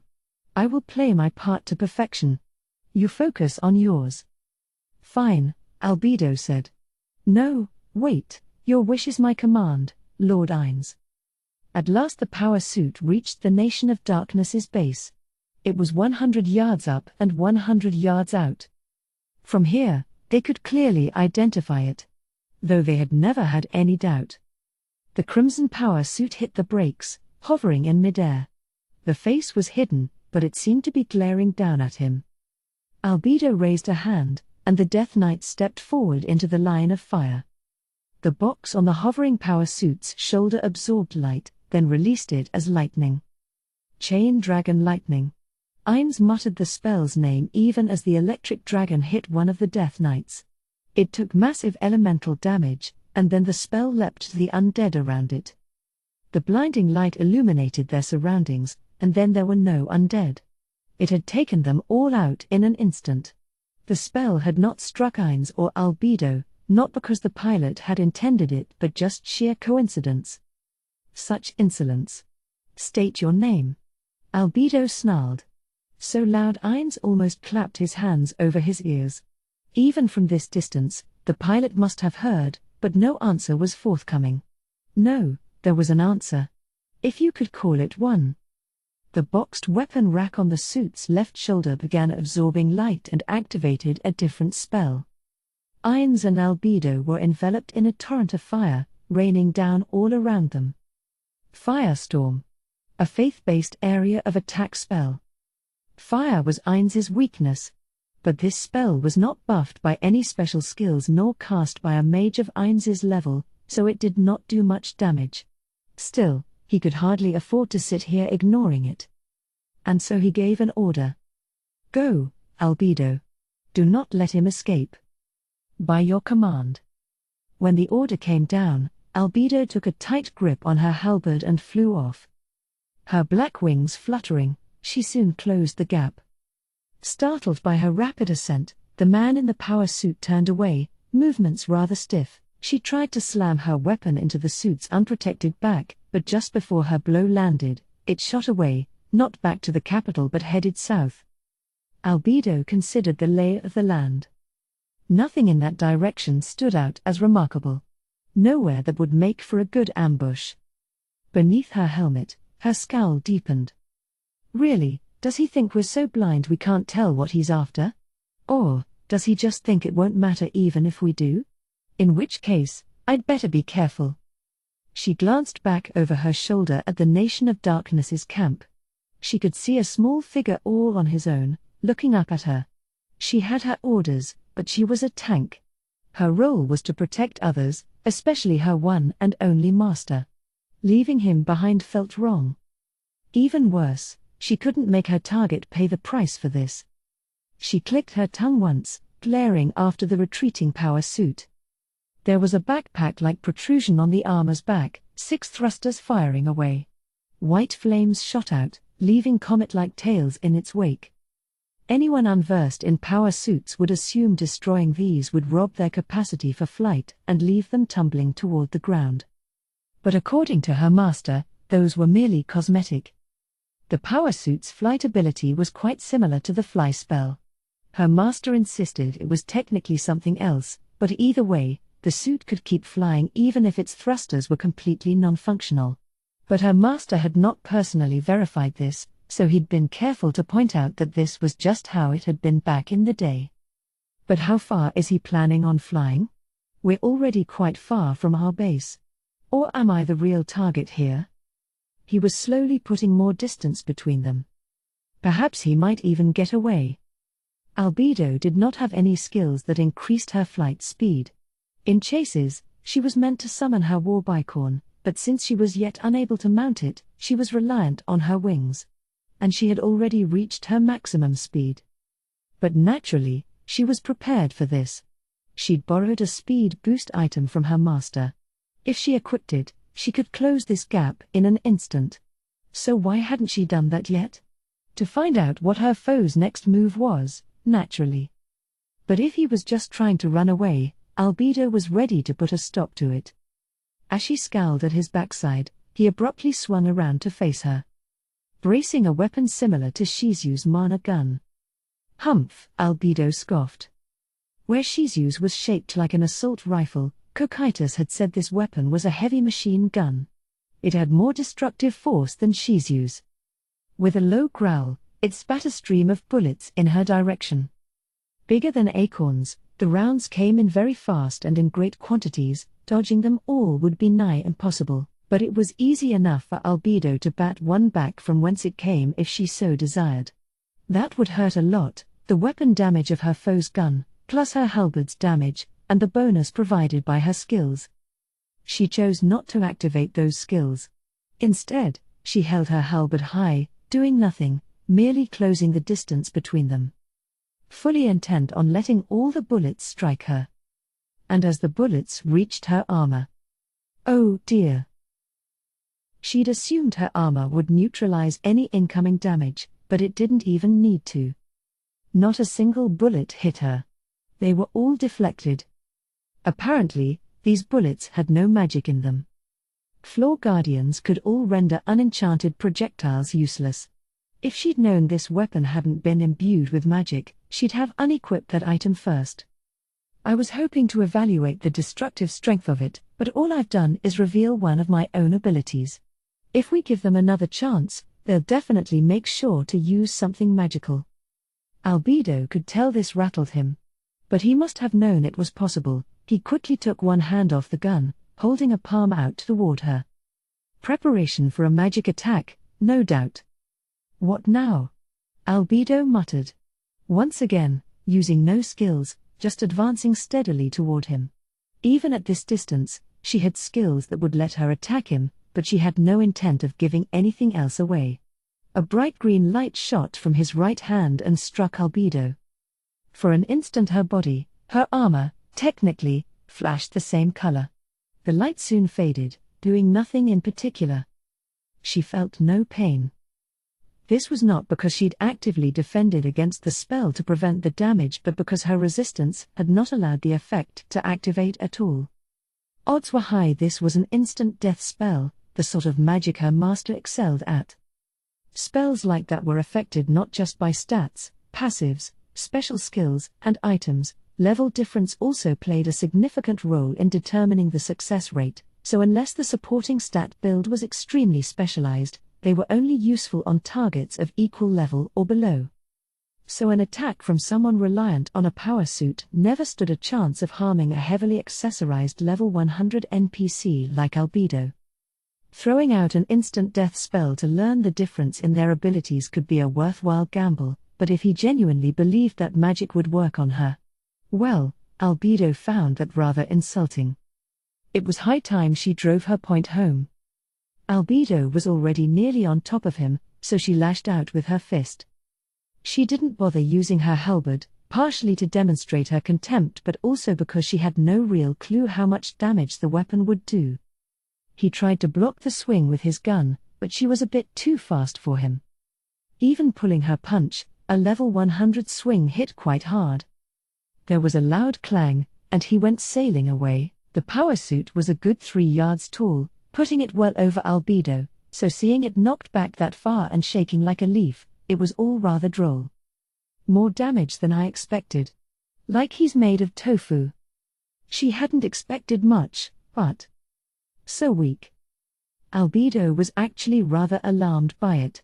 Nonetheless, she laughed out loud. Mwah ha ha ha. Prepare to suffer the fate that befalls all foolish enough to attack Lord Ainz. First, I shall sever your limbs from your body. Next, I shall break each of your teeth so that you may not even bite your own tongue. Oh, perhaps I should do that the other way around? Either way, once I am done, I shall bring you back to Lord Ainz and force you to apologize. TCH. Her ears caught a derisive sound. Beneath the helmet, her eyes narrowed. You dare click your tongue at me? How ill-mannered. The moment you attacked without giving your name, I knew you were a boor. I suppose I should simply say this was just as I expected. Big talk from a genocidal maniac. All's fair when eliminating absolute evil. Oh? From your sudden attack, I assumed you were a primitive incapable of human speech. Well, anyone living in this kingdom is little better than a savage, really. Say what you will, Prime Minister Albedo. Albedo considered the pros and cons of continuing this conversation and decided it might have its uses. Perhaps Lord Ainz or Demiurge could think one step ahead. She knew her domestic affairs but was not completely confident when it came to political intrigue and diplomacy. But there was no one here to offer her advice, so she had to trust her own instincts. I shall, drops of. What was it again? Sorry, I can't be bothered to learn the names of adventurer parties. Won't make much of a minister like that, lady. Was drops of red accurate? Was he deliberately not arguing with that to trick her? Either way, she intended to keep chatting. The hit she'd landed had told her enough about his strength. If they clashed again, it could get rather messy. So she pretended to enjoy their banter. Buying time is such a drag. To keep her foe from catching on, she had to play the part of a haughty tyrant. Albedo flew off after the Crimson Power suit. Now Ainz was alone in the camp. If he was right, the next phase would soon begin. Ainz activated body of effulgent beryl. If someone wanted to eliminate Ainz and had even an ounce of intelligence, they'd go all in on the weakness shared by all skeleton-type monsters, blunt damage. To achieve his goals here, he could not really afford to take hits that took advantage of this obvious vulnerability and suffer significant damage. Then he got a ping on his delay teleportation. Just as expected. He'd figured they weren't after Albedo. Ainz was relieved. If she'd been their target, it would have made things far trickier. But could he be sure of this? The trap could have multiple layers. The enemy was already coming at him from behind. Solo, that alone told him they were a close-range fighter. While the delay was still happening, Ainz cast Explode Mine over his shoulder, on the teleport location. Then he stood perfectly still, waiting for his enemy to appear. He already had Life Essence active and wanted to do a visual check on whether it was draining his foe's energy, but he held back. As they arrived, the explosion went off. Ainz leapt forward, away from the enemy, and spun around. Silver, no, the gleam isn't right. Platinum? Some metal I don't know? The explosion's dust cleared, revealing platinum-colored full plate. 4 weapons floated around it. A spear, a katana, a hammer, and a great sword. Each was a bit too large for a human to swing, their designs were less practical than playful. Like many of the weapons stored within Nazarik's treasury. The gleam of these weapons was exactly like the armor itself, they, too, were likely platinum. But several questions remained. Despite its value as a rare metal, platinum imbued no specific magical effect. He could not see the advantage of crafting weapons with it. The most likely explanation was that the platinum coating was meant to disguise the actual metal within. There were creatures like that in Nazarik. He'd only just recently learned about the golems in the Prince of Fear's room. It could also be a metal that merely looked like platinum, one unique to this world that Ainz was unaware of. Ainz watched his foe carefully. Any scrap of information could decide the outcome of this encounter. His gravest concern was that he couldn't detect any emotion in his foe's demeanor. They stood stock-still ever since arriving, not moving at all. Perhaps an expression of confidence after suffering no injury, or at least that's how it seemed to Ainz, as there was no visible blood or wounds. But it had to have hurt. He found it hard to imagine anything could get caught in his explode mine and emerge without a scratch. Ainz might be specialized in death spells, but it shouldn't be possible to entirely negate high-level spell damage without a trick of some kind. And explode mine had no element, so it was even harder to counter.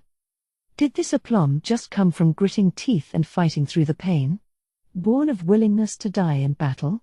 Or was there actually some trick to it after all? Did you think I was standing here with my guard down? Like the spell you? Ainz had intended this to provoke a reaction that was not permitted to speak further. The armor was preparing to attack, the hammer had floated into easy reach. One piece of info confirmed, Ainz grinned. They were after him, not Albedo. If they refused to engage him in conversation, then they had no reason to buy time. They wanted to finish him before his backup could arrive. If they had appeared in the air and started talking, he would have known they were after Albedo. Or planning on striking them both down. Everything was going just as he'd planned, but the enemy's attacks caught him rather by surprise. The weapons remained floating. Ainz had imagined a warrior would close in, but instead his foe waved a hand, like issuing an order, and the hammer rocketed toward him. And it moved really fast. Like it was thrown by a very high-level player, Ainz was unable to dodge it. If no magic was involved, he could negate the effects of all projectiles, but this weapon clearly had some sort of magic in it. So he chose to stand his ground, just like this foe had done, and took the throw head-on. Naturally, the instant the hammer struck him, his spell activated. Body of Effulgent Beryl completely nullified the blunt damage. Ainz never once took his eyes off his foe, watching their every movement. He saw this give his opponent pause. Clearly surprised by the lack of visible damage. The hammer shot back to the warrior's hand as fast as it had left, joining the other weapons after resuming its orbit. Mwah ha ha ha ha, Ainz laughed, spreading his arms wide and driving his invulnerability home. Do you see? You know full well skeletons are weak to blunt attacks. Naturally, that applies to me as well. But did you really think I would do nothing to address that? Did you mistake me for a fool? Let me be clear. Ainz thumped his own ribs. Any damage of the sort will not work on me. As he boasted, the enemy made no further attacks. Ainz was thinking furiously about what that could mean. If he read it wrong, it could prove fatal. His foe raised a hand. And spoke. The voice was clearly male. World Isolation Wall. A wave spread outward, centered on the user, like a distortion in the air itself. If it maintained the shape it started with, the area was now surrounded by a translucent semisphere. It covered a huge area, most likely best counted in miles. But he was sure his guardians were all on the outside. Ainz's mind went into overdrive. The clear advantage of spells like this was cutting off contact with external forces. But how effectively could it keep them out? Did it block physical entry from people charging at it? Entry via teleportation spells? And what about the effective range? It had looked like a half circle, but could you dig under it? And most importantly, what conditions needed to be met to destroy it? He had too little information to be certain of anything. But he could make some educated guesses. First, this foe clearly knew Ainz was a magic caster. At the very least, he would employ a spell that stopped him from teleporting away. If his opening move was not an attempt at mind control with a world item, then this was not the enemy who'd brainwashed Shaltir. Or if it was, he had reasons not to use that. Ainz still knew next to nothing, but this was clearly not a foe to be trifled with. Why? Because Ainz had considerable knowledge of spells and skills. Extensive training had left him with granular comprehension of their inner workings. His knowledge of fighting techniques was likely unparalleled even within Nazarick. But Ainz had no memory of whatever move his foe had just used. Given the sheer scale of it, he could only assume it was a super-tier spell or a world item. And that made it all the more likely this foe could easily throw out other unknowns, activating them in an instant. This posed a legitimate threat. A foe who could potentially take down Ainz, or the level 100 floor guardians. Despite that fact, Ainz displayed no trace of emotion. For one thing, his face wasn't capable of emoting in the first place. It was possible for his voice or body language to give his feelings away, but it was also because Ainz Ulgaun would never do something so humiliating. He could not allow his enemy to sense his relief, his joy. His certainty that he'd been right to pick this fight. Ainz kept his eyes focused, observing his opponent. That technique might be new, but it was not beyond comprehension. For one thing, using it apparently cost health. And a great deal of it at that. This meant the wall that had appeared was not just for show. It must have some effect, and he needed to figure out what quickly. Ainz had life essence active, and he'd sensed his foe's health decreasing as the wall went up. Yet, there'd been no reaction from mana essence. His foe seemed like a pure warrior build and likely had little to no mana to begin with. If this mystery barrier was a prison to prevent Ainz's escape, then he must believe Ainz was trapped here. That might loosen his lips. Especially if he had faith in his own skill. So Ainz acted generous. His tone so amenable you'd think he'd forgotten about the hammer. "I'll forgive the ambush. I assume you know my name, but allow me to state it anyway. I am Ainz Ulgaun, the King of Darkness. Your turn. May I hear your name?" There was a long silence before he answered. "Rick Agonia." Ainz instantly began analyzing that information. This meant a sharp increase in the odds that this barrier was not just to prevent his escape but to prevent anyone else from getting in as well. Giving him any information was proof he did not intend to let Ainz get away and was quite certain he would receive no reinforcements. This name had not appeared anywhere in the information Sabos and Demiurge had gathered. It seemed unlikely they had found nothing on a foe this powerful. Even if he'd been in hiding, Ainz had his doubts that anyone this strong could have avoided carving his name into the kingdom's history books. The most likely explanation? He had given a fake name. In which case, why, a kingdom subject would likely just give their name and declare themselves here to vanquish the evil despot invading their lands. If that option was off the table, then this was someone who needed to keep his identity secret. He could be trying to direct Ainz's fury to the real Rick Agonia. Or perhaps he was simply being cautious, worried that Ainz could do something with knowledge of his true name. While placing the wilderness under his control, he gathered information from a number of subhuman tribes, and that had included the idea that curses were easier to stick if you knew the target's true name, the one linked to their soul.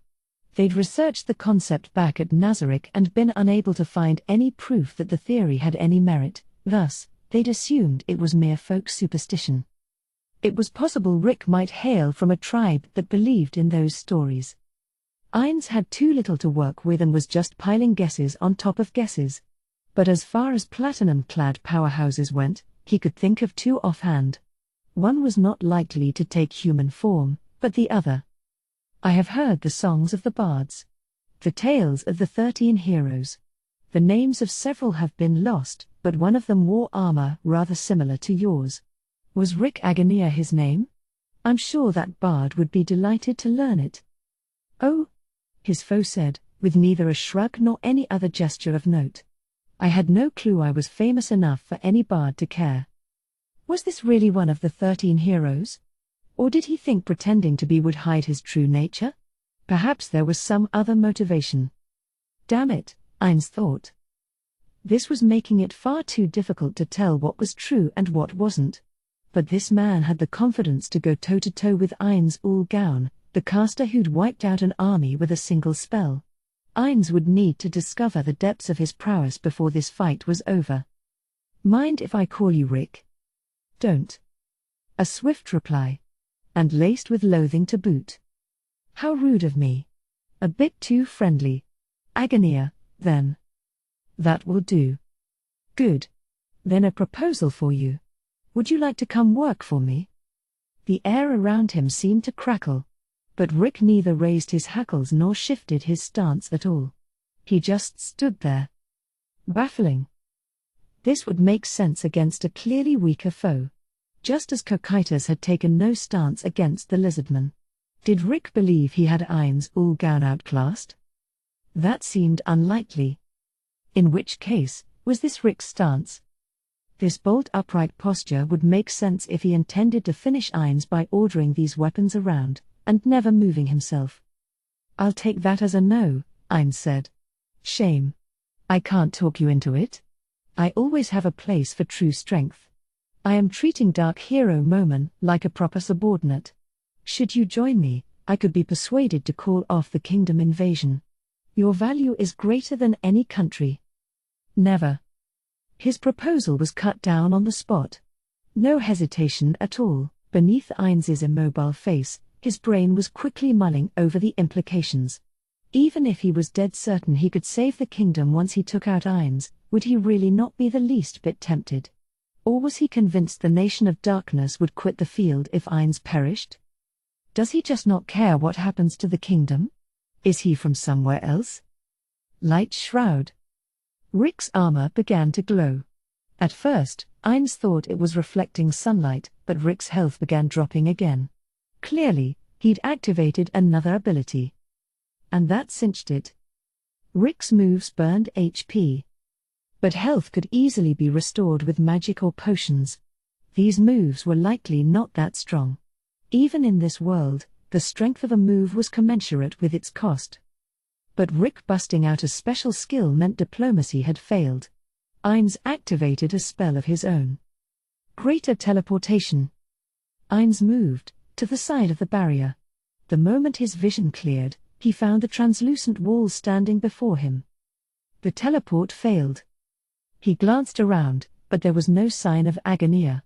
It was possible he had no pursuit skills. Ainz had set his destination to the Great Tomb of Nazarick, so it was likely in this direction, beyond the barrier. He'd verified at least one effect. This wall could completely stop him from teleporting out. But since he'd managed to move to the barrier's edge, he could still teleport around in its confines. Just not out. If he tried, he would travel in that direction and stop once he reached the walls. That was critical information. He had never intended to teleport away from the fight, but this had been well worth revealing a card. Ainz reached out. If it doubled as a trap, he might take damage from coming into contact, but the odds of that were low. If that was the case, he likely would have taken damage from trying to teleport through it. His hand touched the barrier. It looked soft at a glance but was actually extremely hard. He gave it a good push, but not only could he not get through, it didn't even budge. It was like the world ended here. Ainz pulled out a gold coin and tossed it at the wall. It hit the barrier and promptly bounced off. Aiming carefully, he activated lightning. Nothing gets through. These results were what he'd expected, and then he heard the ping on delay teleportation. Must be Rick. Ainz activated Body of Effulgent Beryl and stayed very still, keeping his back to Rick. As Rick arrived, something hit his back at high velocity. It was more blunt damage, so once again the spell's power kept him perfectly protected. But somehow it pushed him forward, pressing him against the barrier. This was pretty strange. Ordinarily, if damage was cancelled out, accompanying effects like knockback were as well. Not with Rick's attack apparently. And Ainz had yet to work out what that meant. He slowly, and deliberately, turned around. The hammer retreated to Rick's side. Each of the 4 weapons floating around him were now wreathed in a white glow. This was new. It looked just like the glow enveloping his armor. And his health was lower than before the teleport. What's more, it had dropped by more than when he'd activated his armor. Was this because he had to use this magic on each weapon individually or because teleporting here had also cost health? Ainz wanted more info on this. I said bash damage would get you nowhere.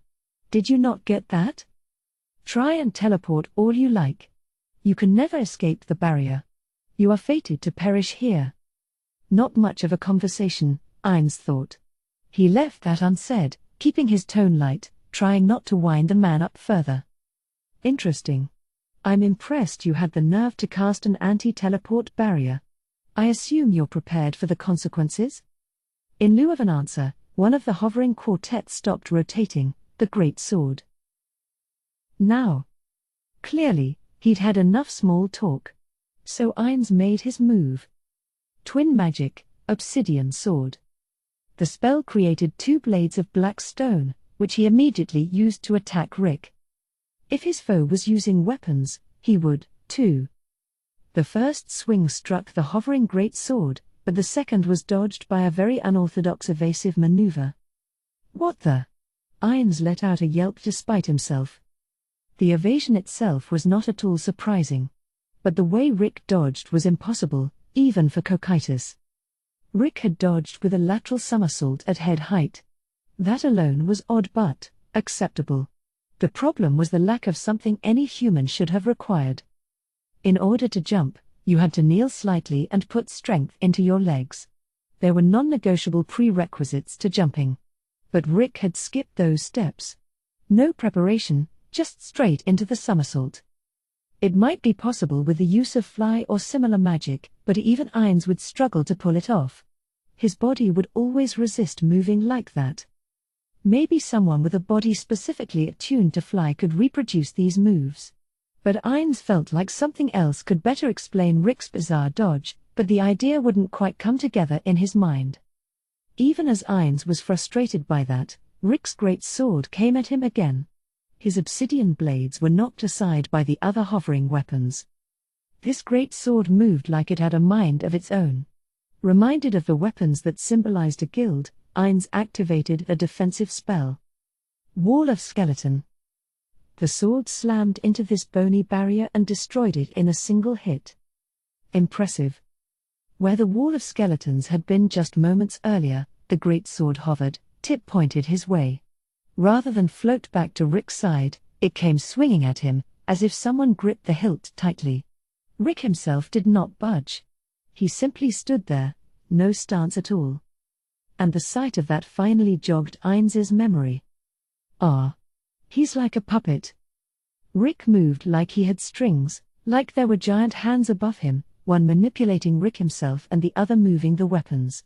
So he's not using psychokinesis to control the weapons but the armor as well? Wait, is the suit empty? Or is he controlling his own body, too? The great sword slashed down with an overhead swing, and Ainz took out a staff, a blasting staff, to block it. The weight was tremendous, and he thought he felt his feet sink slightly into the dirt. If he had any weapon destruction skills, there might be a point in attacking this great sword, but Ainz had learned nothing of the kind. Acid was effective against physical objects, but if he tried using those spells, it would take too much time. It was Rick himself he should attack. Grasp Heart. Ainz's specialty was ghost magic. Unfortunately, it did nothing to Rick at all. Did he have complete resistance against this type of skill? Or was it simply resistance to status effects? As Ainz mulled it over, the great sword took a horizontal swing, moving even faster than before. Gah! Neither block nor dodge was in time, and he caught the blow on his torso.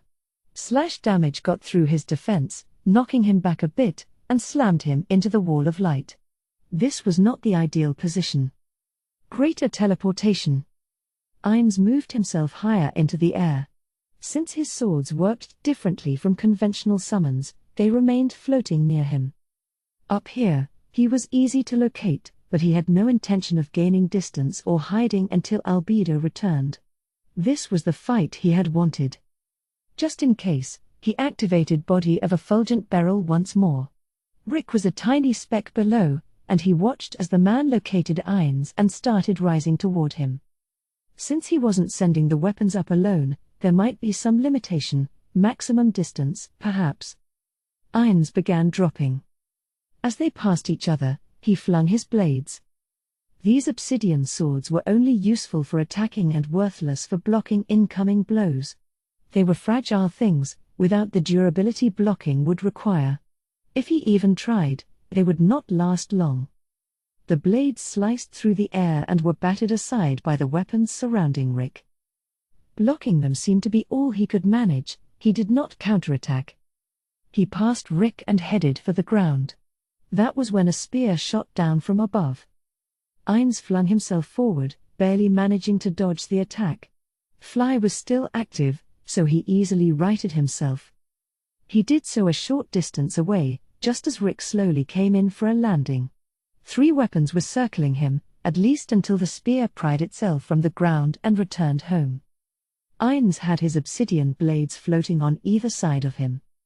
The more he watched Rick, the more certain he was there was nothing alive inside that armor. He hadn't bent his knees at all upon the landing. Then, he actually did move, taking the great sword in hand. And charging in fast. The fastest he'd moved yet. Like a meteor, Ainz sent the blades toward him, but the circling weapons batted them to the ground. Call greater thunder. Bolt after bolt struck Rick, but his charge didn't even slow down. He was taking damage. Ainz could see his health dropping. He was just enduring all the pain.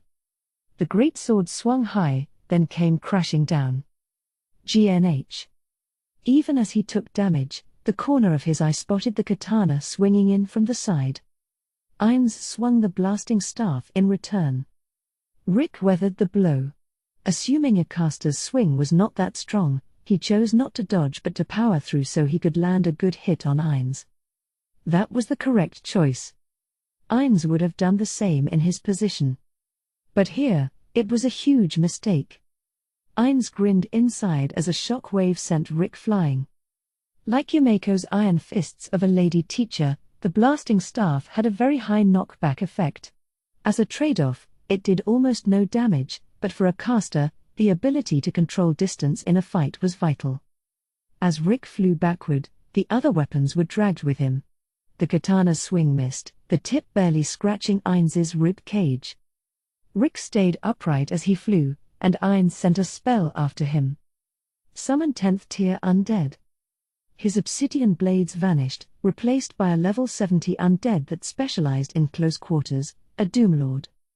It wore a rusted crown upon its helmet, a cape stained with blood, its full plate studded with scythe-like blades. Negative energy, in the form of a black mist, poured from the chinks in its armor, gradually depleting its health.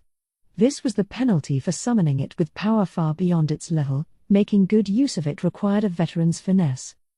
Which didn't matter to Ainz, who only needed it to tank for him. Summoned monsters were your shields or your swords. Casters that could do that were strong. But a truly powerful warrior would wisely ignore them. How would Cocytus have handled it? He would likely knock the monster into the summoner, close in, and attack both at once. Or Albedo? She'd let her defense speak for her, ignoring the monster to focus on bulldozing the caster or smartly pulling aggro so they hit each other. How would Rick handle it? He had primarily been letting his weapons auto-attack. He'd swung the great sword himself once but shown no signs of putting any special skills or martial arts behind it. That meant Ainz still had no real grasp of his potential as a warrior. Hence this approach. Rick made a beeline right toward it. No wavering, a regular dauntless charge. Was he specialized not in the use of these floating weapons but in super close range fighting? In that case, he couldn't leave any space between himself and the summons if he wanted to take it out quick. As Rick closed in, the Doomlord raised its weapon. A war scythe with the blade affixed perpendicular to the handle. It was imbued with negative energy and shrouded in that black mist. Ainz gave it an order through their magical link, an open-ended one, merely informing it their foe was likely inanimate and to incorporate that into its approach. Summoned monsters received a portion of their summoner's knowledge base. It likely knew that without him spelling it out, but, best to be sure. The Doomlord activated a skill. Ruinous Night. The black mist sprayed outward, blanketing the area. This increased the Doomlord's health drain ability but temporarily boosted all combat abilities in return. Furthermore, it cancelled the damage reduction stemming from the gap between its level and its opponent's. And any undead within this black mist, naturally, including the Doomlord itself, got a reduction to the effects of anything light, faith, or positive karma-based.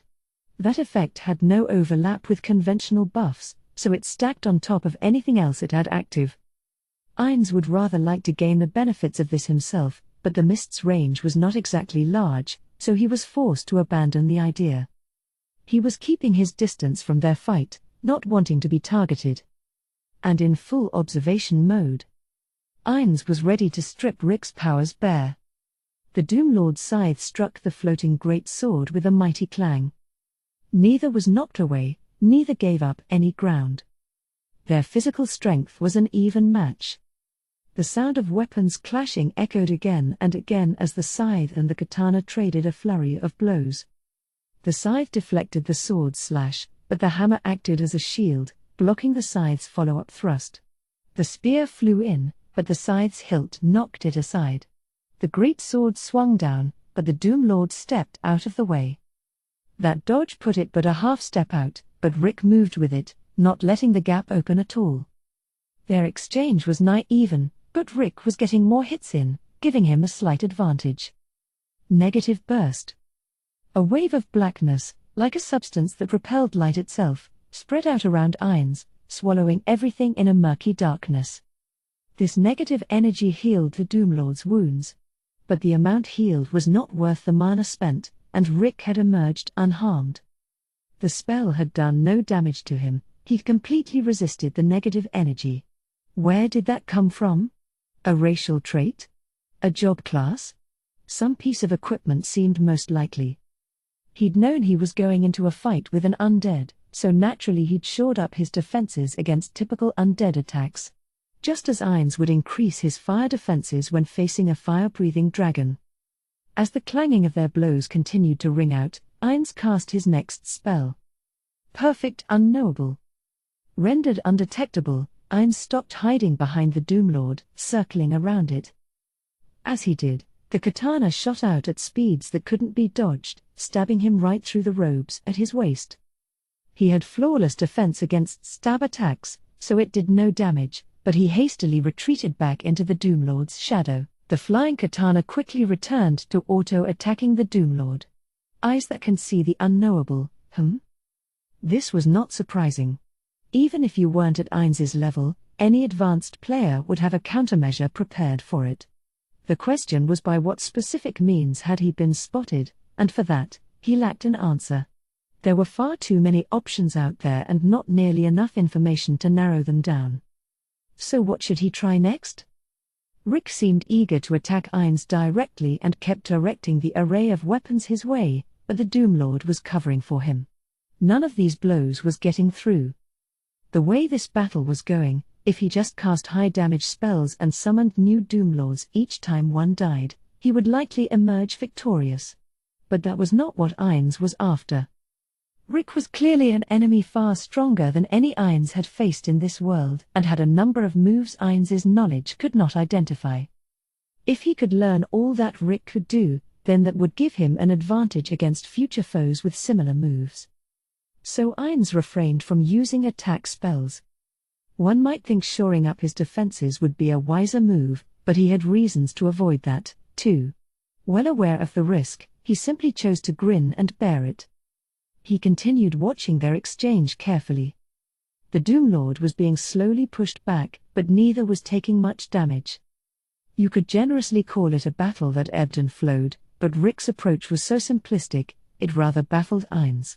It was clear enough why the Doomlord couldn't gain the upper hand. The Doomlord's skills were all negative energy or psychic attacks that weren't effective against Rick. By now he was convinced that Rick was the member of a race with traits like a golem or some other construct, or owned magic items that conveyed similar bonuses, or was actually a construct himself. What was more likely? Well, the fact that they'd been able to converse suggested the former possibility. There were races like half-golems that retained some construct-like traits, so he could be one of those. He had no clue why one of those races would be backing the kingdom, but what mattered here was not Rick's standing but his skill. So why were his attacks so simplistic? He was using no special skills, no martial arts. One of the supreme beings had made very good use of golems, and Rick reminded Ainz of them. If his opponent was a half-golem, that was fine, but if they'd done something tricky like stick a speaker inside an actual golem, that could be a pain. The strength of the golems Ainz knew was based on the value of the metal used in their construction, the crafter's skill, and the data crystal that tied it all together. Making a high-level golem carried a pretty hefty cost. But if Rick was actually a golem and it was actually possible to make a golem this strong from a low-value metal like platinum, then there could be a lot more like him out there. He needed more info. Ainz sent the Doomlord another order. It obeyed, spraying even more black mist. Its speed and damage rose again, and now it began to scratch Rick's armor. In return, its health quickly drained as well. The Doomlord did not last long. As it vanished, Ainz cast Summon 10th tier Undead again. This time he called forth a level 68 Undead, an elemental skull. At first glance, it appeared to be just a floating skull. But it was enveloped in a shimmering magic aura, shifting constantly between 4 shades: red, blue, green, and yellow. Ainz had ordered it to hang back and took up position in front of it. Elemental skulls were a type of undead specializing in elemental attack spells. They had a caster's health, far less than the Doomlord boasted. But their magical offensive capabilities were significant. All the spells this undead cast were maximized. On the defensive end of things, it had strong resistance to all types of magic and complete resistance to the 4 elements: fire, lightning, acid, and ice. But it was extremely weak to physical attacks, blunt damage being a particular weakness. That's why Ainz had to stand in front of it. Despite seeing a caster step forward, Rick didn't put his guard up. He simply closed in and started attacking Ainz. At least be taken aback, Ainz thought as he began parrying Rick's slashes just like Albedo had taught him. This was really more of a one-sided barrage. He was lucky to parry 1 in 5 attacks.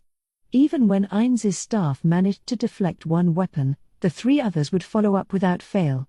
The hammer nailed him once, but body of effulgent beryl negated the damage. A 3rd straight cancellation must have finally convinced Rick it was futile, because he made no further effort to use the hammer. Ainz had known this going in, but his foe was fast. Perhaps not quite as fast as the Floor Guardians, but close enough. Abandoning the hammer was a real stroke of luck. If he'd kept that in the fray, Ainz would have had no shot at winning.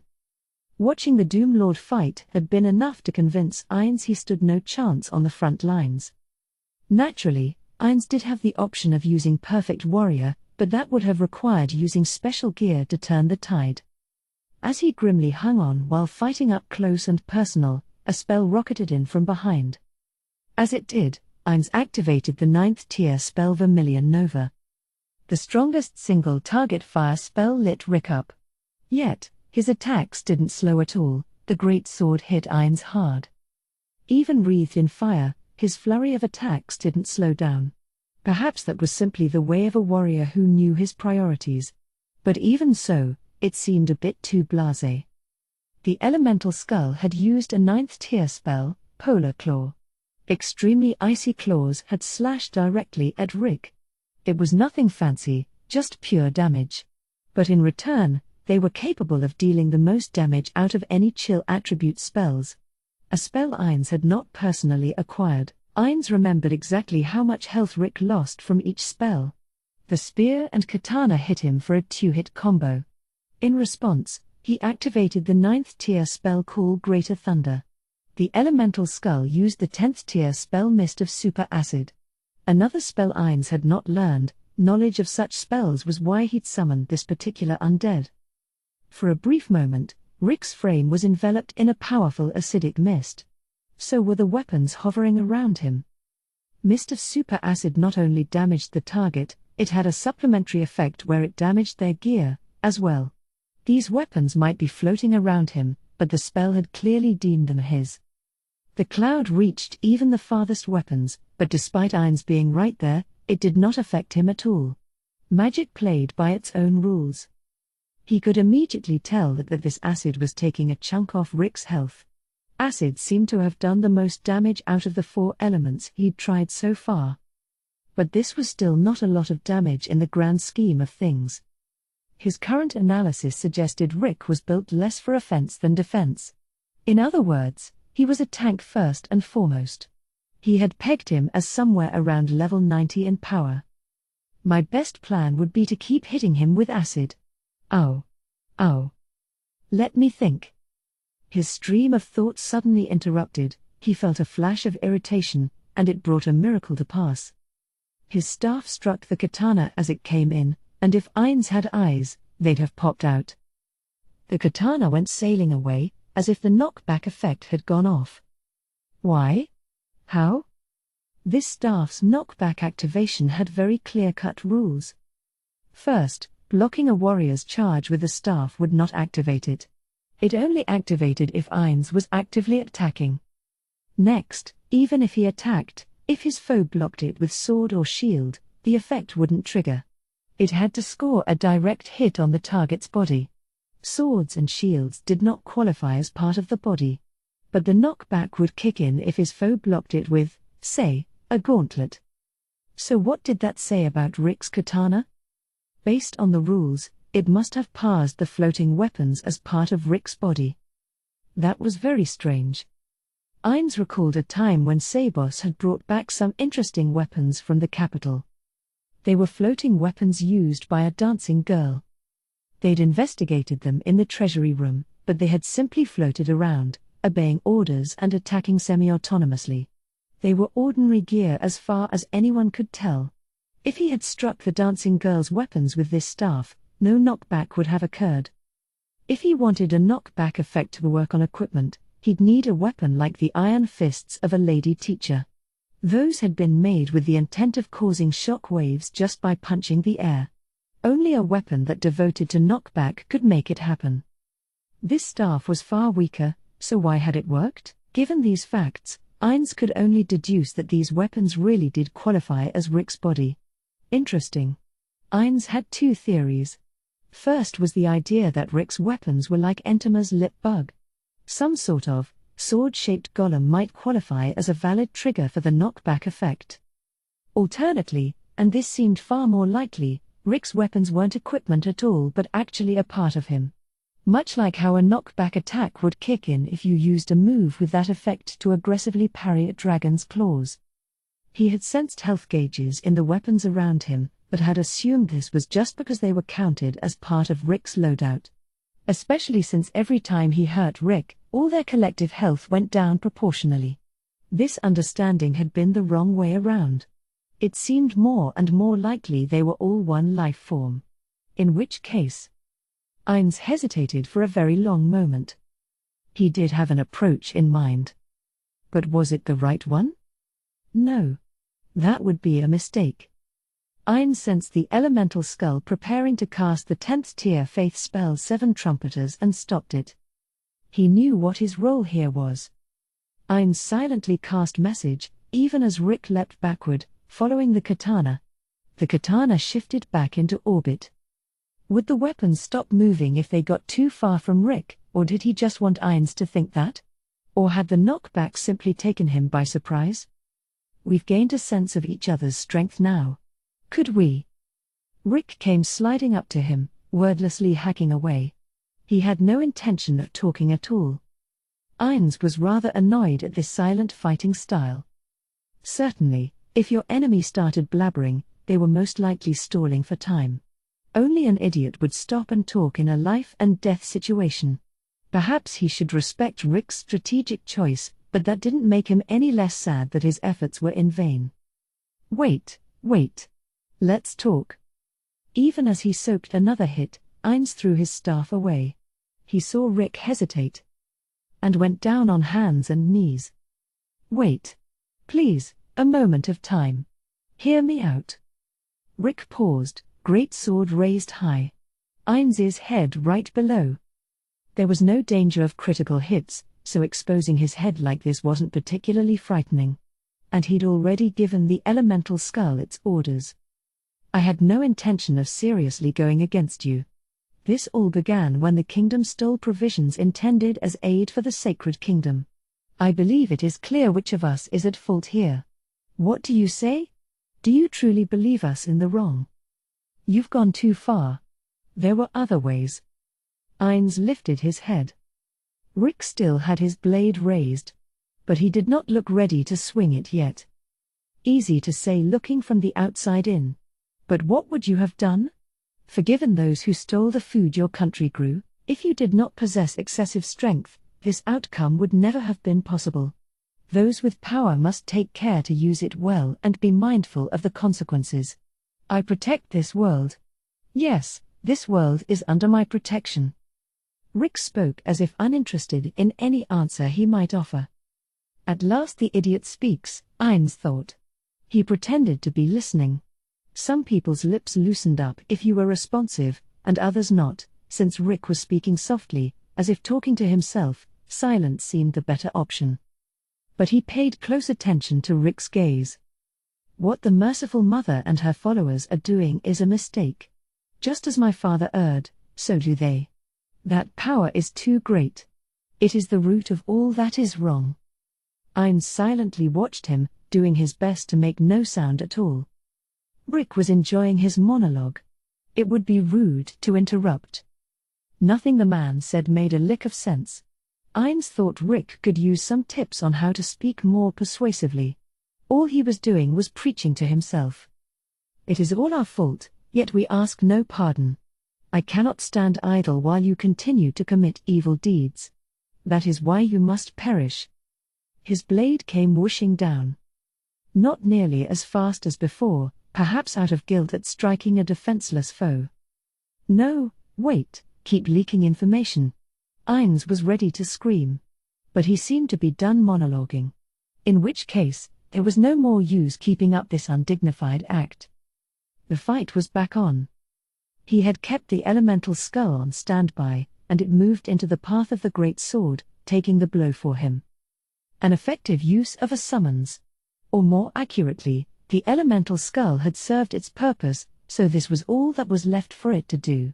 If this had been Shultier's pipette lance, he would have reconsidered, but Rick's weapons had no absorption effects, so there was no downside to using his summons as a sacrificial shield.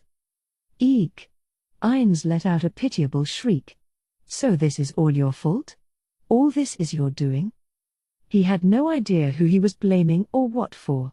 He was simply trying to manipulate Rick into spilling more beans. Rick momentarily paused, perhaps because of another pang of guilt, and Ainz used that opening to roll backward. The elemental skull moved between them. Defend, Ainz roared. The skull activated a spell. Rick ignored it, stepping forward to approach Ainz again. The skull tried to intervene, but it was too small and had no interception skills. Wall of skeleton.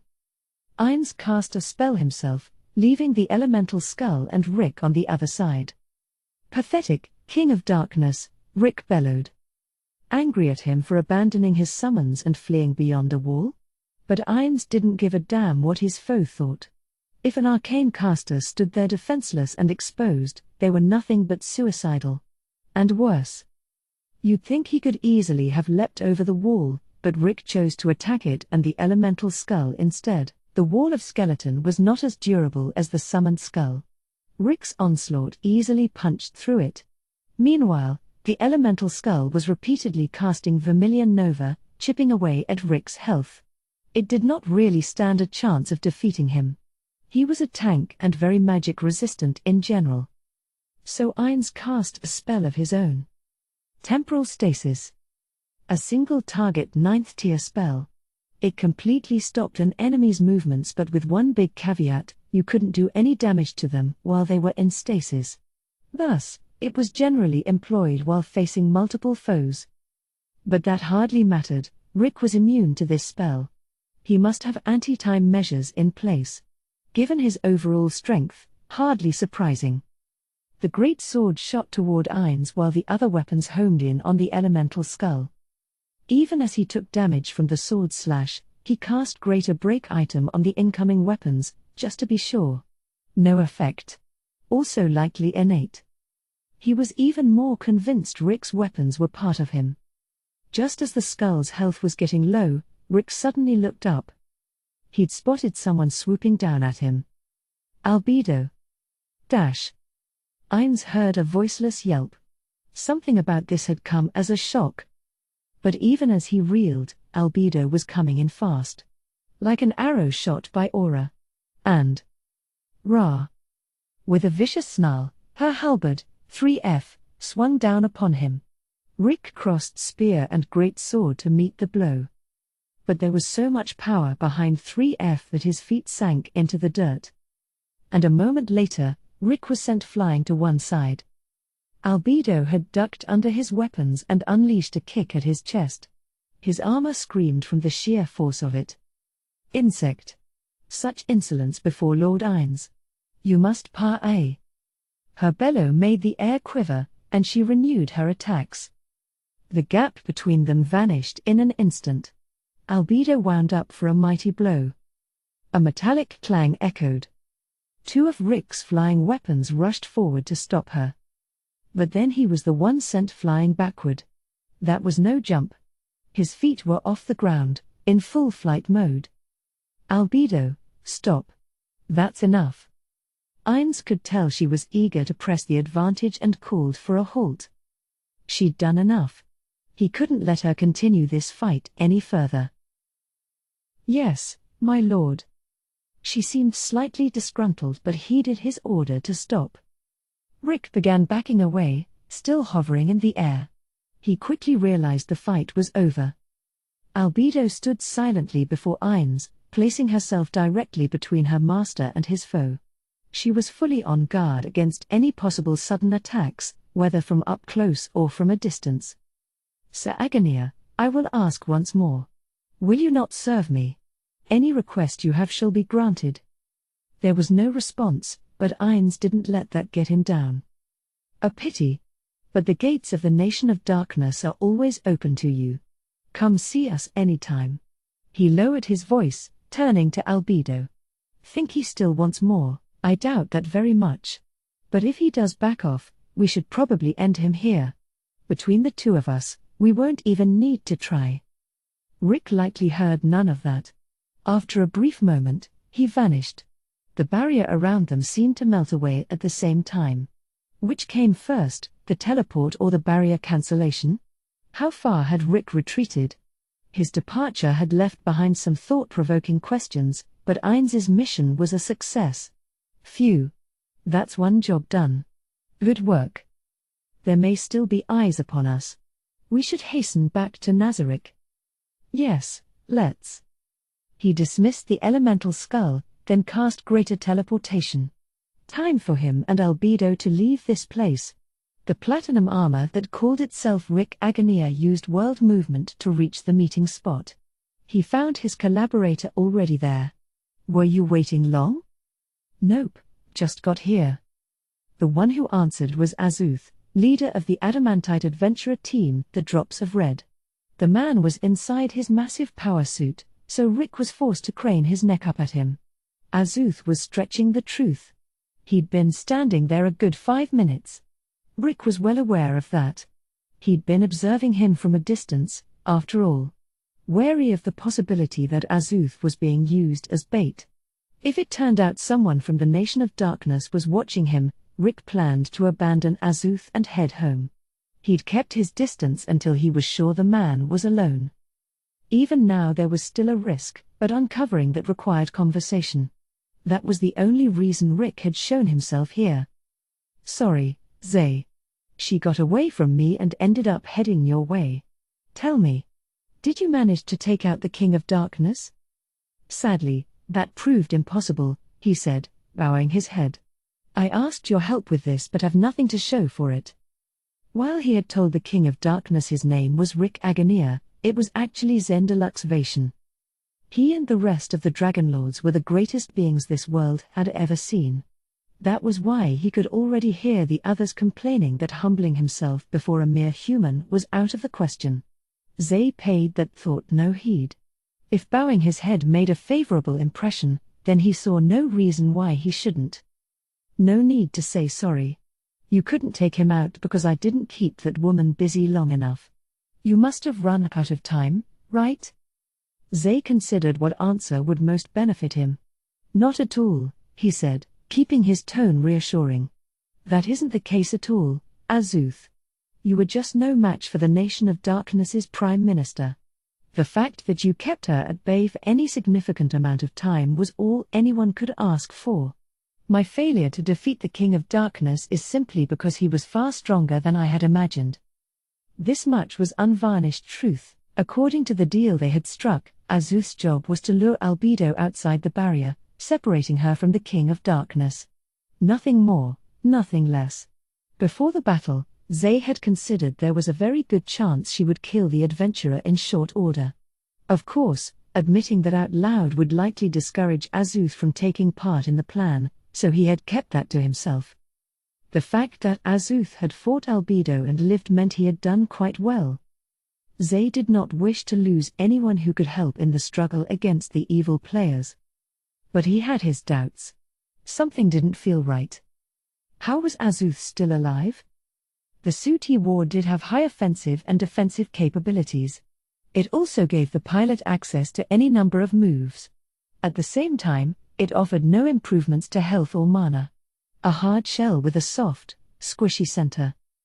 Zay had fought Albedo for mere seconds, but that had been more than enough. She was clearly stronger than the King of Darkness.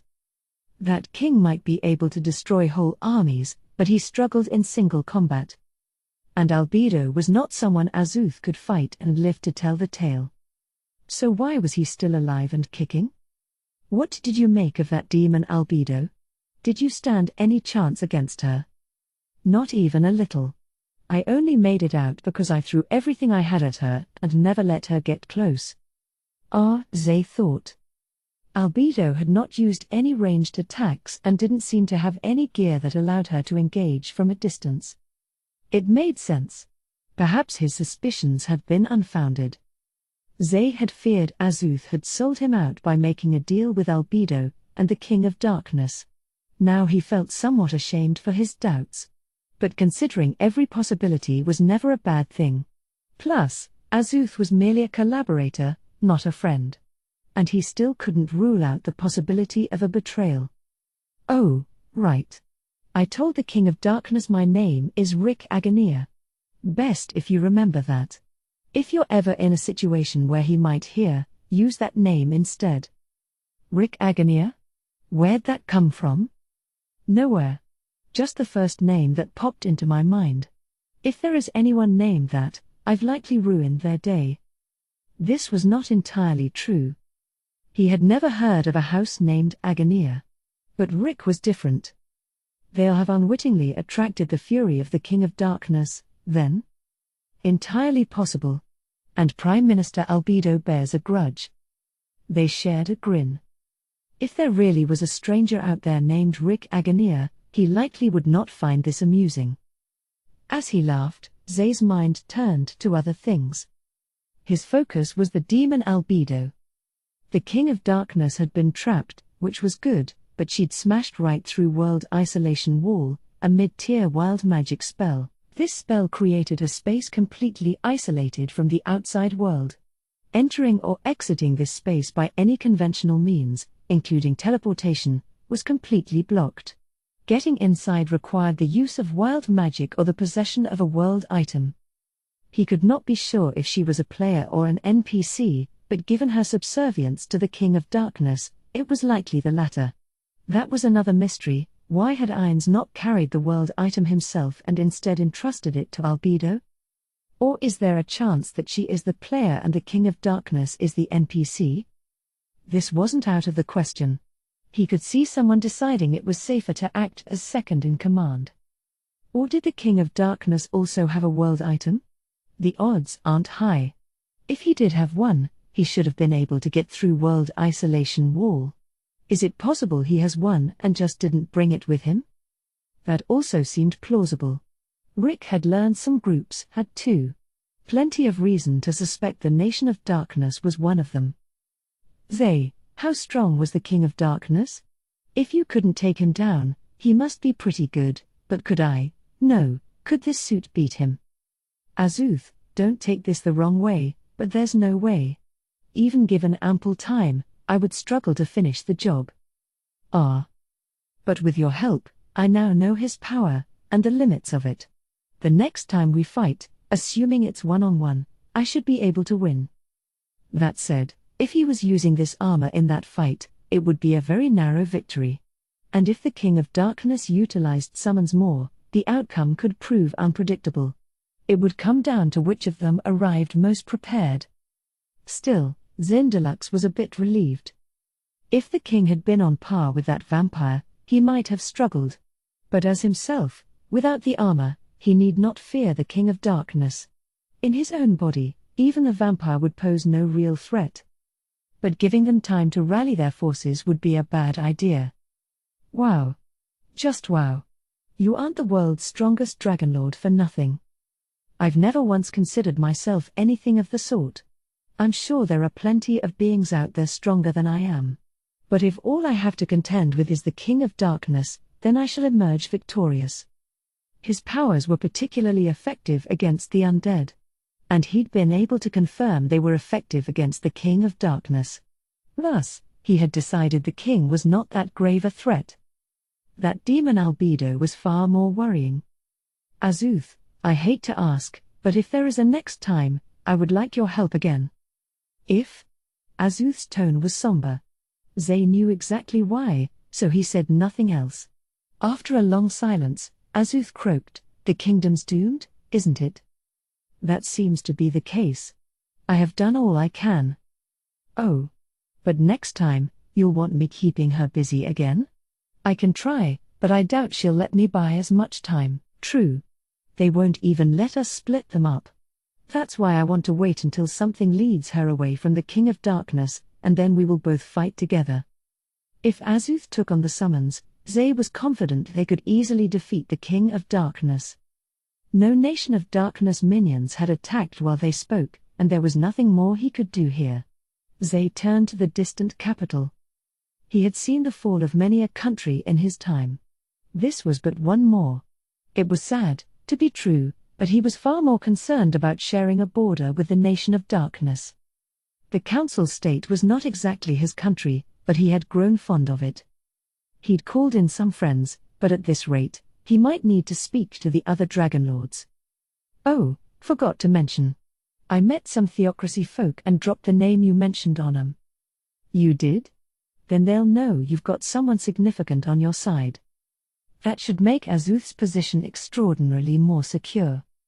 The man himself was not that valuable, but his power suit was precious. Odds were that was what the Theocracy had been after. If this ploy had made them think twice about coming after Azuth, then it played into Zay's desire to maintain their cordial alliance. "I do have one question, why can't I just say I heard it from you?" "Simple. If the source is a mystery, they'll have to look into it. And doing so will make the Theocracy leaders suspect one another." The other reason was that doing it this way meant he could easily cut Azuth loose if he had to. "No use talking any longer here.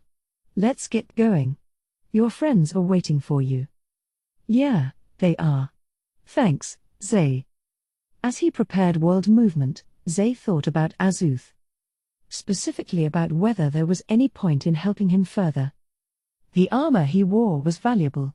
But without it, the man himself was unappealing. Quite honestly, loaning this armor to someone stronger would be more beneficial.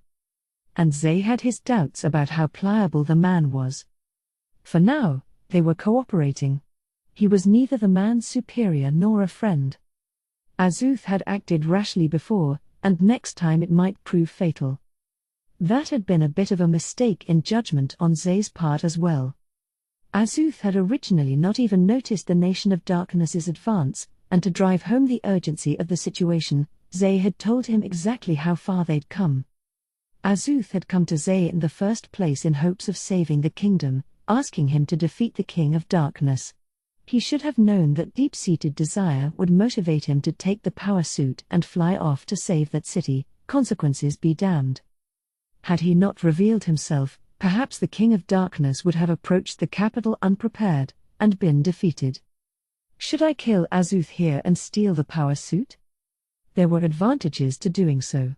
Giving the suit to someone more skilled and more trustworthy would leave him with a much more valuable card to play. He didn't have anything against Azuth personally. He had no desire to kill the man. But this world was filled with things that mattered more than personal misgivings. Rick. Zay laughed at himself for digging up memories that had been buried a long time ago. He already had blood on his hands. What did a little more matter? And he could pin it on the King of Darkness. He could simply say Azuth had fought Albedo, been badly wounded, and had bequeathed the suit to Zay in his final moments. But was history repeating itself? Hey! What's gotten into you, Zay? Zay realized he'd been lost deep in his thoughts. What's wrong, Zay? Something on your mind? No, nothing, Azuth. Let's get going. It could wait for now. Resurrection magic existed, so death was not a guarantee of silence. Any situation in which the power suit was recovered but not Azuth's body would seem suspicious. And rushing toward short-term gain could force him to pay the price later on. He would have to mull this over carefully and ensure he did not come to regret the outcome. Only then would he decide whether to cut ties with Azuth and the drops of red. Hoping his choice today did not prove fatal later, Zay activated world movement. The armor still had one use left in it. The wind howled through the empty space they left behind. Ainz emerged from the gate in the Great Tomb of Nazarick, accepted his ring from the surface team, and used that power to move Albedo and himself to the 9th level. From there, they walked to their destination. Albedo, should you go first? No need. Your achievements were greater than mine this time, so you take the lead. Ainz thanked her and opened the door. He walked toward the throne ahead, but when he reached the center of the room, he took a knee, bowing his head. He could tell Albedo had done the same behind him. Well done, Pandora's actor, Albedo. My lord. He raised his face in time to see his master on the throne, nodding majestically. Ainz was flanked by Shultir and Demiurge, the latter of whom was holding the mirror of remote viewing. They had been using that to watch his battle with Rick. Pandora's actor had been disguised as his master, but he now allowed that illusion to fall away. Lord Ainz, I know I should return the items you loaned me at once, but I imagined you would not wish to be kept waiting, so I have come here before you with them still in my possession. Since he was wearing his master's proper equipment, what Ainz now wore was second best. Forcing him to do such a thing was a heavy burden to bear. Pandora's actor, you need not concern yourself. Feel free to return them later. As you implied, that is not the priority here, our concern is with the foe you fought. We all watched the battle but wish to hear your first-hand account. What did you make of him?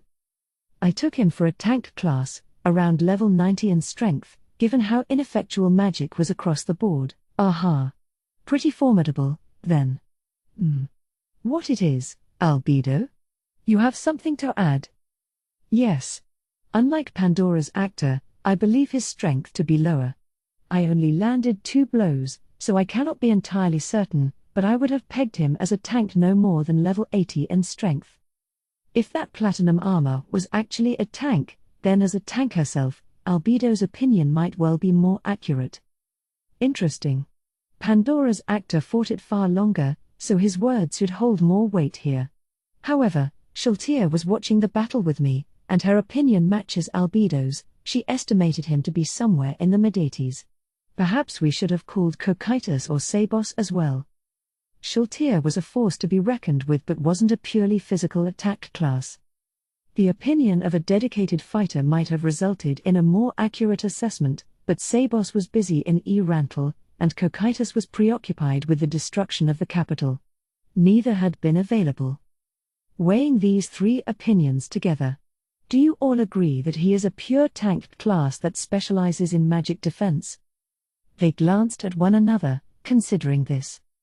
Shultir, I spy a frown on your face. Could you share your thoughts? I might be imagining things. Worth saying anyway. We went to great lengths to strip our foe's abilities bare. Anything could prove a valuable hint to uncovering the nature of his skills, so we should entertain all perspectives. In that case, Lord Ainz, perhaps I only noticed because I, too, can summon Doomlords, but his offensive skills seemed a tad low when he fought against it. Or was that because Pandora's actor was the one who summoned it? That seems unlikely. When Pandora's actor is disguised, his abilities do not match the subject he copies, but the monsters he summons are unaffected. And the boosts my skills convey were not in place. Let's have you each summon one later. It may help narrow down what's bothering you. Yes, Lord Ines. Next, Pandora's actor. You spoke to him at length, but what exactly did you talk about? What was his general attitude, and what emotions were you able to provoke from him? The mirror doesn't have audio, so that was something we couldn't monitor. Lord. Pandora's actor relayed every word he and Rick had spoken.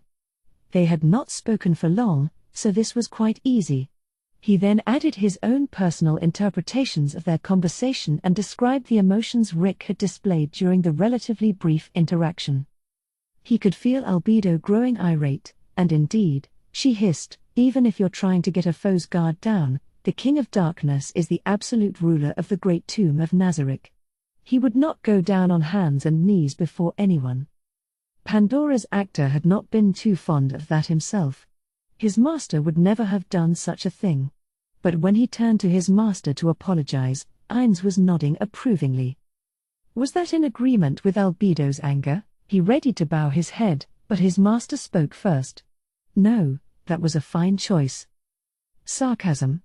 No, his master appeared to be in fine spirits. Unsure what to make of it, he failed to bow his head in time.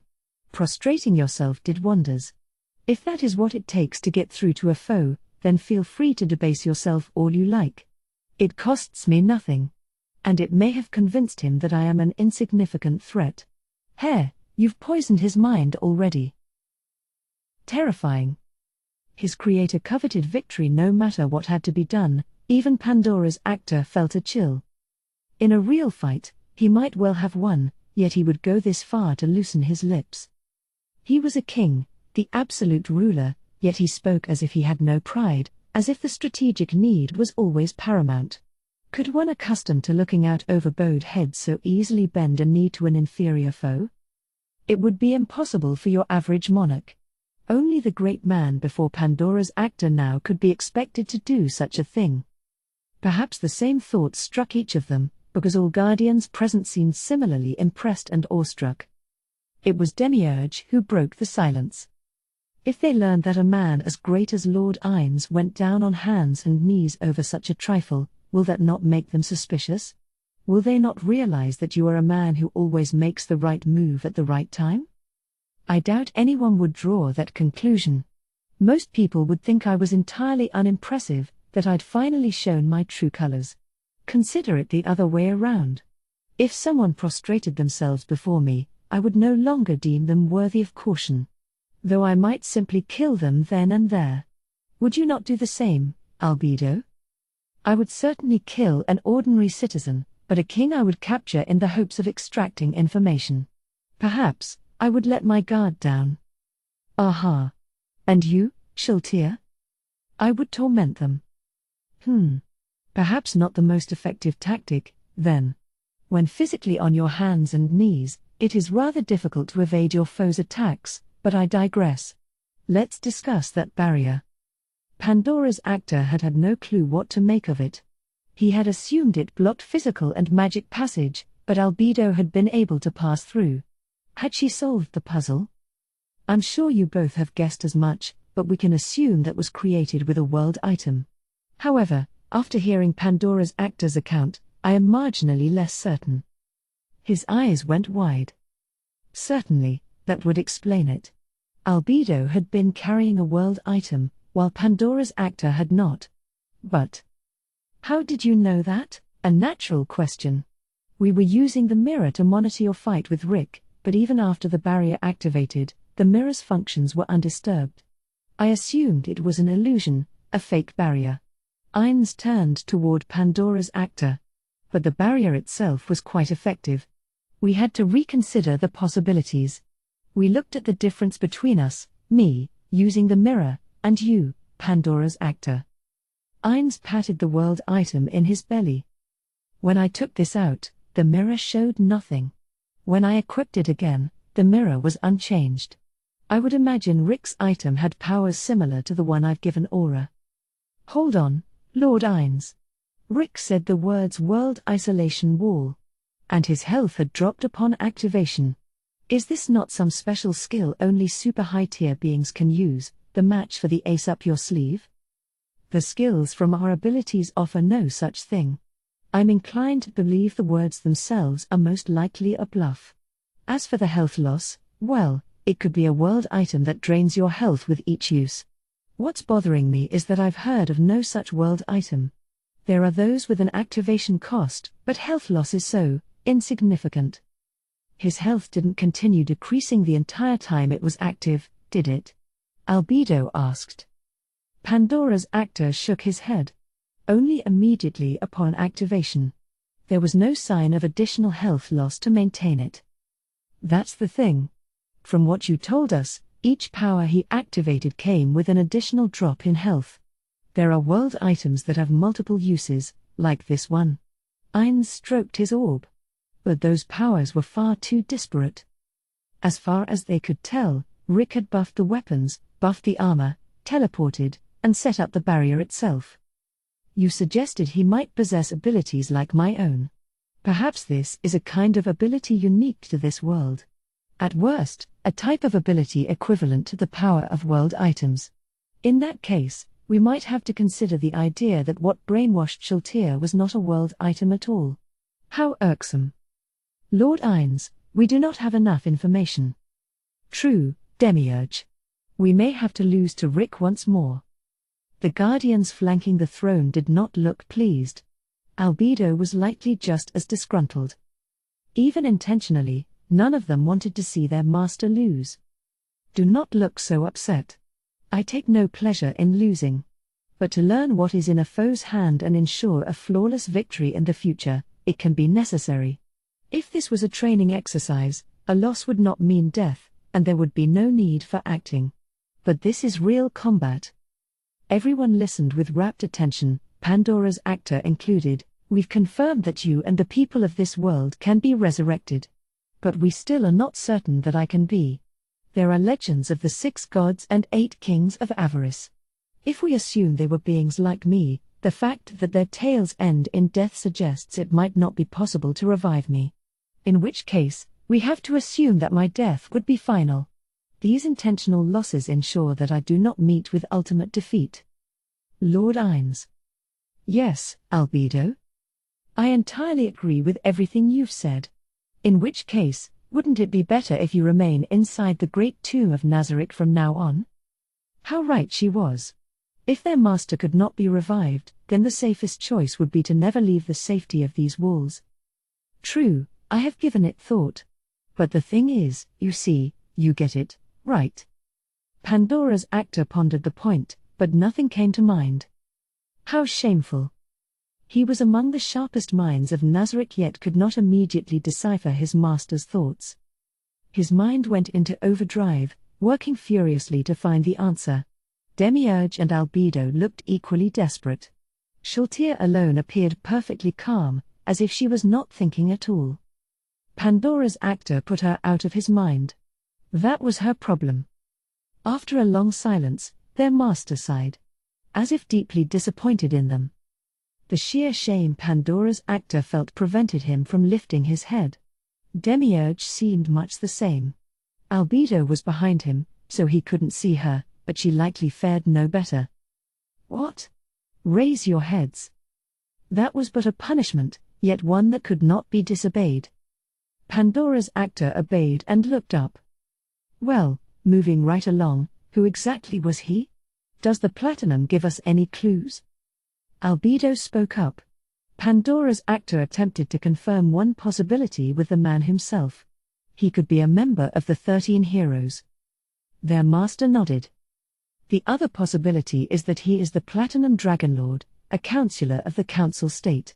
I have heard of no others associated with that metal. In light of that, let's consider that this could be an intentional misdirect. Could someone be trying to convince us that our enemy is the Dragonlord or a hero? Or it could simply be that he is one of those two. What do we think is the truth? I'm ashamed to admit it, Lord Ines, Demiurge said. But at the moment, we simply don't have enough information to say either way.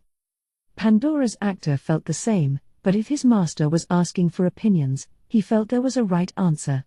That's why Demiurge had opened with an apology. Any other opinions? I'll take that as a no. I agree with Demiurge here. The information we currently have on hand gives us little to work with. Once they've completed their tasks in the kingdom, ask the other guardians their thoughts on this. Perhaps someone will pick up on something we've overlooked. Either way, let's send an envoy to the council state. Include some loaded words for this Platinum Dragonlord. That won't be an issue, will it, Albedo? Not at all, Lord Ines. Do you have a phrasing in mind? I leave it to you. Your wish is my command. And I think that's basically it.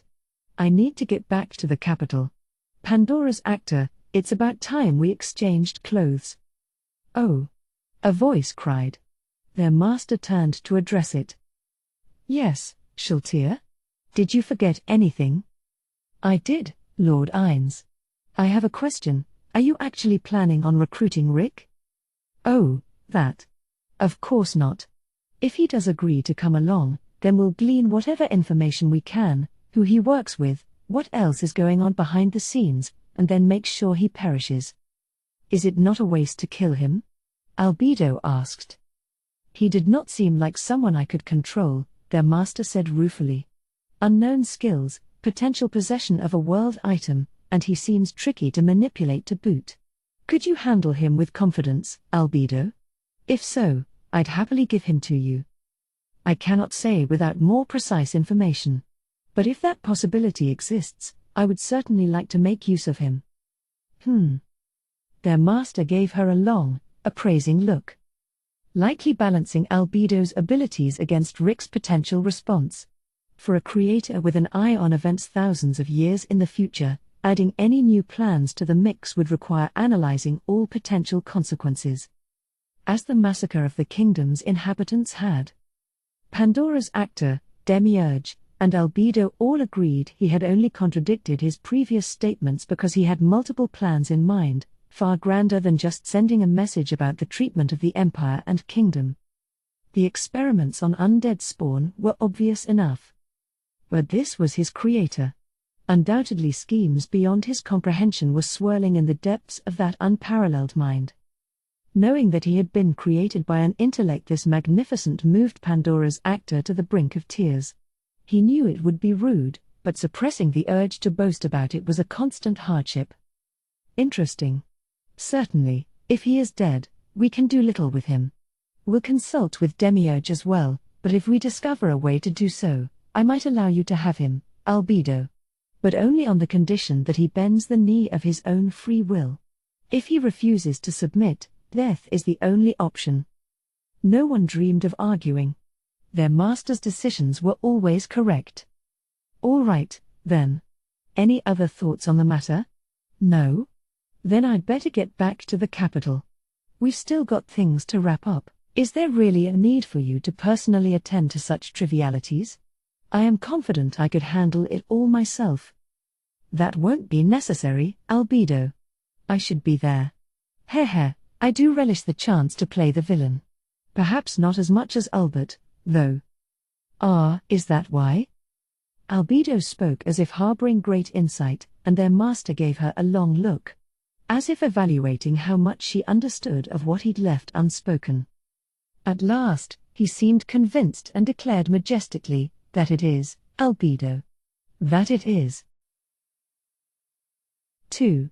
When Klein returned to the palace with Renner and Brain, the few remaining knights informed them they had visitors waiting. The Blue Roses were requesting an audience. Normally, they would be let in immediately, but right now the three of them were not exactly ready to receive guests. In particular, Renner was currently dressed like a serving girl, not at all appropriate attire for a princess. And they were covered in sweat. The knights were ordered to let the Blue Roses in an hour from now, and the three of them set about making themselves presentable. The Nation of Darkness had their armies camped outside the capital and could attack at any minute. The knights were running around preparing the castle and palace defenses. Yet there were no maids left to handle these things. The vast majority of palace maids were the daughters of nobility, and they had all quit the palace, returning to their homes in the capital. Were they safer there? Not really. Rena had pointed to the tragic fate of all cities in the Nation of Darkness's path, saying that was most certainly in store for the capital, too. No matter where in the city you were, there was no escaping what was coming. When he'd asked what would be safe, she'd said the only option was to risk everything on a desperate flight out of the city. Climb had spoken to Brain, and they had secretly arranged for a sturdy carriage to remain on standby outside the palace. If Rena did decide to make a break for it, they'd be ready. He was well aware she had no intention of doing that. But he could not be sure she wouldn't change her mind. It was better to be prepared. Climb readied water and a towel that Rena could use to wipe away the sweat. Perhaps he should have prepared a hot bath, but they did only have an hour. With no maids, Climb was forced to assist with Rena's ministrations, which left Brain preparing the tea. Seeing a swordsman of his repute rummaging around the shelves for the tea leaves made him wince and grin at the same time. While Rena was wiping herself down, applying perfume, and choosing a dress, the two men hit the waters. These two had it far easier than any court woman, especially a princess. They could just strip naked, dump water over their heads, rub and scrub, then rinse themselves off. They still had to don clean clothes after, but it took all of 10 minutes. Even so, the hour was up before they knew it. Of course, all three were ready. Rena was still concerned about lingering odors and kept sniffing her hair and wrists. Climb could detect no sweat on her at all. He did think he caught a hint of the smoke from the kitchen in her hair, but it mingled with the perfume, and he couldn't be sure. The knights led Lakew's in, and not just her. Her whole team was present. Only Lakew's was dressed up. Everyone else was in their full combat kit. It looked like they had come guarding a noble lady. Climb was mildly surprised. Lakew's certainly never arrived unaccompanied, but it was rare for her to bring everyone. This might well be the first time ever. I know you must all be busy, so I do apologize for the delay. Not at all. We showed up without warning, so the fault lies with us. I should be thanking you for making time. No need for tea, we won't be here long. Brain had poured Rena a cup of the tea he'd brewed, but Lakew stopped him filling hers. Lakew's, I don't think we're that pressed for time, Evil Eye said. The rest of the blue roses were all nodding. Lakew's looked rather surprised. Are you all thirsty? She asked. Evil Eye sighed dramatically. We had no appointment, yet Her Highness has generously prepared tea for us anyway. And then our leader spurns the kind offer? How heartless. Right, Muscles. Gagran said nothing. All eyes gathered on her, but her poker face was unchanging. It was like she'd seen and heard nothing. Don't act like I wasn't talking to you, girl least likely to float in water. This, too, was ignored. And that provoked an even more dramatic sigh. Gagran. Oh? You need something? What is it, Evil Eye? You want tea, right? Sure do. Could gulp down like 10 liters of the stuff. I can't believe we wasted that much time just prying those words out of you, but, quantity aside, leader, can we feel free to drink? Go right ahead. Evil Eye, does that include you? Lakew's eyes had widened slightly. Climb had not expected this from Evil Eye either. Drinking tea would require she remove her mask, and he had never once seen the blue roses caster without it. Evil Eye offered no answer. She shrugged, but it was unclear if that was a yes or a no. Then we'll help ourselves. Boss, you and the princess get talking. I'll make sure the tea's strong enough it'll make you bark. It's already in the warm bottle?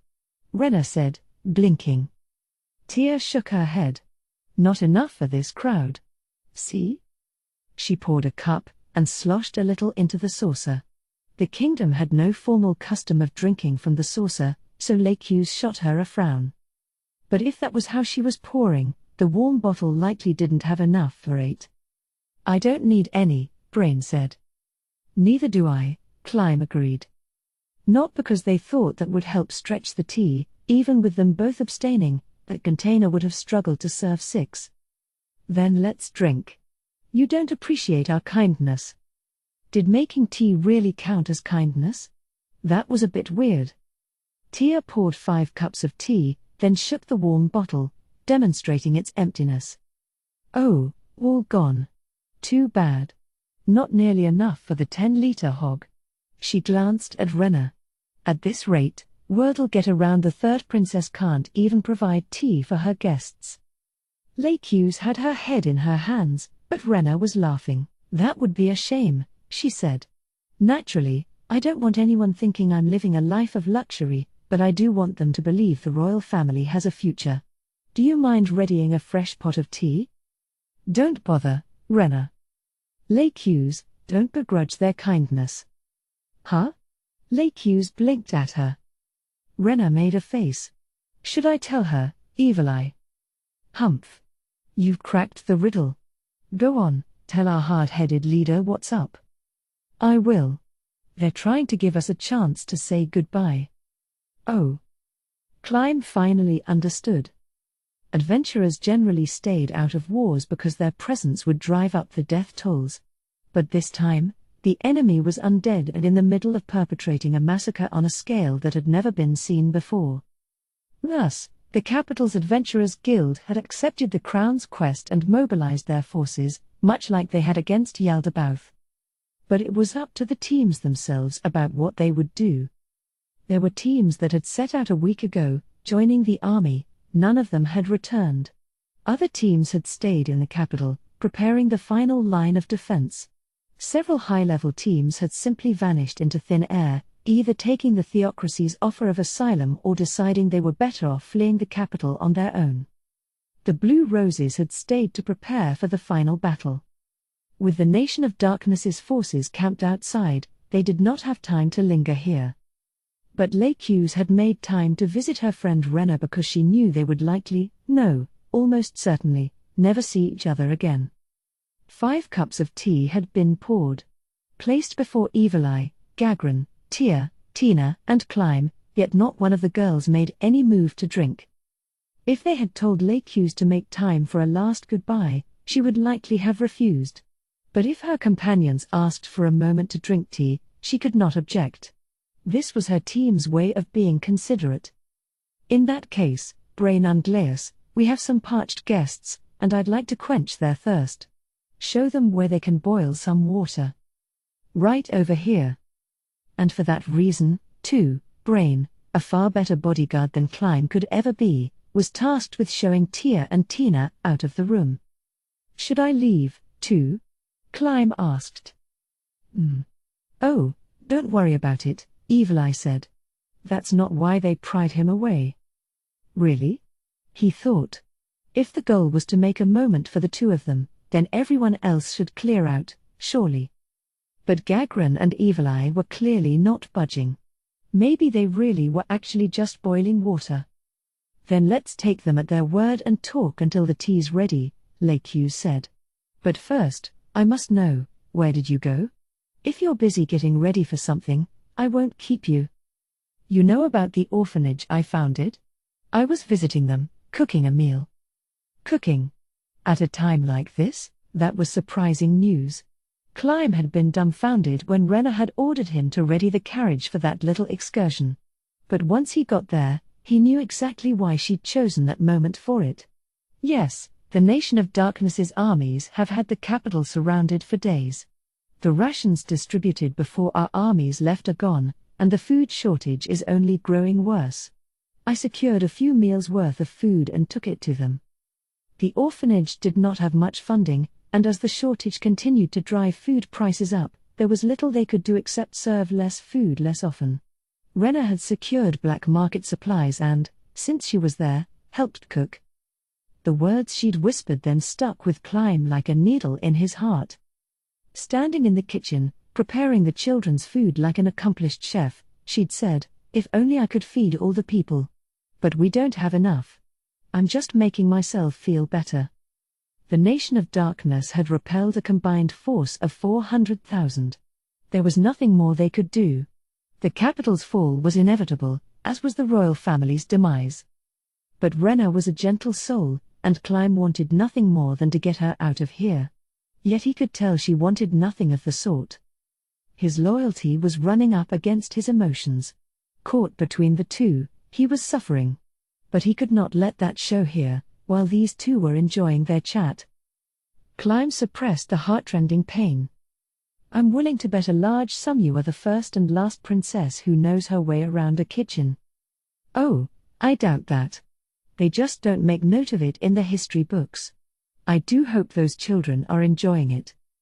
Rena's stew was supposed to be their lunch for the day, and she'd gone to great lengths to ensure there was enough for everyone, including the staff. Everyone should be feasting together right about now. She'd made enough for the evening meal, too. Rena had come in unable to even peel a potato, but she certainly had caught on fast. Each time she'd peeled a potato, the peel had been visibly thinner than the one before it. Climb didn't believe his eyes at first. This dazzling woman had a knack for cooking. Rena caught Climb's look of respect and smiled. A gentle smile. Both she and Lakes were choosing happy subjects. Perhaps unconsciously avoiding the fate that awaited them. Or no, this was because they knew exactly what lay ahead. At last, Tia came back, warm bottle in hand. "What's keeping Unglaeus and Tina?" "They're searching for treats to go with the tea. Sent me back ahead." "Treats?" Lakes gave Tia a look. "If we'd brought some ourselves." "Don't worry about it. We made a lot of biscuits recently.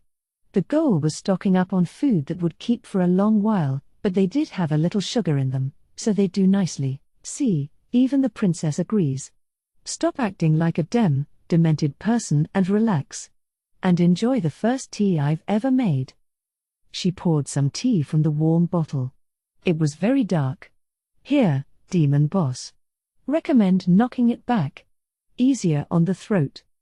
"Thank you. It's really good, so I can't recommend it to the princess. You can have my old cup. No need to worry about it being too hot." Tia passed her old cup over to Rena. This was definitely crossing a line, and Lakes raised an eyebrow. But Rena said nothing. Climb elected not to speak out of turn. Lakes lifted her cup and savored the aroma, or not. She made a face. "That's rather pungent." "Ignore that. That's a tall order. I've never had tea smell like this. How many leaves did you use?" "Ha. There's a first time for everything. Don't let it get your heart all aflutter. I see now why you were searching for something sweet. To cleanse the palate? Rena, you were right not to try any." "How rude. See, demon is too soft for you. You're the devil incarnate. Sigh, next time make it something more humane." Lakes raised the cup to her lips and took a sip. Her expression was as bitter as the drink. How strong was this tea supposed to be? Tia slipped up beside her, peering into her face. "Good. It's incredibly bitter, so I wouldn't call it, uck." Lakes screwed up her face. Then she shoved Tia away and stood up, clutching her stomach. So fast everything on the table rattled. As Climb reeled, Lakes' dress began turning red. There was something long and thin stuck in her. He had no clue what was going on. His brain refused to process any of this. Who would ever have believed Tia would stab Lakes? Lakes must have been just as shocked. She made no attempt to cast a healing spell. Every part of her being was dedicated to processing what was happening. Gagran ran up to her. To help? Climb thought, but that notion was soon betrayed. She landed a punch on Lakes' stomach. Lakes, too, had been expecting help and failed to raise a guard, so the blow landed like a battering ram. Gah. Next. Before Lakes could even breathe, Tia had another needle in her. The tip was moist, some sort of poison. "Princess." Climb pulled Rena's hand, shielding her behind him and moving to the corner. Tia and Gagran made no effort to stop them, they just kept hammering Lakes. Lakes was trying to dodge now, but their attacks were perfectly coordinated, and she couldn't get away or even block properly, for that matter. Without any equipment to speak of, She was never a match for two fully kitted out adventurers. Evil Eye was simply watching, and Climb turned to her. "What is this? Don't move, or the spell will hit you and the princess." Climb had reached for his sword, but Evil Eye pointed a hand at him, and he froze. Perhaps he should step in, but Rena was what mattered most. He had to keep her safe, no matter the cost. When he tried to edge her toward the door, a crystal sword landed at his feet. "I said, don't move. No leaving this room. Try again and the princess loses a leg. Obey and we won't harm either of you." Evil Eye's threat was clear, and Climb was out of options. If Brain came back, or Tina found out, but even as his mind clutched at straws, the Blue Roses battle raged on. "I've been watching you, Lakes," Tia muttered. "Trying to figure out how I'd kill you. Anything ordinary, you'd resist. Magic, you'd cancel it out. So what's left? But if I keep using different kinds of poison, it gets harder to resist, right? Evil Eye, you're up." Confusion, hope, grief, all those emotions mixed with the pain that cast Lakes' face in sharp relief, yet Evil Eye cast without hesitation. "I know. Weaken resistance." "No use," she blocked it. "Damn," Gagran growled. Lakes was turtled up, but she got another punch to the gut, and Tia stuck another needle in. "Weaken resistance. Okay. Now, charm person. Great. You can stop, she's under." Gagran and Tia moved away. "Lakes, heal those wounds." "Yes, I know," Lakes said, like nothing had happened. "Tia, can you pull these out?" The power of mind control. Climb shuddered. Tia stepped forward, but Evil Eye snapped, "Don't. Anything that causes pain will register as a hostile act and break the spell." "Lakes, sorry, but you'll have to remove them yourself. They're not in that deep. The goal was always just to get the poison in your bloodstream. Didn't use big needles. If you were wearing any armor, it'd never have worked."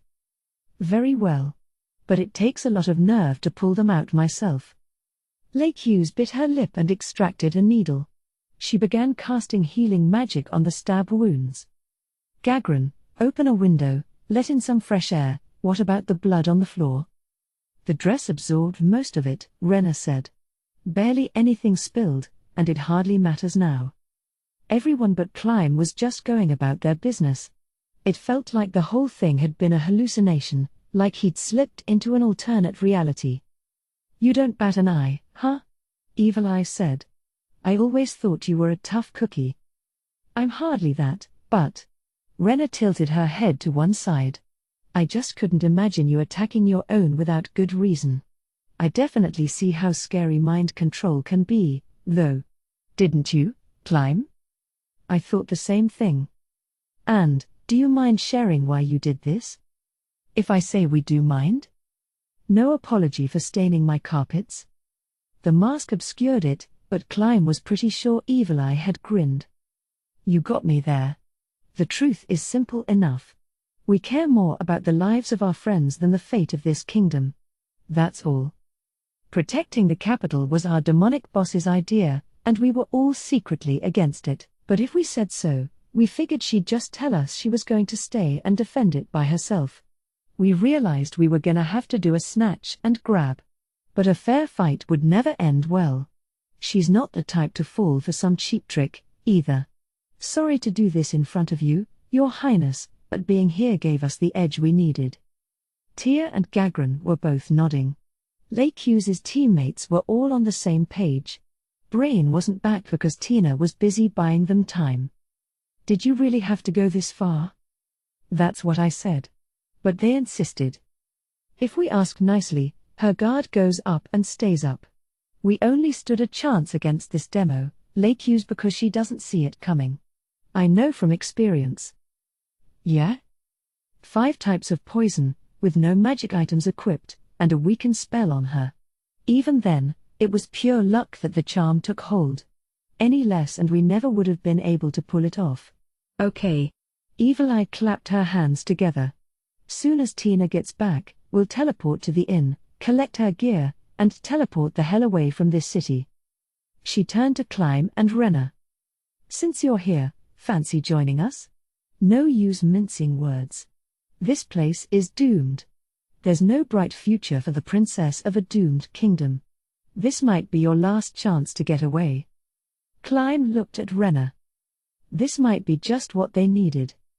The Nation of Darkness had them surrounded, but a teleportation spell would get them past that. And Evil Eye was right. Her future was grim beyond imagining. He saw no other outcome. They were up against an undead willing to slaughter countless innocents. May I ask where you're heading? Definitely out of here, but, I guess southeast? Go far enough, and you reach a place that fell into ruin long ago. The capital's a ruin, cleansed with fire, but I'm thinking of going there. It's pretty far, so we'll need to make a series of shorter teleports. But basically somewhere far, farther than you'd ever know. Oh. Rena had her face down, struggling to decide. But when she looked up, her mind was made up. Thank you. But I'm not coming with you. Got it. Evil Eye didn't ask again. Climb felt a wave of panic. This moment had sealed Rena's fate.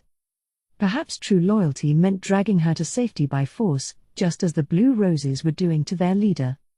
He looked to Rena for guidance, but she simply smiled, like she knew everything. The smile that always showed him the right way. Climb, this is my royal duty. That hit him hard. Rena mattered as a person, but she also mattered as a princess. The duty she spoke of was a grim one. Yet, Rena had lived her life as royalty and always used her station to help people, and she planned to face her end the same way. He was clutching at straws in the dirt, while she sailed by on high. At last, Climb accepted it. His final task would be to keep her alive for even a second longer. He would die shielding her from the Nation of Darkness's armies. As Climb renewed his determination, Evil Eye muttered, "Hitting me where it hurts." And as she said that, there was a knock at the door, and it swung open. Tina and Brain came in bearing trays. "We found sweets."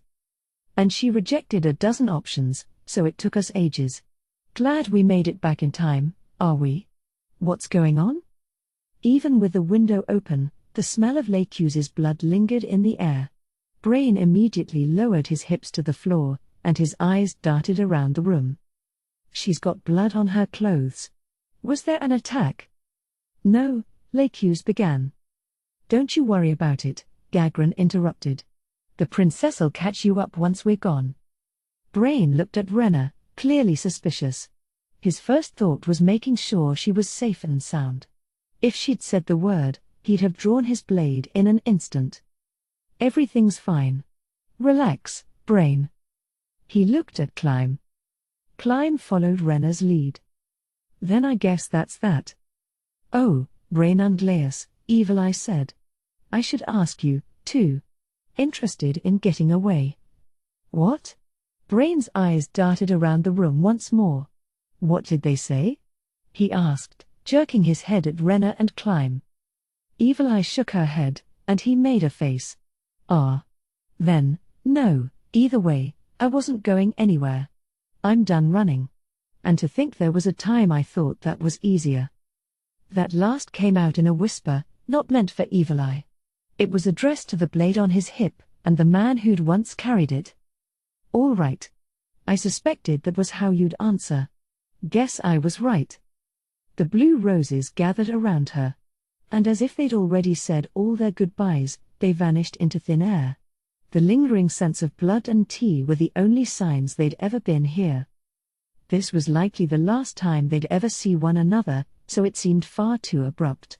But the longer they lingered, the harder it would be. Perhaps this was the right choice.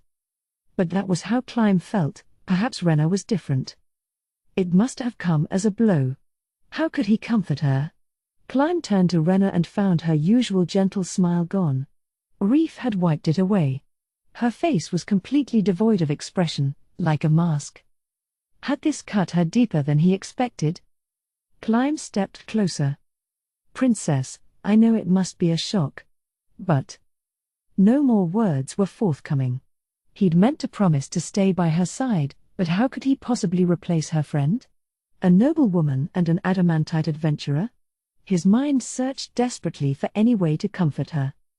And she must have picked up on that. Her lips curled. Her old gentle smile had returned once more. Don't worry, Climb. You and Brain have things to do, yes? Yes. Your Highness, Climb, might as well do this now. It's time we went our separate ways. Don't try and stop me. What was this? Climb didn't know what Brain was thinking. So he simply asked. Where are you going? I'm gonna go challenge the King of Darkness to a duel.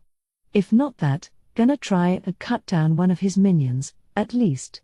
Brain took the sword hanging at his hip and tossed it to Climb. I'm returning that, he added. What are you talking about? This sword was left in your care after Sir Stranov's death in accordance with his wishes. Oh, come on. You were there? I said I had no intention of doing things his way. And that's a national treasure. It was never meant for me. Your Highness, give that back to the king. Very well. Princess. Climb, Brain has made up his mind. You get it, Your Highness. You were a lady worth serving. Not that I know anything about ladies. Anyway. Brain stood up a little straighter. This is probably goodbye. Your Highness, we had some good times. Climb, meeting you and Sabos brought me back to life. And I'm grateful. Brain turned his back to them and walked away. Meeting you and Gazif made me a happy man. Those were his last words before the door closed behind him. This is awful. If it weren't for the King of Darkness.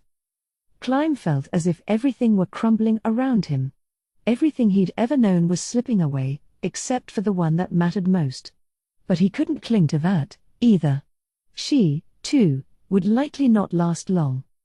Climb, I think it's best we take that sword back to my father now. These words pulled him from his dark thoughts. Right. Until that moment came, he would serve the woman who'd saved him, the one he'd devoted himself to.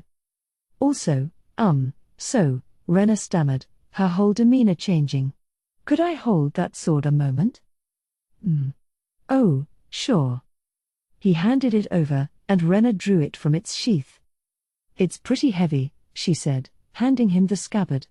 Razor Edge had an incredibly sharp blade and could cut through armor like paper. Before he could say, careful, Rena swung the blade at empty air. Climb's eyes widened with surprise.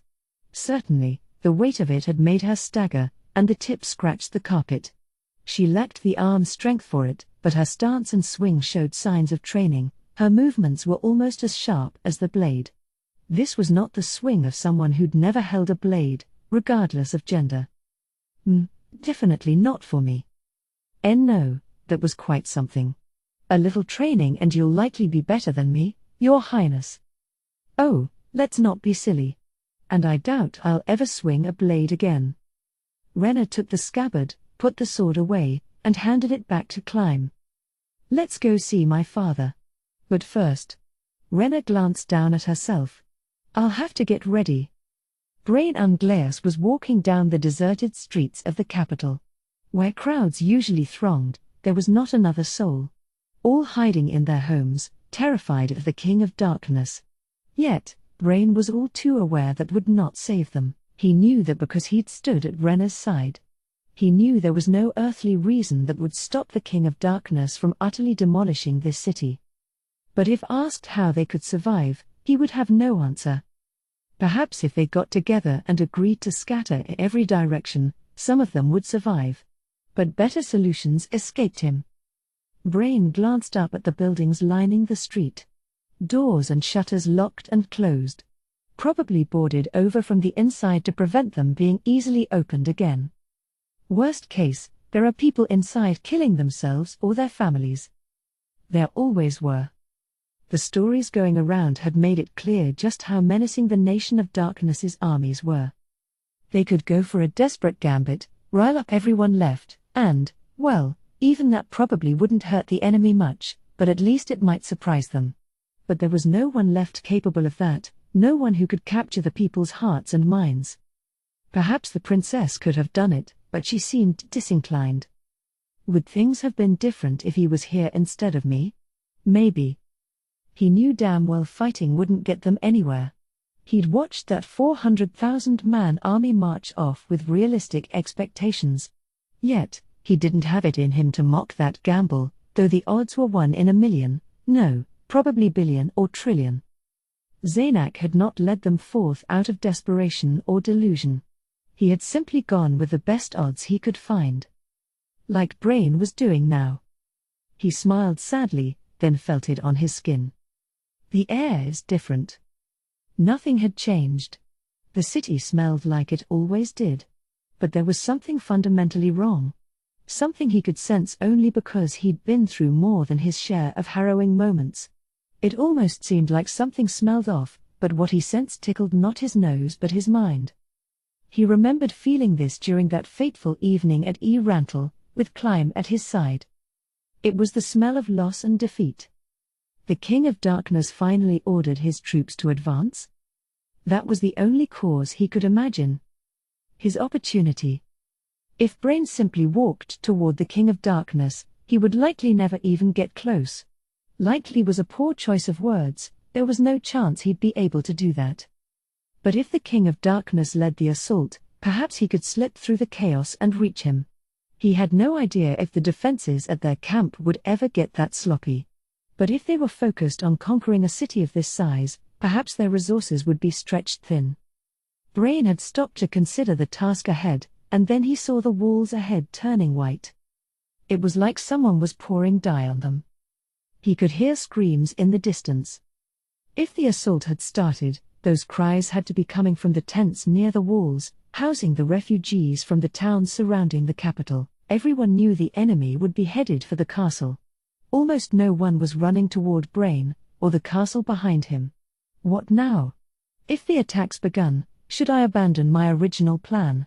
His first goal had been to find a way outside the walls and wait for the enemy to start committing forces to breaking in. That was the moment he'd skirt around the edges of their army in the hopes of getting closer to the King of Darkness. But if the enemy was already in the city, then maybe he should just hide himself from their forces, wait until they'd passed by, and leave the capital behind that way. But if he waited too long, the King of Darkness might leave their camp, and he'd have to locate him first. A huge waste of time and opportunity.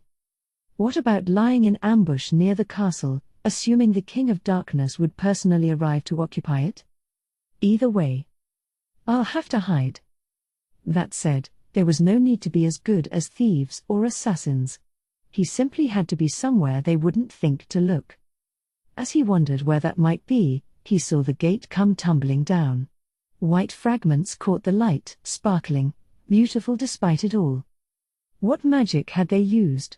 This was the King of Darkness, the man who could summon all those nightmares.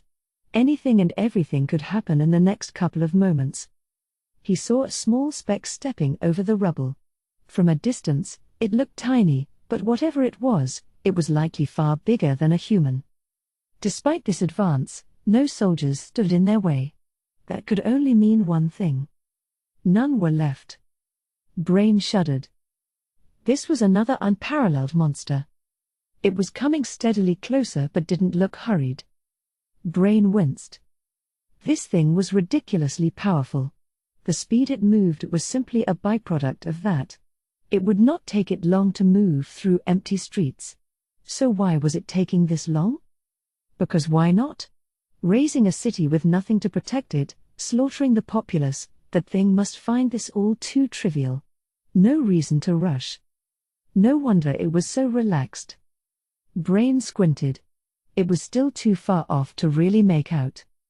This was the road Gazif had dragged him down in the rain. The road he'd taken after meeting Climb and Sabos, bound to raid the Eight Fingers' lair. He'd walked along it with the kids he'd picked up, hoping to train one into the next captain. And this monster was strolling down it like they owned the place, trampling a road that belonged to everything Brain cared about. That was unacceptable. Brain changed his mind. To hell with the King of Darkness. Right now, he wanted this thing. I can take it. Brain had sent those children away. Had they made it to safety? Knowing that he had sown the seeds of the future was a comfort. Maybe there was 1 in a million, no, 1 in a billion chance one of them would grow up strong enough to take on the King of Darkness. That tantalizing delusion made him feel even better. Brain stepped to the center of the road, waiting for the monster to reach him. This was likely stupid. He should definitely be hiding, searching for a chance to strike down the King of Darkness. There was no use throwing himself against an advancing monster. Anyone watching would have told him to remember the big picture. That he was being dumb as all hell. But Brain had lived his life by the sword. He would fight wherever and whoever he pleased. It took a while, but the monster was now close enough to make out. This was no man. But one thing was clear enough. Whatever this light blue creature was, it was a high-level race. And cold. The wind blowing from his foe carried the chill of midwinter and made him shiver. This wasn't some psychological reaction to danger or hostility but literal cold air. The white cloud his breath made testified to it. "What the?" he muttered. Was this creature wreathed in frost? Perhaps that was how the gate had gone down, shattering like ice. But how? The gate had not been small. If this thing could really freeze and shatter it, that was genuinely terrifying. But he'd known that going in. Brain's grip tightened on his drawn blade, waiting. His hand shook. Not in anticipation or from the cold. This was fear. His heart was screaming, telling him to step aside and go hide in some far-flung corner. This was a monster, but the way it carried that halberd showed it had a warrior's soul. If he acted like a coward, he would be ignored like a pebble by the side of the road. In fact, it was already paying no heed to the stirrings in the houses that lined the street. Brain need only act like one of them. Then he would live for a while longer yet. But his feet wouldn't budge. He made no move to flee. The grip on his hilt tightened, and his free hand slapped his cheek. Go time. The shaking subsided. His body and soul were now of one mind. The blue giant surely saw Brain, yet its pace never changed. It walked right up to him. It had a halberd in one hand, and the closer it got, the greater the intensity. Brain swallowed hard. He was standing in this monster's path, blocking its way forward. He'd been too preoccupied with the creature to realize it before, but there were people following it. Clad in white gowns, these pale-skinned women sported long black hair. Each of them also gave off a chill. Brain could feel their eyes boring into him. His enemy had yet to take any action against him. Brain took a bottle from his belt and downed it. Then another and another. 3 buffs enhanced him. Drinking potions was a clear act of aggression, yet his foe still did not attack. He could sense it was willing, though. It was now a mere 5 yards away. Come on. Another impassable wall? At this range, that much was abundantly clear. This monster's strength was absolute. A creature that stood in a realm no amount of hard work could ever bring Brain to. He would barely be able to lay a finger on it, much less win. Yet, even knowing this, he did not step aside. His foe stopped. 3 yards left. Given the length of this creature's arms and the halberd it carried, Brain was well inside its range. Brain Unglaeus, he said, raising his sword before his eyes, his nerves stretched taut. I serve at the pleasure of a supreme being. Eins Ulgaun, the King of Darkness. Cocytus. Brain blinked. Was that this foe's name? He had not expected an answer. And it jogged his memory. Like he'd heard that name once, a long time ago. He couldn't place it. Maybe just his mind playing tricks on him. Then he realized how careless he was being and kicked himself. He had an impossibly powerful foe right before him and one willing to answer. It was rude to dig into the obscurity of memory. And this was a monster well out of his reach. At least as good as Sabos, possibly even Shaltir Bloodfallen. To this foe, he was but an ant, scuttling along the ground. Yet, the creature's attitude betrayed no contempt. If their positions were reversed, would Brain have done the same? No, he would have ignored his foe, cut them down, and moved right on. After a few moments, he wouldn't have even remembered they were there at all. Brain straightened up, bowing his head. Like a student to a master. Thank you. No need. Brain's fingers clenched his hilt. Tighter and tighter. Going up against a foe this powerful with no plan might be a betrayal of everyone who'd saved him. What he was doing was tantamount to suicide. And what good would it do to slow this creature's advance? It would accomplish nothing. And yet... I'm a fool. Cocytus here is hardly the only one attacking. No, they're not children. They can decide their own fates. The way we all do. Cocytus stuck his halberd in the ground to one side. Imperial sword Zonshin. He pulled a blade out of the air longer than Brain was tall. And raised it high. Brain was grateful. No words were needed. It was clear his foe had honored him by choosing this weapon. He let out a long breath, then inhaled. As if releasing the last bit of hesitation in his soul. That left him defenseless, but Cocytus did not budge. Brain respected that. This warrior's soul was as exalted as his skill. If he was as good as Shultir, then he could probably strike Brain down from a resting position before he could get a hit in. Yet, Cocytus had taken the stance. Not because he viewed Brain as a threat, but because he had sensed Brain's resolve and acknowledged him as a fellow warrior. And that was gratifying. A far cry from Shultir. Perhaps it was rude to compare them. Shultir? Cocytus? I have heard this name. No, don't. You can't let yourself be distracted for even an instant, you fool. Brain focused his mind on nothing but victory. If that blade swung down on him, he was clearly not up to the task of blocking it. If this creature was as strong as Shultir, trying would not even slow the swing, and his head would wind up cleaved in two. It might even snap his sword in half. Should he sidestep Cocytus's opening swing? No, even if he was lucky enough to manage that, his foe would not stop there. A second and third swing would follow close behind. In a fight against anybody else, he would deflect the first strike and counter once his foe was off balance.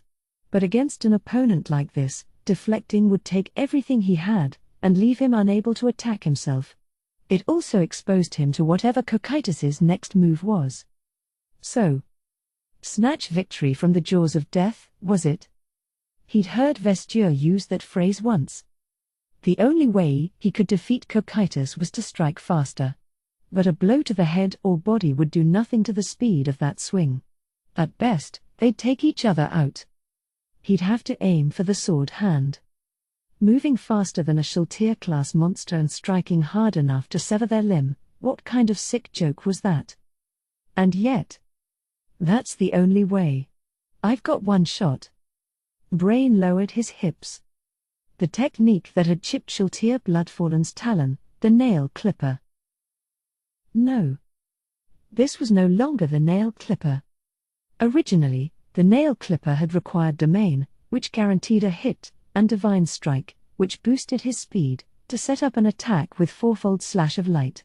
That had been the crystallization of all his arts. And he had barely managed to shave off a sliver of Shultir's nail with it.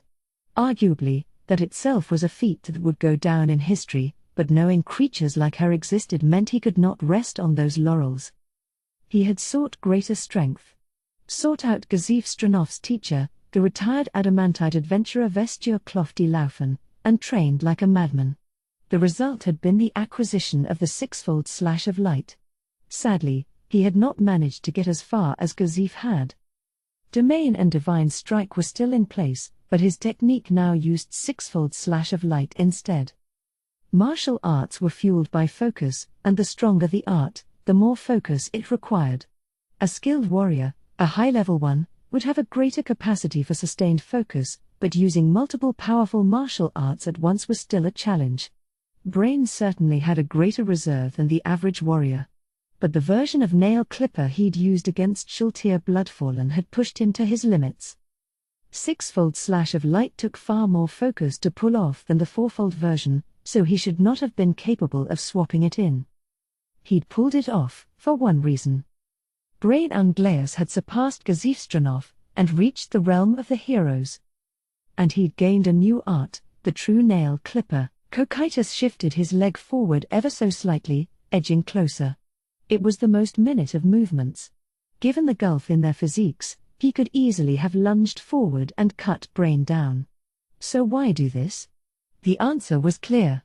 He'd chosen to bury Brain as a warrior. Brain's respect for his foe grew only greater. He was in the true nail clipper stance now, thinking. Not yet. Still not there.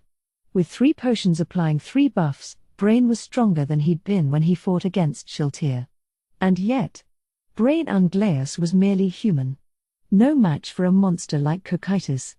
This was no surprise. An ant could not fight a dragon. This was a truth he was forced to accept. But he did not wish to lose. So what could he do?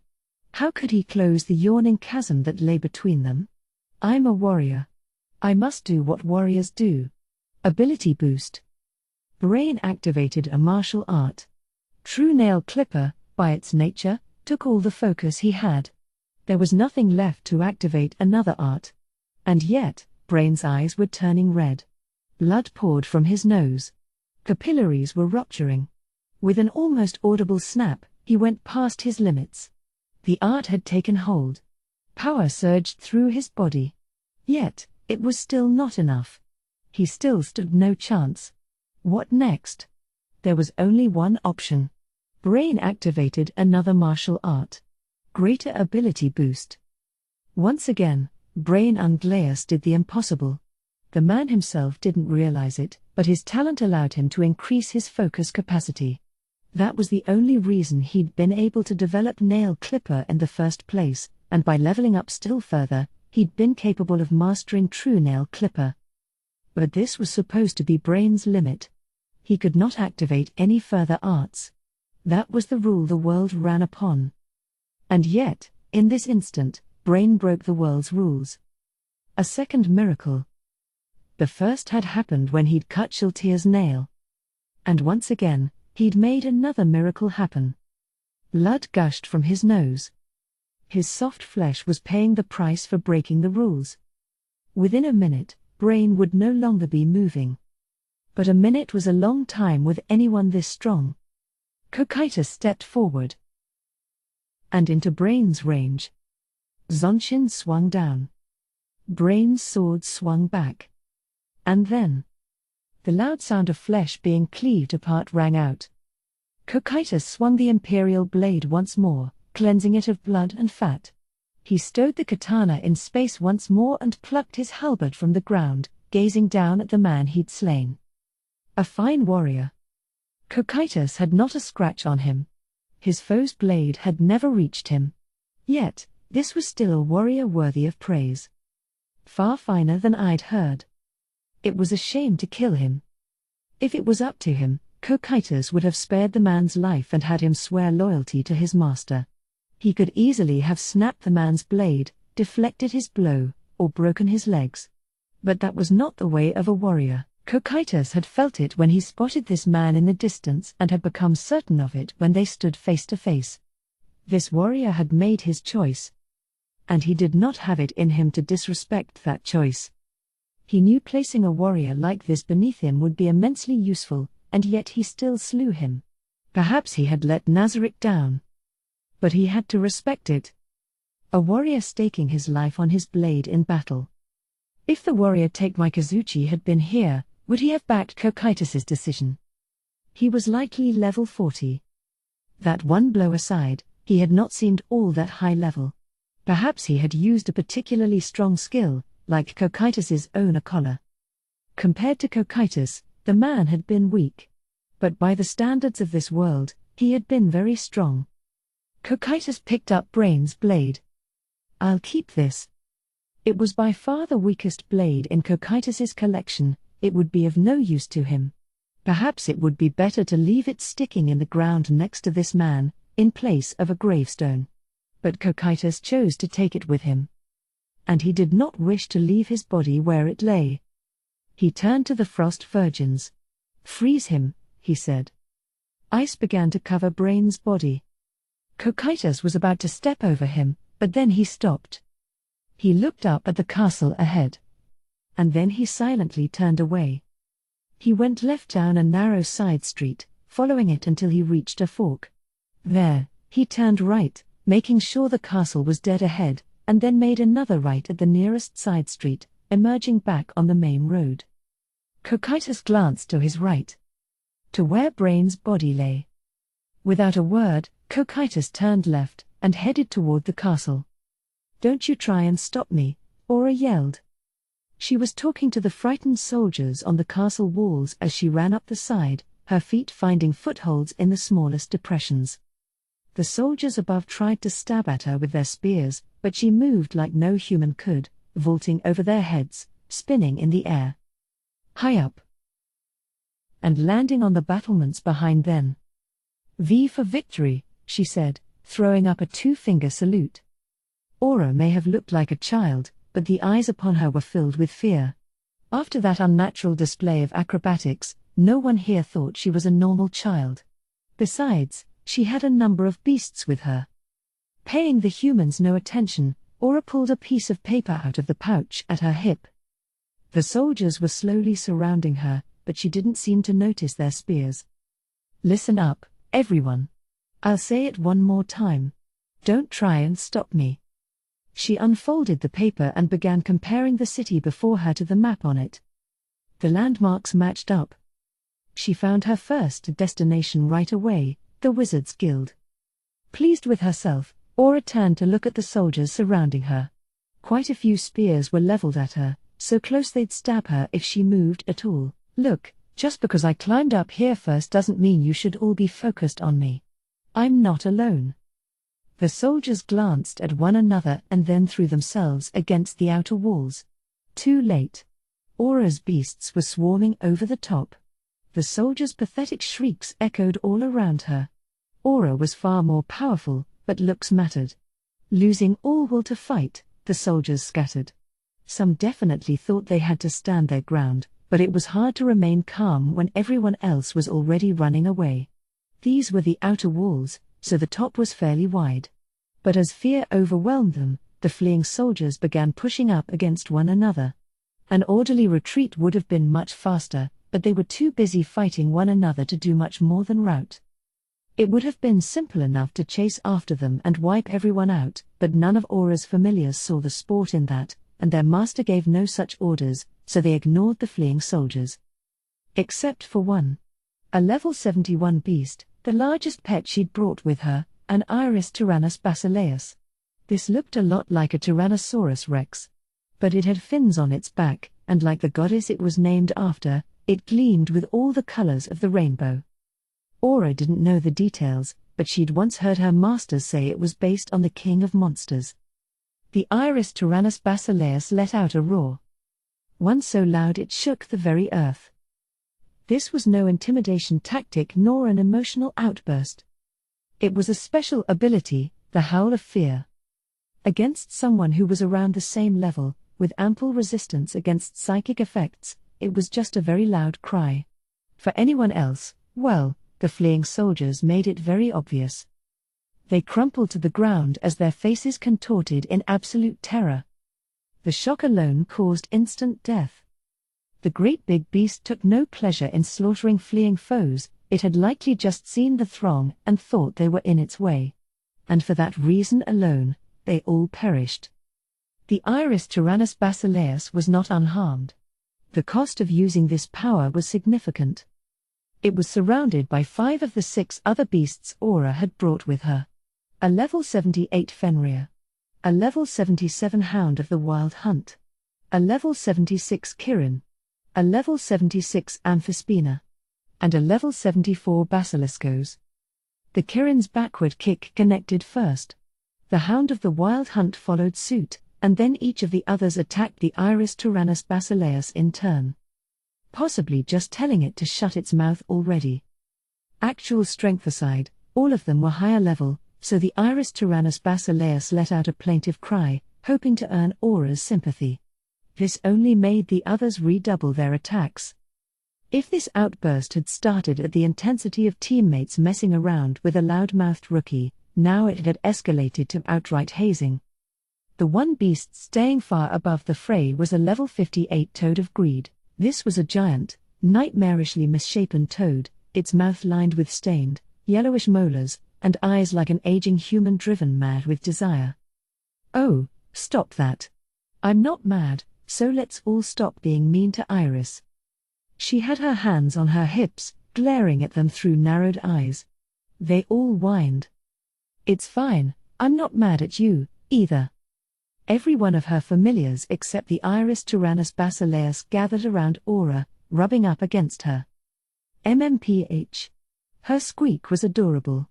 She might be stronger than any of them, but with their massive bodies all coming at her from every direction, this reaction was expected. Hey! Gimme some room! She yelped. They all obediently jumped away. That's enough playing around. She clapped her hands, but they were all huge, so it wasn't like they could line up on the wall.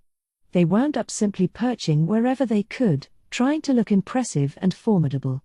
Their goofiness from earlier had all but vanished. Right.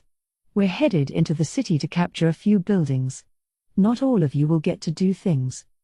The Iris Tyrannus Basileus looked dejected. It was the largest beast here.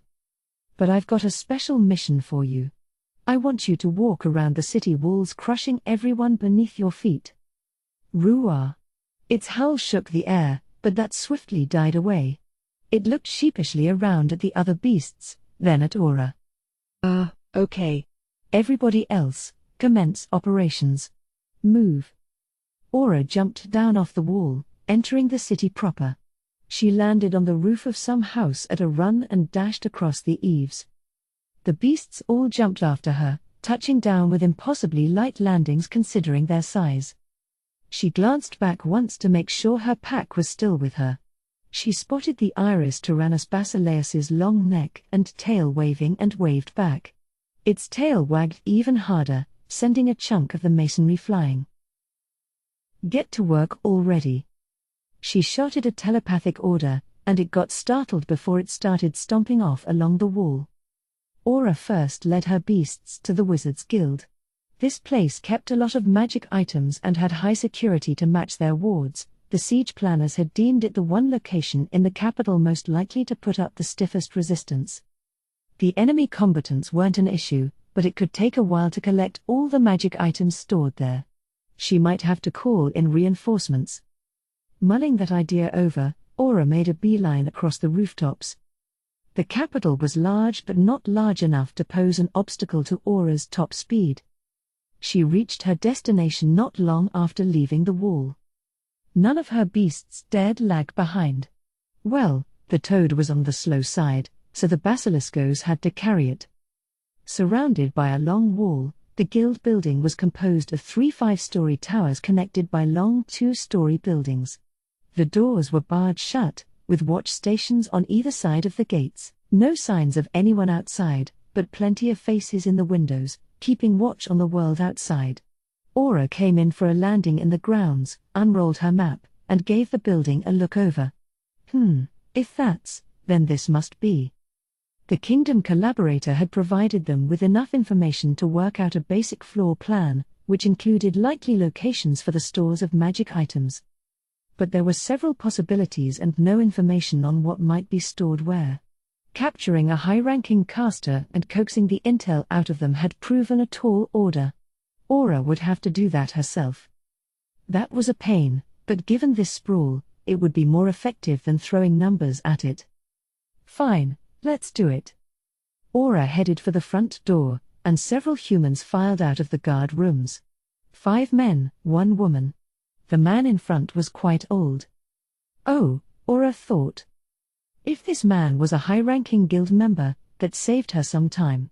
But closer inspection left her disappointed. He seemed to be some sort of warrior. His fighting gear was of good make, black bottoms and blue-green top. 2 swords hung from his hip, and a plate covered his chest. His hair had long since gone white, without a trace of color left. His arms were as scrawny as his age seemed to imply, but that didn't mean they were sagging. His overall impression was thin, but he looked hard as steel. Narrow, hawk-like eyes bored into Aura. His attitude suggested he had a lot of confidence. Just to be absolutely sure, kid, you work for the King of Darkness? Aura glanced at the group behind him. They were all dressed the same, but none had swords. Likely he was the master and they, his students. She didn't really get why a wizard's guild would have anyone like this on hand, but they were probably here to protect it. They might have more information than the average caster, but probably not anything really important. What? No answer? I won't hesitate because of your age. Despite the beasts backing her, he kept his bluster up, likely because none of them showed any hostility, any interest in a fight, or any signs of bloodlust. And their foes had courage, duty, and confidence. If you show me around, I don't need to kill you. I won't even hurt your students. She meant it. Mare would probably kill them later, though. Big talk, boyo. But we can't let you take one step farther. There are dangerous items here that spawn demons or the like. Can't let you have 'em. Aura grinned. That proved the good stuff was still here. She would have to gather them all up and send them to Demiurge. Oh yeah? Then my offer is rejected. As my name is Vess. The old man crumpled to the ground. Aura had knocked and shot an arrow. It was so fast, his head had burst like an overripe pomegranate before he got more than a few words out, spraying the contents in all directions. No time to waste on idle chatter. Next? Or are you all gonna say the same thing? In that case, I'll just go grab the most important looking caster. The crowd behind the dead man all looked stunned. Aura couldn't be bothered waiting for their minds to recover. She turned to her beasts. Kill them, she said. And with that, she headed to the door while her beasts moved like the wind, attacking the remaining humans. They left nothing but blood and chunks of flesh behind. Mare was sitting alone on the second highest tower of the castle, looking down at the city below. He'd killed a lot of people in the fight 3 days ago on their way here. But those were all men, no women and children. But that described most of the people here, all in all, very weak. Mare looked very sad. He kept doing the math in his head. It just wasn't possible. What now? He wanted to ask someone for their advice, but there was no one to talk to. No, there were probably some Hanzos, but they wouldn't show themselves before him, and even if they did, they couldn't help. So how do I efficiently destroy this huge city and cleanly kill everyone in it? On his way here, he and his master had destroyed a bunch of towns. He had quite a lot of experience now. But that was why he knew just how complex and difficult destroying cities and exterminating entire populaces was. If he cast a whole lot of spells, he could knock down all the buildings and turn the city to rubble. But that alone wouldn't kill everyone. For example, if he used a spell that caused an earthquake, that was perfect for knocking buildings down and destroying everything underground. A lot of people inside would get trapped under the collapsing buildings and die. The earthquake would only occur in the area affected by the spell, and nothing outside of it, so there was no risk of people hiding in their houses in other parts of the city noticing the spell itself. But the sounds of the houses falling and the people inside screaming were another story. Things like that would give away what was happening, or at least make people come outside or go to the windows. People who knelt down with their eyes closed and their hands over their ears were the best. Anyone who thought they could weather this disaster in their own homes, curled up in bed, Mare could easily kill them all with one more spell. The problem were people who realized they'd be crushed next and moved on instinct or a flare of courage.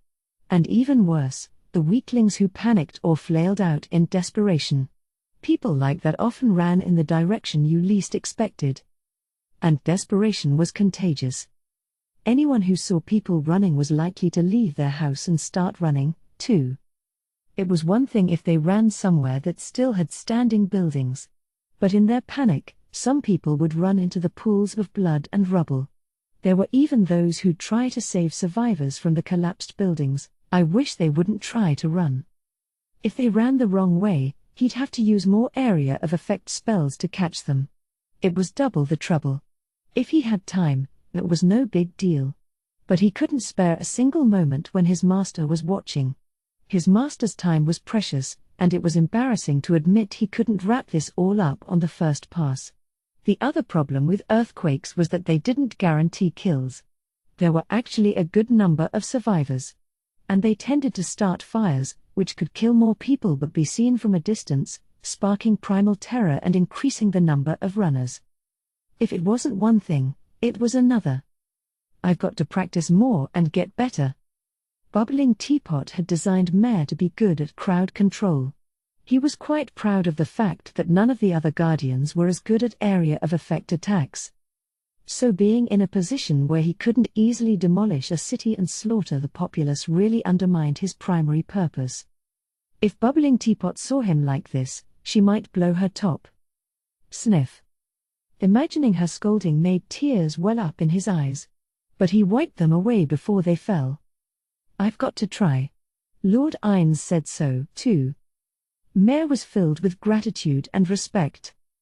If Ines hadn't let Mare practice destroying cities and taught him to learn from his mistakes, he never would have gotten this good at it. Mare remembered the first village he'd demolished. It had been a total mess. It did his creator a great disservice. But even when he'd been reeling in horror, Lord Ines had been so nice to him. Mare remembered being so happy he almost cried. Lord Ines had said if you knew you were lacking in experience, all you had to do was work hard and get better at it. If that had come from another Guardian, it wouldn't have affected him the same way. But Ines was like Bubbling Teapot, a supreme being. Mare made up his mind.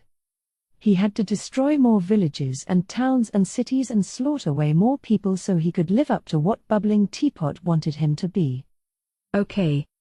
An adorable child's voice, but far brighter and forceful than anything that typically came out of Mare. If the other Guardians could see him now, it probably would have shocked them. They had no idea he could be this positive. It's time. He clenched his hands together, putting everything he'd learned to use. I'm gonna destroy this capital and kill everyone in it.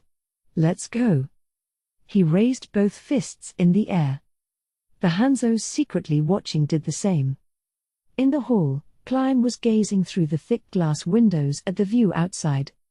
Rena had sent him out here before they went to meet the king, saying she needed to have proper makeup on if the Nation of Darkness was coming. She might have to change her dress, too, so he figured this would take a while. His gaze turned back to the deserted hall. The few remaining knights had gone to their posts, sealing the entrance to the castle and settling in to wait for the Nation of Darkness's armies. Some might mock this as a futile show of resistance. They weren't exactly Gazif Stranov's royal select, most of them were only slightly better than the typical kingdom soldier. The Nation of Darkness's monsters would likely crush them without breaking a sweat. But the royal family had knighted them, and they were loyal to the crown. This was their sworn duty.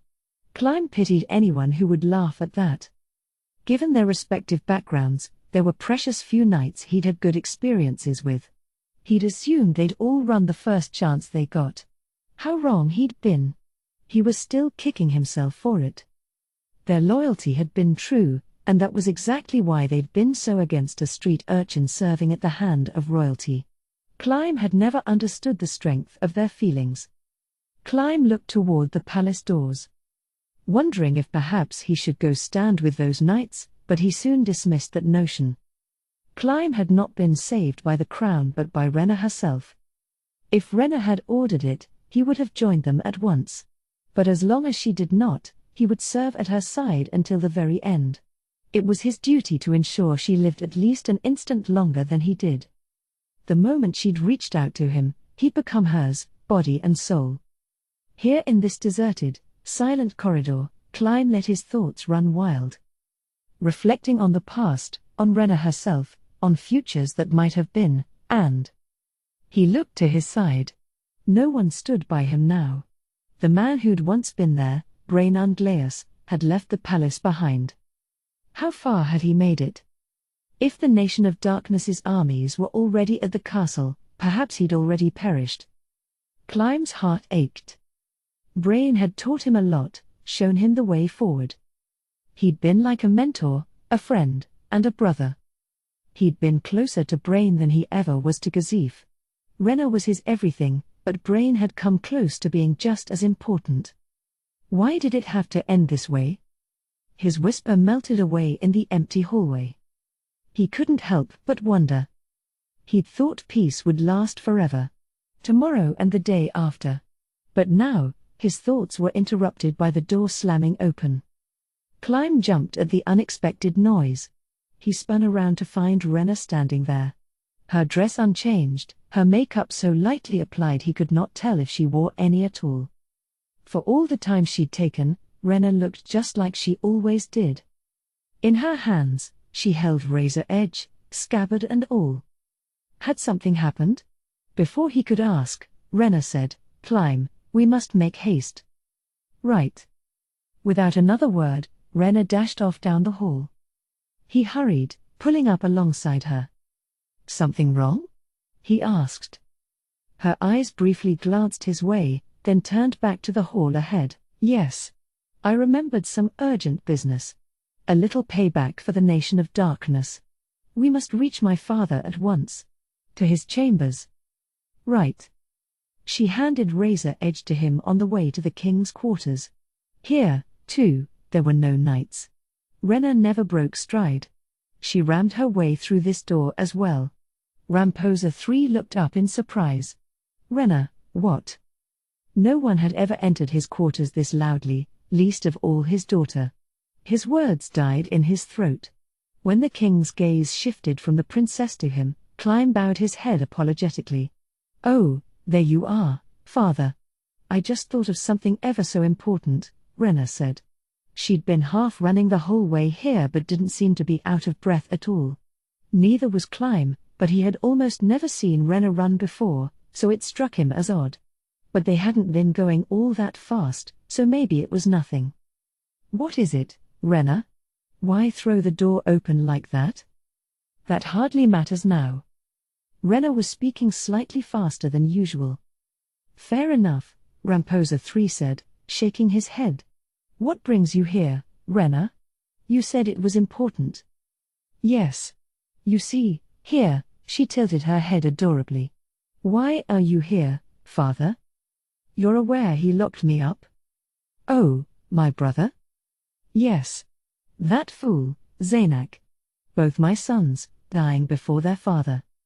The king's face twisted up in grief. 7 days ago, their armies had set off, and everyone knew by now that none had returned alive. Their fates were beyond imagining, but it took very little thinking to understand what their disappearance meant. "I was freed yesterday and knew I had much to prepare before the King of Darkness arrived. I was busying myself with those tasks. The knights did offer to help, but I ordered them to leave. I can only hope they made it out in time." Climb knew full well those knights had joined the last stand at the castle gates, but said nothing. Rena also held her tongue on the matter and spoke about something else. "You were getting these ready?" she asked. "Precisely." On the table lay the king's crown, several treasures, and a number of books. "But why are you still here, Rena? Did he not urge you to flee?" "I could say the same to you, father. I'm going nowhere. He was still but a prince. This is my duty. Yet he, that sword." Ramposa III's eyes had locked onto the blade at Climb's hip. He glanced behind them, then turned to Rena. "What happened to the man you hired? The one as strong as Gazif?" "Brain left. Said he was going to defeat the King of Darkness. I can't imagine that happening. But if that's true, why leave the sword behind? With that in hand, perhaps. It never would have made a difference. Not against someone who defeated our captain so easily. And frankly, at this point even if someone did slay the King of Darkness, it would not matter." Yes. Right you are. There is no point if the Nation of Darkness's armies do not withdraw. The king glanced out the window, then added, "You asked why I remained here. I did so because I thought there was a need for history to record that the crown officially bowed before our conquerors. To meet my end in a manner befitting the last king." Ramposa III looked very tired. He undoubtedly was. Climb, the crown commands you to take Rena with you and flee. I am aware that will be difficult, but there are hidden passages leading from the palace out of the capital. If you use those as the Nation of Darkness's armies pour into the castle, perhaps you will manage to slip away to safety. No need for that, Climb, Rena said. The king and princess had never given him contradictory orders before. This was the very first time. Climb considered it briefly but chose not to move. His fists clenched tight. He did not want Rena to die. But obeying her wishes was more important. If he was going to go against her, he would have forced her to flee with Evil Eye. Climb. Climb. When he didn't move, both spoke his name as one. But the emotions in their voices were diametrically opposed.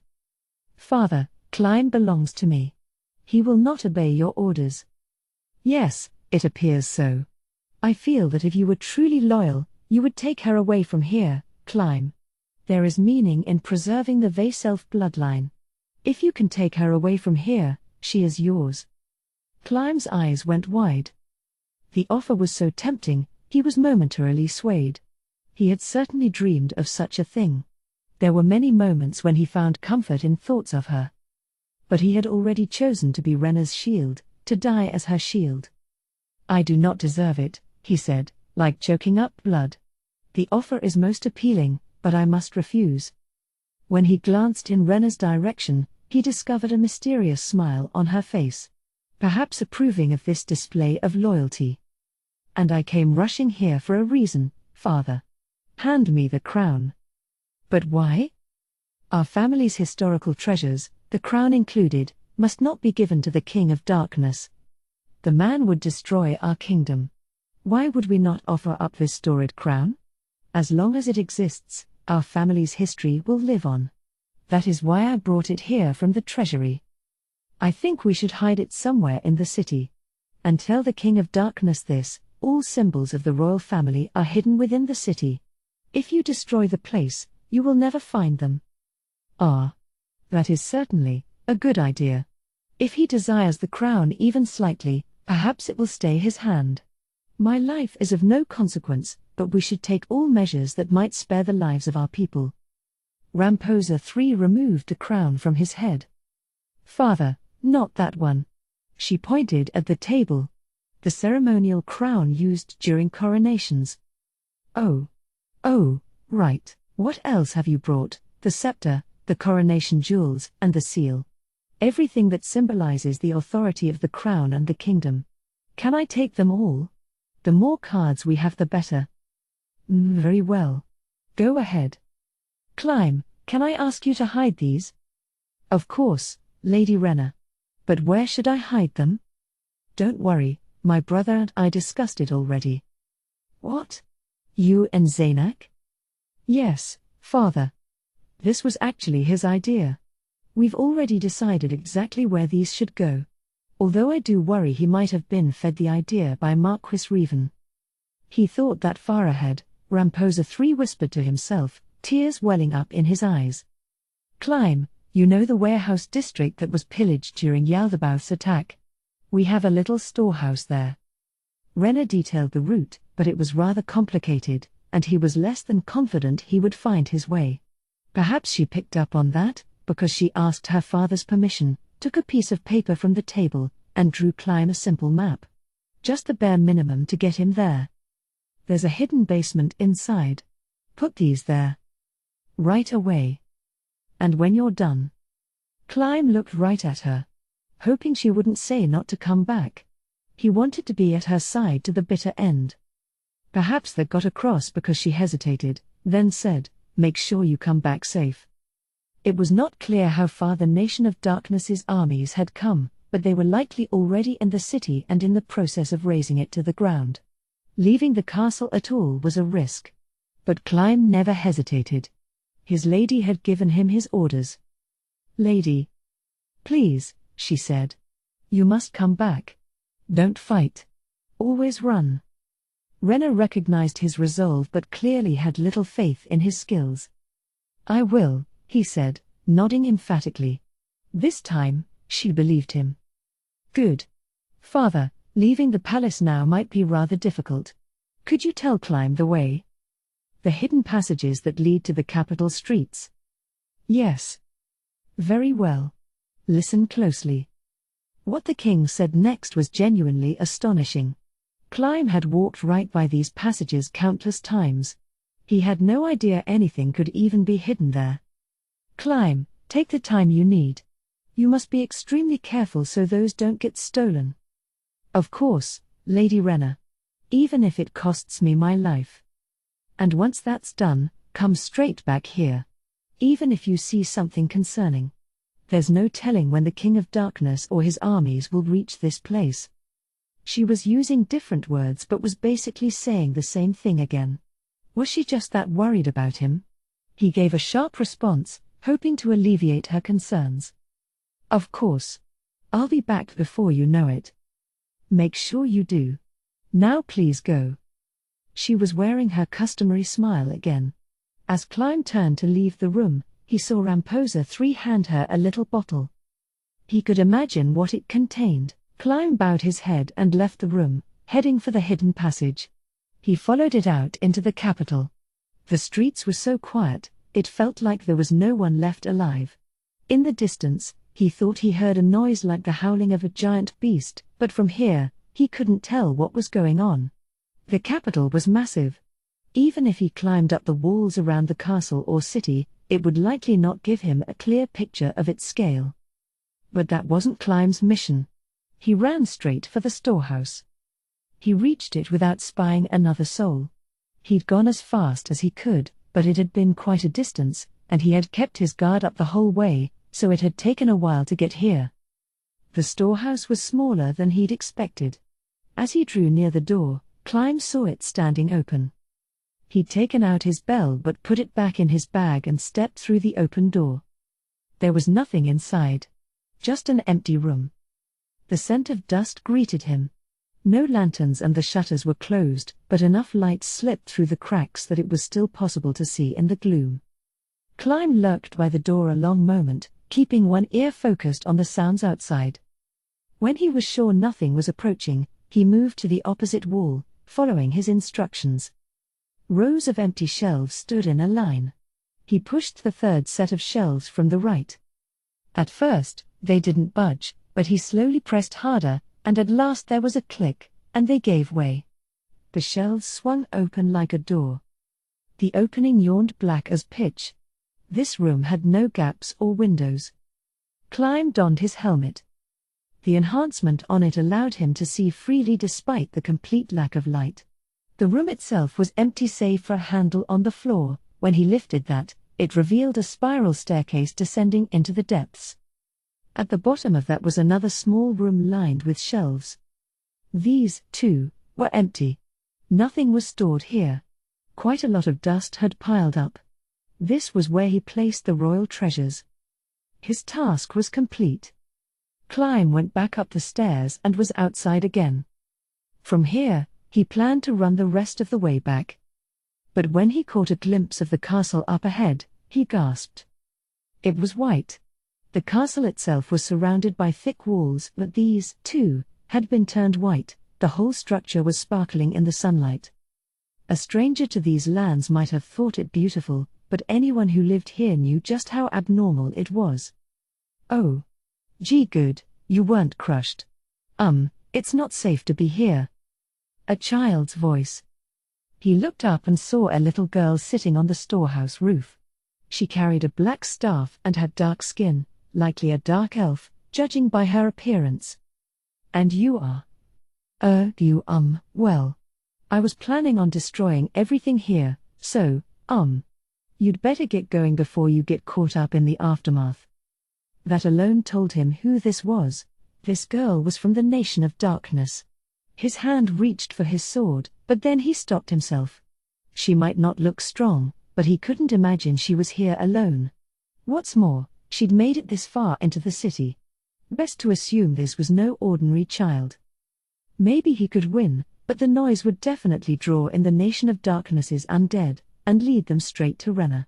His mission was not to fight the enemy but to be by her side. And she had insisted he come right back. He almost looked at the warehouse again but forcibly kept his eyes looking anywhere else. If he couldn't seal this girl's lips, then he had to avoid arousing her suspicions. Climb turned around and bolted. He was worried she would take this opportunity to hit him from behind. But more than anything, he was driven by a need to get back to Rena as fast as he could. As he rounded the first corner, he heard buildings collapsing behind him. He wanted to look back but immediately pushed that thought out of his mind. No one seemed to be coming for him, and after a short while, he safely made it to the secret passage. He looked around one more time to see if anyone was following him and saw black smoke rising toward the sky. The city's burning? Buildings blocked his view, so he couldn't be sure where the fires were exactly, but smoke was pouring out from quite a few places. That girl had not been a scout. There were already quite a few Nation of Darkness armies in the city, ransacking it. Yet, he could hear no screams. Climb pushed his doubts out of his mind. There was no time to question it. He had to get back to Rena and report his duty complete. Then all that was left to do was serve at her side until the end came. Climb raced down the hidden passage into the palace. It was quiet here, too. He didn't know why. The castle outside had looked frozen solid. The Nation of Darkness must have attacked. The few remaining knights should be busy manning the defenses. He was some distance from the site of their last stand, but he should still be able to hear the clash of blade upon blade. And yet, it's quieter than it was before. This silence was genuinely unsettling. A desolate stillness had settled over everything, like there was no one else in the world, let alone the palace. Climb ran to the king's room, intentionally making a bit more noise than usual. He considered stopping to knock politely but decided to skip the formalities and charged inside. The room was empty. No sign of Rena or the king. There was a room next to this one. Wondering if they were in there, he took a step forward and spotted a note on the table. The same kind of paper Rena had used to draw the map. Climb picked it up and looked it over. It was in Rena's handwriting. She'd scribbled a note, telling him to head to the throne room. Climb raced out the door. He drew up short as he neared the throne room entrance. He'd spotted figures on either side of the entrance, and neither of them was anyone he'd ever seen within the palace before. Women far too pale to be human. Clearly agents of the Nation of Darkness. They obviously saw him coming but showed no signs of aggression. They didn't seem interested in him at all. Should he draw his blade or keep it sheathed? When he hesitated, one of the women spoke. "Go in. You are the last human in the palace." With that, she settled back into a bored silence. The ominous phrasing made his hair stand on end. He ran between the women standing guard and burst into the throne room. There were so many things to take in that his mind spun. That was not Ramposa III on the throne. It was a skeletal monster, Death Incarnate, Ainz Ul Gaun, the King of Darkness. He was flanked by a man with a tail and the Nation of Darkness's Prime Minister, Albedo. There was also an insect-like monster seemingly made of ice attending him. Not far from them, Ramposa III was lying face down, immobile. His clothes were stained dark red. Rena was sitting on the floor nearby, her clothes drenched in blood, and razor edge lay on the ground beside them. The sword's blade was covered in blood. Clearly, this weapon had been used to slay the king. "Princess." "Climb." Everyone not human laughed. Was it mockery? He moved in front of Rena, his sword drawn. They would both die here. But it was his duty to protect her until he did. That is not how one behaves in the presence of Lord Ainz. On your knees. Climb went down on his hands and knees. It was impossible to disobey. His body obeyed before he even realized it. He could sense someone behind him, doing the same thing. Rena. He remembered how L'Accuse had acted under mind control, and it suddenly all made sense. You used this to control Lady Rena? A tragedy had unfolded here. He could see in his mind a charmed princess, forced to kill her own father. Rage coursed through him, but he couldn't move a single muscle. It was like his body didn't belong to him. Oh, I remember him. You were there for the duel with Gazifstranov. Release him from your influence. Yes, my lord. You are free. The bonds vanished. Climb rolled sideways, grabbing Razor Edge from the floor before rising to his feet instantly. Getting his breath under control, he raised the sword, facing the King of Darkness. He knew this would mean nothing. The King of Darkness had slain the captain so swiftly, he hadn't even seen what exactly happened. But he was Rena's shield, and it was his duty to always stand between her and death. The King of Darkness rose from the throne and slowly moved toward him. Be grateful, he said. I am king, but I will grant you the honor of a duel. Should I win, I'll take that sword. The king moved slowly, seemingly oblivious to any threat.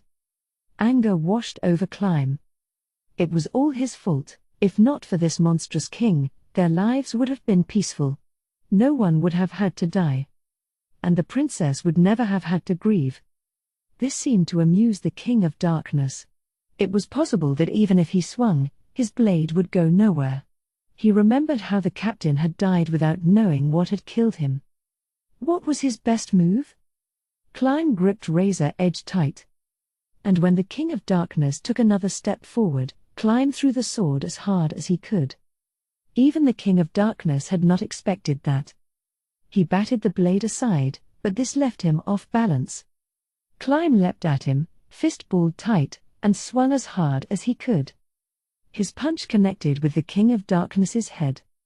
Climb! Rena shrieked. Skeletons were supposed to be weak against blunt damage.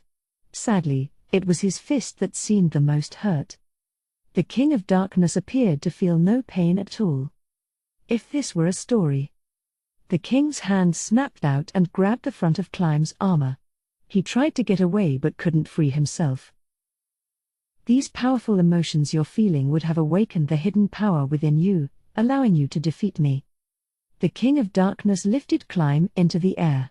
His desperate struggles were in vain. It was like punching a brick wall. However, this is reality. A plot twist like that will never come to pass.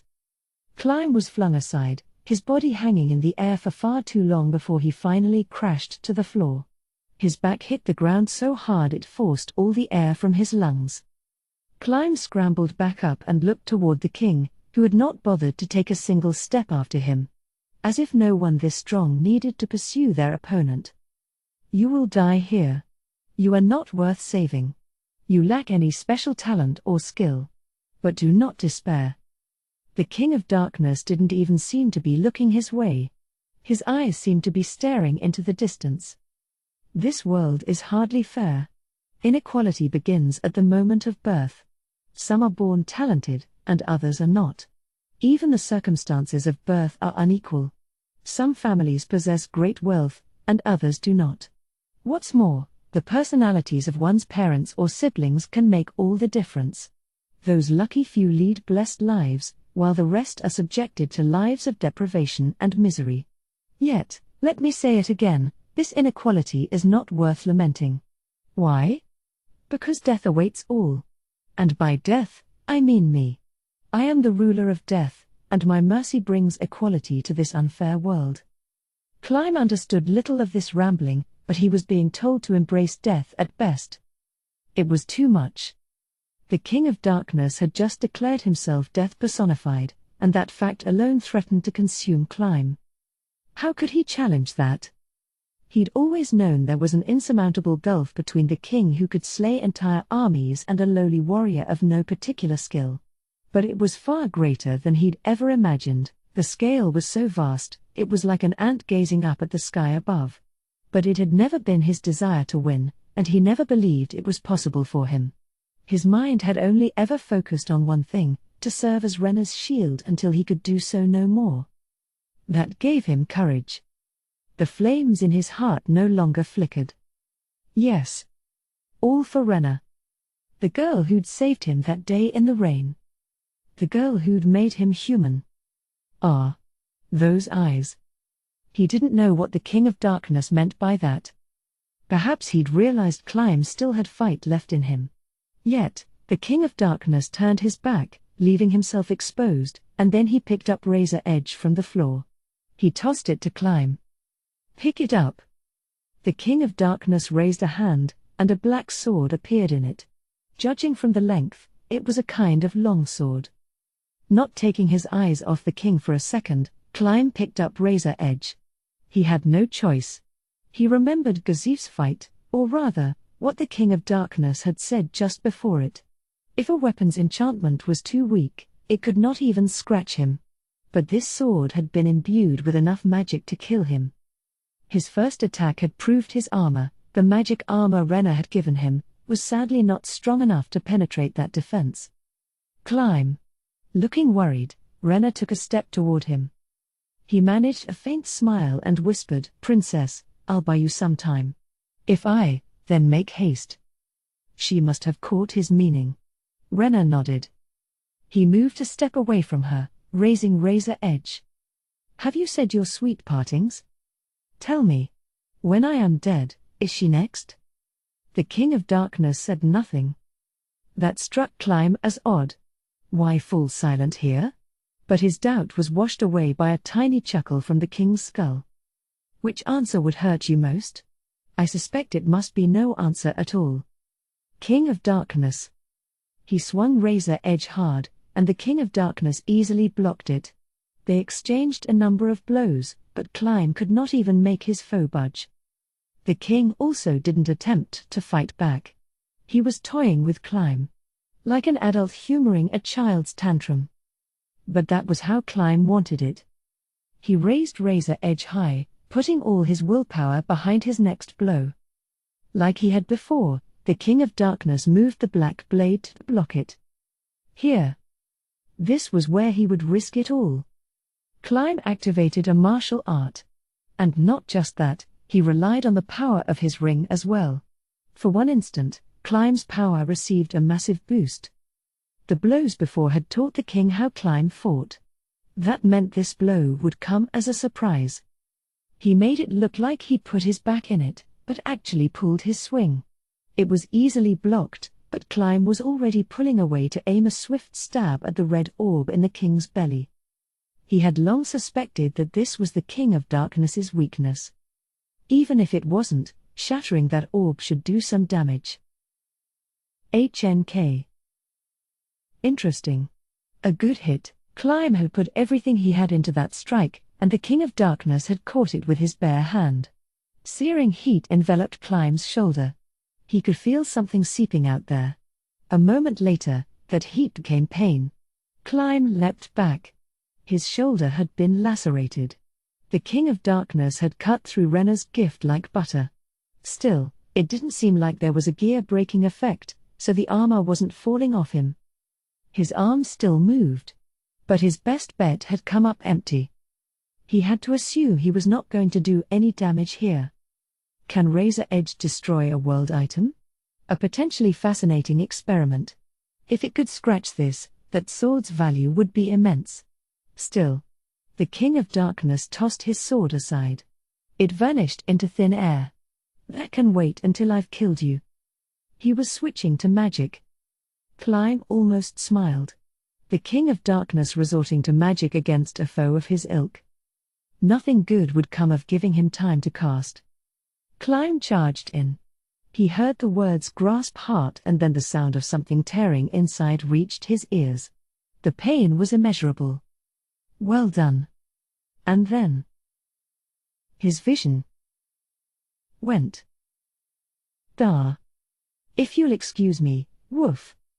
An unfamiliar voice and the sound of a door slamming shut. That was what woke him up. He was sure something had happened, but exactly what escaped him. Those thoughts slipped away like memories of a dream in the morning. He had no strength in his muscles or bones, like everything had melted. He could barely turn his head.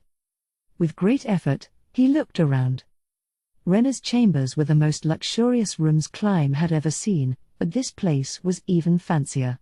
He was certain it was impossible to forget a room like this, so he clearly wasn't in the palace. What had happened to him? Why was he alive? And most importantly, where was his mistress? He couldn't move, but he could sense someone else was here with him. Ah. He tried to call out, but his voice failed to form into words. Yet, that alone was all the room's occupant required. He could hear her rushing over. "Climb. You're awake." He couldn't answer. Every part of him felt weak, and he didn't have the strength to speak. But that wasn't what stopped him. Too many emotions were washing over him, and no words came to mind. Tears ran down his cheeks. Oh. It was all a nightmare. A horrible dream where the nation of darkness attacked and Rena faced certain death. Why? Yes, it's me. Rena. The same smile as always. No, he'd seen her smile often enough to know. This smile was a little bit different. Had something happened? Climb's eyes shifted around, spotting something strange over Rena's shoulders. Black wings. Like a bat. They were flapping. Fake? No, those were far too real. He could not convince himself otherwise. Rena's smile faded. She realized the source of his shock. The King of Darkness changed me. I'm not human anymore. I'm a demon. Climb's eyes went wide. A shame, I know. I alone survived. He wanted to refuse this, but all that came out were groans. Tears flowed freely from his eyes. Rena gently wiped them away. Climb shook with emotion. She might look different, but Rena's heart was still hers. "And, I'm sure you're wondering why you still live. Before I answer, Climb, will you do me a favor?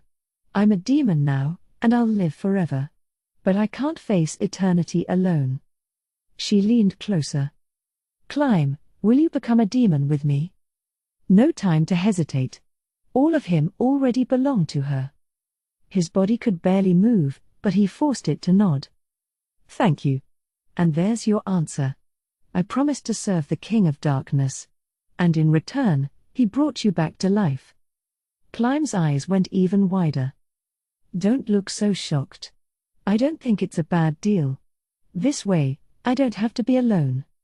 Climb, will you swear loyalty to the King of Darkness?" "I do." This time he did hesitate, but if Rena had sworn loyalty, then he would, too. No, he had no choice but to swear. "Thank you, Climb. I'm sure the King of Darkness will test you, see if you are truly loyal. That won't be easy for you. Or for me. Not a problem. Thank you again, Climb. That's enough talking for now. Get some rest. I'll look after you." Rena smiled and moved away. Sleep now. He could not see where she went, but he heard a door open and close. Climb went limp. And sleep soon came for him. Like sliding into a bog, Climb passed out even as the tears kept flowing. The emotions they contained were too convoluted for even Climb to explain. Outside the bedroom, Rena moved to the next room over and hastily knelt before the woman on the couch. "Lady Albedo," she said, bowing her head. "Pray forgive my tardiness in offering words of gratitude.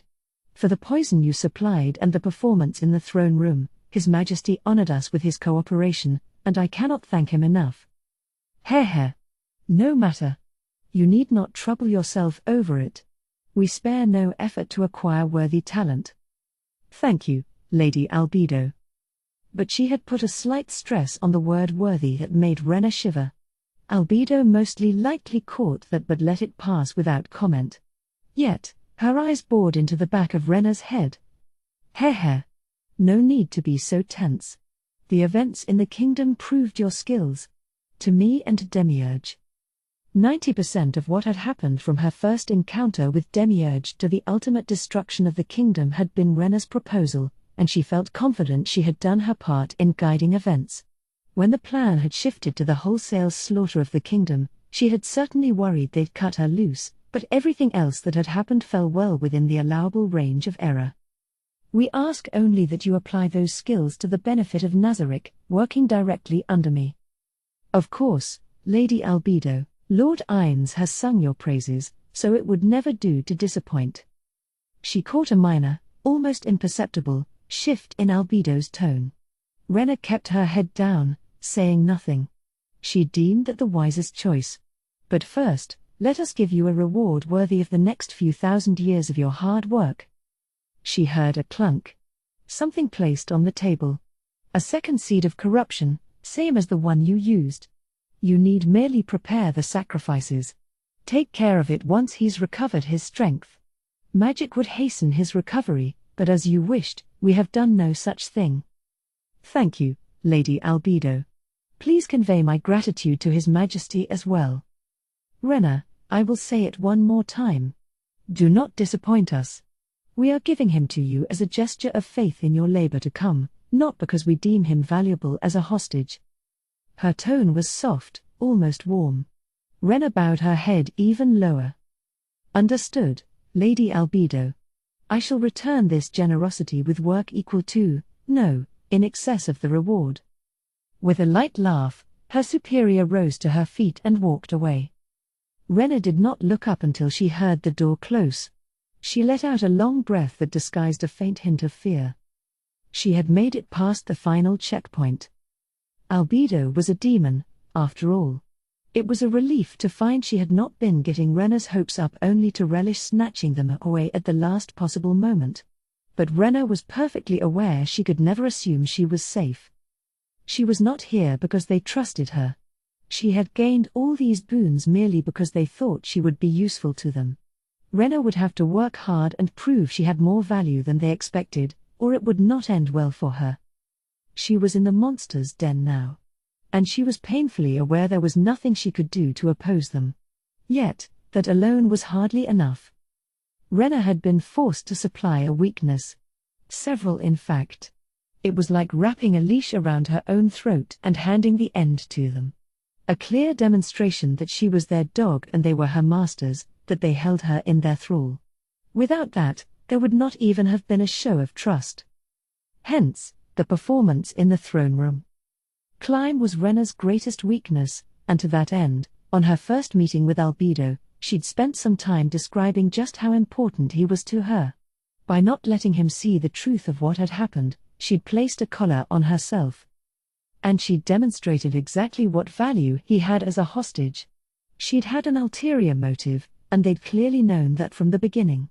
This had actually worked in her favor, so she was not concerned about it. Only one thing had not gone according to Rena's plan. She had never imagined the King of Darkness himself would take the stage. He is truly terrifying. Each time Rena thought about Ain's Ul gown, a shudder ran through her. He had not left the performance in the hands of his prime minister but played the clown's role himself. Did that mean he had that high an opinion of Rena's potential? By deigning to dance in a farce of her own invention, the price was all too clear. And Albedo did not approve. She worshipped the man and did not appreciate seeing him debase himself like that. And by allowing that to happen, Rena had earned her enmity. It's even worse if she voiced those objections and he insisted on taking part. If I show even a hint of incompetence, she'll have me eliminated. Her original plan had been to demonstrate a high level of skill and leave something in reserve just in case. But because the King of Darkness had joined the play, she was now in no position to hold back. That must have been his plan all along. When the man in charge is too brilliant, it makes things hard for those beneath him. Yet, there was a smile on Rena's lips. Once, her dream had been far smaller. Meeting them had allowed it to swell until it grew into the miraculous fantasy she now lived. What a stroke of luck that the price had merely been one kingdom. She was ready to dance. To burst into song. To give voice to the joy bursting out of her. She thought the sheer bliss might drive her mad. She was only half sure it hadn't already. Demons lived lives eternal. And if that life was inside this tomb, she was safe from all external harm. Rena turned to the door behind her. To the boy on the bed inside. Climb, we'll be together forever. We'll have to start by exchanging our firsts, let's do that today. Her eyes were blank and unfocused. Or should we make it even more special? Stop just one step before and build the anticipation? I'm not sure I've ever had such a hard time deciding. Oh, How am I this blessed? Epilogue. Elias Brandt Dale Reven stepped out of the carriage, staring wordlessly at the devastation. It chilled his very soul. Before him lay a mountain of rubble. It was hard to believe this had once been the royal capital. He would rather believe his eyes deceived him. But he was not that lucky. They saw only truth. This was the outcome of the war. His face twisted in pain. How much work had gone into demolishing this once great city? How much time had it taken? He could not even begin to imagine. The fact that it had been possible at all spoke to the power the King of Darkness held. Footsteps approached from behind, and a voice said, "Marquis."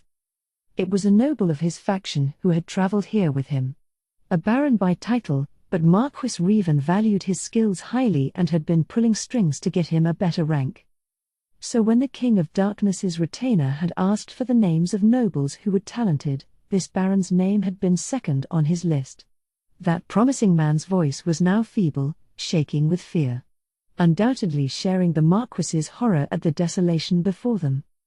Marquis Reven turned around, ensuring all 12 aristocrats had emerged from the 10 carriages.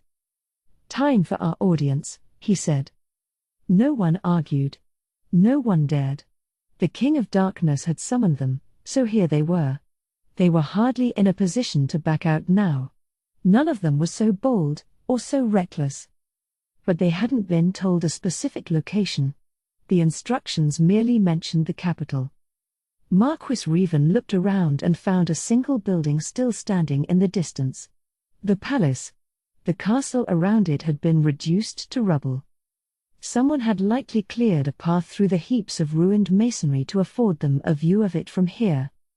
A single forlorn building in a sea of shattered stone. Marquis Reven would have imagined that would seem like salvation.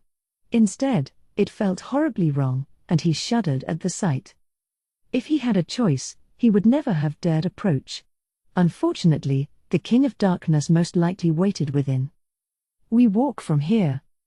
Their carriages had stopped at the remains of the city walls. The palace was quite some distance away. Their carriages would get them there far faster, but they had to avoid even the implication of disrespect. Remaining in their carriages was not worth the risk. The nobles had gathered early enough and would reach their destination at the appointed time. They could afford to hike the rest of the way. They began picking their way forward. This was the main road? Someone murmured behind him. The road itself was free of rubble. As if it had been swept clean. Put another way, nothing but the road itself remained intact. The houses that lined it, the city walls, everything had been utterly destroyed, leaving only scorched earth behind. On their journey to the capital, they had passed scores of towns and villages that had met the same fate, but no place had been as thoroughly leveled as this. "Marquis, the people. Don't." Clearly, he'd been concerned for the plight of the populace. But Marquis Reven had not heard a word about any evacuations and spotted no camps outside the razed city. Their fate was clear. He glanced at the leveled buildings to one side. How many people were buried beneath those stones? It felt like he was walking through a giant graveyard. Marquis Reven stopped breathing through his nose. He did not wish to catch the stench of death. It was downright odd that he had not already. Perhaps the smells of char and dust were simply stronger. They walked farther, but the palace was still a long way off. The sight must have been pulling at their minds. He heard someone whisper, "The Mad King." Marquis Reven spun around, yelling, "Hold your tongue." He scanned the group, eyes like daggers. One was looking ashen, his cheeks quivering. Life in the aristocracy had taught each and every one of them to stifle their emotions, to wear a pleasant mask in every interaction. But this scene of desolation had proven too much.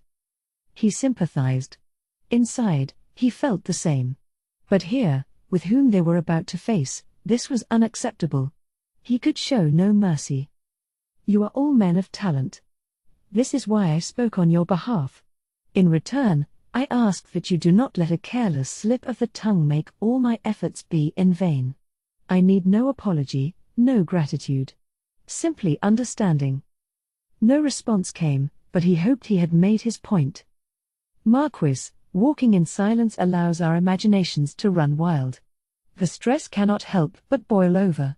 What say we talk of happier things? An excellent suggestion. Have I mentioned I'm expecting another child? The others offered congratulations. The last few months had taken a toll on them all, and this had been the one bright spot for him. That was why he had informed them of it several times already. He could talk for ages about his children, but it was not the most constructive topic. But in the hopes of lightening the mood, he allowed himself to bring it up once more. Before he knew it, they were halfway to the palace already. Perhaps, no, almost certainly, he had rambled on a bit too long. He still had plenty more to say, but perhaps he should wrap it up. Marquis Revan made a show of clearing his throat. Several nobles had obviously been letting it go in one ear and out the other, and this got their attention once again. We shall have to discuss my children further on the road home. For now, we must talk of what proposals we should make to His Majesty, the King of Darkness, so that my children might lead happy lives. They had debated this on several occasions prior. It was time they reached a conclusion. Marquis Revan looked around, making sure there were no Nation of Darkness soldiers in sight. The first concern on all our minds was that the King of Darkness is undead. While our mortal lives are fleeting, he will rule for all eternity. There is a chance that our grandchildren or great-grandchildren will forget his glory and earn his wrath. An all too likely concern. Perhaps the next few generations will be sound, but beyond that. Fools inherit households often enough. But perhaps their flaws are not of our concern. If they wish to destroy themselves. This got a gasp of surprise from those who took pride in their lineage, but the speaker was a woman whose father had been the first to earn a title. He was now ill, and she was here in his stead.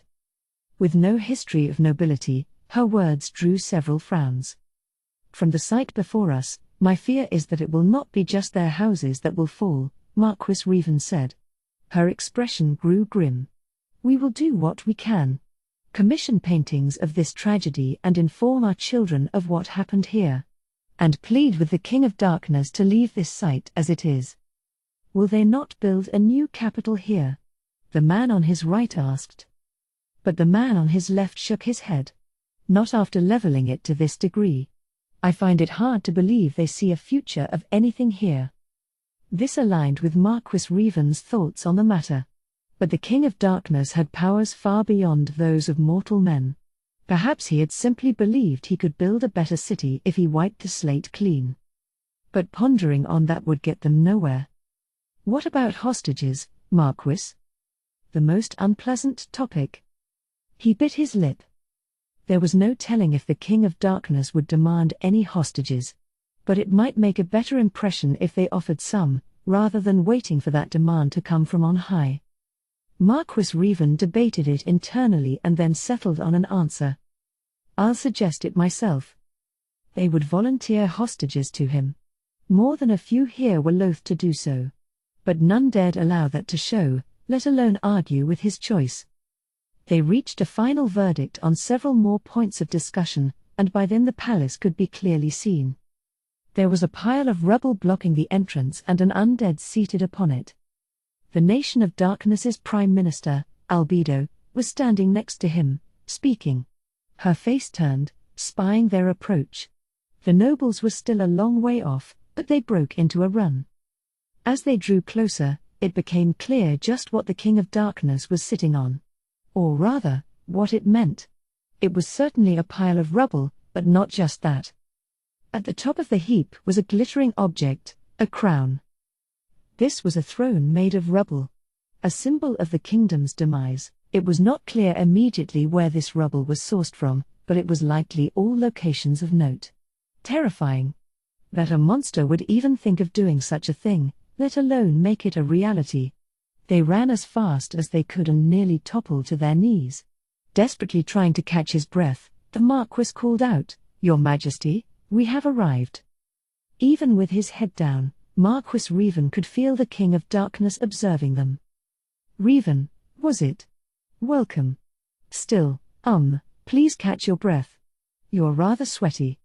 I apologize for the undignified display. The King of Darkness's tone was shockingly pleasant. Which was all the more terrifying. The word trap floated across Revan's mind, but he decided their undignified state was worse and proceeded to mop his brow with a handkerchief. You've come all this way, and perhaps I should commend your efforts, but I am no fan of idle chatter. Let's get this over with. Yes, Your Majesty. What else could they say? The nation of Darkness's armies will proceed to destroy the lands of nobility to the west and south and then return home. You will continue to oversee your own lands. We may relocate some of yours in the future, but at the moment we have no such plans, right, Albedo? As you say, Lord Ines. There you have it. Albedo will inform you of any details specific to your territories. Until then, continue to abide by the laws as they presently stand. Yes, Your Majesty. Not just Marquis Revan but all noblemen present spoke as one. Any questions or concerns? None at all. However, as proof of our loyalty, we did prepare a number of proposals. Saying this much took all the strength he could muster and left him nearly puking blood. The King of Darkness turned his head, staring into the distance. Perhaps displeased that a lowly human dared do anything but agree. Fearing he had incurred the undead's displeasure, Marquis Revan felt like molten lead were pouring down his gullet. In a corner of his mind, he remembered seeing this same mannerism on the face of a subordinate when he'd brought new papers just as they thought their task complete. The silence lasted but moments yet felt eternal. Well, then mention them to Albedo later, he said at last. We're done here. Oh, we'll be leaving this place as is, so that we can point to it as proof of what happens to fools who act against us. But it would never do for it to become a breeding ground for pestilence. We'll be casting a number of spells to burn the place clean. Let no one enter lest they get caught in the fires. Understood, Your Majesty. Albedo, call Crimson here and have him purify the place with fire. Leave the palace exterior alone in pristine form. And have the furnishings brought to Rantel. At once, sir. No one dared ask who Crimson was. There were things you were better off not knowing, and everything related to the King of Darkness qualified. The kingdom will soon be utterly annihilated. Revan, I ask your opinion. Will word of the futility of defying me spread far and wide? Yes, Your Majesty. Word of what befalls anyone foolish enough to defy the King of Darkness will travel across the lands and last through time immemorial. With his head down, he could not read the king's expression, and the undead creature had no skin to emote with to begin with. But his tone of voice took on a trace of delight. Excellent. Then it was well worth the effort. I am pleased. That was his takeaway from the slaughter of 8 million kingdom citizens. Revan was sick to his stomach. He prayed that a hero would one day rise up to destroy this evil overlord. I did nothing wrong. Philip had spent the last few weeks repeating these words. His actions could not possibly have provoked that war. It was all a plot by the nation of darkness. That was the only explanation that made sense. He'd been manipulated. His domain not flourishing and his plans not working out? That had all been part of their nefarious scheme. They pulled all the strings. Bribes, rumor-mongering. It's so obvious. Philip sat up in bed and reached for the table next to it. He grabbed the bottle sitting there and shook it. He could tell it was too light and, from the sound, guessed there were only dregs left inside. TCH. He glared around the room. The floor was covered in empty bottles. It probably reeked of booze, but Philip's nose was long since deadened to it. He grabbed a random bottle off the floor and raised it to his lips, but nothing came out. Damn it. He tossed it aside. It shattered, which only aggravated him further. Hey! I'm out of booze, he yelled, but no one brought more. There should be a maid on duty, a gift from Hilma, but come to think of it, he hadn't seen her in ages. Bring me booze, he roared, lurching to his feet. He staggered, muttered, whoops, and steadied himself on the bed. This was likely less that he was drunk than that his body had grown weak from spending so long holed up in his room. Philip picked his way to the door. "Hey! Where is everybody?" he yelled, kicking the door. He didn't punch it, he didn't want to hurt himself. No response. Clicking his tongue again in frustration, he opened the door. "Can't you hear me?" he yelled. "I said I need more booze. Bring it here." Still no answer. Infuriated, he stormed out of his room. The whole house was silent. When Philip had taken over the manor, his father and brother's family had moved to a secondary building. Only servants lived here. They called it a manor, but this was a small baronage. It was not a long walk from the bedroom to the dining area. When he opened those doors, his eyes widened in surprise. There was a pale woman sitting on a chair. "Oh, you're awake," she said. "I was starting to wonder if I would have to go to you, Albedo, Prime Minister of the Nation of Darkness." The same faint smile she'd worn when they first met. As if she bore no grudge for what he'd done. He thought. So they really don't care. Naturally. If they really objected to it, they would have invaded his lands first. But they had done nothing of the sort. That made it all perfectly clear to Philip. It was thanks to him that they'd been able to start a war with the kingdom. Perhaps she was here to express her gratitude. No, she likely had no idea. No one knew what Philip had done. He returned her smile. "An honor to have you here, Lady Albedo. Modest though it may be. I can't believe my servants allowed you to wait. I must have words with them later." Albedo looked momentarily stunned, then managed a half smile. "I'm almost impressed. A genuine achievement of some kind, Hare. I came to wrap things up here, but I did bring you a present. Care to open it?" She gestured to a white box on the table. It was a good 20 inches wide. All that time spent in bed, quivering in fear, had clearly been a waste. Philip reached for the lid. A pleasant aroma filled his nostrils. Wondering what treasures lay within, he opened the box and beheld the contents. Baron Delvey and Baron Lequillan. Or at least, their severed heads. Their faces were contorted in visceral pain. Eek. Philip froze on the spot. "You really did smear mud on my face," Albedo whispered. "I knew I had found an idiot, but I still failed to imagine you could be this stupid." He heard a clunk. Albedo had risen to her feet. Still smiling. But even Philip understood now. She was livid. He had to run. Philip turned around to do just that but, in his haste, tripped over his own feet and went crashing to the ground. He heard footsteps coming closer. "Let's get going." No, I don't wanna." He curled himself up, stubbornly resisting. "Stop acting like a spoiled brat." She grabbed his ear and pulled. It hurt so much, he thought it was about to tear off. Ow. Stop. Then walk on your own feet. Come now, up you go." He grabbed the hands on his ears and tried to pull free, but as thin as her arms looked, they were far stronger than his. Ow. She pulled him to his feet. His vision blurred with tears, Philip tried to swing his fist toward her face, but she easily caught his hand before it landed there. She squeezed with such force, he thought she was trying to crush it. His fist cracked. "If you walk with me like a good boy, I won't have to crush your hand. Understood?" "I understand. I do. I'll walk, please stop." She released him. "But why? What did I ever do?" He was so miserable, the tears just wouldn't stop.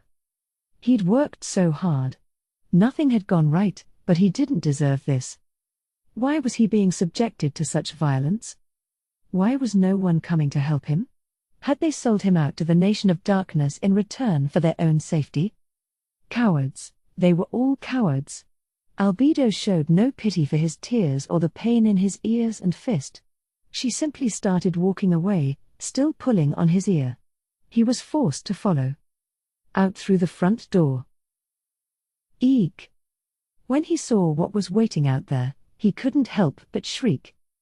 There was a forest outside his manor. But unlike your usual forest, it was not made of wood and leaves. These trees were far more ghoulish. Stakes from which grew hands and feet. Or perhaps humans from which grew stakes. Impaled. All his villagers impaled upon wooden spikes. Young or old, male or female. So many stakes he was not sure if even a single villager had been left alive. Every one of them had a stake forced into their crotch and out their mouth. Every face twisted in agony, blood pouring out of every orifice, pooling at the base of each stake. When had this happened? How could it have happened without him noticing? You're not dreaming. We cast a spell on your room to shut out the sounds. It was very quiet, wasn't it? If you were a little smarter, you might have realized how strange that was, but given your track record, I'm sure you had no idea. Philip grabbed Albedo's hand again, doing everything he could to free his ear. She just leaned in close, whispering. We did consider encouraging the villagers to lynch you, but that would be so dull. The man I most respect, Lord Ines, values practice and training. So I thought I'd use you to practice extracting information. That way you might actually be useful to me. Her smile looked like a gouge running across her face, the sight of which made Philip's mind try to escape. Oh my! He really is. Well, fine. Your father did ask me to make sure you suffered as much as everyone here. And I plan to keep that promise. But those words never reached Philip's ears. Albedo was off to settle unfinished business, so they split up, and Ines returned to his office alone. Once there, he spoke to the maid on Ines' duty today. I'll be in my chambers considering the next steps the Nation of Darkness should take. You remain here and ensure no one enters. She glanced at the maid by the door. Such tasks were normally for the maid on room duty, and any maid on Ines' duty was supposed to remain by his side. They were quite keen on reminding him of this. So he took steps before they could. I have to plot out the next few millennia. Having anyone with me would be a distraction. Understood? Yes, Lord Ines. I'll learn to be completely unnoticeable. That was not at all what he'd meant, but he let it drop. Thinking on it any further seemed exhausting. Excellent. But since you aren't yet, remain here. As you wish, Lord Ines. Leaving her in his office, Ines headed directly to his bedroom. And then he promptly dove onto his bed. He had no physical fatigue, but his mind was in tatters.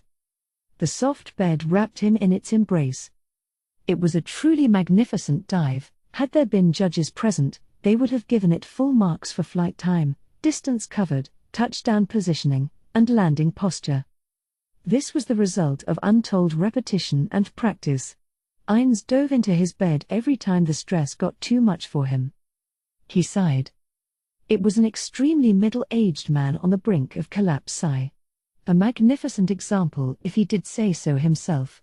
You could poll 1,000 people, and every one of them would say, dude needs a vacay. This, too, was the result of endless practice. Ines began rolling back and forth on his bed. He'd come direct from the ruins of the capital. There was still dust on him. Perhaps he should have hit the slime bath first, but he hadn't been able to summon the energy. I'm bone tired. Had he played the villain well? How could they fight the platinum armor? There was so much he had to think about or improve upon, but at least one big task was off his plate. Or not. This success was but the first step in a much larger project. It would only get worse from here. Mass destruction was easy. From here on out, the devastation would be delicate and surgical, followed by the incredible challenge of building.